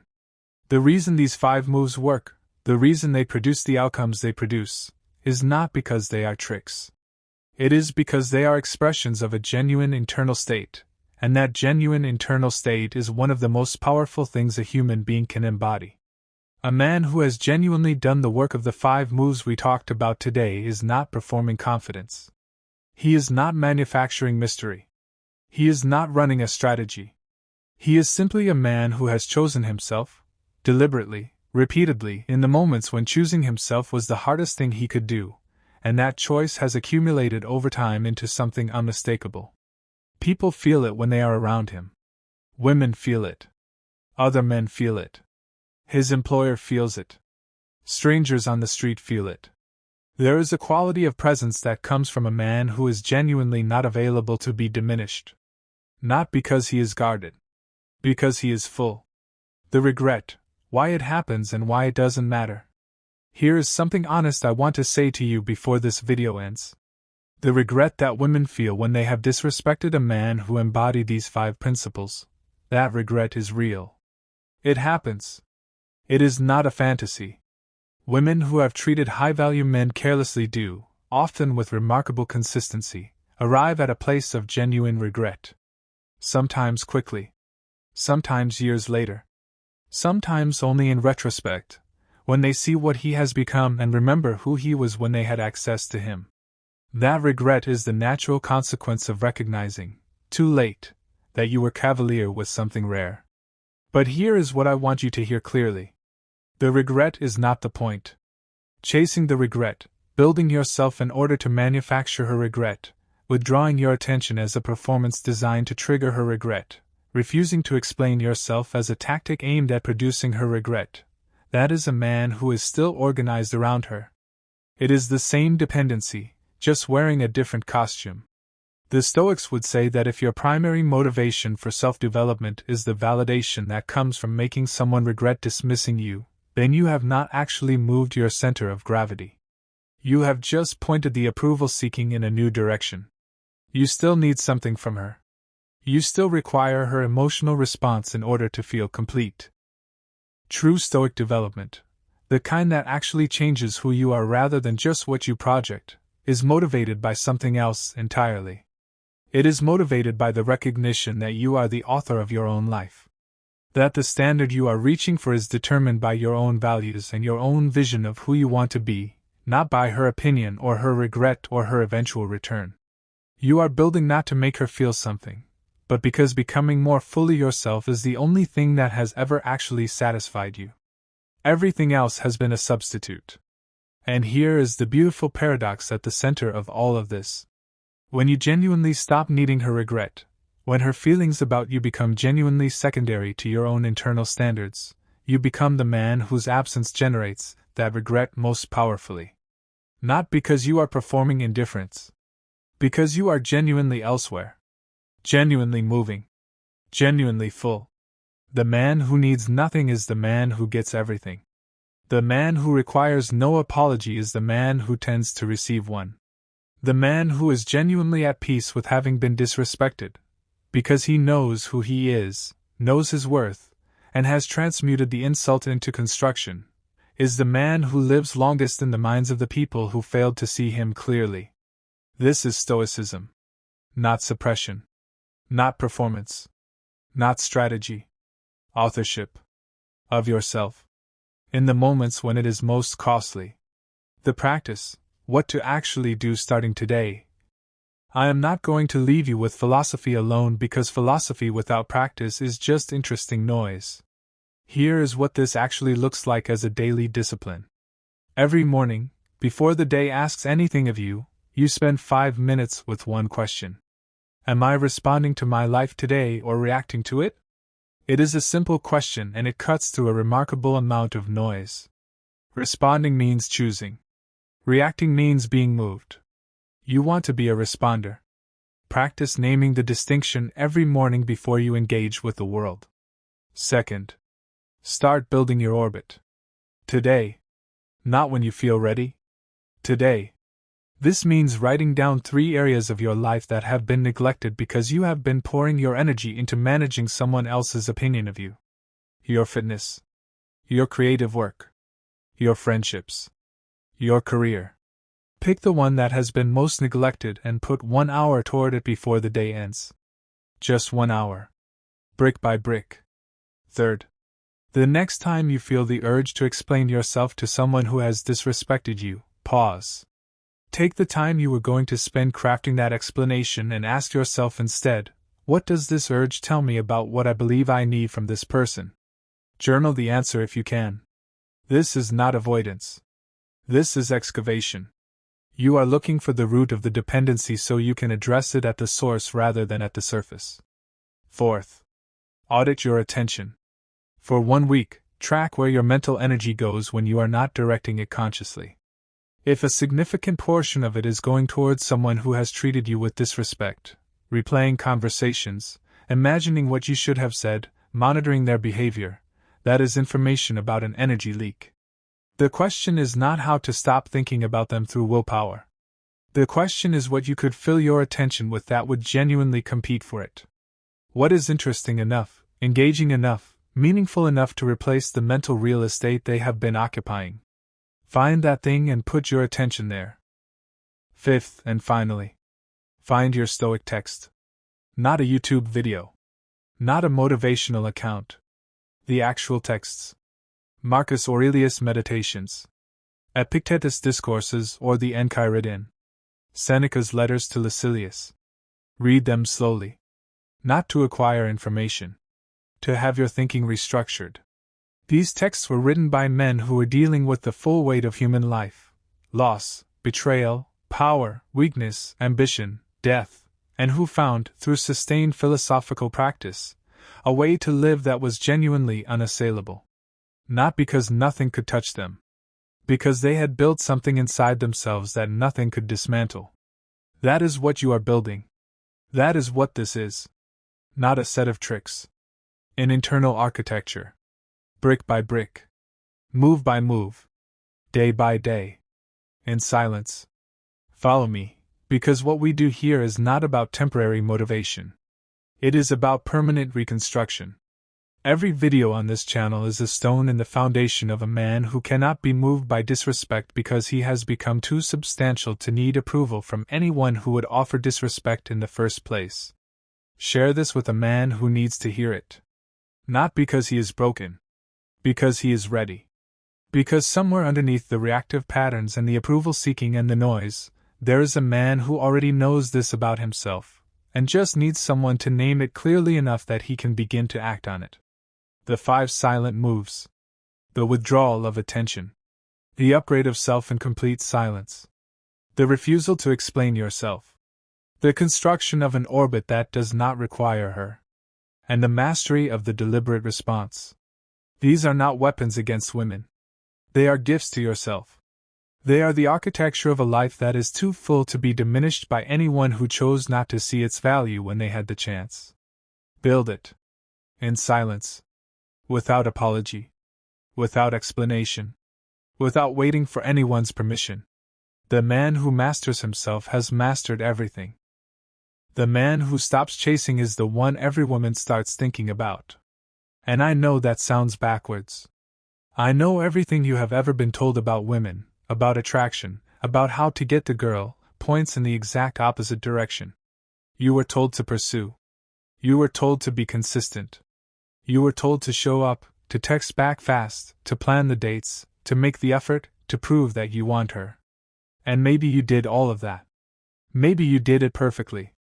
And still, somehow, things fell apart. She pulled back. She lost interest. She started treating you like an option while you were treating her like a priority. That is not a coincidence. That is a pattern. And today, we are going to dismantle it completely. This video is about Stoic men. Not the watered-down social media version of Stoicism where someone just posts a quote from Marcus Aurelius and calls themselves disciplined. I am talking about men who have actually internalized something ancient, something powerful, something so psychologically potent that when a woman encounters it, she feels it before she can explain it. She feels drawn. She feels curious. She feels something she has not felt in a long time, which is the presence of a man who does not need her to be complete. And that changes everything. Follow me if you want to understand the psychology of attraction at a level most people never reach. What we cover on this channel goes deeper than advice. We go into the architecture of the human mind, the biology underneath behavior, and the specific mental frameworks that separate men who consistently attract high-quality women from men who wonder what they are doing wrong. Now let me tell you about a man named Daniel. Daniel was 29 years old when he met a woman named Priya at a rooftop event in the city.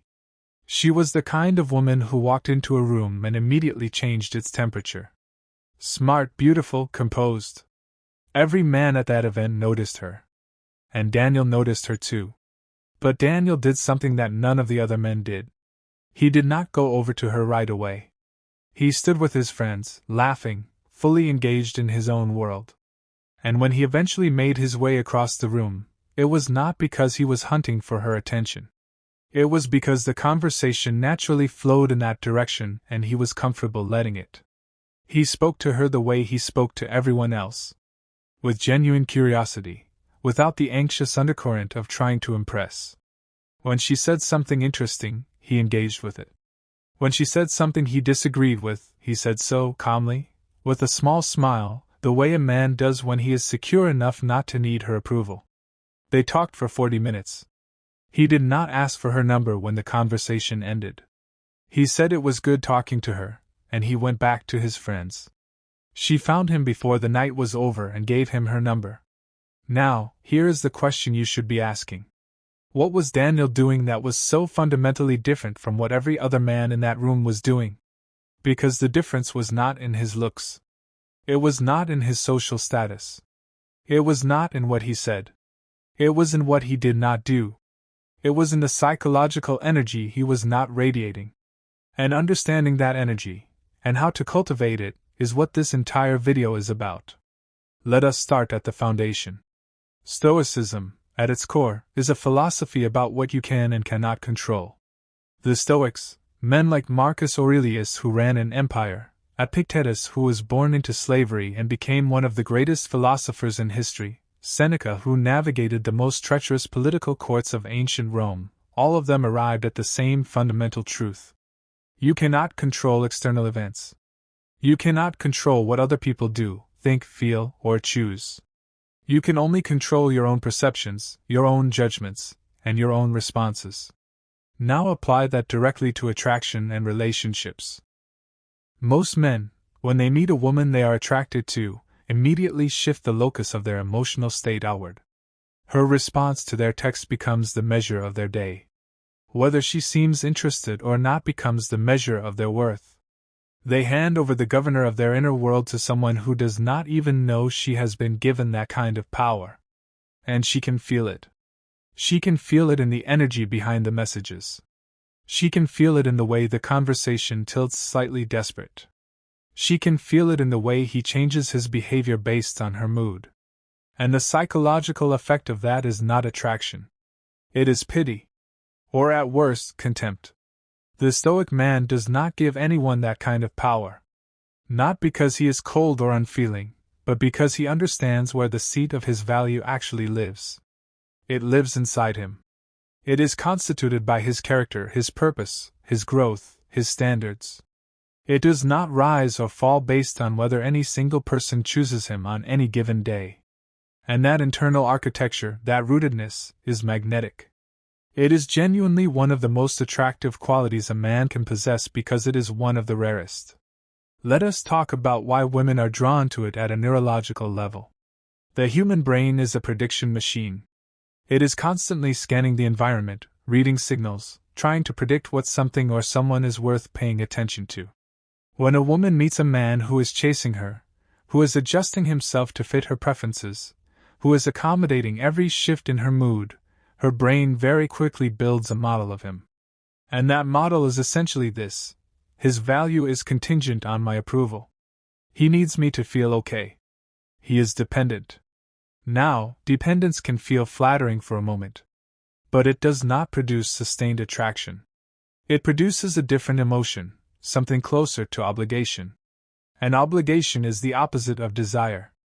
When a woman meets a man who is genuinely unattached to her approval, who is curious about her but not consumed by her, who has a life that is full and moving with or without her presence in it, her brain builds a completely different model. This man has resources I do not fully understand yet. This man has a world I have not been invited into. This man is not adjusting himself for me, which means either he is the most confident person I have encountered or he is genuinely indifferent, and I need to figure out which one it is. That uncertainty, that curiosity, that slight sense of challenge, is the neurological ignition point for deep attraction. It is not manipulation. It is just the reality of how human attention and desire work.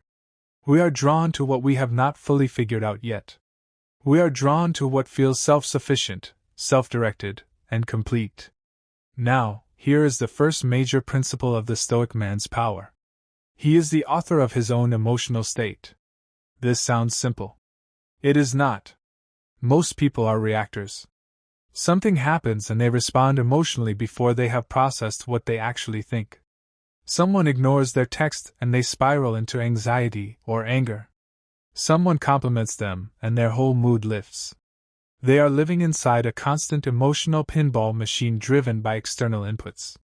The Stoic man practices what Marcus Aurelius called the discipline of assent. Before he reacts, he pauses. He asks himself what this thing actually is, not what it feels like, but what it actually is. She did not reply for a day. What is that actually? It is a woman who did not reply for a day. That is all. His interpretation of that event is entirely his choice. And his choice of interpretation determines his response. And his response is the only thing that actually matters. When you practice this consistently, something profound happens to the way women experience you. You become unrattled. Not cold. Not detached in a disconnected way. But genuinely stable. And stability in a man is something women respond to at a very deep level because stability signals safety, and safety is the precondition for real intimacy. Think about Daniel at the rooftop. When Priya did not show immediate enthusiasm, Daniel did not recalibrate.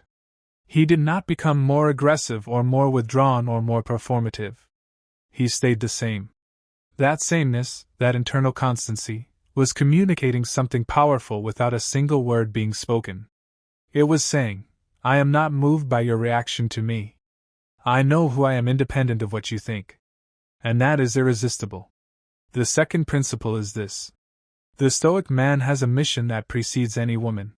One of the most common patterns I see in men who struggle with attraction is that they have made a woman their purpose before they have made anything else their purpose. They are not building anything. They are not working toward anything that genuinely excites them. They are waiting for the relationship to be the thing that gives their life structure and meaning. And so when a woman arrives in that vacuum, she becomes not just a romantic interest but the center of gravity for the entire life. And that is too much weight for any person to carry. Marcus Aurelius wrote, "Concentrate yourself on whatever you are doing at the present moment." A man with a mission is a man who is concentrated. He is focused not because he is performing discipline but because he genuinely has somewhere to go, something to build, something that demands his attention. When you are genuinely invested in your own growth, in your craft, your business, your physical development, your intellectual expansion, you are not available to be consumed by any single relationship. And women, especially high-quality women who themselves have standards and goals and lives of their own, are extraordinarily sensitive to whether a man has that kind of self-directedness. They are not looking for someone to rescue. They are not looking for someone to complete. They are looking for someone compelling enough to walk alongside. And compelling starts with having somewhere to walk. This is also why the chase is so counterproductive. When you are in chase mode, you are signaling that you have redirected your primary energy from your mission toward her. And on some level, a woman who is psychologically healthy picks that up. Not consciously. But she feels a slight repulsion. Because a man without a mission is not a man she wants to depend on. And attraction at its deepest level is tied to a sense of, this is someone I could build something real with. Here is the third principle, and this one is going to feel uncomfortable for a lot of people. The Stoic man maintains his standards even when he is attracted to her. This is where most men completely fall apart. They meet a woman they find genuinely compelling and suddenly every standard they had dissolves. She is rude to the waiter but he does not say anything. She cancels plans at the last minute, but he rearranges his entire schedule to accommodate her. She says something dismissive about his goals and he laughs it off, or, worse, immediately starts qualifying himself. Every time you abandon a standard in the presence of a woman you are attracted to, you are communicating something. You are communicating that your standards are negotiable based on her perceived value. And if your standards are negotiable, then your identity is negotiable. And a man with a negotiable identity is not a man with presence. He is a man with a performance. Epictetus said, first say to yourself what you would be, and then do what you have to do. The Stoic man knows what he would be.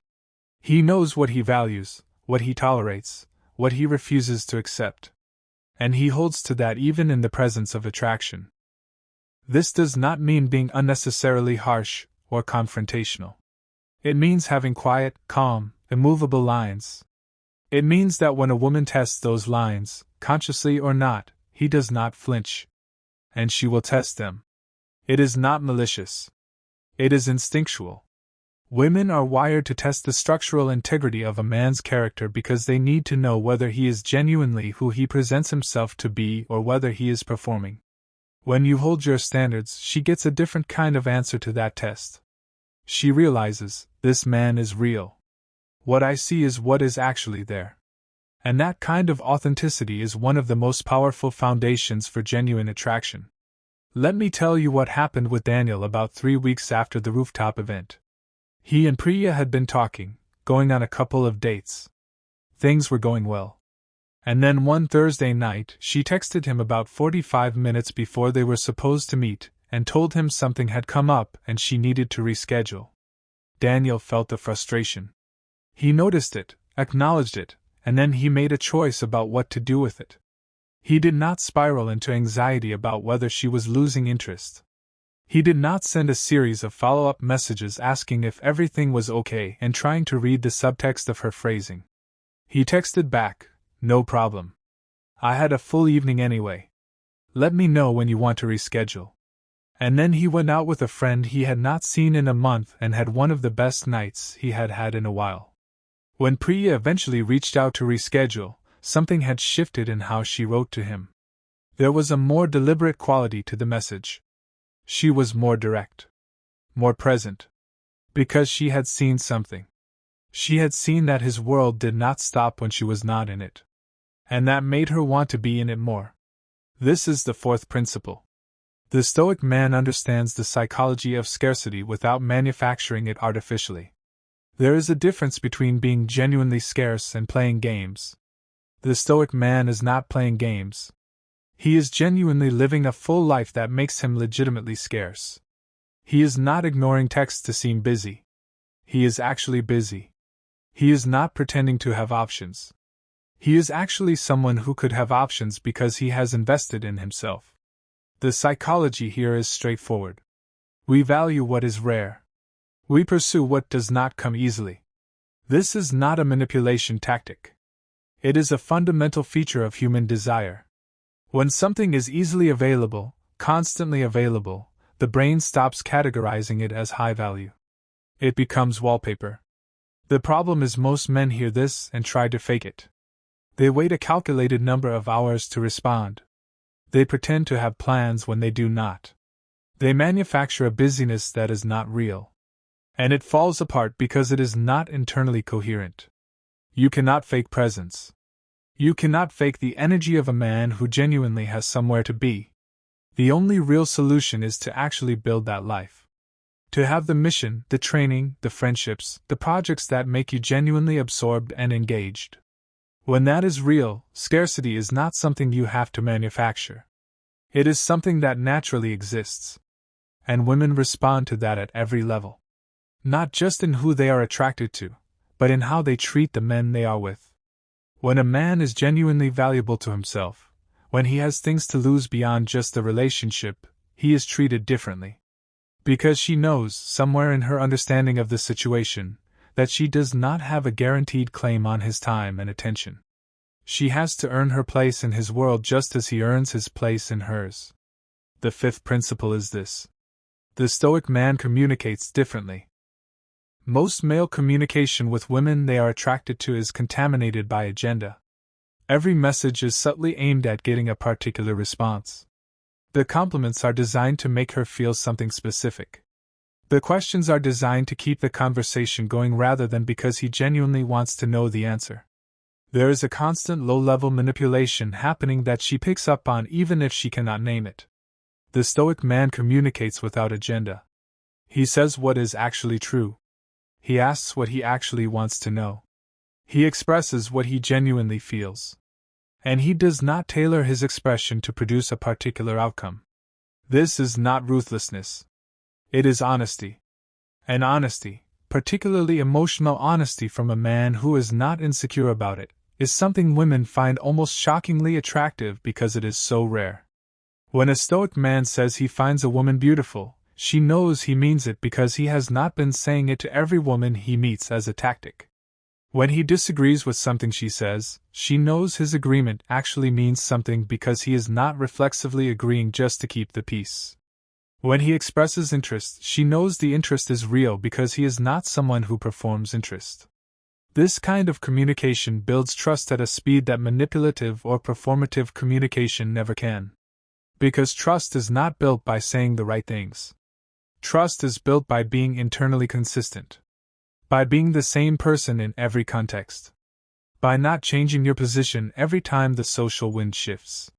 Seneca wrote, "It is not that I am brave, it is that I know what is worth fearing." The Stoic man is not afraid of losing the approval of any single person. And that freedom from fear is what allows him to communicate with the kind of directness and honesty that makes real connection possible.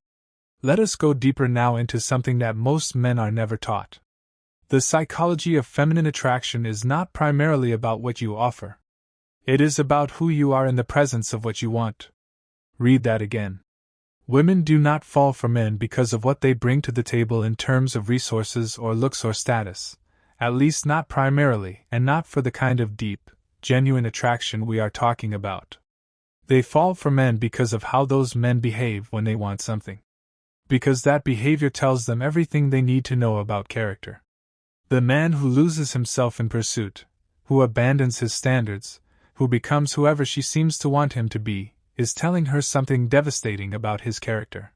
He is telling her that he does not have a self that is stable enough to survive desire. And if he cannot hold himself together in the presence of desire, she cannot trust him to hold himself together in the presence of pressure, or hardship, or real life. The Stoic man, on the other hand, is himself. Fully himself. With his flaws and his passions and his opinions and his refusals and his standards intact. And she learns from watching him be himself that this man is real. He is the same man on Tuesday at 9 p.m. when she cancels that he was on Saturday at 8 p.m. when she showed up. He does not inflate and deflate based on her mood or her availability. He is a constant.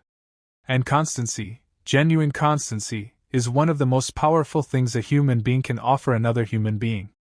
Now let us talk about something that comes up constantly in conversations about this topic and usually causes confusion. Is the Stoic man cold? The answer is absolutely not. And this distinction is critical. There is a version of this that gets misapplied, where men hear that emotional detachment is attractive, and so they try to become emotionally unavailable, they try to seem like they do not care about anything, they try to perform a kind of icy indifference that is not actually Stoic at all. It is just emotional immaturity wearing a philosophy costume. The Stoic man feels things deeply. Marcus Aurelius, who had to watch multiple children die, who governed an empire through plagues and wars, wrote passages of devastating emotional depth in his personal journal. Epictetus, who had been enslaved and had his leg broken by his owner, spoke about love and human connection with extraordinary tenderness. These were not cold men. These were men who had learned not to be controlled by their emotions while still fully experiencing them. The difference is subtle, but it is everything. Feeling something without being governed by it. Being moved without being swept away. Being capable of deep warmth and genuine care without handing over your self-possession to another person's choices. When a woman experiences a man like this, she experiences something she does not often get in the modern dating landscape. She experiences warmth without desperation. She experiences care without control. She experiences presence without neediness. And that combination is extraordinarily rare and extraordinarily compelling. The sixth principle is this. The Stoic man is comfortable with endings. One of the most powerful things you can do in any interaction is to be genuinely okay with it not working out. Not pretending to be okay. Not performing indifference. But actually arriving at a place where you understand that not every person is meant to be in your story for a long time, and that your life is valuable and worthy of investment regardless of who is in it. When you are actually okay with an ending, the entire energy of the interaction shifts. Because the desperate, anxious quality that poisons so many romantic situations is driven by one thing: the belief that this particular person is necessary for you to be okay. The moment you genuinely let go of that belief, you are free. And freedom is attractive. Freedom is the baseline of the Stoic man's power. This is why Epictetus taught the discipline of desire so centrally. His instruction was this: desire only what is within your control. And another person's choice to be with you is not within your control. You can be your best self. You can create the conditions for genuine connection. But you cannot make someone choose you. And trying to force or manipulate or bargain your way to a choice that is not freely given is not only unattractive, it is the destruction of the very thing you are trying to build. The Stoic man releases his grip. And in releasing it, he often finds that what he wanted comes toward him. Not always. But the moment the grip is released, both people can be present without the distortion of desperation. Let me tell you the rest of Daniel's story. Things progressed between him and Priya over the following months. There was one point, about 2 months in, where Priya started to pull back. She became less available. Her texts had more distance in them. Any other man would have chased that retreat. Would have called more, texted more, tried to find out what was wrong, attempted to fix whatever he imagined he had done. Daniel noticed the shift. He sat with it. He did not catastrophize. He decided that if there was something real going on between them, she would bring it up. And if there was not, then the pulling back was information he needed to have. He continued living his life. He kept working. He went back to the sport he had been neglecting. He had dinner with his family. He was, in every meaningful sense, fine. About 10 days into the distance, Priya called him. She told him that she had been going through something personally, something unrelated to him, and that she had been retreating from everything and everyone. She said something that stayed with him. She said, "I kept waiting for you to chase me the way everyone else does. And you just kept being yourself. And that made me realize I actually want to come back to you." She was not describing a game. She was describing a genuine psychological experience. The experience of a man whose gravity was internal, whose value did not depend on her proximity. Let us talk now about attraction in long-term contexts, because a lot of what we discuss about attraction is framed around the early stages of meeting someone. But the principles of Stoicism apply just as powerfully in established relationships, perhaps even more so. One of the most common dynamics in long-term relationships is the gradual erosion of the man's identity in service of the relationship. He stops doing the things that made him compelling in the first place. He stops pursuing his mission with the same intensity. He becomes more accommodating, more available, more centered on her world and less on his own. And the strange, painful irony is that these changes, which are often driven by genuine love and the desire to make her happy, often produce the opposite effect. She becomes less attracted. She becomes more critical. She becomes less engaged. And he cannot understand what happened because from where he is standing, he is giving her everything. What he is giving her, however, is everything except the thing she actually needs from him, which is the presence of a man who has not disappeared into the relationship, who still has an independent life that is vivid and directed, who still has standards and still holds them, who is still, at his core, the same man she was drawn to before they were together. The Stoic man in a long-term relationship is a man who maintains his identity continuously. Not as a strategy to keep her attracted, although that is one of its effects, but because he understands that the dissolution of the self into a relationship is not love. It is actually a form of fear. Fear of losing the relationship if he is fully himself. Fear that his authentic self is not enough. The Stoic man does not have that fear, because he has done the internal work to understand that his value does not reside in the relationship. It resides in him. And from that position, he can love someone fully and freely, can invest completely without losing himself, can be genuinely devoted without being consumed. And that kind of love, that kind of presence, is what women describe when they talk about the partner they genuinely want. Not the man who gives up everything for them. The man who has a self worth giving. Now I want to address a question that is almost certainly forming in some of your minds right now. What about rejection? How does the Stoic man handle rejection? Here is the honest answer. He handles it with grace because he does not treat it as a verdict. Most men, when they are rejected, receive the rejection as an evaluation, as a judgment passed on their worth. And that interpretation is what makes rejection feel devastating. Because if someone's no means you are not enough, then your value is perpetually at the mercy of other people's choices. The Stoic man understands rejection as information, not evaluation. It tells him that this particular person, in this particular moment, with this particular set of experiences and desires and circumstances, is not a match for him. That is all. It is not a comment on who he is. It is not a foreclosure on what is possible. It is simply a data point in the map of his experience. Epictetus was very direct about this. He wrote that we suffer not from the events in our lives but from our judgment about those events. The event is neutral. The interpretation is ours. And the Stoic man chooses interpretations that preserve his energy, his dignity, and his forward momentum. When a man receives rejection gracefully, without collapse, without bitterness, without a sudden shift in his treatment of the woman who rejected him, something remarkable often happens. She respects him more after the rejection than she did before. Because she has just witnessed something very rare. A man whose self-worth does not evaporate in the face of a no.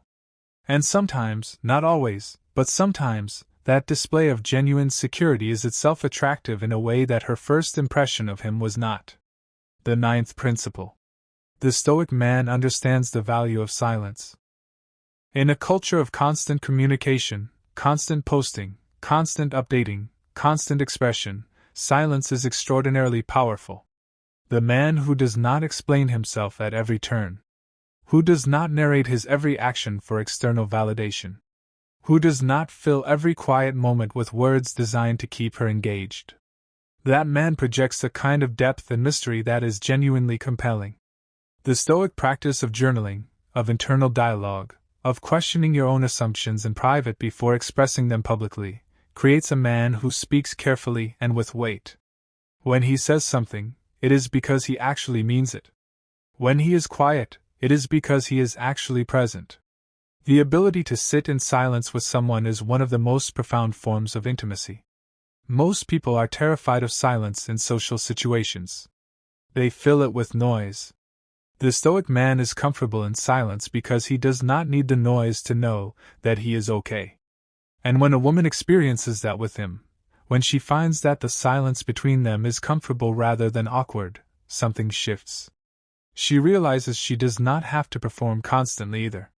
She can just be. And the gift of being able to just be with someone is rare enough that it tends to create a bond that surface-level connection never produces. Now I want to go into something that sits underneath all of these principles, something that is the real source of the Stoic man's power. He has done the internal work. This is not metaphorical. It is literal. The Stoic man has sat with his fears and examined them. He knows where his insecurities come from. He has looked at the moments in his past that left marks and understood what those marks are and what they are not. He has developed, through practice and reflection, a clarity about who he is that most people never achieve because they are too afraid to look. That internal clarity is what produces everything else we have been discussing. The ability to communicate without agenda. The ability to hold standards without apology. The ability to be comfortable in silence. The ability to receive rejection without collapse. The ability to maintain identity in the presence of attraction. All of it flows from a man who actually knows himself. And knowing yourself, in the Stoic tradition, is not a one-time event. It is a daily practice. Marcus Aurelius wrote the Meditations as a private journal, never intended for publication, as a daily practice of examining himself against his own standards. Are you the man you intend to be today? Where did you fall short? What will you do differently? What do you know about yourself now that you did not know yesterday? This kind of ongoing self-examination produces a self that is continuously refined, continuously deepened. And the man who is continuously deepening is always becoming more of someone worth being around. That momentum, that visible sense of a person who is genuinely moving in a direction of growth, is attractive in a way that static self-presentation never is. Women, particularly women with their own depth and ambition, want to be near someone who is going somewhere.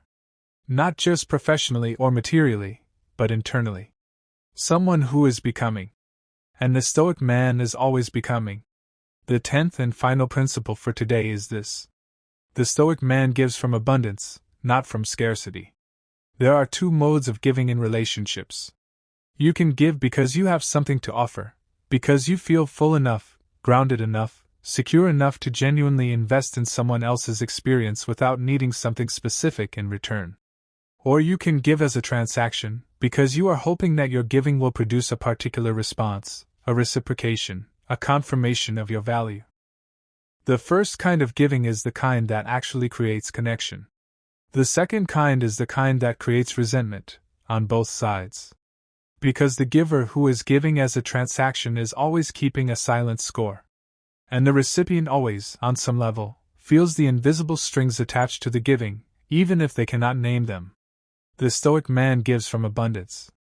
He gives his time because he genuinely wants to be present, not because he is hoping her pleasure will confirm his worth. He gives his attention because he is genuinely interested, not because attention is a strategy. He gives his honesty because he respects her enough to be real with her, not because honesty is a tool for building a particular impression. This kind of giving is actually one of the most powerful things a man can do in a relationship. Because it removes the transactional quality that corrupts so much of modern romantic connection. It creates a space in which both people are actually free. Free to be themselves, free to give or not give based on what is real rather than what is strategic, free to build something genuine rather than a mutual performance. And genuine is what lasts. Let me bring this back to where we started. The man who stops chasing is the one every woman starts thinking about. Now you understand why. It is not because he is playing games. It is not because he is withholding strategically.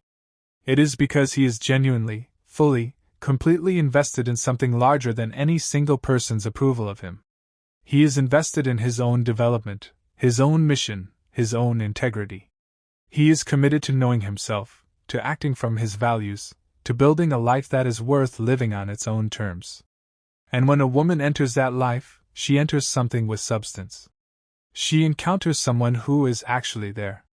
Not performing presence, not managing a persona, but genuinely occupying the space with the full weight of who he is. That presence is what the chasing man can never offer. Because the man who is chasing is always slightly outside himself, always extending toward the thing he wants rather than inhabiting who he is. And you cannot give presence to someone else until you are actually present yourself. The Stoic philosophy, at its core, is a philosophy of presence. Of being here, now, in this body, with these values, responding to this reality as it actually is rather than as you wish it were or fear it might be. Practice that presence. Build that life. Do the internal work. Hold the standards. Communicate with honesty. Give from abundance. And understand that your value is not something any relationship confers on you. Your value is something you build, day by day, through the quality of your choices and the depth of your commitment to being someone worth being. That is the Stoic man's power over his own experience. And in that power, naturally, without effort, without performance, without manipulation, something magnetic emerges. Follow me. This channel is dedicated to the psychology of growth, of attraction, of building the internal architecture of a man who does not need to chase what is meant for him. If what we covered today resonated with something real in you, if you felt the difference between the man you have been and the man you are capable of becoming, then stay here. Subscribe. Turn on the notifications. Because what comes next goes even deeper. Your life is the work. Do it well. They never tell you when it ends. There is no funeral, no announcement, no moment where someone stands up and says, "This is over." It just slowly becomes something you can no longer recognize. And that is the most dangerous kind of ending. The quiet one. The one that happens while you are still showing up, still trying, still convincing yourself that maybe tomorrow will be different. Maybe if you just love a little harder, give a little more, say the right thing at the right time, maybe then it will go back to what it was. But here is what the Stoics understood thousands of years ago that most of us are only beginning to grasp in the most painful chapters of our lives. You cannot force what is no longer willing to grow. You cannot resurrect what the other person has already buried inside themselves. And the longer you refuse to see what is directly in front of you, the more of yourself you will sacrifice on an altar that no longer holds anything sacred. Marcus Aurelius wrote in his private journal, words he never intended for the world to read. You have power over your mind, not outside events. Realize this, and you will find strength. He was not just talking about wars, plagues, or political betrayal. He was talking about the full human experience, which includes love, which includes loss, which includes the terrifying moment when you must look at something you built with your own hands and ask yourself, is this still alive? Or am I just too afraid to admit that it is not? This is not a video about giving up. This is not a video that tells you love is not worth fighting for. Because it is. Real love is worth every ounce of effort you have. But there is a difference between fighting for something real and clinging to a ghost. There is a difference between patience and self-destruction. There is a difference between hope and delusion. The Stoics were not cold people. They were not emotionless. They were people who understood that clarity is one of the highest forms of self-respect. And that sometimes, the most courageous thing you will ever do is see your situation exactly as it is, not as you wish it were. So today, we are going to talk about 11 signs that your relationship is over, not based on gossip, not based on surface-level advice, but grounded in Stoic wisdom, human psychology, and the kind of honest self-examination that most people avoid their entire lives because it hurts too much to look directly at it. If something in this video feels uncomfortably familiar, do not run from it. Sit with it. Because awareness, even when it is painful, is always the beginning of something better. And if this kind of content speaks to you, the kind that challenges your thinking, builds your inner strength, and helps you understand yourself and the people around you on a deeper level, follow this channel. Every single video I put out is designed to give you that edge. The psychological edge. The emotional edge. The kind of clarity that changes how you move through the world. Follow now, because what comes next might be the most important thing you hear this year. Sign number 1. You have stopped being curious about each other. There is a man named David. He has been married for 9 years. And if you sit across from him at a dinner table and ask him what his wife's current dream is, not the dream she had when they first met, not the dream from 5 years ago, but the dream she carries right now, today, in this season of her life, David would go quiet. He would look at the table. He would probably say something vague, something that sounds like an answer but is not really an answer. And the terrifying thing is not that David is a bad man. He is not. He is a decent, hard-working man who loves his wife. Or at least he loves the idea of his wife. The version of her he met 9 years ago. The version he has kept preserved in his mind like a photograph he stopped updating. He stopped being curious about her. And she stopped being curious about him. And what happens when two people stop being curious about each other is that they begin to live alongside each other rather than with each other. They share a home, a bed, a last name, but they no longer share discovery. They no longer surprise each other. They no longer lean in. Epictetus said something that people rarely apply to relationships but absolutely should. Seek not the good in external things, seek it in yourself. And here's how that connects. When you stop growing internally, you have nothing new to offer. And when you have nothing new to offer, there is nothing left to discover. Curiosity dies. And when curiosity dies in a relationship, you are not in a partnership anymore. You are in a routine. Ask yourself honestly, when was the last time you genuinely asked your partner what they were thinking about? Not out of obligation, not to fill silence, but because you actually wanted to know. When was the last time something they said surprised you in the best possible way? When was the last time you looked at them and thought, there is more here that I have not yet figured out? If you have to think hard to remember, that is a sign. The Stoics valued continuous self-examination. They believed that a life unexamined is a life half-lived. And the same applies to a relationship. A relationship that is no longer examined, no longer questioned, no longer explored, is a relationship that has already started to die. The body is still warm, but something essential has gone cold. Curiosity is not a luxury in a relationship. It is the oxygen. And you can only hold your breath for so long. Sign number 2, contempt has replaced conflict. Here is something that most people get completely wrong about relationships. They think that fighting is the sign of a dying relationship. That constant conflict means you are incompatible, that the love is fading, that things are falling apart. So they avoid conflict. They swallow their frustration. They plaster over the cracks and tell themselves they are being mature when really they are just being afraid. But the research, and the Stoics, in their own language, tells us something far more nuanced and far more sobering. It is not conflict that kills a relationship. It is contempt.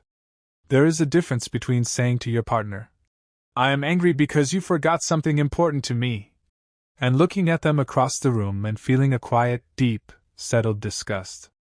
A kind of dismissal. A feeling that is not hot and passionate like anger, but cold and heavy like concrete. That is contempt. And contempt is the slow poison that has no antidote once it takes full root. Contempt says, you are beneath my engagement.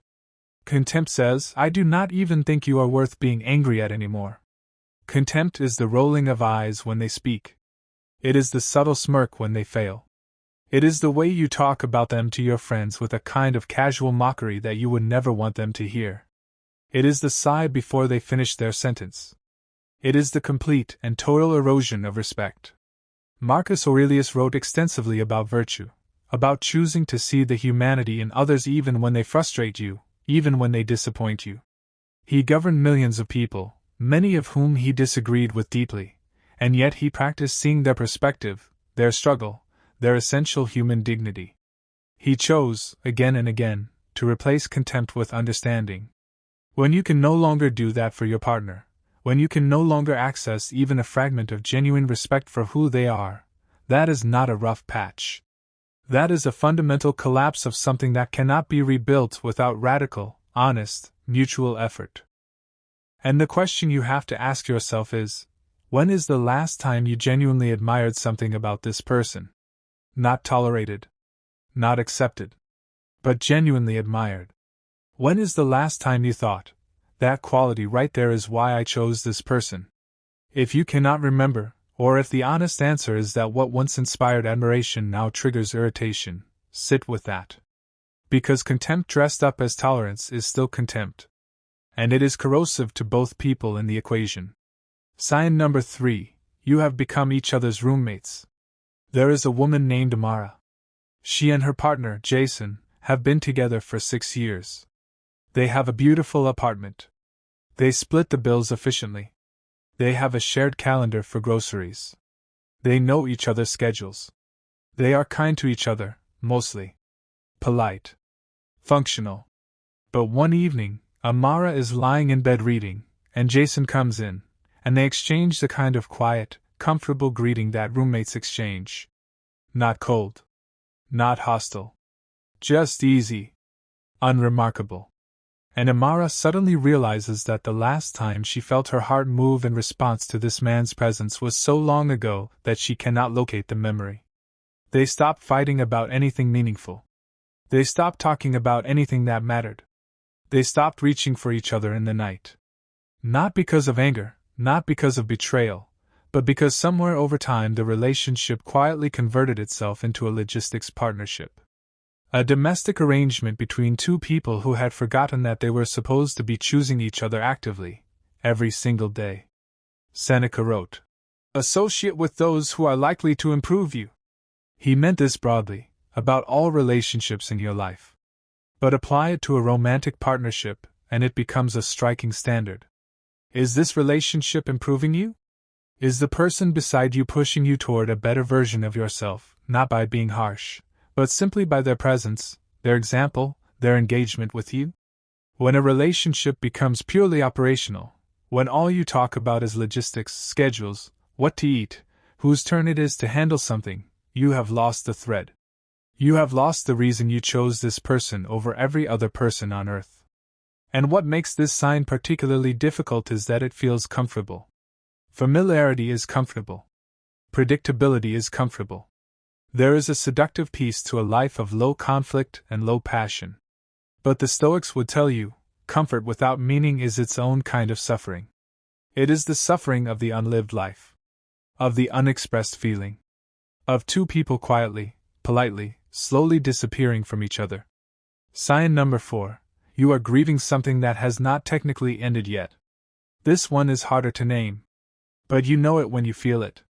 It is the feeling of sitting next to someone and missing them. It is the ache of being physically present while emotionally you are somewhere else, or they are. It is the experience of scrolling through old photos and feeling something so sharp and nostalgic that it takes your breath away, and then looking up at the person sitting across from you and feeling absolutely nothing in comparison. You are mourning. Not the end of the relationship. The relationship is technically still alive. You are mourning what it used to be, what you used to feel, who you used to be inside it. And that grief is one of the most confusing, disorienting emotional experiences a person can have, because there is no clear event to mourn. No single moment where it broke. It just changed. And what it changed into does not feel like what you signed up for. The Stoics had a practice called negative visualization, premeditatio malorum, which involved deliberately imagining loss in order to cultivate gratitude for what you have now. But there is an inverse to this practice that is equally important. If you are already grieving as though something is gone while it is still in your life, that is your psyche telling you something that your conscious mind is not yet ready to say out loud. Your deeper self already knows. It is already in the mourning stage. It has already accepted the reality that the thinking mind is still fighting. This is not a feeling to suppress. It is information. And information, as uncomfortable as it can be, is always more valuable than the comfortable lie. Sign number 5. Physical and emotional intimacy have both gone quiet. Let me be very clear about something, because I think this sign gets misunderstood constantly. The absence of physical intimacy alone is not necessarily a death sentence for a relationship. People go through seasons, stress, illness, grief, professional pressure, that temporarily reduce physical desire. That is human. That is normal. But when both physical intimacy and emotional intimacy go quiet simultaneously, and that silence stretches from weeks into months into years, that is a different conversation entirely.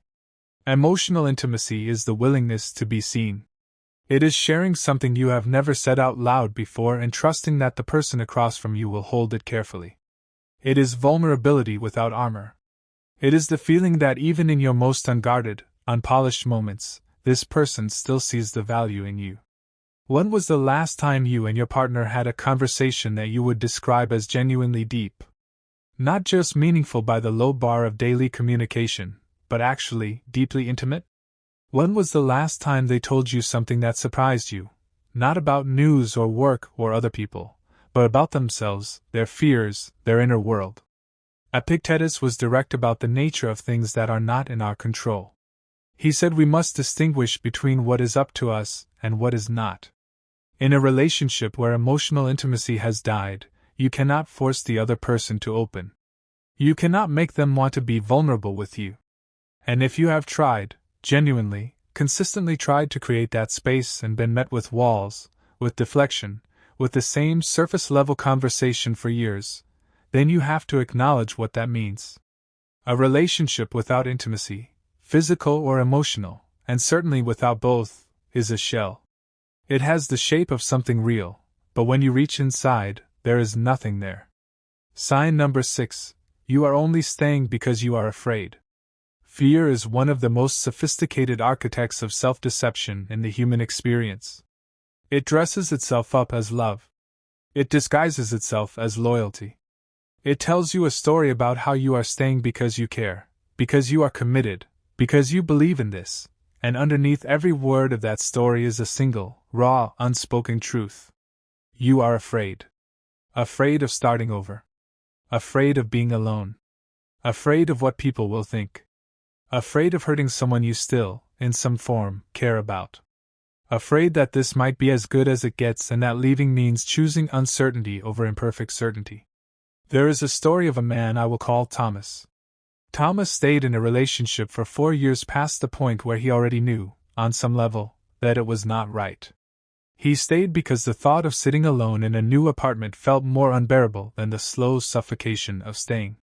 He stayed because they had built a life together, friends, habits, a dog, inside jokes, and dismantling all of it felt like a kind of violence he could not bring himself to commit. And then one evening, he was reading Marcus Aurelius, not because he was particularly philosophical but because someone had gifted him the Meditations and he had nothing else to do. And he came across a line that stopped him cold. If it is not right, do not do it. If it is not true, do not say it. Simple.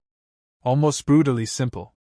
But Thomas read it, and he felt it land somewhere so specific in his chest that he put the book down and did not pick it up again for a week. Because he knew, in that moment, that what he was doing was not right. Not for him. And not, if he was genuinely honest, for her either.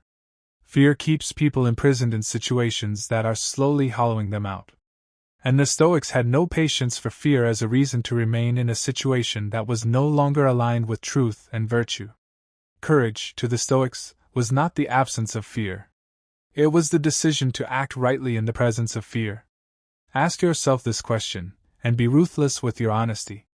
If fear were completely removed from the equation, if you could leave without consequence, without loneliness, without social judgment, without logistical complexity, would you stay?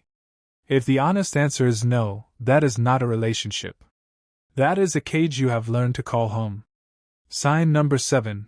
You cannot imagine a shared future. Think about the early stages of a relationship. That overwhelming sense of possibility.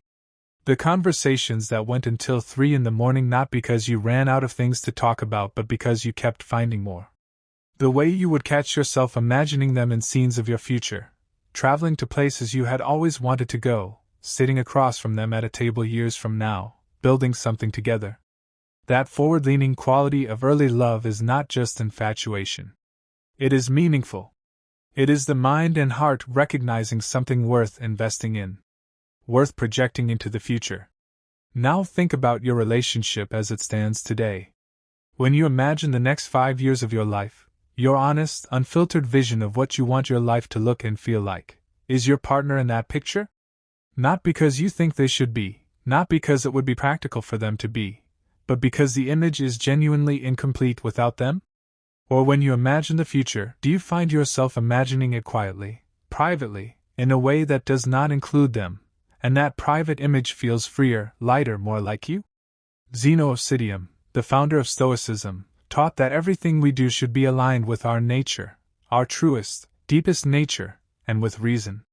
A future that you cannot honestly picture sharing with someone, or that you can only picture with a sense of resignation rather than genuine desire, is a future that your deepest self is already steering away from. This is not about grand romantic fantasy. Real, lasting love is not a constant fireworks display. Mature love is quieter, steadier, deeper. But even in its quietest form, real love keeps you pointed toward each other. It keeps the future feeling like something you want to build together, not something you are enduring in parallel. If the shared future has gone from something you reach toward to something you can barely picture, take that seriously. Sign number 8. Every conversation turns into a battle. There is a version of conflict that is healthy. In fact, there is a version of conflict that is necessary. When two people care about each other and about the relationship, they argue. They disagree. They push back against each other's ideas, challenge each other's behaviors, hold each other accountable. That kind of friction, when it is grounded in respect and genuine care, is how relationships grow. It is how two people calibrate to each other over time. But there is another kind of conflict that does not look like growth at all. It looks like two people who are no longer arguing about the issue in front of them, but about something far older and far deeper that neither of them has ever fully said out loud. Every conversation carries the weight of every previous unresolved conversation. Every small disagreement is secretly about every major one that never got resolved. Every fight about dishes or schedules or tone of voice is actually about, "You do not see me, you do not respect me, I feel alone in this, I feel like I am doing this by myself." And the conversations stop being productive. They become circular.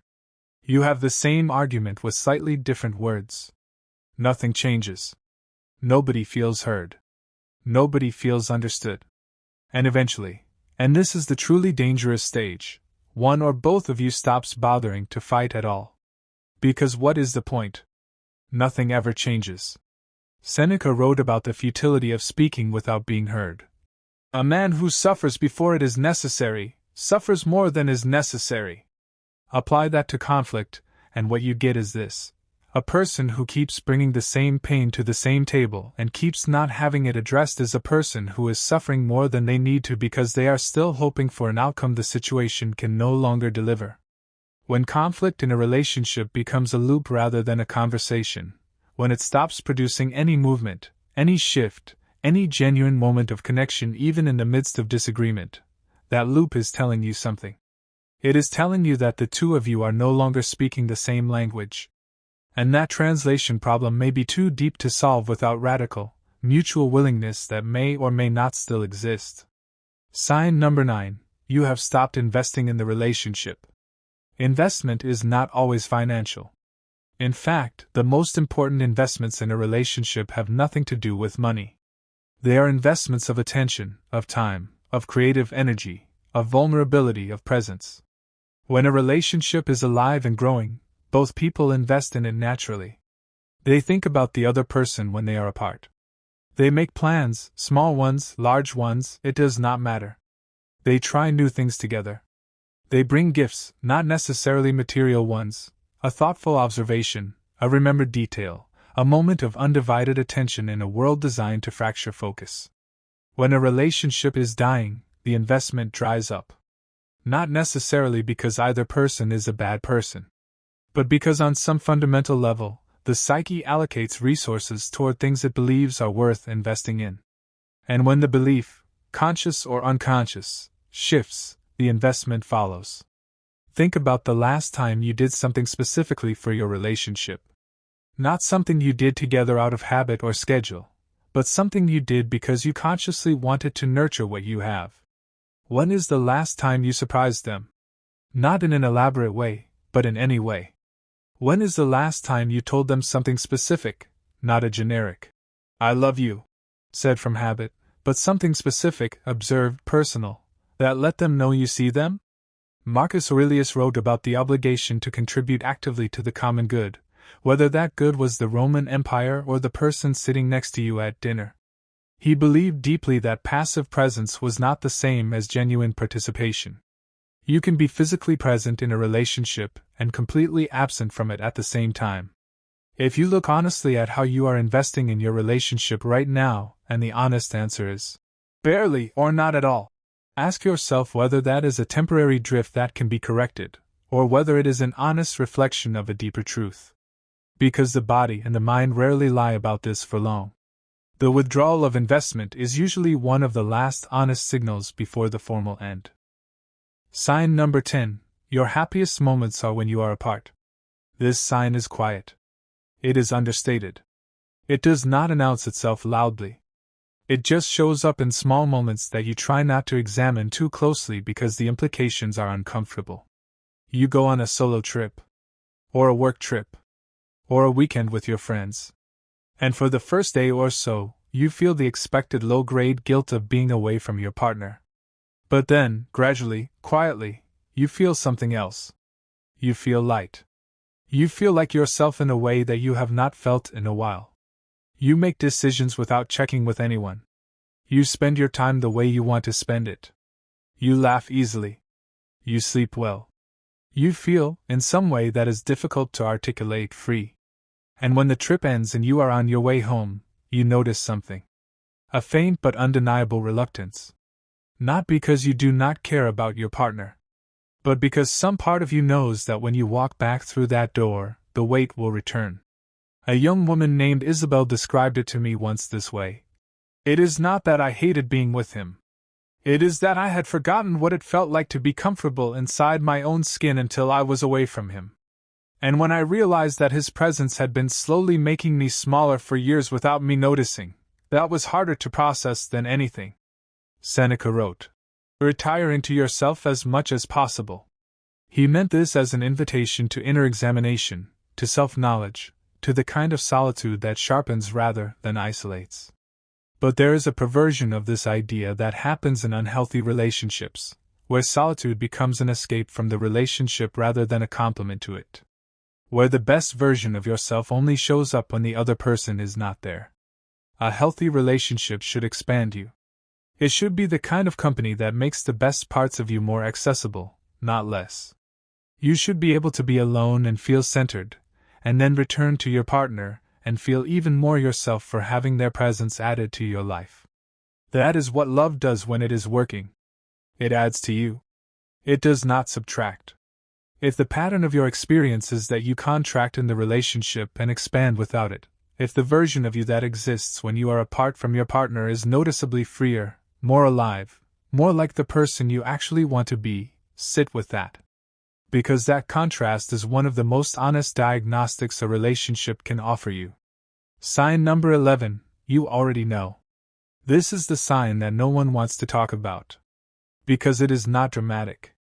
It does not announce itself with a specific incident or a checklist item. It is simply, you already know. You already know because somewhere deep in the part of you that does not speak in words, only in feelings, the conclusion has already been reached. You have already done the math. And the math, if you are honest, does not add up to staying. You already know because when you imagine the bravest, most honest version of yourself, the version that is not afraid of being alone, not afraid of starting over, not afraid of disappointing someone or being judged, that version has already made a choice. And that choice is not the one you are currently living. There is a reason you searched for this video. There is a reason these words are landing with the weight they are landing with. Not because I am telling you what to think, but because I am giving language to what you already know.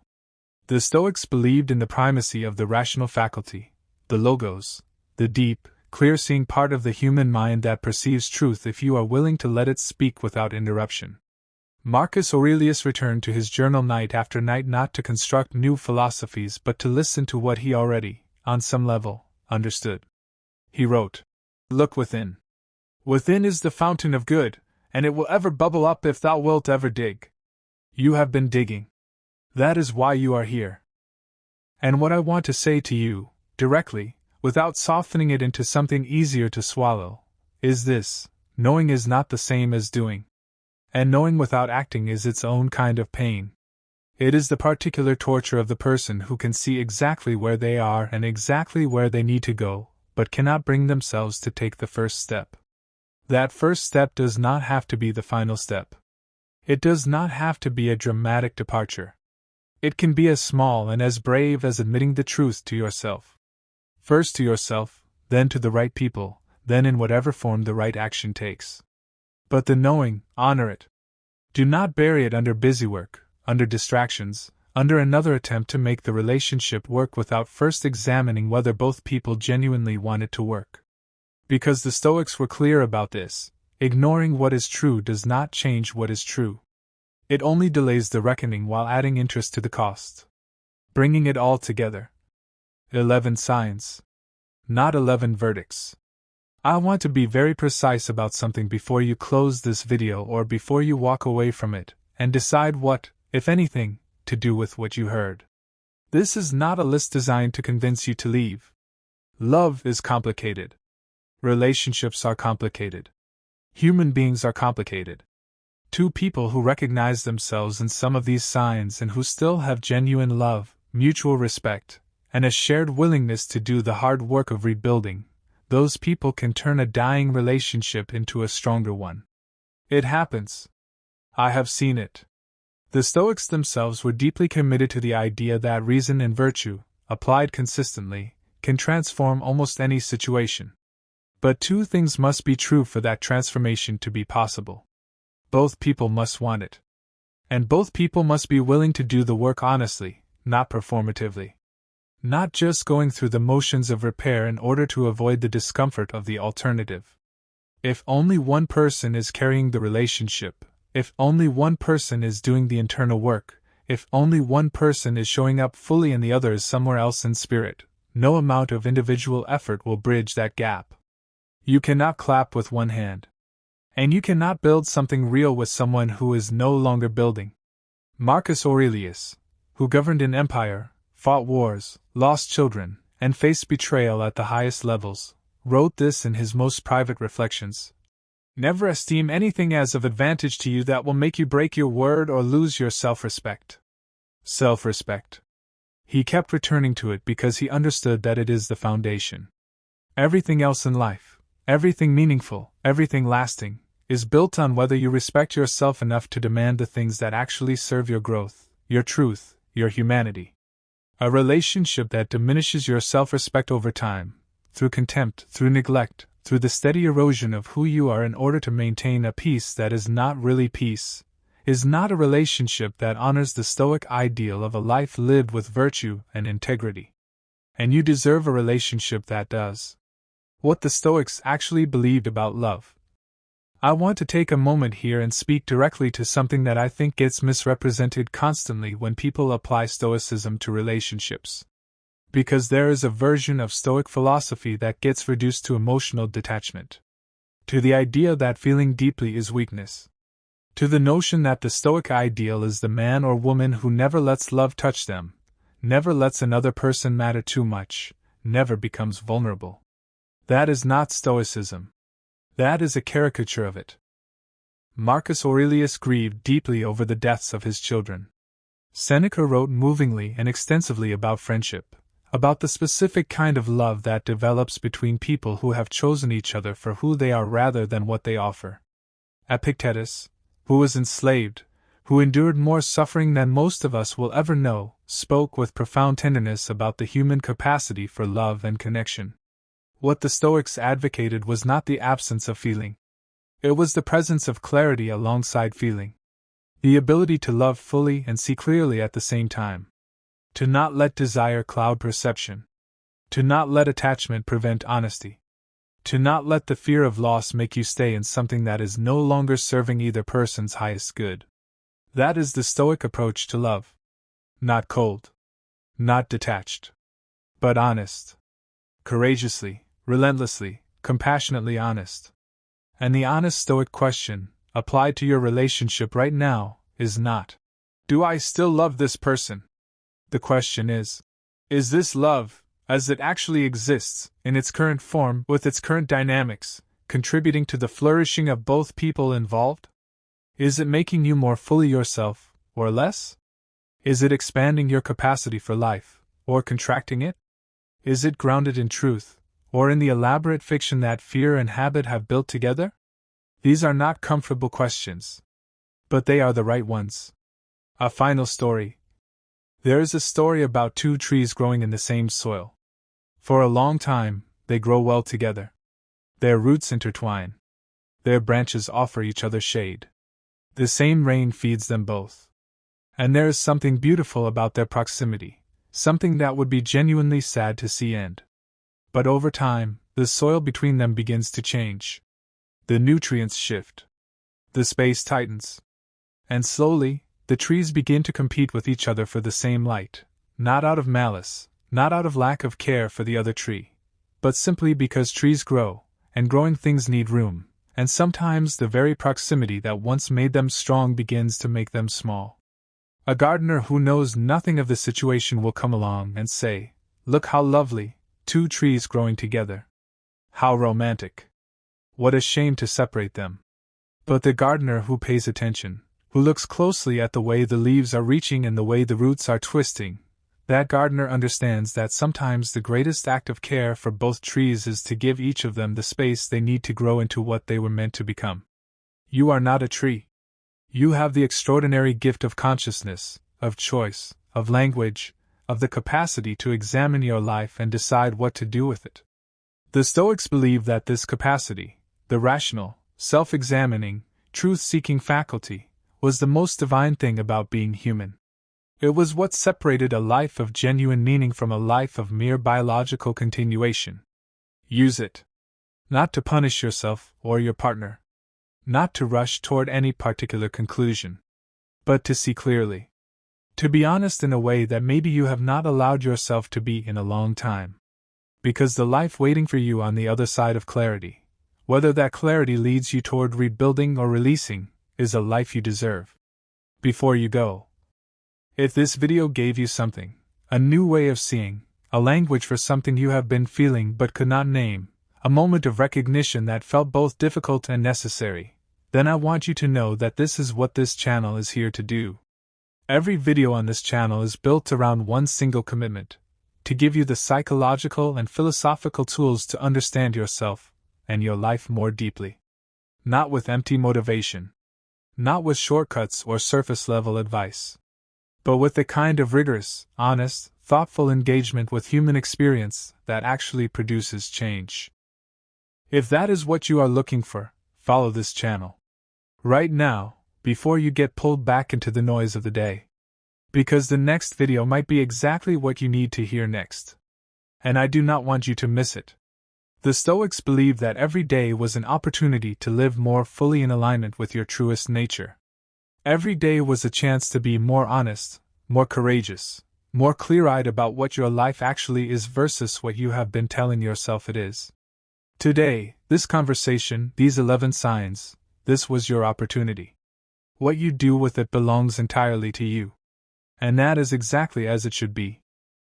Most people have no idea they are destroying their closest relationships with one invisible habit, and you are probably doing it right now. Think about the last time someone you loved was talking to you. Think about where your eyes were. Think about what your mind was doing while their mouth was moving. Were you truly there? Or were you somewhere else entirely, nodding your head on autopilot, waiting for your turn to speak, half listening while your thoughts raced ahead, already preparing your response, already judging, already formulating your opinion before they even finished their sentence? If you are honest with yourself, the answer is painful. And that pain points directly to the one simple Stoic habit that has the power to transform every single relationship in your life, whether it is the relationship you have with your partner, your children, your friends, your colleagues, or even the strangers you pass through life brushing shoulders with every single day. That habit is presence. Deep, deliberate, undivided presence. And before you dismiss that as something soft or overly spiritual, I want you to understand something. The Stoics, those ancient philosophers who built their entire philosophy around strength, self-mastery, logic, and mental discipline, they treated presence not as a luxury but as a moral obligation. They considered it a form of virtue, a practice of character, something a man or woman of wisdom cultivated with the same intensity that a warrior sharpened a blade. This is not about being nice. This is about being powerful in the way that actually matters. The kind of power that builds empires of trust, loyalty, and deep human connection. The kind of power that makes people feel seen. And people who feel seen by you will walk through fire for you. So stay with me on this one. Because by the time we are done, you will understand why the greatest minds of the ancient world already knew what modern neuroscience is only beginning to prove. And you will understand exactly how to use this one habit to change your relationships forever. Let us begin at the source. Marcus Aurelius was the most powerful man alive in the 2nd century AD. He commanded legions. He governed an empire of millions. He had wars to fight, enemies to crush, senators to outmaneuver, plagues to manage, and a vast bureaucratic machine pulling at his attention from every direction. And yet in his private journal, the writings we now call meditations, he wrote something that stopped me cold the first time I read it. He wrote that you have power over your mind, not outside events. Realize this, and you will find strength. Now, most people read that quote and think it is about resilience. About handling adversity. And yes, it is about that. But read it again in the context of relationships. Read it in the context of a conversation. You have power over your mind. Not over what the other person says. Not over whether their words make sense to you. Not over whether you agree with them. You have power over where your mind goes when another human being opens their heart to you. That is the battlefield. That is where presence is either won or lost. Not in some grand dramatic moment, but in the quiet, unremarkable, everyday act of choosing to be here rather than there. Choosing to be in this conversation rather than in your head. Now let me tell you a story. There was a man named Theo. He was what the world would call a success story. Built a business from nothing. Employed 30 people. Had a beautiful home in the suburbs. A wife he had loved since his early 20s. 2 daughters who were growing faster than he could keep up with. From the outside, his life looked like a blueprint that other people were supposed to follow. But inside that home, something was quietly dying. His wife, Adiz, had started going quiet.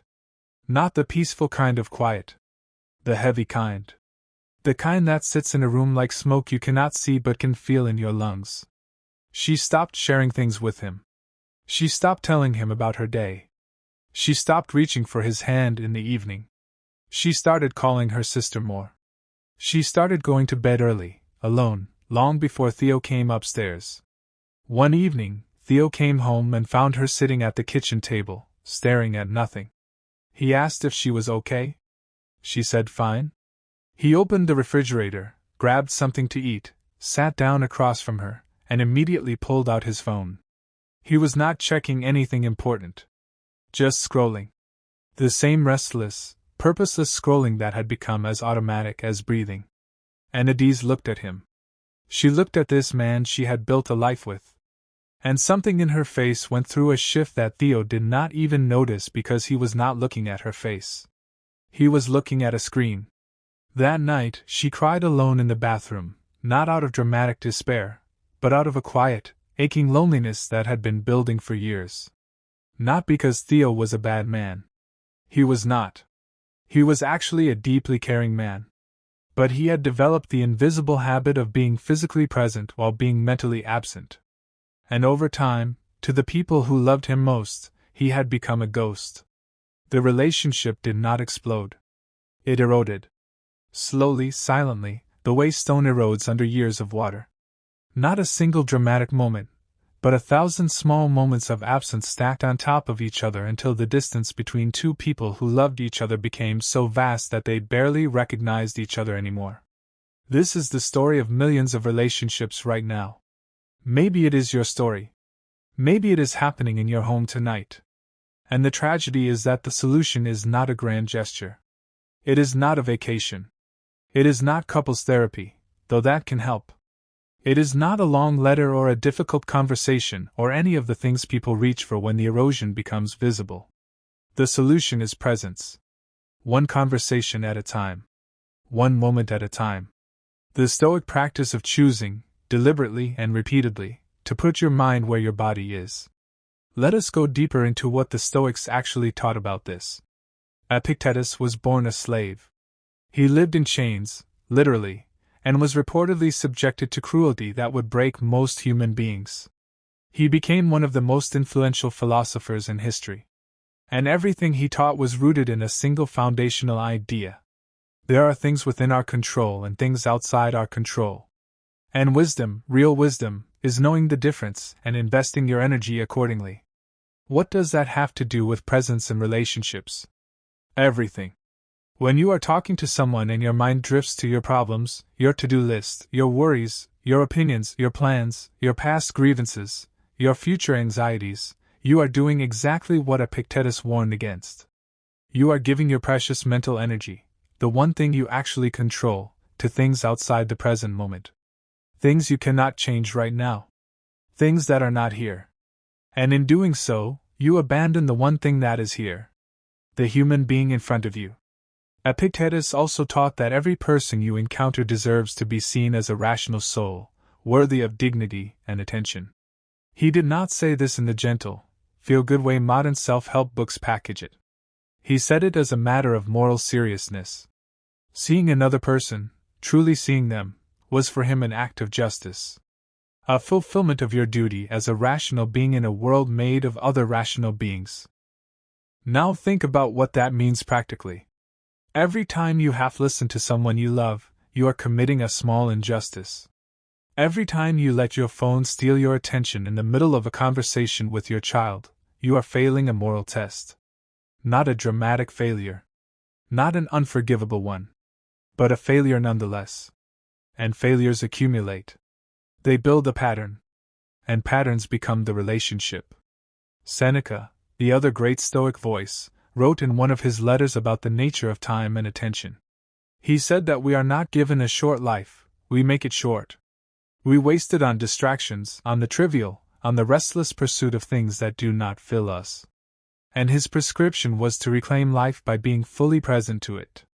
He wrote specifically about the foolishness of being with a friend while being mentally absent.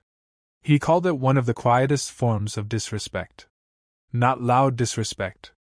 Not angry disrespect. Quiet disrespect. The kind that people feel even when they cannot name it. The kind that makes them walk away from a conversation with you feeling somehow smaller, somehow less important, even if you said all the right words. Because people do not just hear your words. They feel your attention. Or the absence of it. This is where modern neuroscience catches up with ancient philosophy and confirms what the Stoics already knew. Research on human connection consistently shows that what people respond to most powerfully in relationships is not what you say but whether they feel genuinely heard and seen. Studies on attachment, on relationship satisfaction, on the quality of communication between partners, between parents and children, between colleagues, they all point to the same thing. Attentiveness, real attentiveness, not the performance of it, is one of the most profound gifts one human being can give another. When someone feels truly listened to, something happens in their nervous system. Their stress response is quiet. Their sense of safety increases. They open. They trust. They connect. And that connection creates a feedback loop of warmth, loyalty, and closeness that no amount of expensive gifts or flattering words can replicate. Conversely, when people feel dismissed, half-heard, talked over, or invisible in a conversation, even if nothing overtly bad was said, their nervous system registers it as a threat. A subtle, chronic threat that over time produces the same emotional response as any other form of rejection. They close. They protect. They retreat.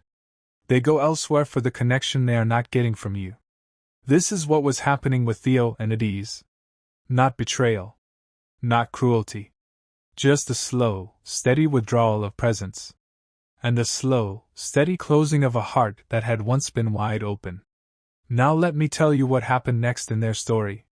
One evening, about 3 months after that kitchen table moment, Theo was on a call with an old friend who had gone through a divorce. A painful, devastating divorce that had cost him his relationship with his children and left him living alone in an apartment that was half empty in every sense of the word. Theo listened to his friend talk for a long time that evening. And somewhere in the middle of that conversation, something shifted. His friend said something that Theo could not unhear. He said, "I was always there but never present." And by the time I realized what that meant, she had already left. Not physically. She left emotionally years before she packed her bags. I just never noticed because I was never really paying attention. Theo sat in his car in the driveway after that call and did not move for 20 minutes. He thought about Adise. He thought about the kitchen table. He thought about the phone in his hand. He thought about how many thousands of moments had slipped by while he was somewhere else in his mind. He thought about his daughters. He thought about the last time one of them tried to tell him something and how he had responded with a distracted "yeah, sounds good" without even knowing what she had said. He walked inside. Adise was on the couch reading. He sat down next to her, not across from her. And he did not reach for the television remote. He did not reach for his phone. He just sat there and said, "Tell me something. Tell me anything you want. I am listening." She looked at him like he had said something in a foreign language. He said it again. "I am here. I am not going anywhere. Tell me something." And after a long pause that felt like years, she started talking. Slowly at first. Carefully. Like someone testing ice before putting their full weight on it. And Theo did something he had not done in years. He listened. Not to respond. Not to solve. Not to assess or evaluate or judge. He just listened. He held eye contact. He let the silence breathe between her sentences. He did not touch his phone. He did not glance at the television. He did not let his mind wander to work or to the problems he needed to solve tomorrow. He was there. Completely there. She talked for 2 hours that night. 2 hours about things she had been carrying alone because she had stopped believing he wanted to hear them. About her fears, her frustrations, her quiet joys, her secret doubts about her career, her feelings about her parents aging, her dreams that she had stopped talking about because it felt pointless to share them with someone who was not really listening. And when she was done, something in her face had changed. Not dramatically. Not like a movie. Just the subtle, unmistakable change of a person who has been seen. Who has been heard. Who has remembered that they matter. That night was not a fix. Presence is never a single act. It is a practice. But it was a beginning. And beginnings matter enormously. Now let us talk about how you actually build this habit. Because the Stoics were not vague about practice. They were deeply practical, deeply systematic thinkers who understood that virtues are not feelings you have, they are behaviors you train. Presence is not a personality trait. It is a skill. And like every skill, it is built through deliberate, repeated practice. The first dimension of Stoic presence in relationships is what I call the arrival practice. The Stoics spoke of preparation, of entering each situation with intention rather than being carried by momentum. Before you sit down to have a conversation with someone you care about, take a single breath and ask yourself a question. Am I here? Not in the dramatic sense. Not as a spiritual ritual. Just a simple, honest check-in. Where is my mind right now? What am I bringing into this conversation? What do I need to set down before I walk through this door? This is what Marcus Aurelius was practicing when he wrote in Meditations about beginning each day with intention, about reminding himself of his values before engaging with the world. He was performing a kind of mental landing, touching down in the present. You can do the same thing before any significant conversation. Before dinner with your family. Before a call with a friend. Before sitting down with your partner at the end of the day. A single breath. A single question. Am I here? The second dimension is what I call the discipline of the returning mind. This is perhaps the most important thing I can tell you about presence, and it is something that almost nobody talks about. Presence is not the absence of distraction. Presence is the act of returning from distraction. Over and over again. Your mind will wander. It will wander during every conversation you have for the rest of your life. This is not a flaw. This is how the human mind works. It is built for prediction, for problem solving, for simulation. It is constantly running forward and backward in time, constantly generating thoughts that have nothing to do with where you are. The untrained mind experiences this and goes with it, following every thought wherever it leads, abandoning the present moment without even knowing it has left. The Stoic mind notices. That is the key word. Notices. You notice that your attention has drifted. You notice that you are no longer with this person. And then you return. Without self-criticism. Without drama. You simply come back. You re-anchor in the face in front of you. In the voice in your ears. In the present exchange. This act of returning is itself the practice. Each time you catch yourself drifting and choose to come back, you are doing what a weightlifter does when they lift and lower a barbell. You are building strength. The strength of attention. And just like muscle, it grows with use. Epictetus would have understood this perfectly. He spoke extensively about the practice of attending to your own mind, of catching yourself in the act of being pulled by external impressions and choosing instead to exercise your rational faculty. In conversation, this means catching yourself being pulled by the impression of your own inner noise, your own thoughts, your own reactions, and choosing instead to attend to the other person. The third dimension is what I call the practice of curious silence. Most people listen defensively. They listen while preparing. They are running a parallel process in their heads where they are already forming their response, already categorizing what is being said, already deciding how they feel about it. This is not listening. This is waiting with background noise. Stoic presence in conversation requires something different. It requires genuine curiosity. The kind of curiosity that does not already know where the conversation is going. The kind that is genuinely interested in being surprised. The kind that asks itself, what might I not yet understand about this person? What is underneath what they are saying? What does this moment actually need from me?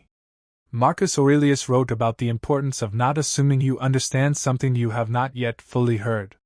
He wrote about the intellectual humility of holding your conclusions loosely, of remaining open to being wrong, of treating the minds of others with the same respect you would give to any source of knowledge. In conversation, this translates into a very specific behavior. Listening without agenda. Not because you have no opinions. Not because your feelings do not matter. But because you have the self-discipline to hold your response in reserve until the other person has actually finished, truly finished, speaking. Until you have heard not just their words but the feeling underneath the words. Until you understand not just what they said but what they meant. This is extraordinarily rare. And precisely because it is rare, it is extraordinarily powerful. The person who experiences this kind of listening from you will feel something they may have never felt before in a conversation. The feeling of truly mattering. Of being worth someone's complete and undivided attention. That feeling creates bonds that last lifetimes. The fourth dimension is the practice of minimizing what the Stoics would call externals and moments of connection. The Stoics taught that we must be vigilant about the things we allow to govern our attention. In their time, the distractions were different. Politics, gossip, the noise of the marketplace, the circus of public spectacle. They warned against being pulled by these externals at the cost of your inner life and your genuine human connections. In our time, the externals have become almost impossibly powerful. We carry devices in our pockets that are engineered by some of the most brilliant minds on the planet specifically to capture and hold our attention. These devices are not neutral. They are optimized to be more compelling than the person sitting across from you. And they are winning. Every time you check your phone in the middle of a conversation with your child, every time you let a notification pull you out of a moment with your partner, every time you place your phone face up on the table during dinner, visible and waiting, you are allowing an external to govern your most important relationships. The Stoic response to this is not complicated. It requires only decision and discipline. When you are with someone who matters to you, the phone goes away. Not face down. Away. In your pocket. In another room. Absent from the conversation the way you would want your mind to be present in it. This single physical act, the removal of the device from the space of connection, communicates something to the other person before you even open your mouth. It says, you are more important than anything that could interrupt us right now. That message lands in the heart before it reaches the mind, and it opens people in ways nothing else can. The fifth dimension is what the Stoics called the view from above. This is a specific Stoic meditation where you mentally step back from the immediate moment and see it in a larger context, as part of the long arc of a life, of a relationship, of time itself. Applied to presence in relationships, it looks like this. In the middle of a conversation that feels mundane, that feels ordinary, that your impatient mind wants to rush through, you practice briefly expanding your perspective. You remind yourself that this moment is finite. That the person across from you is mortal. That your time together is limited in ways neither of you can fully know. That 10 years from now you may be desperate to have back this unremarkable Tuesday evening, this ordinary conversation over a shared meal, this moment that seems too small to deserve your full attention. Marcus Aurelius returned to this kind of meditation again and again. He reminded himself of loss not to be morbid but to be grateful. Not to be paralyzed by impermanence but to be activated by it. To be awake to the value of what is here precisely because it will not always be here. Parents who have lost children understand this immediately, viscerally, irrevocably. Spouses who have lost partners understand it. Friends who have stood at gravesides and replayed all the moments of half-presence, all the distractions they chose over connection, all the times they were somewhere else when they could have been here. They understand it. You do not have to wait for loss to teach you what absence costs. The Stoics urge you to learn it now. To use the awareness of impermanence not as a source of anxiety but as a source of urgency. Not the frantic urgency of panic, but the clear, steady urgency of someone who understands what is actually precious and behaves accordingly. Now let us talk about something important that often gets missed in conversations about presence. The direction of presence. Because presence is not just something you give. It is something you cultivate in the dynamic between you and another person. Real presence in relationship is relational. It creates a field. And one person choosing to show up fully in a conversation has the power to draw the other person more fully into it as well. This is something Theo discovered in those 2 hours with Adiz. His presence did not just benefit her. It changed him. Something in the quality of being fully there, of not dividing himself, of having his complete attention flowing in one direction, made him feel more alive in that conversation than he had felt in years. There was a richness to it. A texture. Emotions that had been flattened by distraction began to move in him again. He felt things. He was moved by his wife's words. He remembered why he had fallen in love with her. He saw her again, not the habit of her, not the familiar background figure of daily life, but her. The actual person. With depths he had forgotten were there. This is what presence does not just for the person you are listening to but for you. It brings you back to your own life. It makes your own relationships feel real and meaningful rather than automatic and dull. The numbness that many people mistake for familiarity, the feeling that the people around them have somehow lost their spark, that their relationship has gone flat, that conversation feels empty and routine, this is almost never a problem with the relationship. It is almost always a problem with presence. Theirs and yours. When you are truly present with another person, they cannot be boring to you. Because you are not encountering your idea of them. You are encountering them.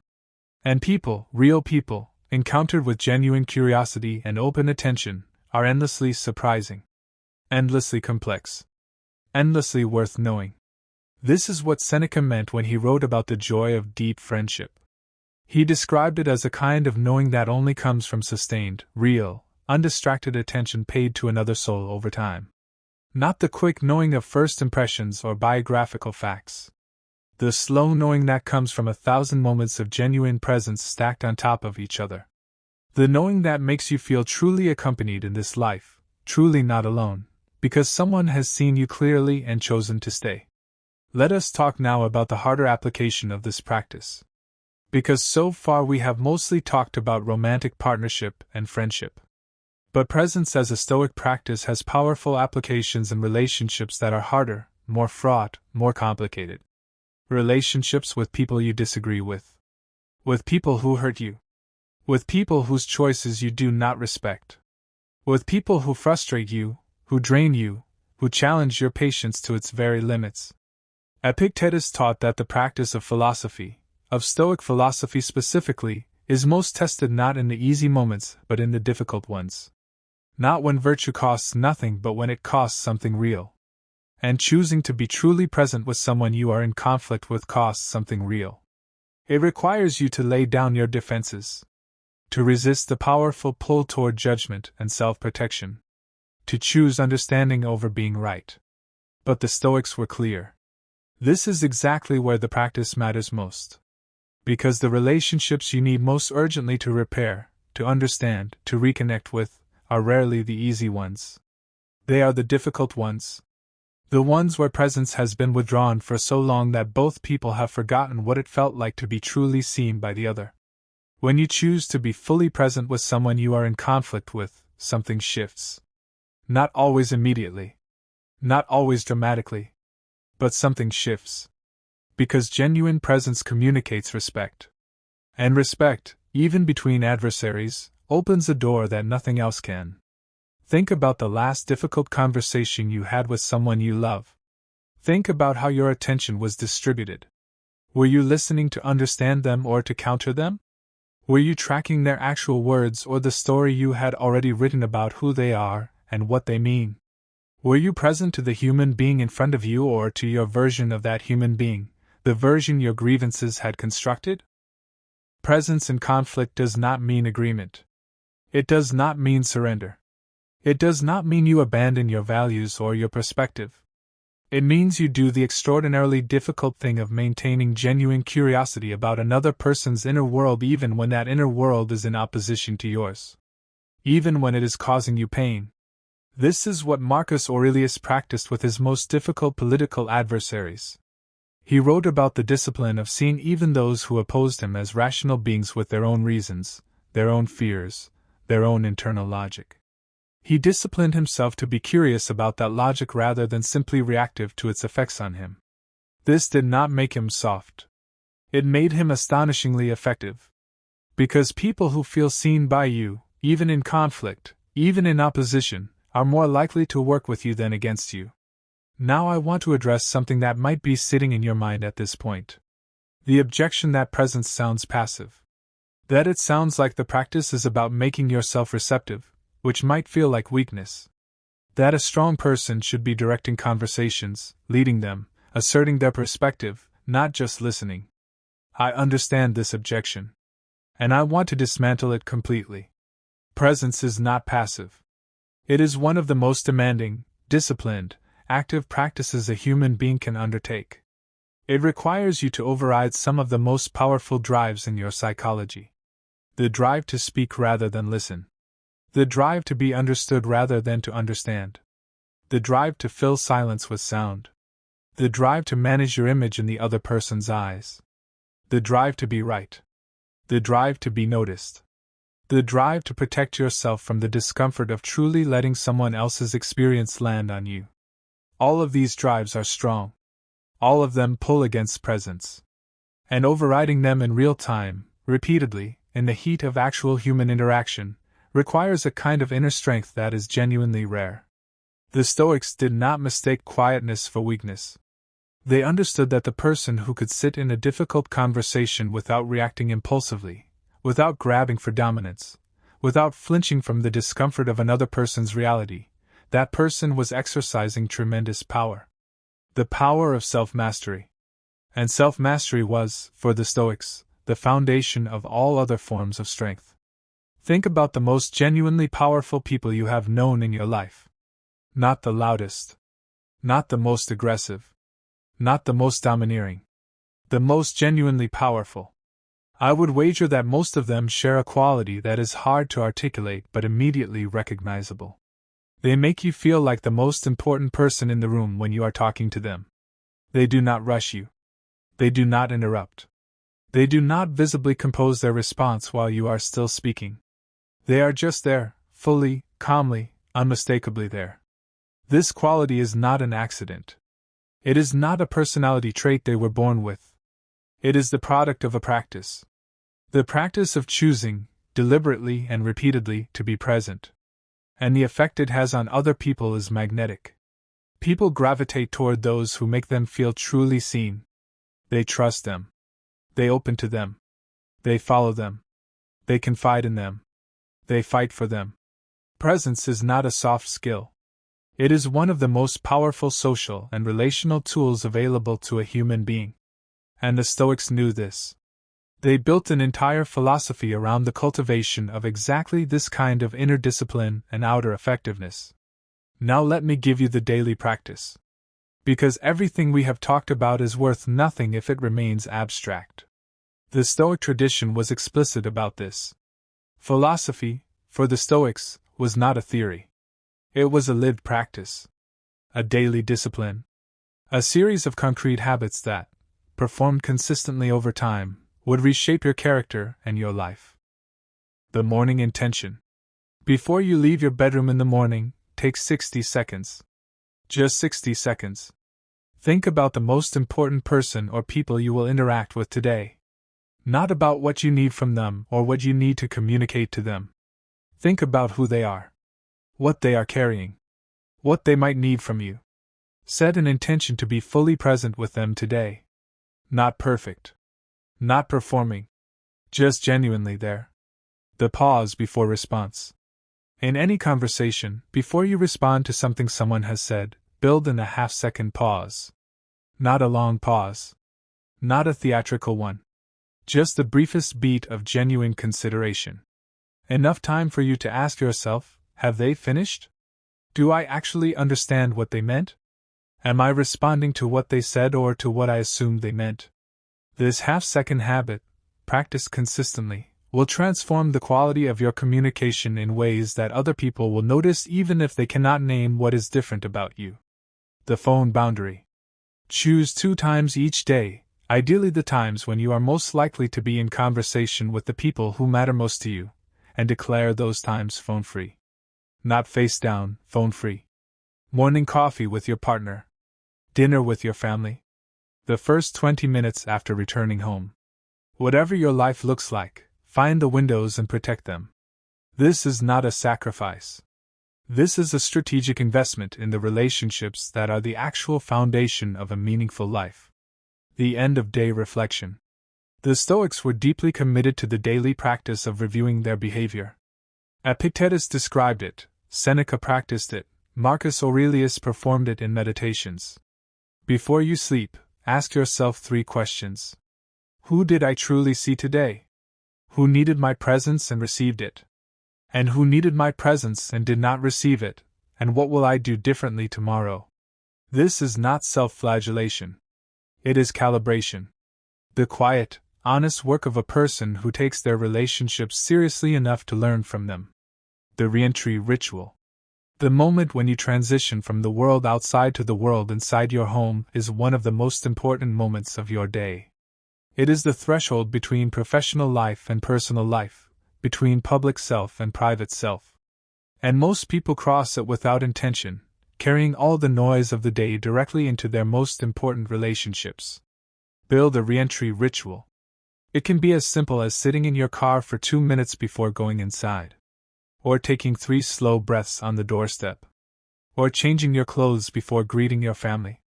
The specific form matters less than the intention. The intention is to arrive.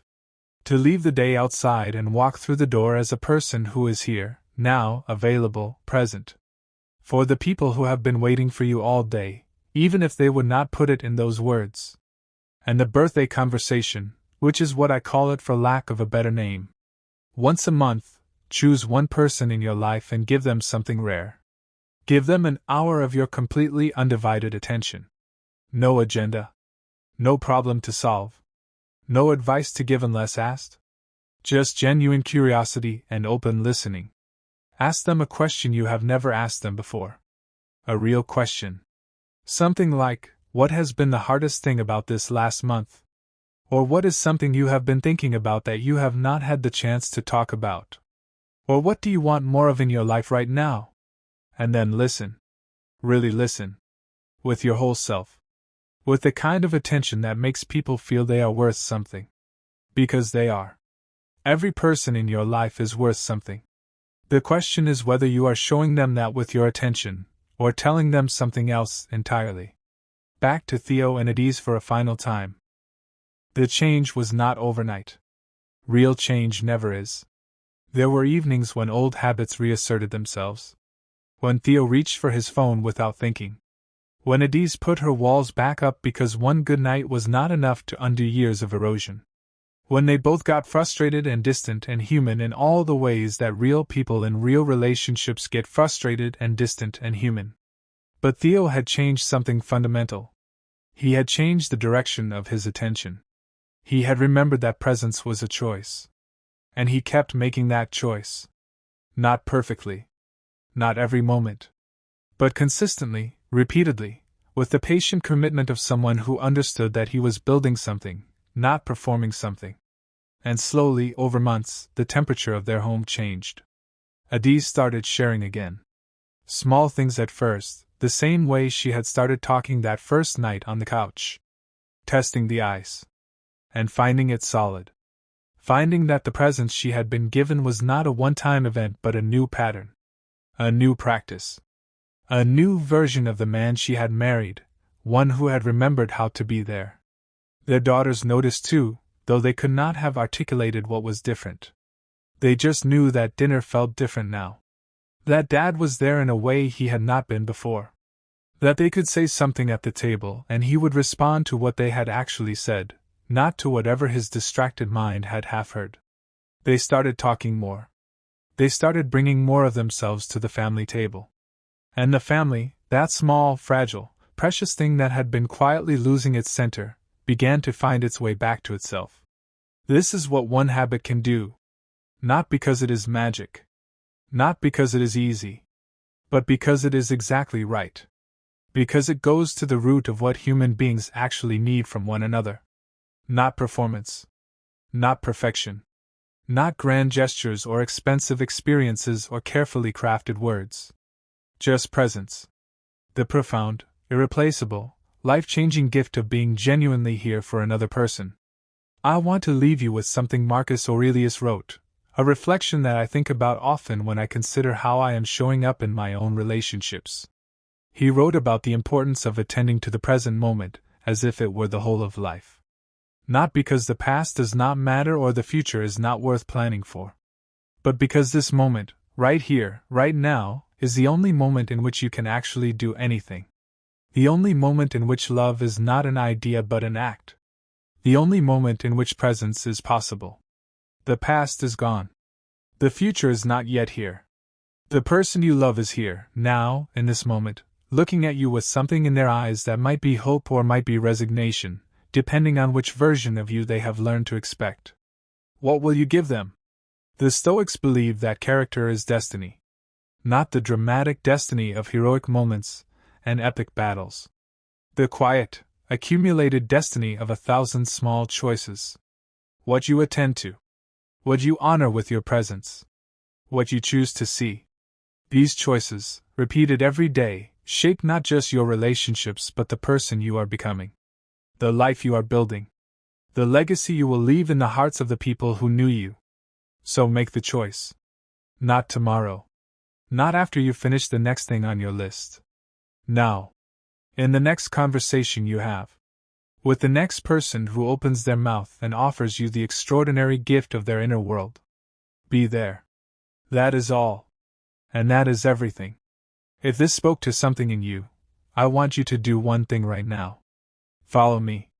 Not because of what I can give you in a single video, but because of what we are building here together. This channel is for those who are serious about mastery. Not the performance of strength, but the real thing. The inner work. The daily practice. The philosophy that does not just sound good but actually changes who you are. Every video I make is designed to give you something you can use today. A framework. A story. A perspective that reorients you. If you want more of that, follow me right now. And if this video gave you something, share it with one person in your life who needs it. Because the best ideas multiply when they are given away. And the world needs more people practicing presence. I will see you in the next one.